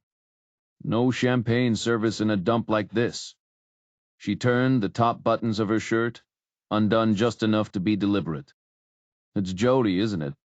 "Yeah," he admitted. "It is. If it weren't for her, you'd be interested?" "I am interested," he said, voice rough. "But I'm not going there. Because of her." Harper studied him, then smirked. "Steadfastness. I respect that." Silence settled, broken only by the drumming rain. "It's a good quality," she added, softer now. He didn't answer. "So you're staying in New York," she said, shifting gears. "That's the plan? She'll hate you for the house. Her dad left it to you, not her." "Maybe," he said. "But he knew what he was doing. Gave me a choice, the place or the cash. Either way, he knew I'd pick what fit." Harper exhaled, barely audible, and put another inch between them. The tension eased, but the rain kept hammering down, relentless. The tension between them was thick enough to cut with a knife. "She shouldn't be upset," he muttered, brushing off her concern. "But it's personal for her," she countered. He scoffed. "Why? It's not like she has memories there. Just some old housewood and nails, that's all." "It's more than that to her," she insisted. "It's stability, a piece of her past." "Which is exactly why I'm unloading it," he shot back. She sighed. "So of course she's freaking out." He shrugged, indifferent. "She'll get over it. I'm not going anywhere, house or not." Silence settled between them as the rain softened to a drizzle. She sank onto the bed across from him, curling her legs beneath her. "You know what?" she said, a playful glint in her eye. "I'm in the mood to celebrate." She leaned forward, palm pressed between them. "Just a quick kiss. No strings, I swear." He studied her for a beat before sliding an arm around her waist, pulling her in. Their lips met soft at first, then deeper. Her fingers tangled in his hair, tilting his head as she deepened the kiss, her tongue urgent against his. For a moment, he let himself get lost in it until guilt crashed over him. He broke away, breath ragged. "Wait," he said, voice rough. "There's something you should know." She was flushed, lips parted, hair tousled. "What?" "I haven't been honest with you," he admitted. Her brow furrowed. "About what? Kruger?" He exhaled sharply. "He's not our guy." Silence. They were so close, he could see the flecks of gold in her widened eyes. Her hand still gripped his hair. "What?" She whispered, "This was your theory, Reacher. You pushed this." He shook his head. "I was just talking out loud, throwing ideas at the wall. Honestly, I'm shocked anyone even bought it." She recoiled like she'd been burned. "You made it up." "Needed an excuse to get out of Quantico," he admitted. "Wanted to see who would back me, who actually cares about solving this thing." Her voice turned icy. "This isn't a game. People could die." Before he could respond, fists hammered against the door, hard, impatient. She jerked back, scrambling to button her shirt as he stood. He yanked the door open to find Leighton on the stoop, rain speckling his jacket. "Kruger's our guy," Leighton announced, barging past him. He froze mid-step, taking in Harper's disheveled state. Sorry," she glared. "It's stuffy in here." Leighton's gaze flicked to the rumpled bed before he blurted, "It's him. Everything lines up." Harper's phone screeched from the dresser. Leighton waved her off as she lunged for it. The voice on the line was tinny, distant. Reacher watched her face, pale as she snapped the phone shut. "We're recalled," she said hollowly. "Cuckoo's full record just came in. You were right, she was all over the map.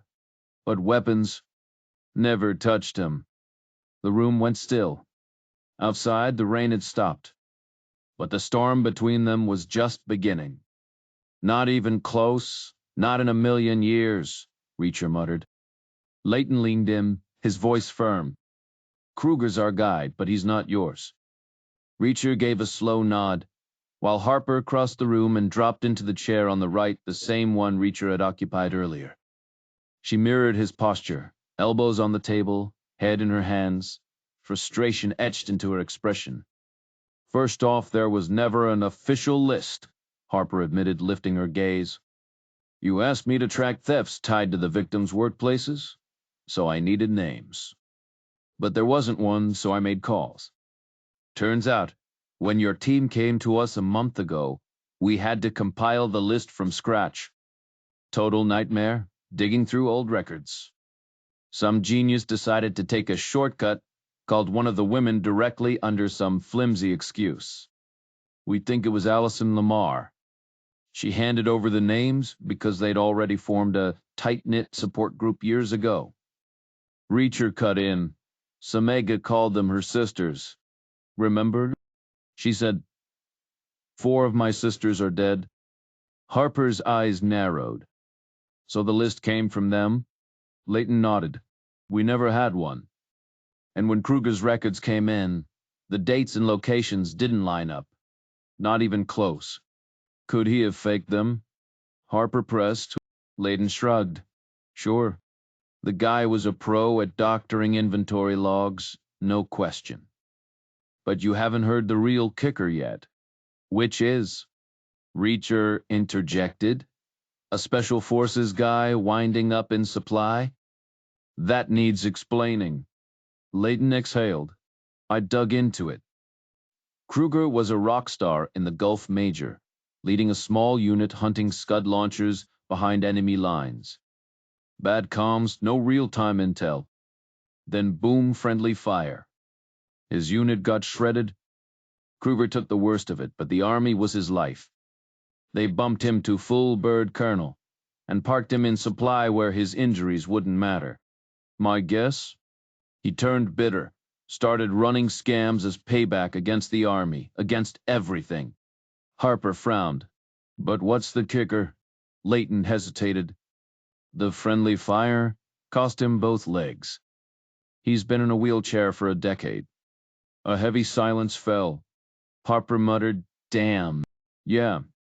No way he's sprinting upstairs to strangle anyone. Last time he took a step was before the Gulf War." Harper stared at the wall, jaw tight. "Okay.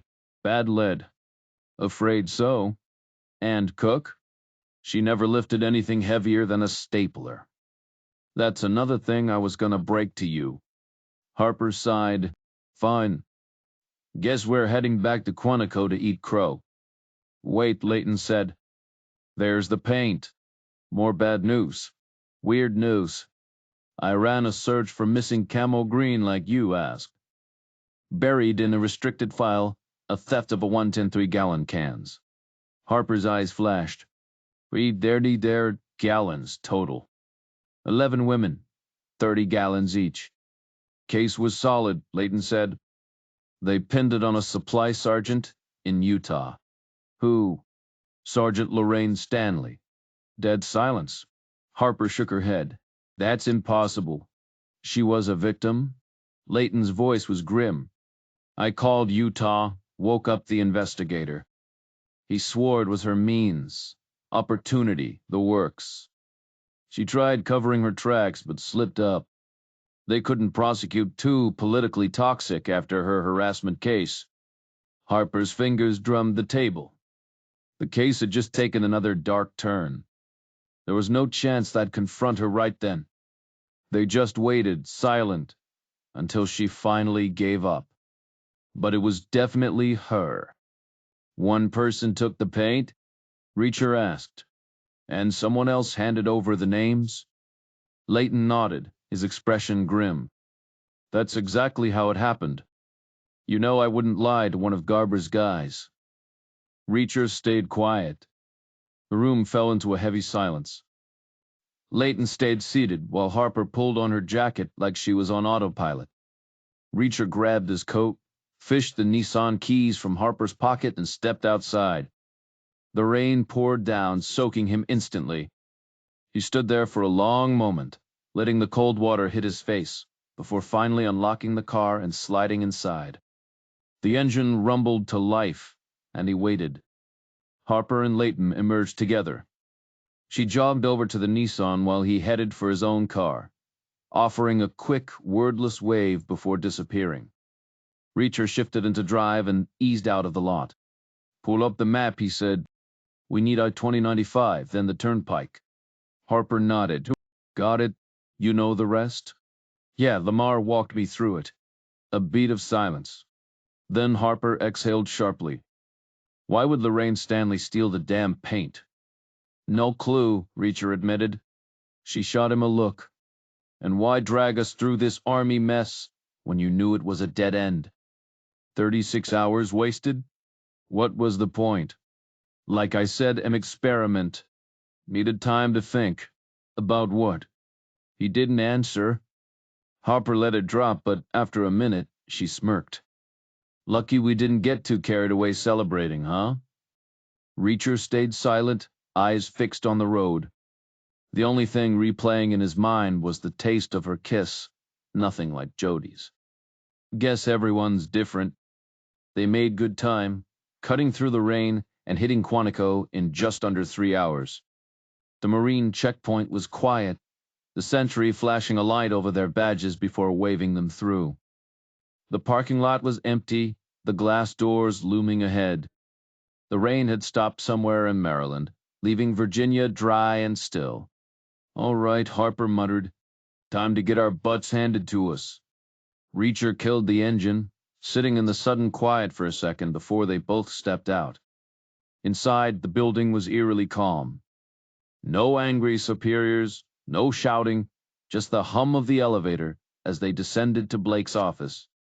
They found him at his desk, one hand on the phone, the other clutching a crumpled fax. The TV played muted political commentary, but Blake wasn't watching. He stared blankly at his desk, looking utterly defeated. Up's fax, he said, his voice unnervingly calm. Guess who shipped the paint to Allison Lamar?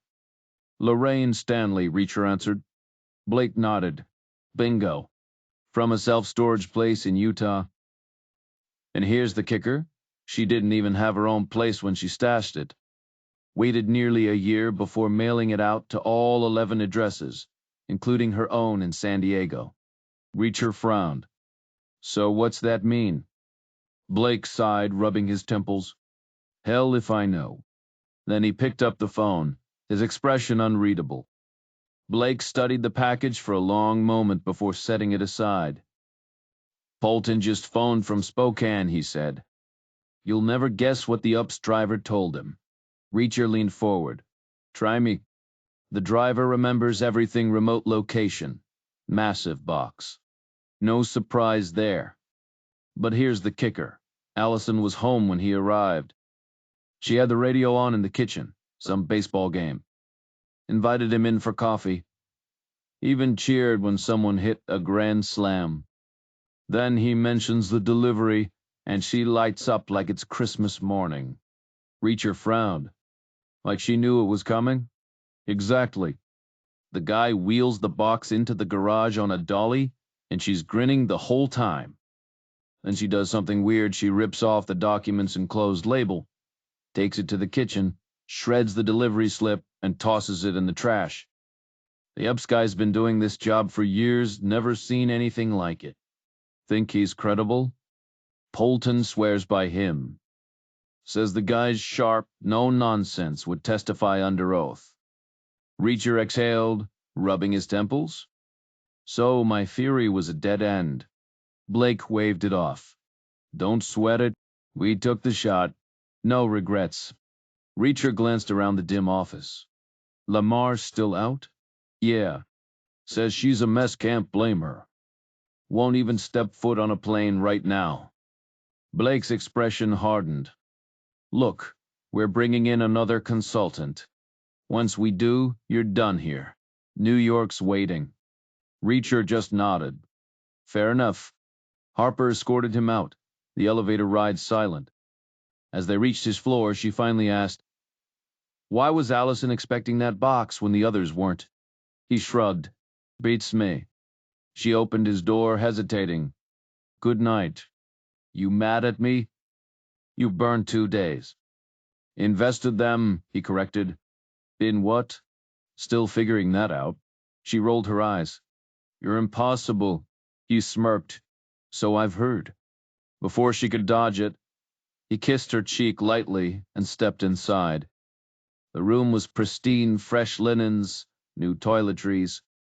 He flopped onto the bed, still in his coat, staring at the ceiling. Then, on impulse, he grabbed the phone and dialed Jodie. Her voice was groggy. Do you know what time it is? Almost 3, he admitted. You woke me up. Sorry. Just needed to hear your voice. The pause. Distant city sounds filtered through honking, a siren wailing somewhere near her apartment. How's it going? She asked. Nowhere fast. They're cutting me loose soon. Coming back to New York. Yeah. The line hummed with silence. Another siren blared. Closer this time, probably right outside her building. He pictured her there, wrapped in a blanket, the city's pulse thrumming through the walls. Get some sleep, she finally murmured. He hung up, the weight of failure pressing down. But beneath it something else, a nagging thought, just out of reach. The phone call ended with a hollow click, leaving only silence in its wake. This place isn't going to magically fix itself, he muttered, more to the empty room than to her. I already said that. She sighed on the other end. The partnership vote is tomorrow. Then we'll pop champagne when I get back, he replied, forcing a grin into his voice. Assuming I'm not behind bars. Deerfield and Kozo still have me in their crosshairs. I thought they were dropping it. Only if I came through for them, he admitted. And I didn't. A long pause stretched between them before she finally spoke again. You never should gotten mixed up with them. Yeah, no kidding. But I love you, she said softly. Same here, he answered. Knock 'em dead tomorrow. You too? The line went dead. He flopped back onto the bed, staring at the ceiling like it held some hidden message. He tried to picture her face up there, but instead his mind conjured Lisa Harper and Rita Semeka, 2 women he'd wanted, but couldn't have. Samiga? Completely off limits. Harper? That would have been cheating. Solid reasons, sure, but logic doesn't erase desire. Harper's easy confidence, the way she moved, that unguarded smile, it all played in his head like a reel. Then Simeka, the quiet pain in her eyes, the careful way she rebuilt her life out in Oregon. The polished piano, the scent of furniture wax, The way she locked every door and window, like she was fortifying a castle. He exhaled sharply, rolling onto his side and grabbing the phone again. Dialed 0, waiting for the night operator. A stranger's voice answered. Yes, Reacher, 3rd floor. I know who you are. Is Harper still here? Agent Harper? A pause. Hold on. No hold music, no canned apologies, just dead air. Then the voice returned. She's still in the building. Tell her I need to see her. Now, I'll pass that along. The line clicked off. Reacher swung his legs over the side of the bed, eyes fixed on the door. Meanwhile, out in Oregon, midnight settled over Rita Simika's quiet house. Routine was her armor, military precision, mixed with the solitude of living alone. She shut down the garage, checked every lock, tested every window. 14 of them, all sealed tight against the cold. Then the piano. 4 hours of Bach, slow and deliberate, her fingers coaxing the music into being. She wiped the keys with a soft cloth, a ritual of respect. If she cared for it, maybe it would care for her in return. Lights off, she moved through the dark, avoiding the bathroom mirror, avoiding the tub. Some things didn't need to be seen twice. She hadn't glanced at the bathtub since Reacher mentioned the paint. Instead, she slipped into her bedroom, burrowed under the sheets, and curled into herself, knees tucked tight. For a moment she let herself linger on, Reacher how unexpectedly good it had been to see him again. But just as quickly, she turned over, forcing him from her thoughts. Some people weren't meant to stay. 20 minutes later, the door swung open without warning. Harper strode in, sleeves rolled up, her arms sun-kissed and lean. Her hair was down, loose around her shoulders, and she wasn't wearing a bra. Maybe she left it behind in that dingy Trenton motel. You called? She asked, arching a brow. Reacher didn't waste time. Still on the case. She moved deeper into the room, pausing to check her reflection in the mirror before leaning against the dresser. Yeah, perks of being a nobody. Nobody blames you when things go sideways. He let the silence stretch before cutting to the chase. What if we'd questioned Allison Lamar about the paint instead of the upsky? What would she have said? Harper shrugged. Same thing, probably. Polton vouched for the driver. No, Reacher countered. She would have lied. They all lied. Every single one of them. Those flimsy stories about roommates and mix-ups? Total garbage. If we'd cornered Allison first, she'd have fed us the same nonsense. Musitone tabbe. How can you be sure? Because Rita Simeka was lying. No doubt about it. She never had a roommate ever. Think about it. Her place? Spotless, rigid, borderline obsessive. You think someone like that would tolerate another person in her space? She barely tolerated us, and I was practically family. Plus, she didn't need the money. That fancy sedan? The grand piano. Those tools on her pegboard, each one held in place with little plastic loops. Harper scoffed. You're basing this on pegboard loops? On everything. It all adds up. So what's your theory? Reacher leaned forward. They were all expecting those deliveries. Just like Allison. They cleared space, stored the cartons, played along. Harper's eyes widened. Why? That makes no sense. Because he's got leverage. He forced Allison to hand over names. Made Lorraine Stanley steal the paint, hide it, ship it out. Made each of them accept the deliveries, stash them, destroy the evidence. And he prepped them to lie if anyone came asking. Harper stared, incredulous. How? How does someone pull that off? Reacher exhaled. No clue. Blackmail? Threats? But none of them seemed scared. Allison sure didn't. Rita. She doesn't scare easy. Harper's voice dropped. It's worse than just compliance, though. He made them happy about it. Allison said, oh good, when her box arrived. The room went still. Or, Harper murmured, was she just relieved? A beat. Relieved it wasn't something worse? Reacher didn't answer. The weight of the unspoken hung between them. Harper leaned against the doorframe, arms crossed. Did he really swear to her that getting a package by UPS instead of FedEx, or on a Tuesday instead of a Thursday, meant she was safe? She scoffed, rolling her eyes. Seriously? I don't know, he muttered for the third time, rubbing his temples. The silence between them stretched like a bad wife connection. So what's the play here?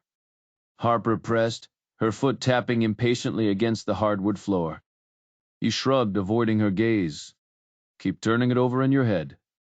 You're the only one who can crack this now. The rest of them? They're running in circles. You have to tell Blake. A dry laugh escaped him. Blake stopped listening to me weeks ago. My credibility's shot. It's on you. She dropped onto the bed beside him, the mattress dipping under her weight.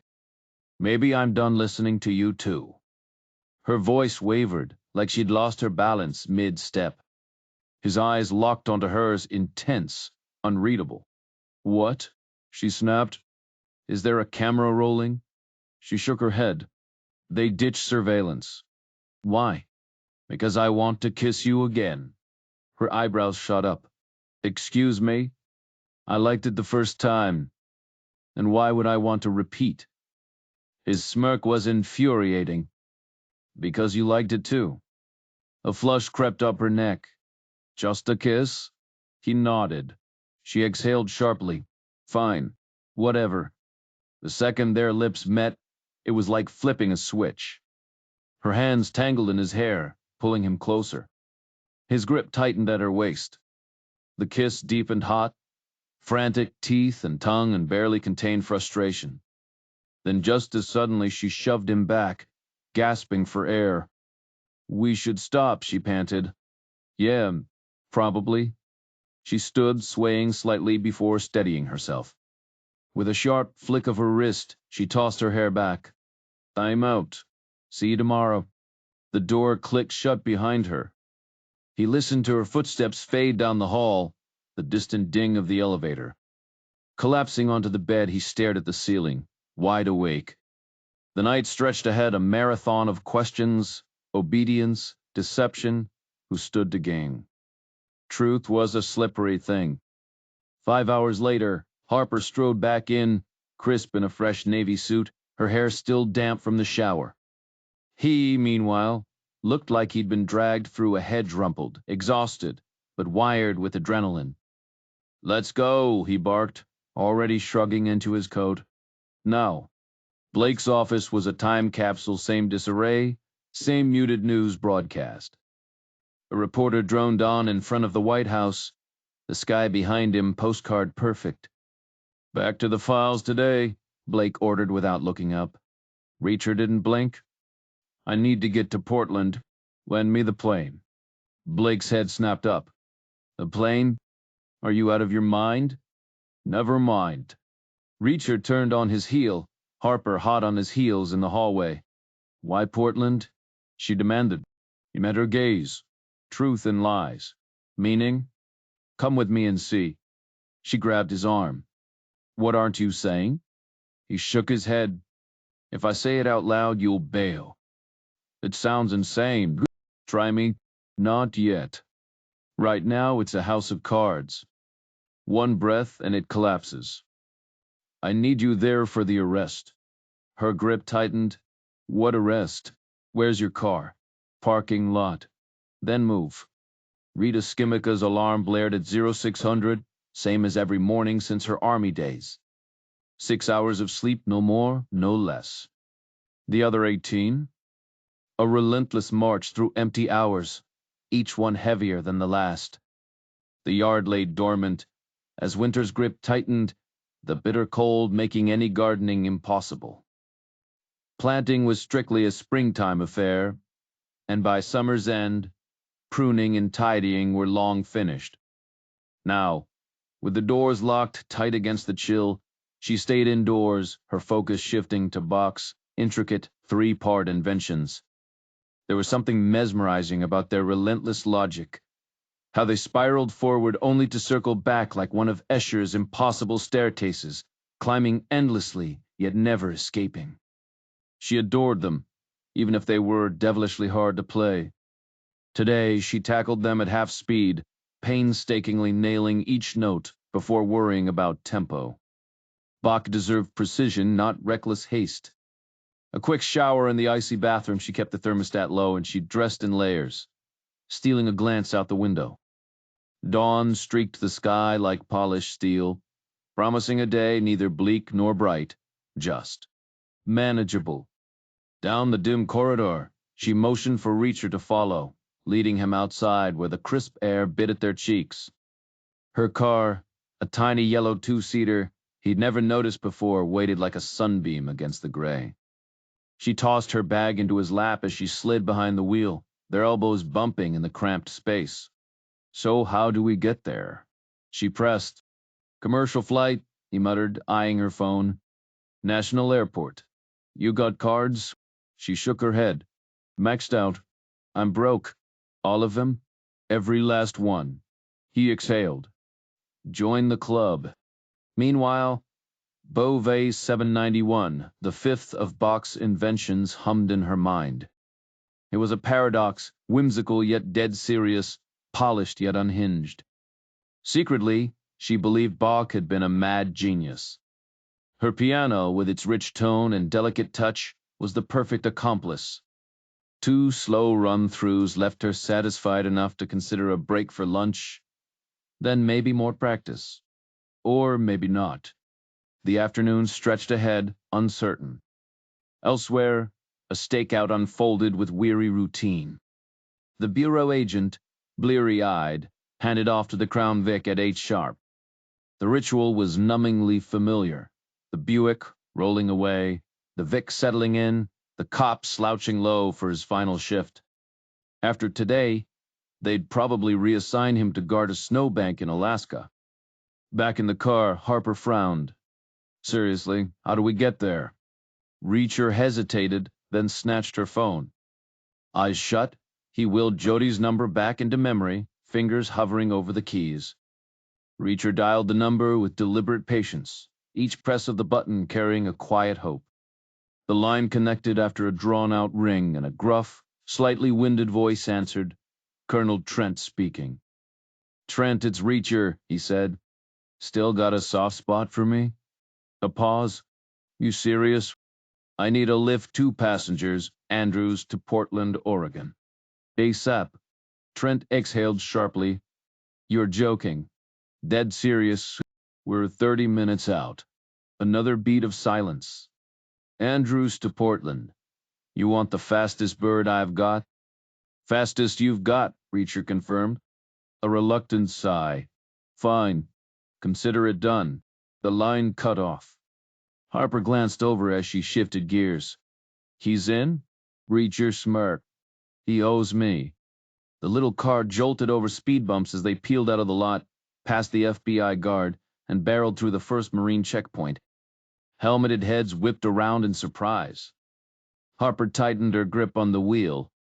"So what's the play here?" "Truth, lies, and the usual suspects means motive, opportunity. The golden trifecta. 3 for 3 means we've got our guy." She snorted.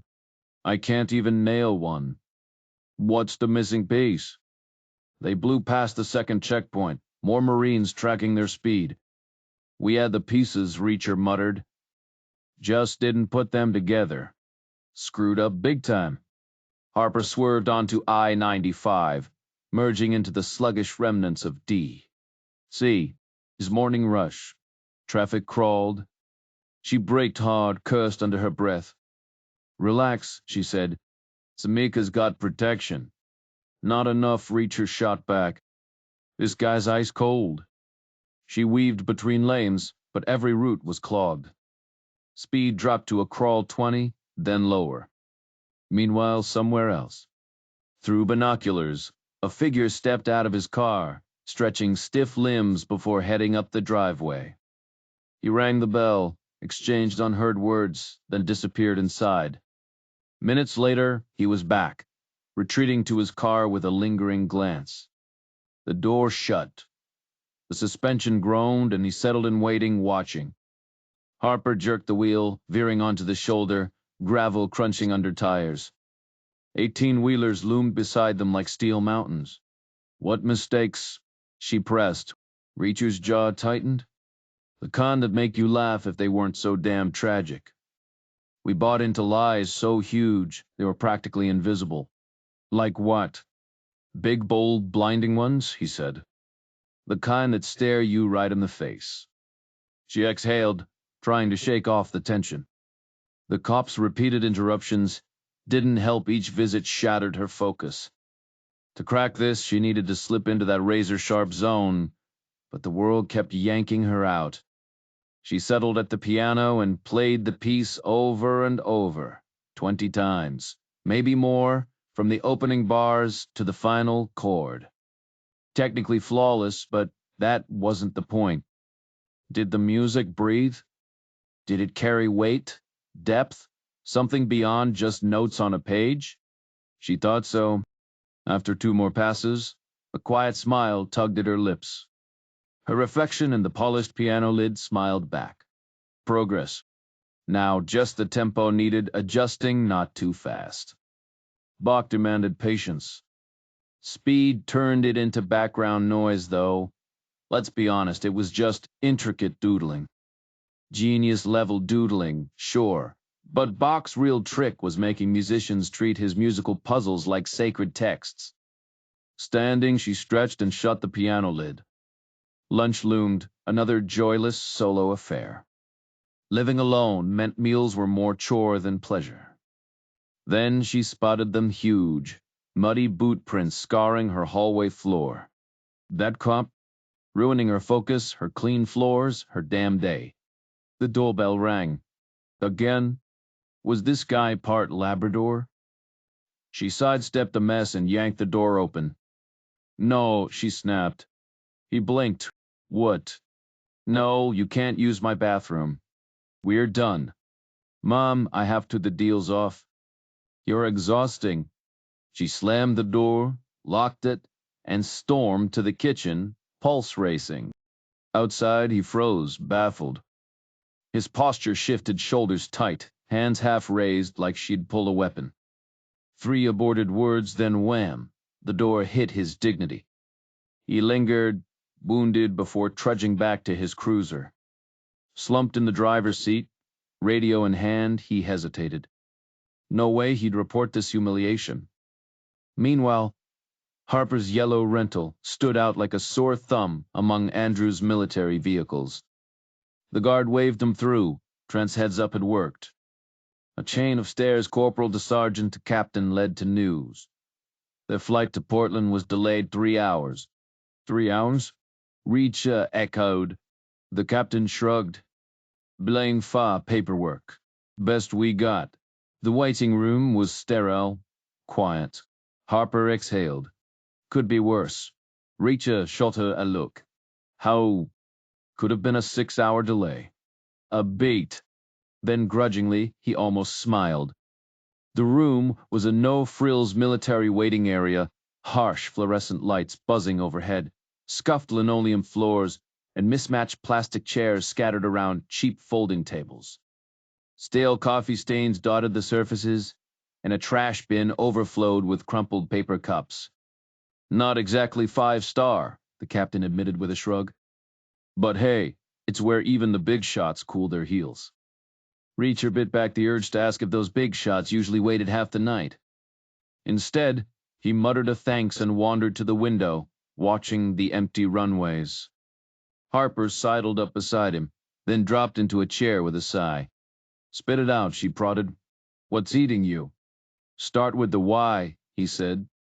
Who stands to gain? Harper frowned. Beats me. Take Amy Callan? If she were the only victim, who'd be your prime suspect? Her husband? Obviously. Why obvious? Dead wife 101, you always check the spouse first. Motives are ugly, personal things. And how'd you handle him? Same as any suspect. Grind him down, poke holes in his alibi, wait for him to slip. And he would eventually, like a rotten door.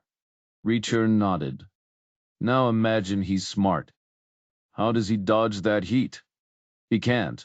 Wrong. He creates heat elsewhere, finds women who remind him of her, kills them in ways so weird the cops chase ghosts instead of him. It's misdirection hide the real target in a crowd. Where's the best place to stash a pebble? On a beach, Harper said slowly. Bingo. So is it Callan's husband? Nope. But only one of these women matters. The rest? Distractions. Static. Smoke and mirrors, Reacher muttered. So which one's real? He didn't answer. Just sank into a chair to wait. Patience. That's what the job demanded. Up in the hills, the wind cut like a knife, damp and relentless. But discomfort meant nothing when focus was everything. A few hundred yards below, some poor cop sat shivering in his cruiser, trapped by sidewalks and streetlights while nature called. Bet he's weighing frostbite against public indecency, Reacher mused. Meanwhile, up here, a whole wilderness for a bathroom. The irony almost made him smile. Almost. The captain reappeared just shy of 3 hours, herding them downstairs to a waiting staff car. Enjoy the ride, he said, as if they were headed to a vacation. The vehicle rumbled along the tarmac, veering toward a pristine Boeing no frills, no paint, just raw function. We skip the fancy colors till we know it won't fall out of the sky, the driver joked. At the ladder, crisp uniformed crew waved them aboard. Pick a seat, the co-pilot said. 260 identical cocky chairs, stripped of entertainment, pillows, even the illusion of comfort. The air smelled of new fabric and jet fuel. Reacher sprawled across 3 seats, his broad frame angled against the cabin window. We've been living on planes lately, he muttered. Harper dropped into the row behind him, clicking her seatbelt with a sigh. No kidding, she replied. The co-pilot's voice crackled over the intercom, dripping with military bravado. Welcome to your non-FAA-approved flight briefing. Relax, because we won't crash. And if we do, well, let's just say you'll be extra crispy before you hit the ground. Reacher smirked. Harper rolled her eyes and leaned forward. So which one's the real target? She pressed. You tell me, Reacher shot back. The jet taxied smoothly, pivoted, and roared down the runway. Within seconds, they were airborne, the Washington skyline shrinking beneath them as the plane climbed into thick clouds. Harper shifted, stretching across the empty seats opposite Reacher. The eerie quiet of the cabin made it feel like they were the last people on Earth. He wouldn't wait too long, she mused. If he's got a mark, he'd strike before things fall apart. Reacher nodded. 3rd or 4th. That's the window. Harper frowned. But which one? What's the tell? Reacher's voice was steady. Everything. The details never lie. Meanwhile, Rita stood in her kitchen, staring at the sad contents of her fridge, a shriveled apple, and a lonely slice of Swiss cheese. She arranged them on a plate like it was some kind of sad gourmet meal, then washed the dish just to feel normal. Steeling herself, she unlocked her front door and stepped into the biting cold. The cop car was still there, the officer eyeing her warily as she approached. Listen, she said, forcing a smile, I owe you an apology. I was out of line earlier. You're welcome to come inside any time. The cop blinked, clearly thrown by the sudden shift. Oh, sure, thanks, he muttered, climbing out. She noticed he left the window down, his own little act of defiance. Back in the air, Harper exhaled sharply. Callan and Cook were just decoys, she said, meant to throw us off. Reacher's silence was agreement enough. The plane hummed beneath them, steady as a heartbeat. Somewhere below, a predator was waiting, patient as a spider. And time was running out. He trailed after her, looking a little frantic. This guy must really need to go, she mused. You remember where it is, she told him, leaning against the hallway wall. He emerged from the bathroom a minute later, looking much more at ease. She swung the front door open for him. Don't hesitate to knock, she offered. Thanks, ma'am, he replied, rubbing the back of his neck. If you don't mind. I don't, she assured him. Glad to help. He gave her a grateful, almost bashful smile before shuffling back to his patrol car. She locked the door behind him and wandered into the living room, her gaze landing on the piano. 45 more minutes, she decided. Maybe an hour. That should do it. Timing was tricky, she wasn't a doctor after all. But she'd bet money he'd need another bathroom break before his shift ended. Young guy like that? Probably twice more before nightfall. Once before, once after... Well, after things got messy. Outside, the sky over North Dakota had cleared, revealing the landscape 7 miles below. The co-pilot ambled back, pointing at a speck of a town near Bismarck. That's where I grew up, he said, tracing the Missouri River's faint silver line. Then he vanished again, leaving Reacher frowning at the flight path. Virginia to Oregon should have been a straight shot across the Midwest. But no, they detoured north. Great circle routes, he reminded himself. Supposedly faster, even if it made no damn sense. Lorraine Stanley took the paint, Harper said abruptly. No violence means he's faking. But what's the geography telling us? Scope, Reacher answered. And speed. She nodded. Mobility, too. Exactly. By the time she finished playing, she'd lost herself in the music for a solid 90 minutes. The cop stayed away, and her fingers flew over the keys, faster and smoother than ever. She pushed the tempo just to the edge of control, then dialed it back, still not quite the marked speed, but better. More live. Satisfied, she stretched, flexing her hands before shutting the piano lid. Upstairs, she ran a brush through her hair, then grabbed her jacket short enough for driving, warm enough for the chill. She swapped her shoes, unlocked the basement door, and stepped into the garage. The car's interior light flicked on as she slid inside. The engine roared to life, just as the garage door groaned open. She backed onto the driveway, then paused. The cruiser was still there, blocking her path. She left the engine running and marched over. The cop rolled down his window. Store run, she announced. He blinked, like this wasn't in the playbook. How long? Hour tops. He hesitated, then shrugged. Fine, but I stay here. We're watching the house, not tailing you. Works for me, she said, turning back to her car. Let him sit there, she thought. He'll be knocking a dent soon enough. Nobody's gonna snatch me at the grocery store, she muttered, more to herself than the cop. He just gave a silent nod, fired up his engine, and reversed up the slope just enough to let her slide past. She watched in her rear view as he settled back into position, like some bored sentry. From the shadows, you see it all, the garage door rolling up, the sleek car gliding out, the door shutting tight. You catch her pausing in the driveway, stepping out, exchanging a few words through the cop's window. Then she's backing onto the road, the cruiser shifting back into place, and she's gone, vanishing down the hill. You smirk, slipping deeper into the rocks before standing and dusting yourself off. Time to get to work. She took the left at the bottom of the hill, then a right onto the main drag toward Portland. The air was sharp, the kind of cold that promised snow in a week or two. And when it came, her choice of ride would look downright ridiculous. While everyone else in town was rolling around in lifted trucks or rugged jeeps, she was cruising in this low-slung, gold-painted sedan, all chrome wheels and butter-soft leather, but with the ground clearance of a skateboard. No all-wheel drive, no traction control. Come winter, she'd be stuck begging rides or trudging through slush. But for now, smooth, quiet, gliding like it was on rails. 2 miles west, she slowed for the shopping center, waiting as a lumbering diesel truck wheezed past before swinging into the lot.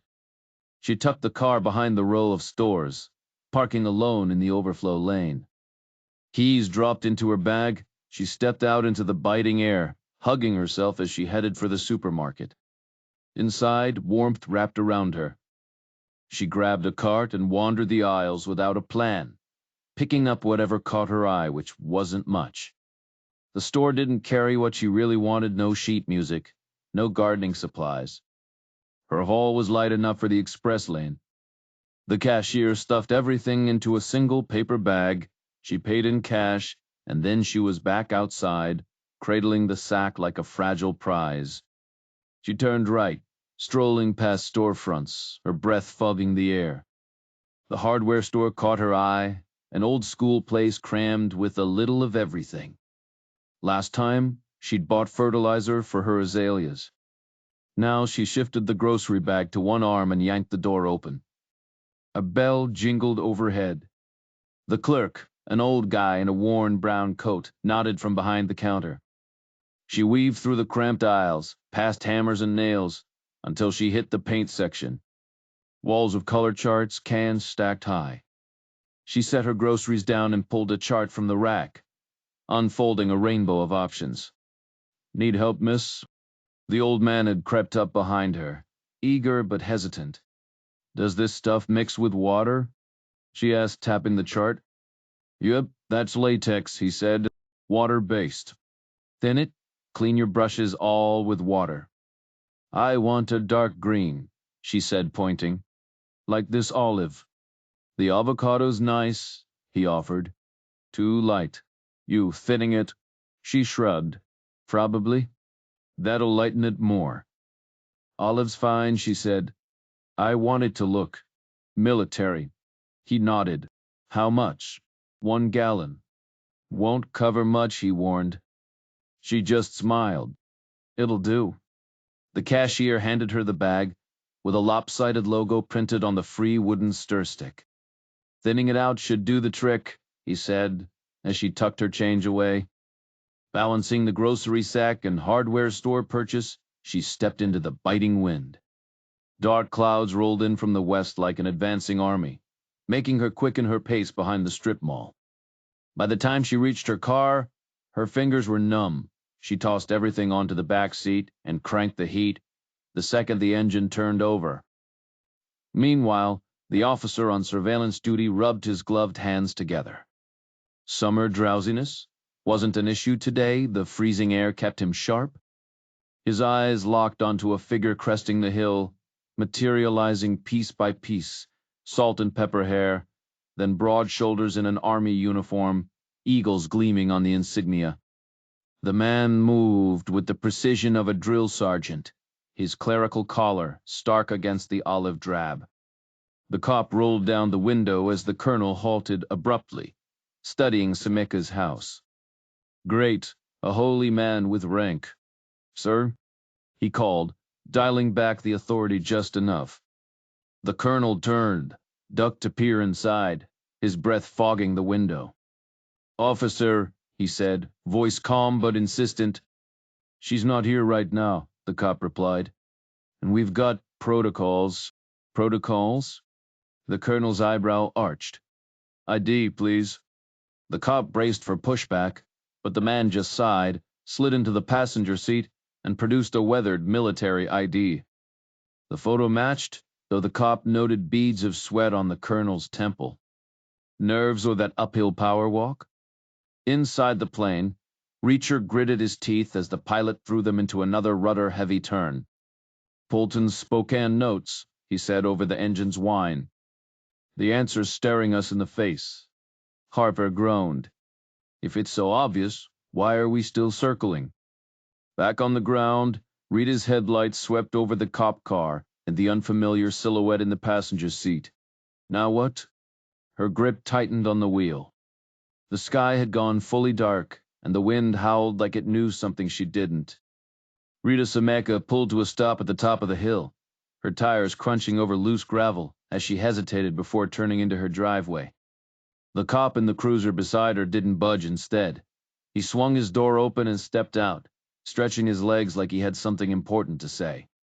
She rolled down her window as he leaned against her car, his breath fogging in the crisp autumn air. His eyes flicked to the shopping bags piled in her back seat. "Find everything you needed?" he asked. She gave a tight nod, but his expression shifted. "There's someone here to see you," he said, jerking his thumb toward the figure in his passenger seat. "Army chaplain. Colonel something or other." His credentials checked out. Rita's grip tightened on the wheel. "Tell him to leave." The cop blinked. "He flew in from D. C. Says it's important. I don't care if he came from the moon. I'm not interested." Before the cop could argue, the colonel was already stepping out of the cruiser, straightening his jacket as he approached. Rita killed the engine and shoved her door open, the cold biting through her jacket as she faced him.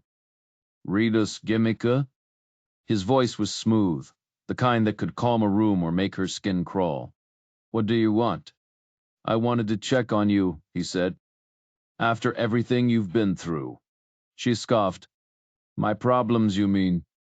If you're struggling, I can help." "Did the Army send you?" He shook his head, regret flashing in his eyes. "This is personal. They won't acknowledge what happened, but I couldn't just do nothing." Rita crossed her arms. "Why me?" "You're not the first," he admitted. "I started with the ones who seemed alone. Figured they might need it most." A bitter laugh escaped her. "Well, you wasted a trip. I don't need saving." The colonel didn't flinch. "Are you sure?" "I can come back," asked and answered. The cop cut in, stepping between them. "Time to go, sir." For a heartbeat, the colonel just stood there, the weight of the moment pressing down. Then, with a stiff nod, he turned and strode away, his silhouette swallowed by the slope of the road. Rita didn't watch him leave. She slid back into her car, the engine roaring to life as the cop tapped her roof. "Sweet ride," he muttered, like he was desperate to break the tension. She ignored him, turning into a driveway as the garage door groaned open. Inside, the darkness swallowed her whole. The trunk popped with a click, and she hauled her bags inside, dumping them on the kitchen counter before sinking onto a stool. Outside, the cop's cruiser rolled back into position, and Rita sat there waiting. The car was sleek and low to the ground, its trunk spacious, but not tall enough to sit upright. Cramped inside, you curled into a fetal position, knees pressed against your chest.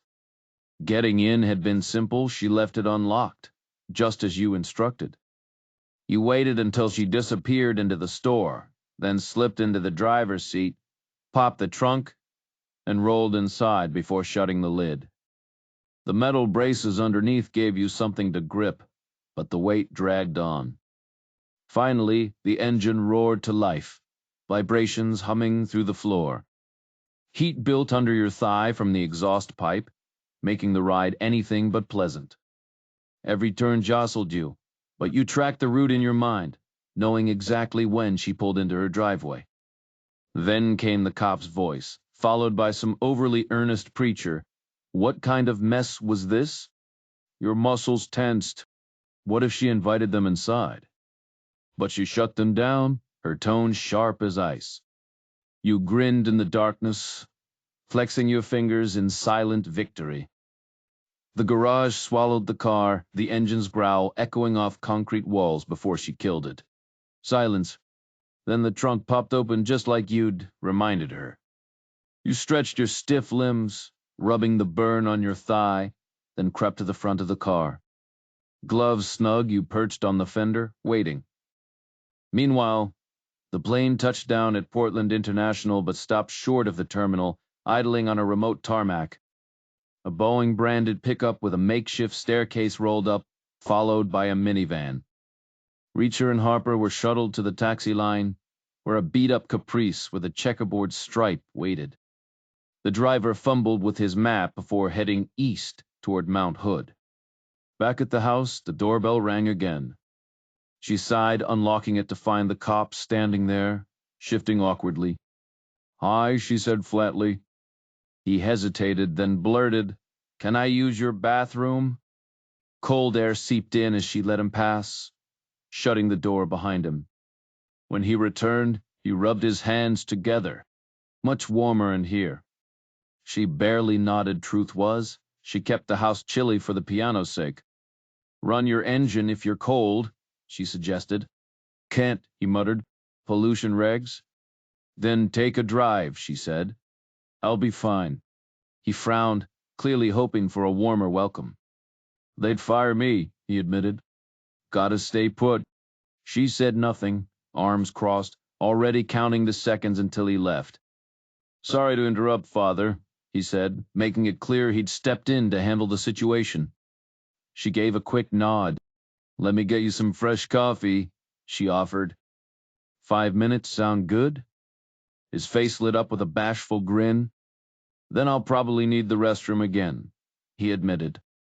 Goes straight through me. No rush, she replied, shutting the door behind her. Back in the kitchen, she fired up the coffee maker and perched on a stool near the grocery bags, waiting. She grabbed her largest mug, the one with the chipped handle, and filled it to the brim, stirring in cream and sugar. He seemed like the type who'd want both, young and a little soft around the edges. Steam curled off the coffee as she carried it outside, forming a wispy trail all the way to the sidewalk. She rapped lightly on his window, and he turned, flashing a grateful smile as he rolled it down.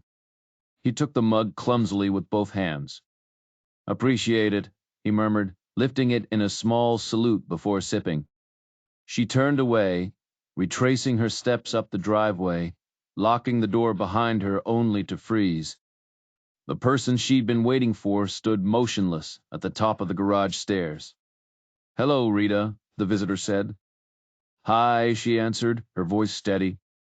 Outside, the battered taxi rattled south on I-205, before veering east onto Highway 26. The car groaned like it belonged in a junkyard, its mismatched panels hinting at a rough life, maybe years grinding through New York streets, then more time in Chicago's suburbs. But it chugged along, its meter ticking slower than it would have in either city. A small mercy, since Reacher had just patted his pockets and realized he was nearly broke. Why's proving you can move around matter so much? Harper asked. Reacher scoffed. Because we bought into the lie without questioning it. Back inside, Samaka stood rooted by the door, composed. The visitor studied her from down the hall, gaze unwavering. You got the paint? A nod. Yeah, it's here. So, are you set? I don't know. The visitor's smile was patient, almost serene. But you are ready, aren't you? Sameka swallowed. Yeah, I'm ready. Did you apologize to the cop? Another nod. Told him I was sorry. He needs access whenever he wants it. I said he could come by. Good. He has to be the one to find you. That's non-negotiable. Understood, Samika whispered. The silence stretched, the visitor's eyes locked onto hers. Finally, Samika broke it. If that's what you want, then yes, he should find me. You handled the priest well. He meant well. No one can help you. A beat. I know, she murmured. They moved to the kitchen, Samika brushing past in the tight hallway. She pulled the paint can from the bag, holding it up. Olive green. Closest they had. The visitor approved. Perfect. You're doing great. A faint blush crept up Samika's neck. Now focus, the visitor said. This next part's important. Samika squared her shoulders. Okay. First I need you to smile for me. I don't really do that anymore. Try. Just for me. Samika ducked her head, summoning a fragile, hesitant smile, barely there, but it counted. She held it, clinging to the effort like a lifeline. The visitor grinned. That's great. Keep that smile going, all right? Got it, Skimeka replied. Gotta stay positive on the job, right? Right. Now we need something to pop this lid open. My toolbox is in the basement, Simika said. You got a screwdriver handy? Plenty, she answered. I've got a whole set. Grab me the biggest one you've got, will you? Sure thing. And hey, don't forget to keep smiling. Sorry? The oversized mug didn't fit in the Crown Vic's cup holder, so he downed the coffee in one go, no chance to set it down between sips. Typical. Same thing happened at parties. Standing with a beer in hand? Gone in minutes. Sitting at a bar with a coaster? That drink lasted forever. Even cigarettes burned faster when he was pacing around. Now he sat there, empty mug balanced on his knee, debating whether to return it. Here's your mug back, thanks a bunch. Maybe he could sneak in another hint about freezing his butt off out here. If he played it right, she might let him finish his shift inside. A chair in the hallway wouldn't hurt, right? Better security, too. But ringing that bell again? Risky. She was wound tight, no question. Even returning her mug might set her off, despite him being nothing but polite. Even after he'd gotten rid of that chaplain for her. He tapped the mug against his leg, weighing frostbite against her temper. The cab rolled on past Gresham, Kelso, Sandy. Route 26 turned into the Mount Hood Highway, the engine growling as it climbed. Who is it? Harper asked. The answer's in Polton's Spokane report. Seriously? He nodded. Blatant once you see it. Took me a while, though. The ups angle? We already covered that. Nah, before that. The rental car hurts. Skimika reappeared from the basement, a screwdriver in hand, not the biggest but sturdy, with a blade just right for prying. This should work, she said, for what we need. The visitor eyed it from across the room. Looks good. As long as you're comfortable. You're the one using it. Skimika nodded. It'll do. Where's your bathroom? Upstairs. Mind showing me? Sure. Bring the paint, the visitor added. And the screwdriver? Samika ducked back into the kitchen for the can. Need the stirring stick too, she called. A pause. New job, new method. Yeah, grab that too. The stick was about a foot long. She tucked it under her arm with a screwdriver, hefted the can, and led the way upstairs down the hall, through her bedroom, into the bathroom. Here we go, she said. The visitor scanned the space, feeling like a bathroom connoisseur by now. Fifth one today. Mid-range, slightly dated, but it fit the house. Some fancy marble monstrosity would have looked ridiculous. Set everything on the floor, okay? Simika crouched, the can clinking softly against the tile. She flipped the handle down, laid the tools across the lid. The visitor pulled a folded black trash bag from his coat, shook it open. Clothes go in here. He stepped out of the car, mug in hand, circled the hood, trudged up the driveway, took the porch steps slow. He hesitated with the mug in his hand, inches from ringing the doorbell. The house was eerily silent, no familiar piano melody drifting through the walls. Normally, she'd be hammering away at the same piece obsessively, lost in repetition. The absence of music threw him off. Was she busy? Napping? Or just not in the mood for visitors? The bureau had mentioned her early mornings. Maybe she crashed in the afternoon. Or maybe she was curled up with a book. Completely unaware, he was standing on her porch like some awkward door-to-door salesman. His hand hovered, then dropped. Decision made. He turned, retreating down the steps. The mug clutched awkwardly as he circled his car. Inside, he set it carefully in the passenger footwell. Rita blinked at him, confused. What clothes? She asked, brow furrowed. The ones you're wearing, the visitor replied flatly. Rita gave a slow nod, her smile faltering. Not good enough, the visitor snapped. That smile slipping. Try again big, happy like you mean it. She turned to the mirror, studying her reflection before forcing her lips wider, cheeks straining. Better, the visitor approved. Now the clothes. In the bag. Rita peeled off her thick knit sweater, the neckline clinging stubbornly, before she wrestled it over her head. Next came the faded flannel, softened from too many washes. She shivered as it hit the bag. Now I'm freezing, she muttered, fingers working the button of her jeans. Hurry up, the visitor urged. Kicking off her shoes, she stepped out of the denim, then peeled off her socks with a flick of her wrists.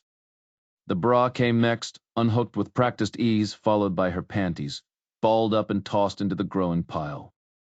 Naked, she stood waiting. Run the bath, the visitor ordered. Warm since you're cold. Rita bent to plug the drain, twisting the faucets until steam curled above the water. Open the paint. She grabbed the screwdriver, prying the lid loose with careful twists. The sharp tang of ammonia hit her nose as she lifted the can, arms trembling slightly under its weight. Careful, the visitor warned. She tipped it over the tub, watching thick green sludge ooze into the water.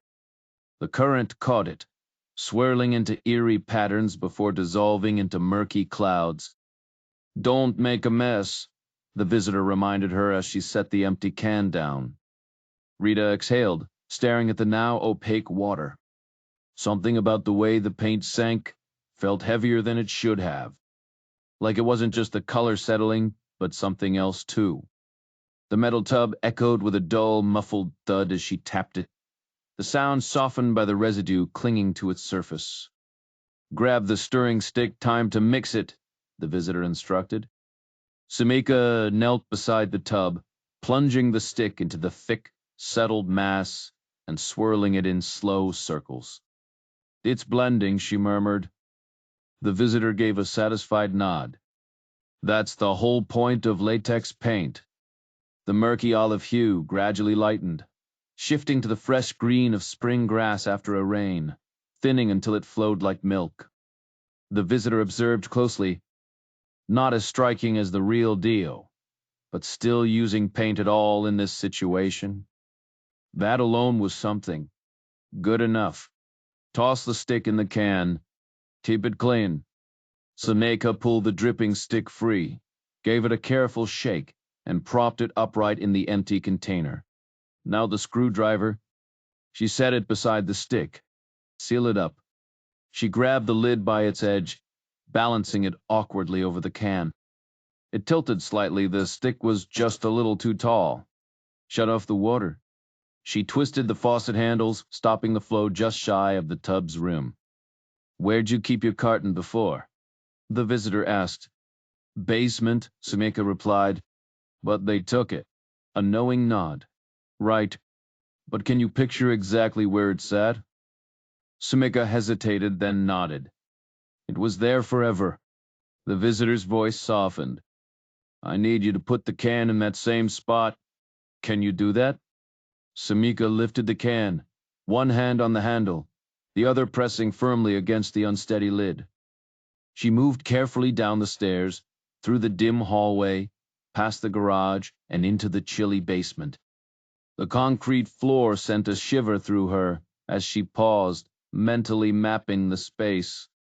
One deliberate step to the left, and she set the can down, centering it where the carton had once been. Outside, a taxi groaned up a steep hill, passing a half-empty strip mall, with a supermarket anchoring its row of shops. Harper frowned. Why are we stopping here? Reacher didn't look away from the window. Because Simika's next. Harper exhaled sharply. Tell me who. Focus on the how, Reacher countered. That's the only proof that matters. Back in the basement, Simeka nudged the can an inch to the right, double-checking its placement before bolting upstairs, her breath ragged. Out of breath? The visitor asked mildly. Simeka gulped air, pushing damp hair from her face. I ran the whole way. Catch your breath, the visitor said. Samika steadied herself. I'm fine. Now into the tub. Simeka grinned. I'll turn green. Yep, the visitor agreed. Head to toe green. She dipped a toe in, testing. It's warm. Good, the visitor murmured. Simeka stepped in fully, the water rising to her calves. Sit down easy, does it? She braced her hands on the rim, lowering herself until her knees vanished beneath the swirling green. Legs straight, arms in. She obeyed, sliding deeper until the warmth enveloped her shoulders. Head back, the visitor directed. Samiga tilted her chin up, her hair fanning out like seaweed. Ever had oysters? The visitor asked suddenly. Simeka blinked, the memory surfacing. A few times, she said, her voice distant. The water rippled as she shifted. Remember how they feel sliding down?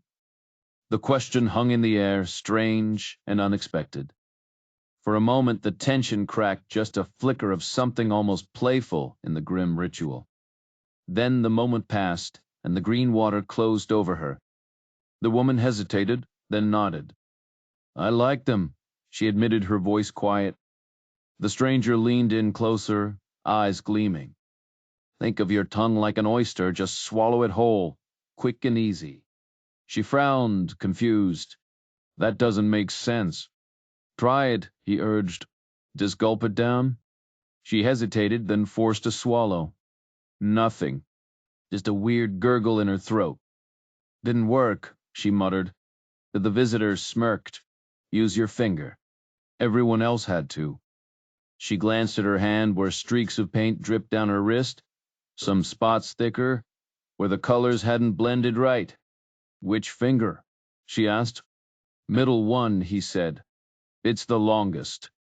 She curled her other fingers in, pressing the tip under her tongue. Now push hard, he instructed. She did, then swallowed. Her eyes flew wide in shock. Meanwhile, the cab screeched to a halt inches from the cop car.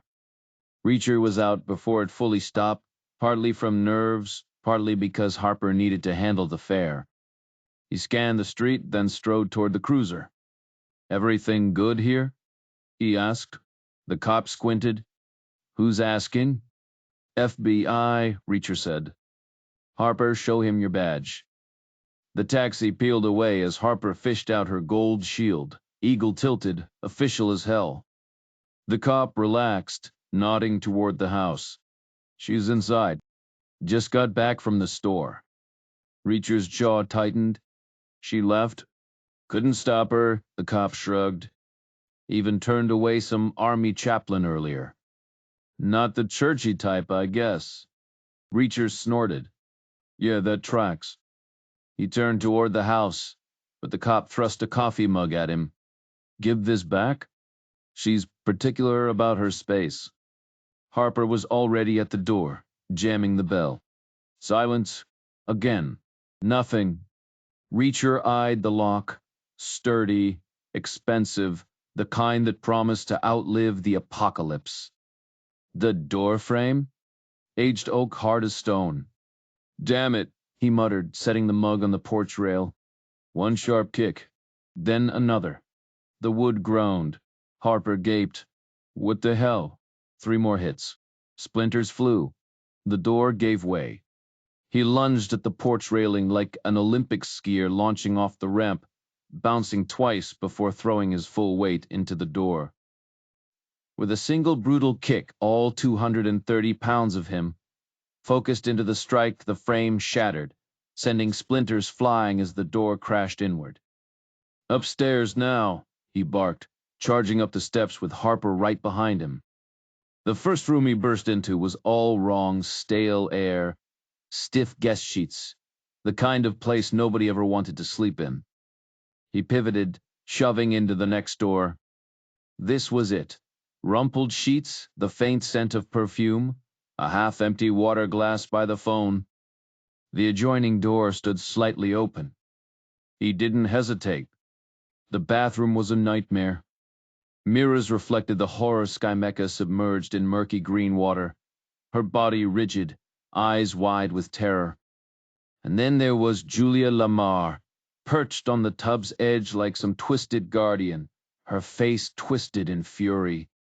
She barely had time to react before he grabbed her sweater, spun her around, and drove a fist into her jaw with enough force to send her crashing into the wall. She crumpled like a rag doll. No time to watch her fall. Sameka was arched out of the filthy water, gasping, suffocating. He plunged his hand into her mouth, fingers tearing against her teeth as he fought to pull her tongue free. It was slick, writhing like trying to grab an eel. Finally, he hooked it, yanking it forward just as her body convulsed, coughing up green sludge. "Run the shower?" he roared. Harper scrambled to turn it on while he yanked the drain plug, watching the foul water swirl away. He hauled Skymeka up, her skin slick with residue, and Harper stepped in without hesitation, fully clothed, holding her under the spray. The green dissolved into streaks, revealing raw, reddened skin beneath. Harper's arms trembled from the effort, the paint making Skymeka's body slippery. "Towels now," she gasped.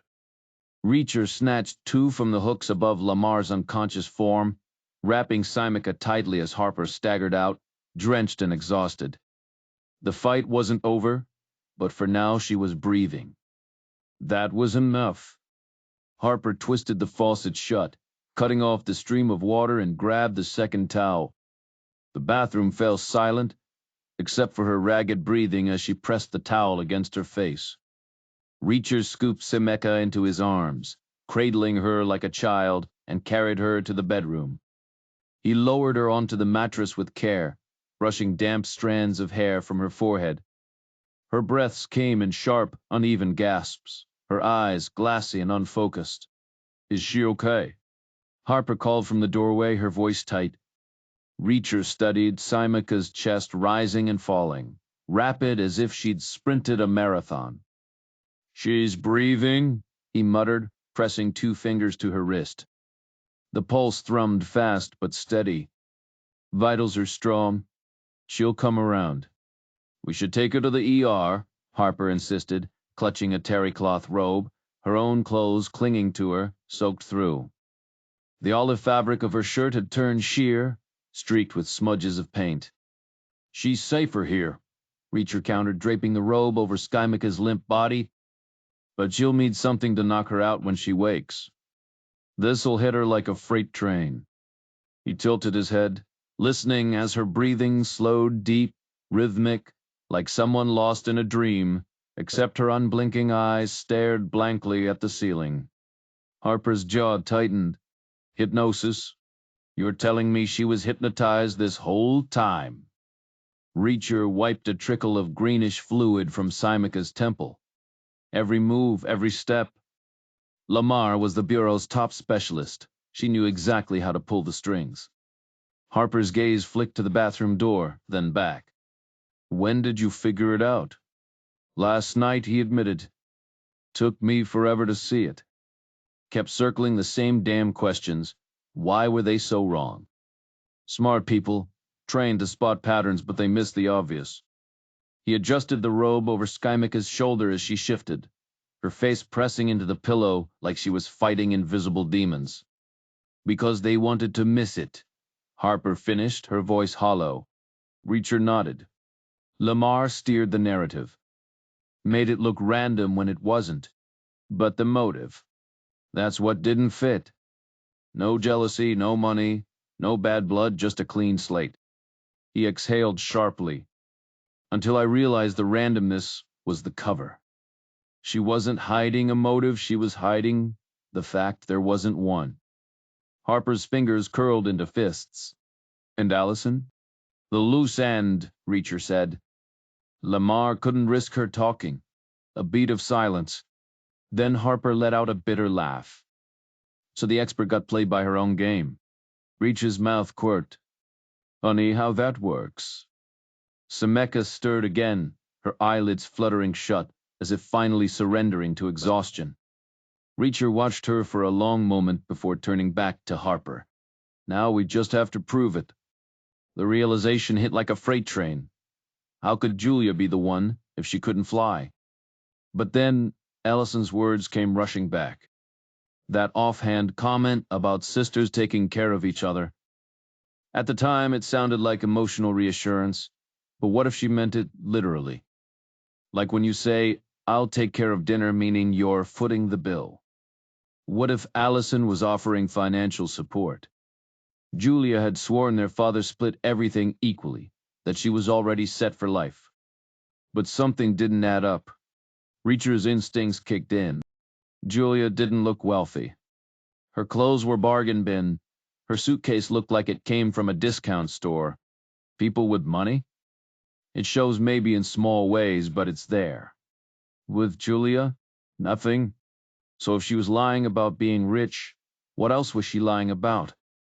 The inheritance? The sisterly bond? Maybe that childhood resentment never faded. Then came the real kicker. What if the fear of flying was just another lie?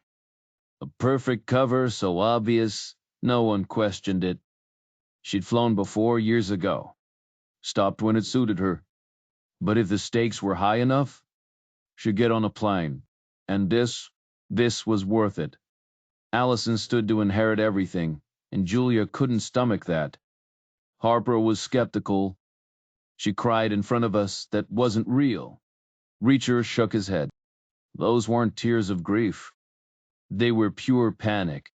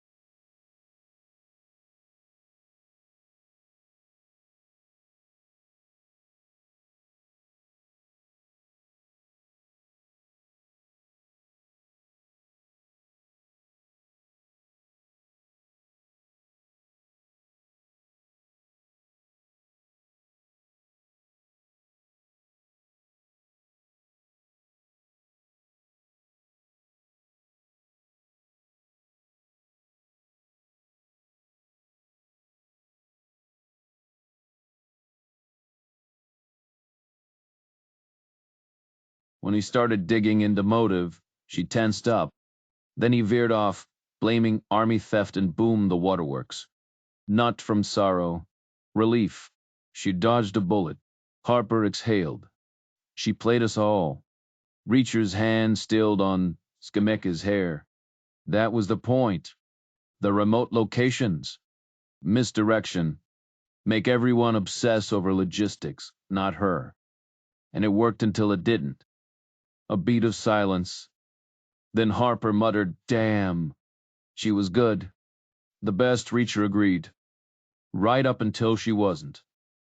Harper's face drained of color as the pieces clicked into place. She was covering for you on the stolen weapons angle, she murmured. Reacher smirked. Exactly. She was pushing my argument, feeding me lines. Suddenly she's all about thinking outside the box, going full throttle. Jumped right on that train, except she knew it was headed straight off the rails. She was scrambling, throwing us into another dead end. But here's the thing, that whole angle was garbage from the start. A glaring hole in the logic. What hole? Harper asked. 11 witnesses, all conveniently living alone after their service. Too perfect. I called it an experiment, wanted to see who would resist. Only Polton did. Blake was too distracted, reeling from Lamar's meltdown. But Lamar, she doubled down.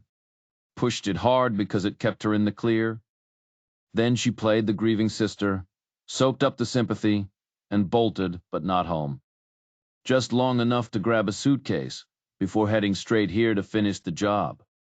Harper's hands clenched. She practically confessed before she left.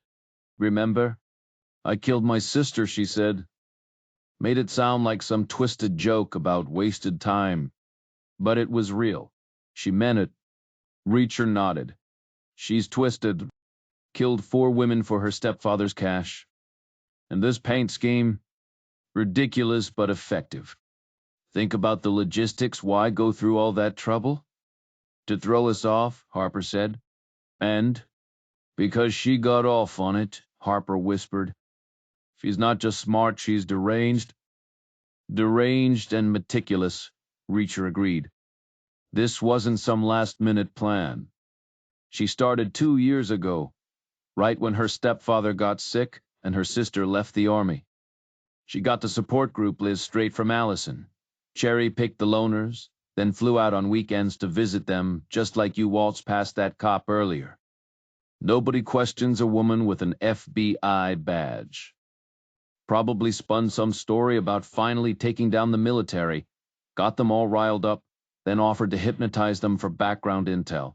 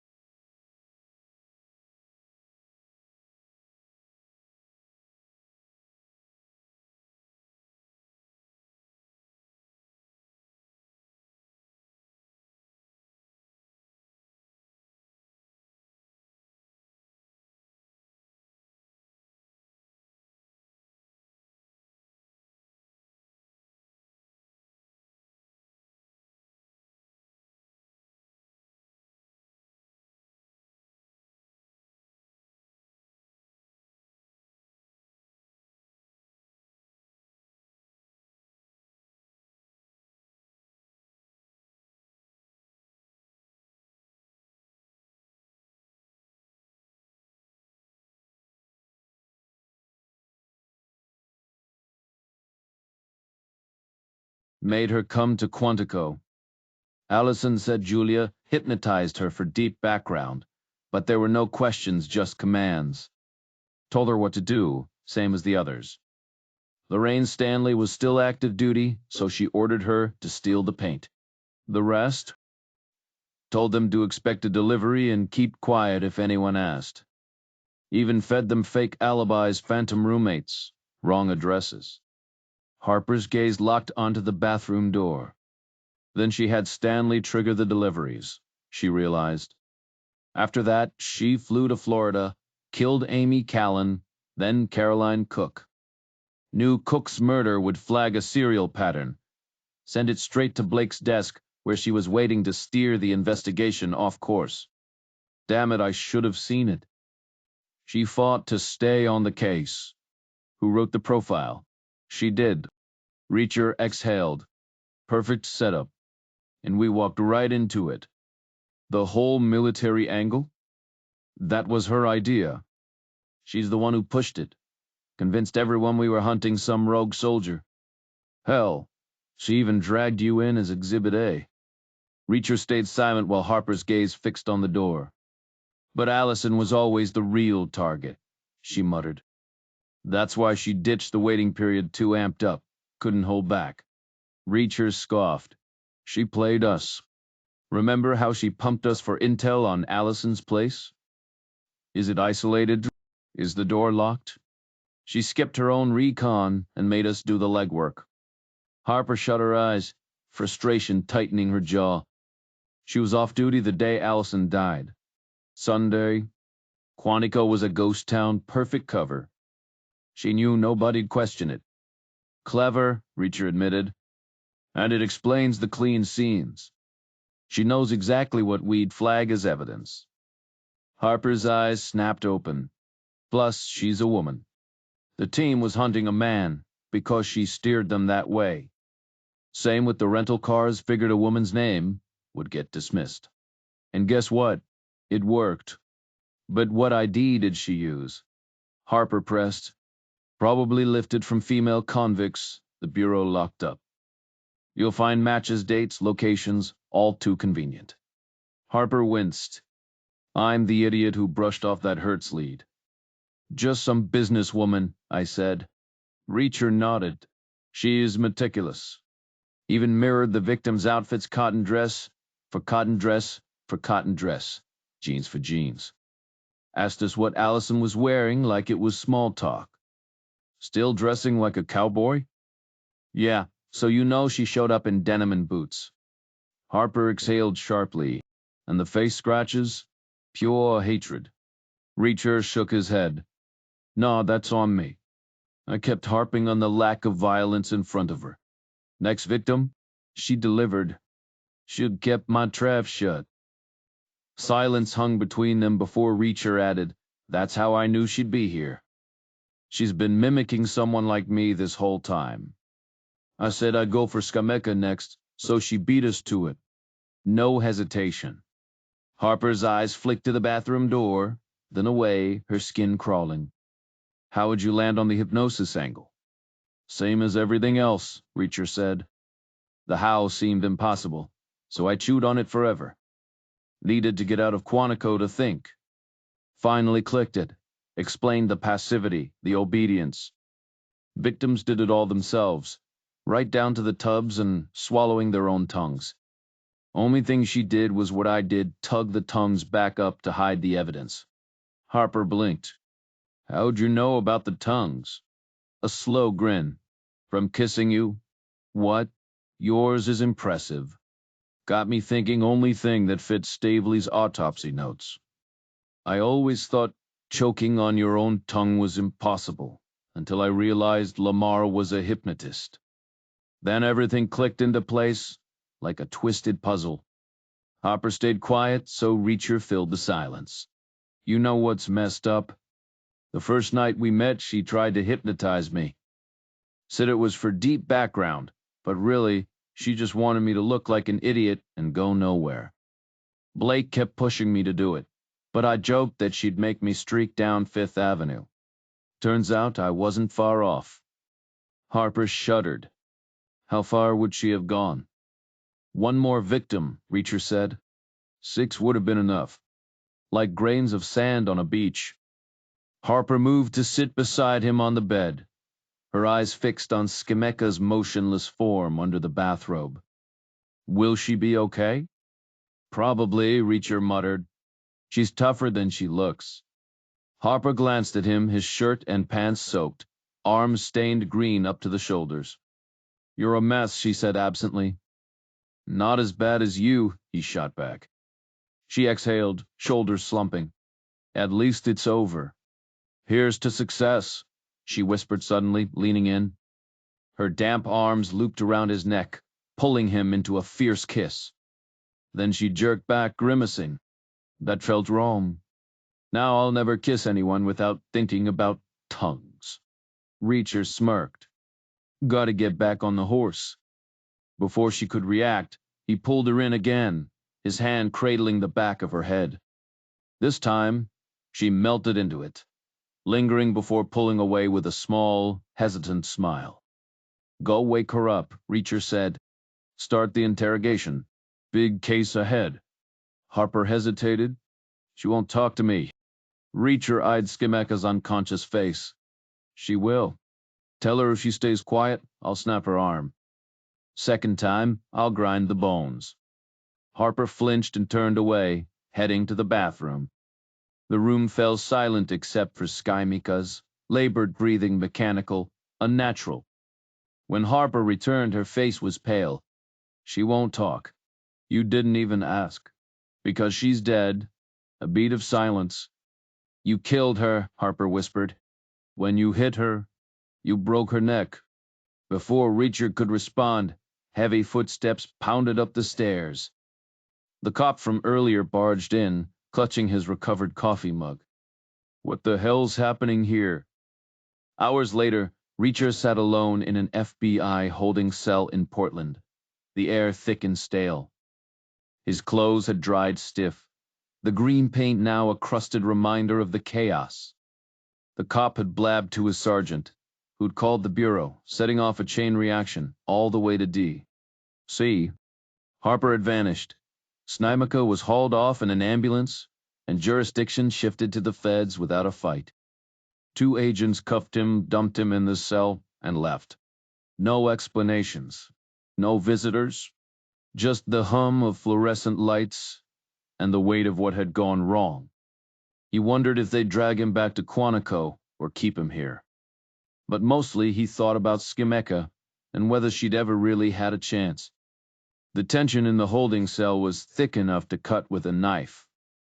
He pictured frantic doctors in the ER, scrambling to save her IVs, monitors, the whole sterile chaos. The silence stretched past midnight before the first signs of movement echoed through the building. Footsteps, hushed voices. Then Nelson Blake appeared, striding past the bars with a look that screamed, "You just dug your own grave." The guy was a mess, pale but flushed like he'd been running on fumes for days. An hour later, Alan Deerfield stormed in, fresh off a red-eye from New York. His glasses couldn't hide the exhaustion in his bloodshot eyes. He stopped, studied Reacher through the bars with that same detached curiosity from weeks ago. So this is the guy who wrecked everything. Then he vanished again, leaving nothing but silence in his wake. By 2 a.m., a local agent jangled keys at the cell door. "Let's chat," he muttered, leading Reacher down a dim hallway to a shabby conference room smaller than the New York setup, but just as depressing. Deerfield and Blake sat like a pair of grim statues across the table. Reacher took the lone chair opposite them. The air was heavy, nobody breathing too loud. Blake finally broke the stalemate, leaning forward. "I've got a dead agent," he spat. "And I don't take that lightly." Reacher didn't blink. "You got 4 dead women." "Almost 5. Blake scoffed. "There was never going to be a 5th. Julia Lamar was right there, about to save Skimica when you took her out. Heroic intervention right before you turned her into a headline." Deerfield chimed in, voice slick with bureaucratic spin. "Plausible, don't you think?" She cracks the case solo, conquers her fear of flying, races cross-country, just in time. Then you barge in, play judge and jury. Now she's a martyr, and you're on trial for killing a Fed. Reacher smirked.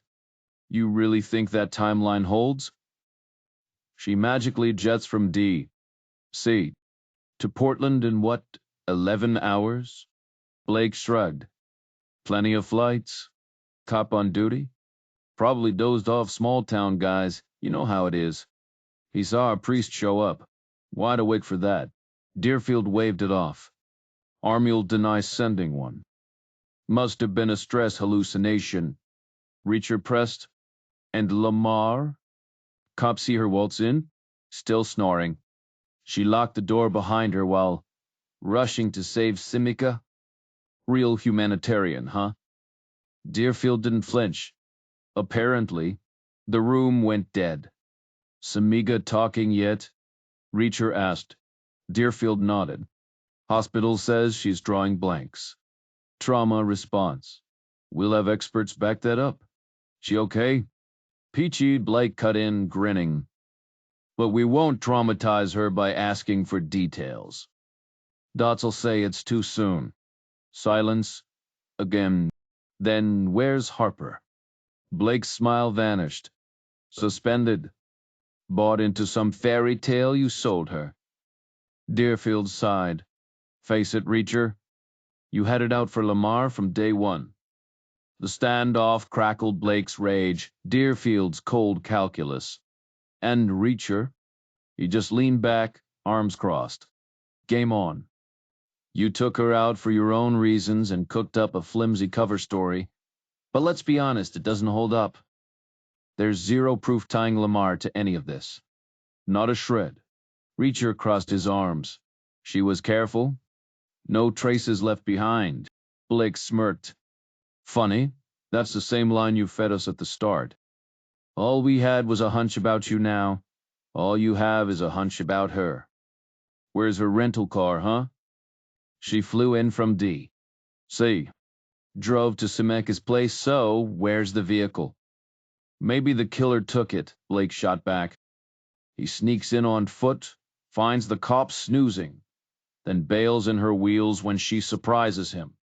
Reacher leaned forward. "You really think you'll find a rental under her real name? Or her flight records?" Blake shrugged. "If we dig deep enough, sure. We always get what we need." Deerfield cut in, his voice tight. "Here's your problem. We can't have a dead agent without someone taking the fall. And we definitely can't admit one of ours was a murderer." Reacher scoffed. "Guess that means I'm not getting my paycheck." Deerfield's face twisted like he'd bitten into something rotten. "This isn't a joke. You're in deep. You can rant all you want about suspicions, but nobody's buying it. And even if they did, why didn't you let Harper cuff her? Why take matters into your own hands? No time to argue, Reacher said. Bull. Was she mid-swing with a knife when you clocked her? Blake challenged. Our lawyers will rip you apart. If you were so worried about Simeka, why not go straight for her and let Harper handle Lamar? 2 against 1 saves you precious seconds, right? Reacher clenched his jaw. Half a second, maybe? Deerfield pounced. Half a second matters in life or death situations. Wasting it on Lamar?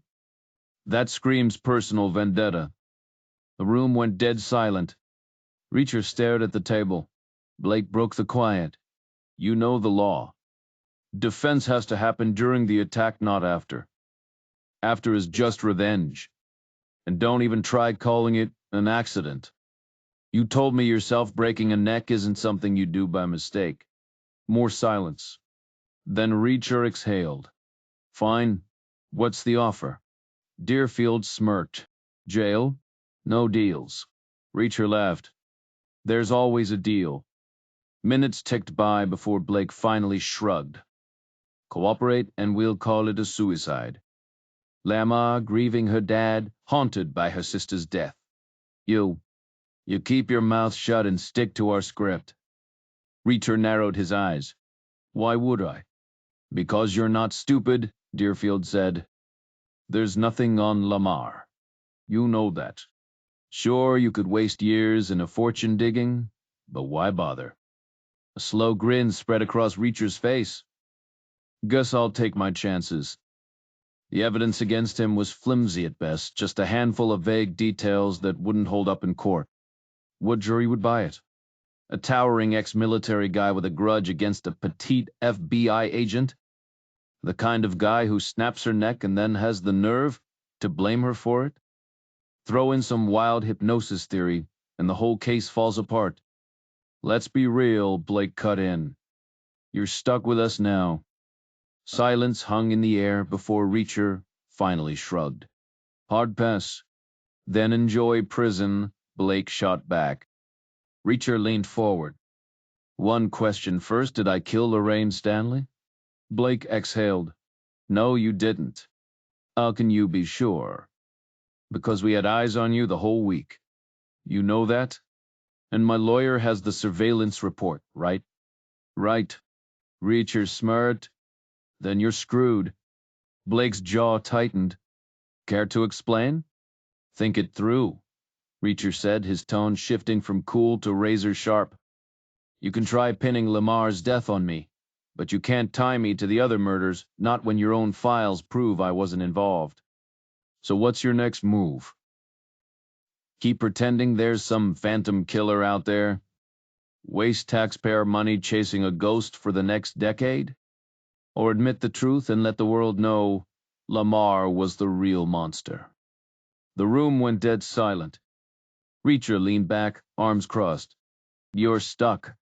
Either way, you lose. If you keep up the charade, you bleed resources forever. If you come clean, you can't touch me because killing Lamar was justified. Blake and Deerfield exchanged glances. We're the FBI, Deerfield finally growled. We can make your life hell. Reacher laughed. Buddy, my life's already hell.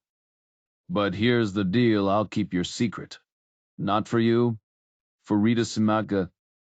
Drag this out, and she's the one who suffers media circus, reliving the trauma, all of it. I won't let that happen. Blake stared at the table, then gave a reluctant nod. Fine. Deerfield wasn't done. We'll be watching you. Every step. Reacher's grin turned icy. Just remember what happened to Petrosian. Don't let it happen to you. And just like that, the standoff ended no winners, no losers. Reacher pushed back from the table, strode out, and rode the elevator down to the empty lobby. The night air hit him as he stepped outside, the damp chill of a deserted Portland street wrapping around him. He stood there, hands in his pockets, staring at nothing. Then from the shadows, "Hey, Reacher." Harper's voice cut through the quiet. She lingered in the shadows behind him, half hidden by one of the marble pillars framing the building's entrance. When he turned, the dim light caught the gold in her hair and the crisp edge of her collar peeking out from her blazer. "Hey," she said softly. He gave her a tired grin. "Hey, back. You holding up okay?" She closed the distance between them with a quick step. "Getting there," she murmured. "Putting in for a transfer maybe here. I could get used to this place." He raised an eyebrow. "Think they'll go for it?" She shrugged. "Right now, they'll rubber stamp anything to avoid drama during budget season. This whole mess might as well be invisible." His mouth quirked. "Officially, it never was." "Exactly how we left it upstairs," she agreed. "So you're in the clear?" "Clear as I'll ever be." Her expression softened. "For what it's worth, I'd have backed you. No matter what." He nodded. "I know. Wish there were more like you." She pressed a thin slip of paper into his hand, a travel voucher from Quantico's admin desk. "One way to New York," she said. He frowned. "What about you?" "I'll claim I lost it. They'll just issue another." Before he could argue, she rose on her toes and brushed a kiss against his stubbled cheek, then turned away. "Good luck," she called over her shoulder. "You too," he answered, watching her go. 12 miles later, his boots had pounded every inch of highway shoulder between him and the airport.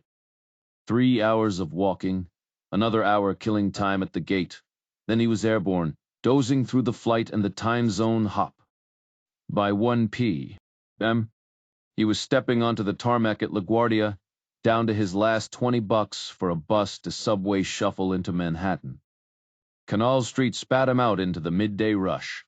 He headed south, blending into the Wall Street crowd until he hit Jodie's skyscraper. The lobby swallowed him whole, elevator banks humming with lawyers fresh from power lunches. Upstairs, her firm's reception area was eerily empty, no receptionist, just abandoned jackets and half-finished paperwork. He followed the murmur of voices down a corridor, lined with leather-bound legal volumes, past vacant offices where coffee cups sat cooling beside open files. Then bam! The double doors swung open to a scene straight out of a stockbroker's fantasy. A sunlit conference room packed with suits and champagne flutes, the air buzzing with deal-making laughter. And there was Jodie, glowing in a designer dress that probably cost more than his last 3 paychecks combined, working the room like a CEO at a victory lap. Everywhere she moved, a fresh cluster of admirers formed, glasses clinking in her wake. Then she froze, spotting him in the doorway, a rumpled grass-stained anomaly in a sea of tailored wool. The room's chatter died as 100 heads swiveled. For a heartbeat, she just stared. Then she was elbowing through the crowd, champagne sloshing as she launched herself at him. "The partnership party," he muttered into her hair. "You nailed it." "Damn right I did," she laughed, pulling him into the fray. Suddenly, he was shaking more hands than a politician at a fundraiser, playing nice with a battalion of attorneys who eyed him like he'd wandered in from a construction site. The managing partner, a silver-haired dinosaur in a suit worth a small car, clasped his hand with the enthusiasm of a man greeting a questionable tax deduction. Reacher smirked. Some things never changed. The party's easygoing vibe softened the old man's usual sharpness. He seemed ready to greet anyone, even Jodie's doorman, with a grin. "She's a superstar," he beamed, "and we're thrilled she's joining us." "Over the chatter," Reacher chimed in. "Sharpest legal mind I've ever seen." The man leaned closer. "You tagging along with her?" "Where to?" "London," he replied. "First assignment for new partners, 2 years heading up European operations." Before Reacher could respond, Jodie reappeared, slipping her arm through his and steering him away. The crowd had broken into hushed clusters, swapping office gossip and shop talk. She guided him toward a narrow window framing a sliver of the harbor, wedged between towering skyscrapers. I called the FBI, she admitted, voice low. Still your lawyer, technically. Spoke to Deerfield's office. When? Couple hours back. They stonewalled me. Nothing to share. We're square. She studied him. So you finally settled the score. Upbeat. Will there be a trial? He shook his head. Closed case. Just a burial then. He shrugged. No family left. That was the idea. She hesitated, then asked the question hanging between them.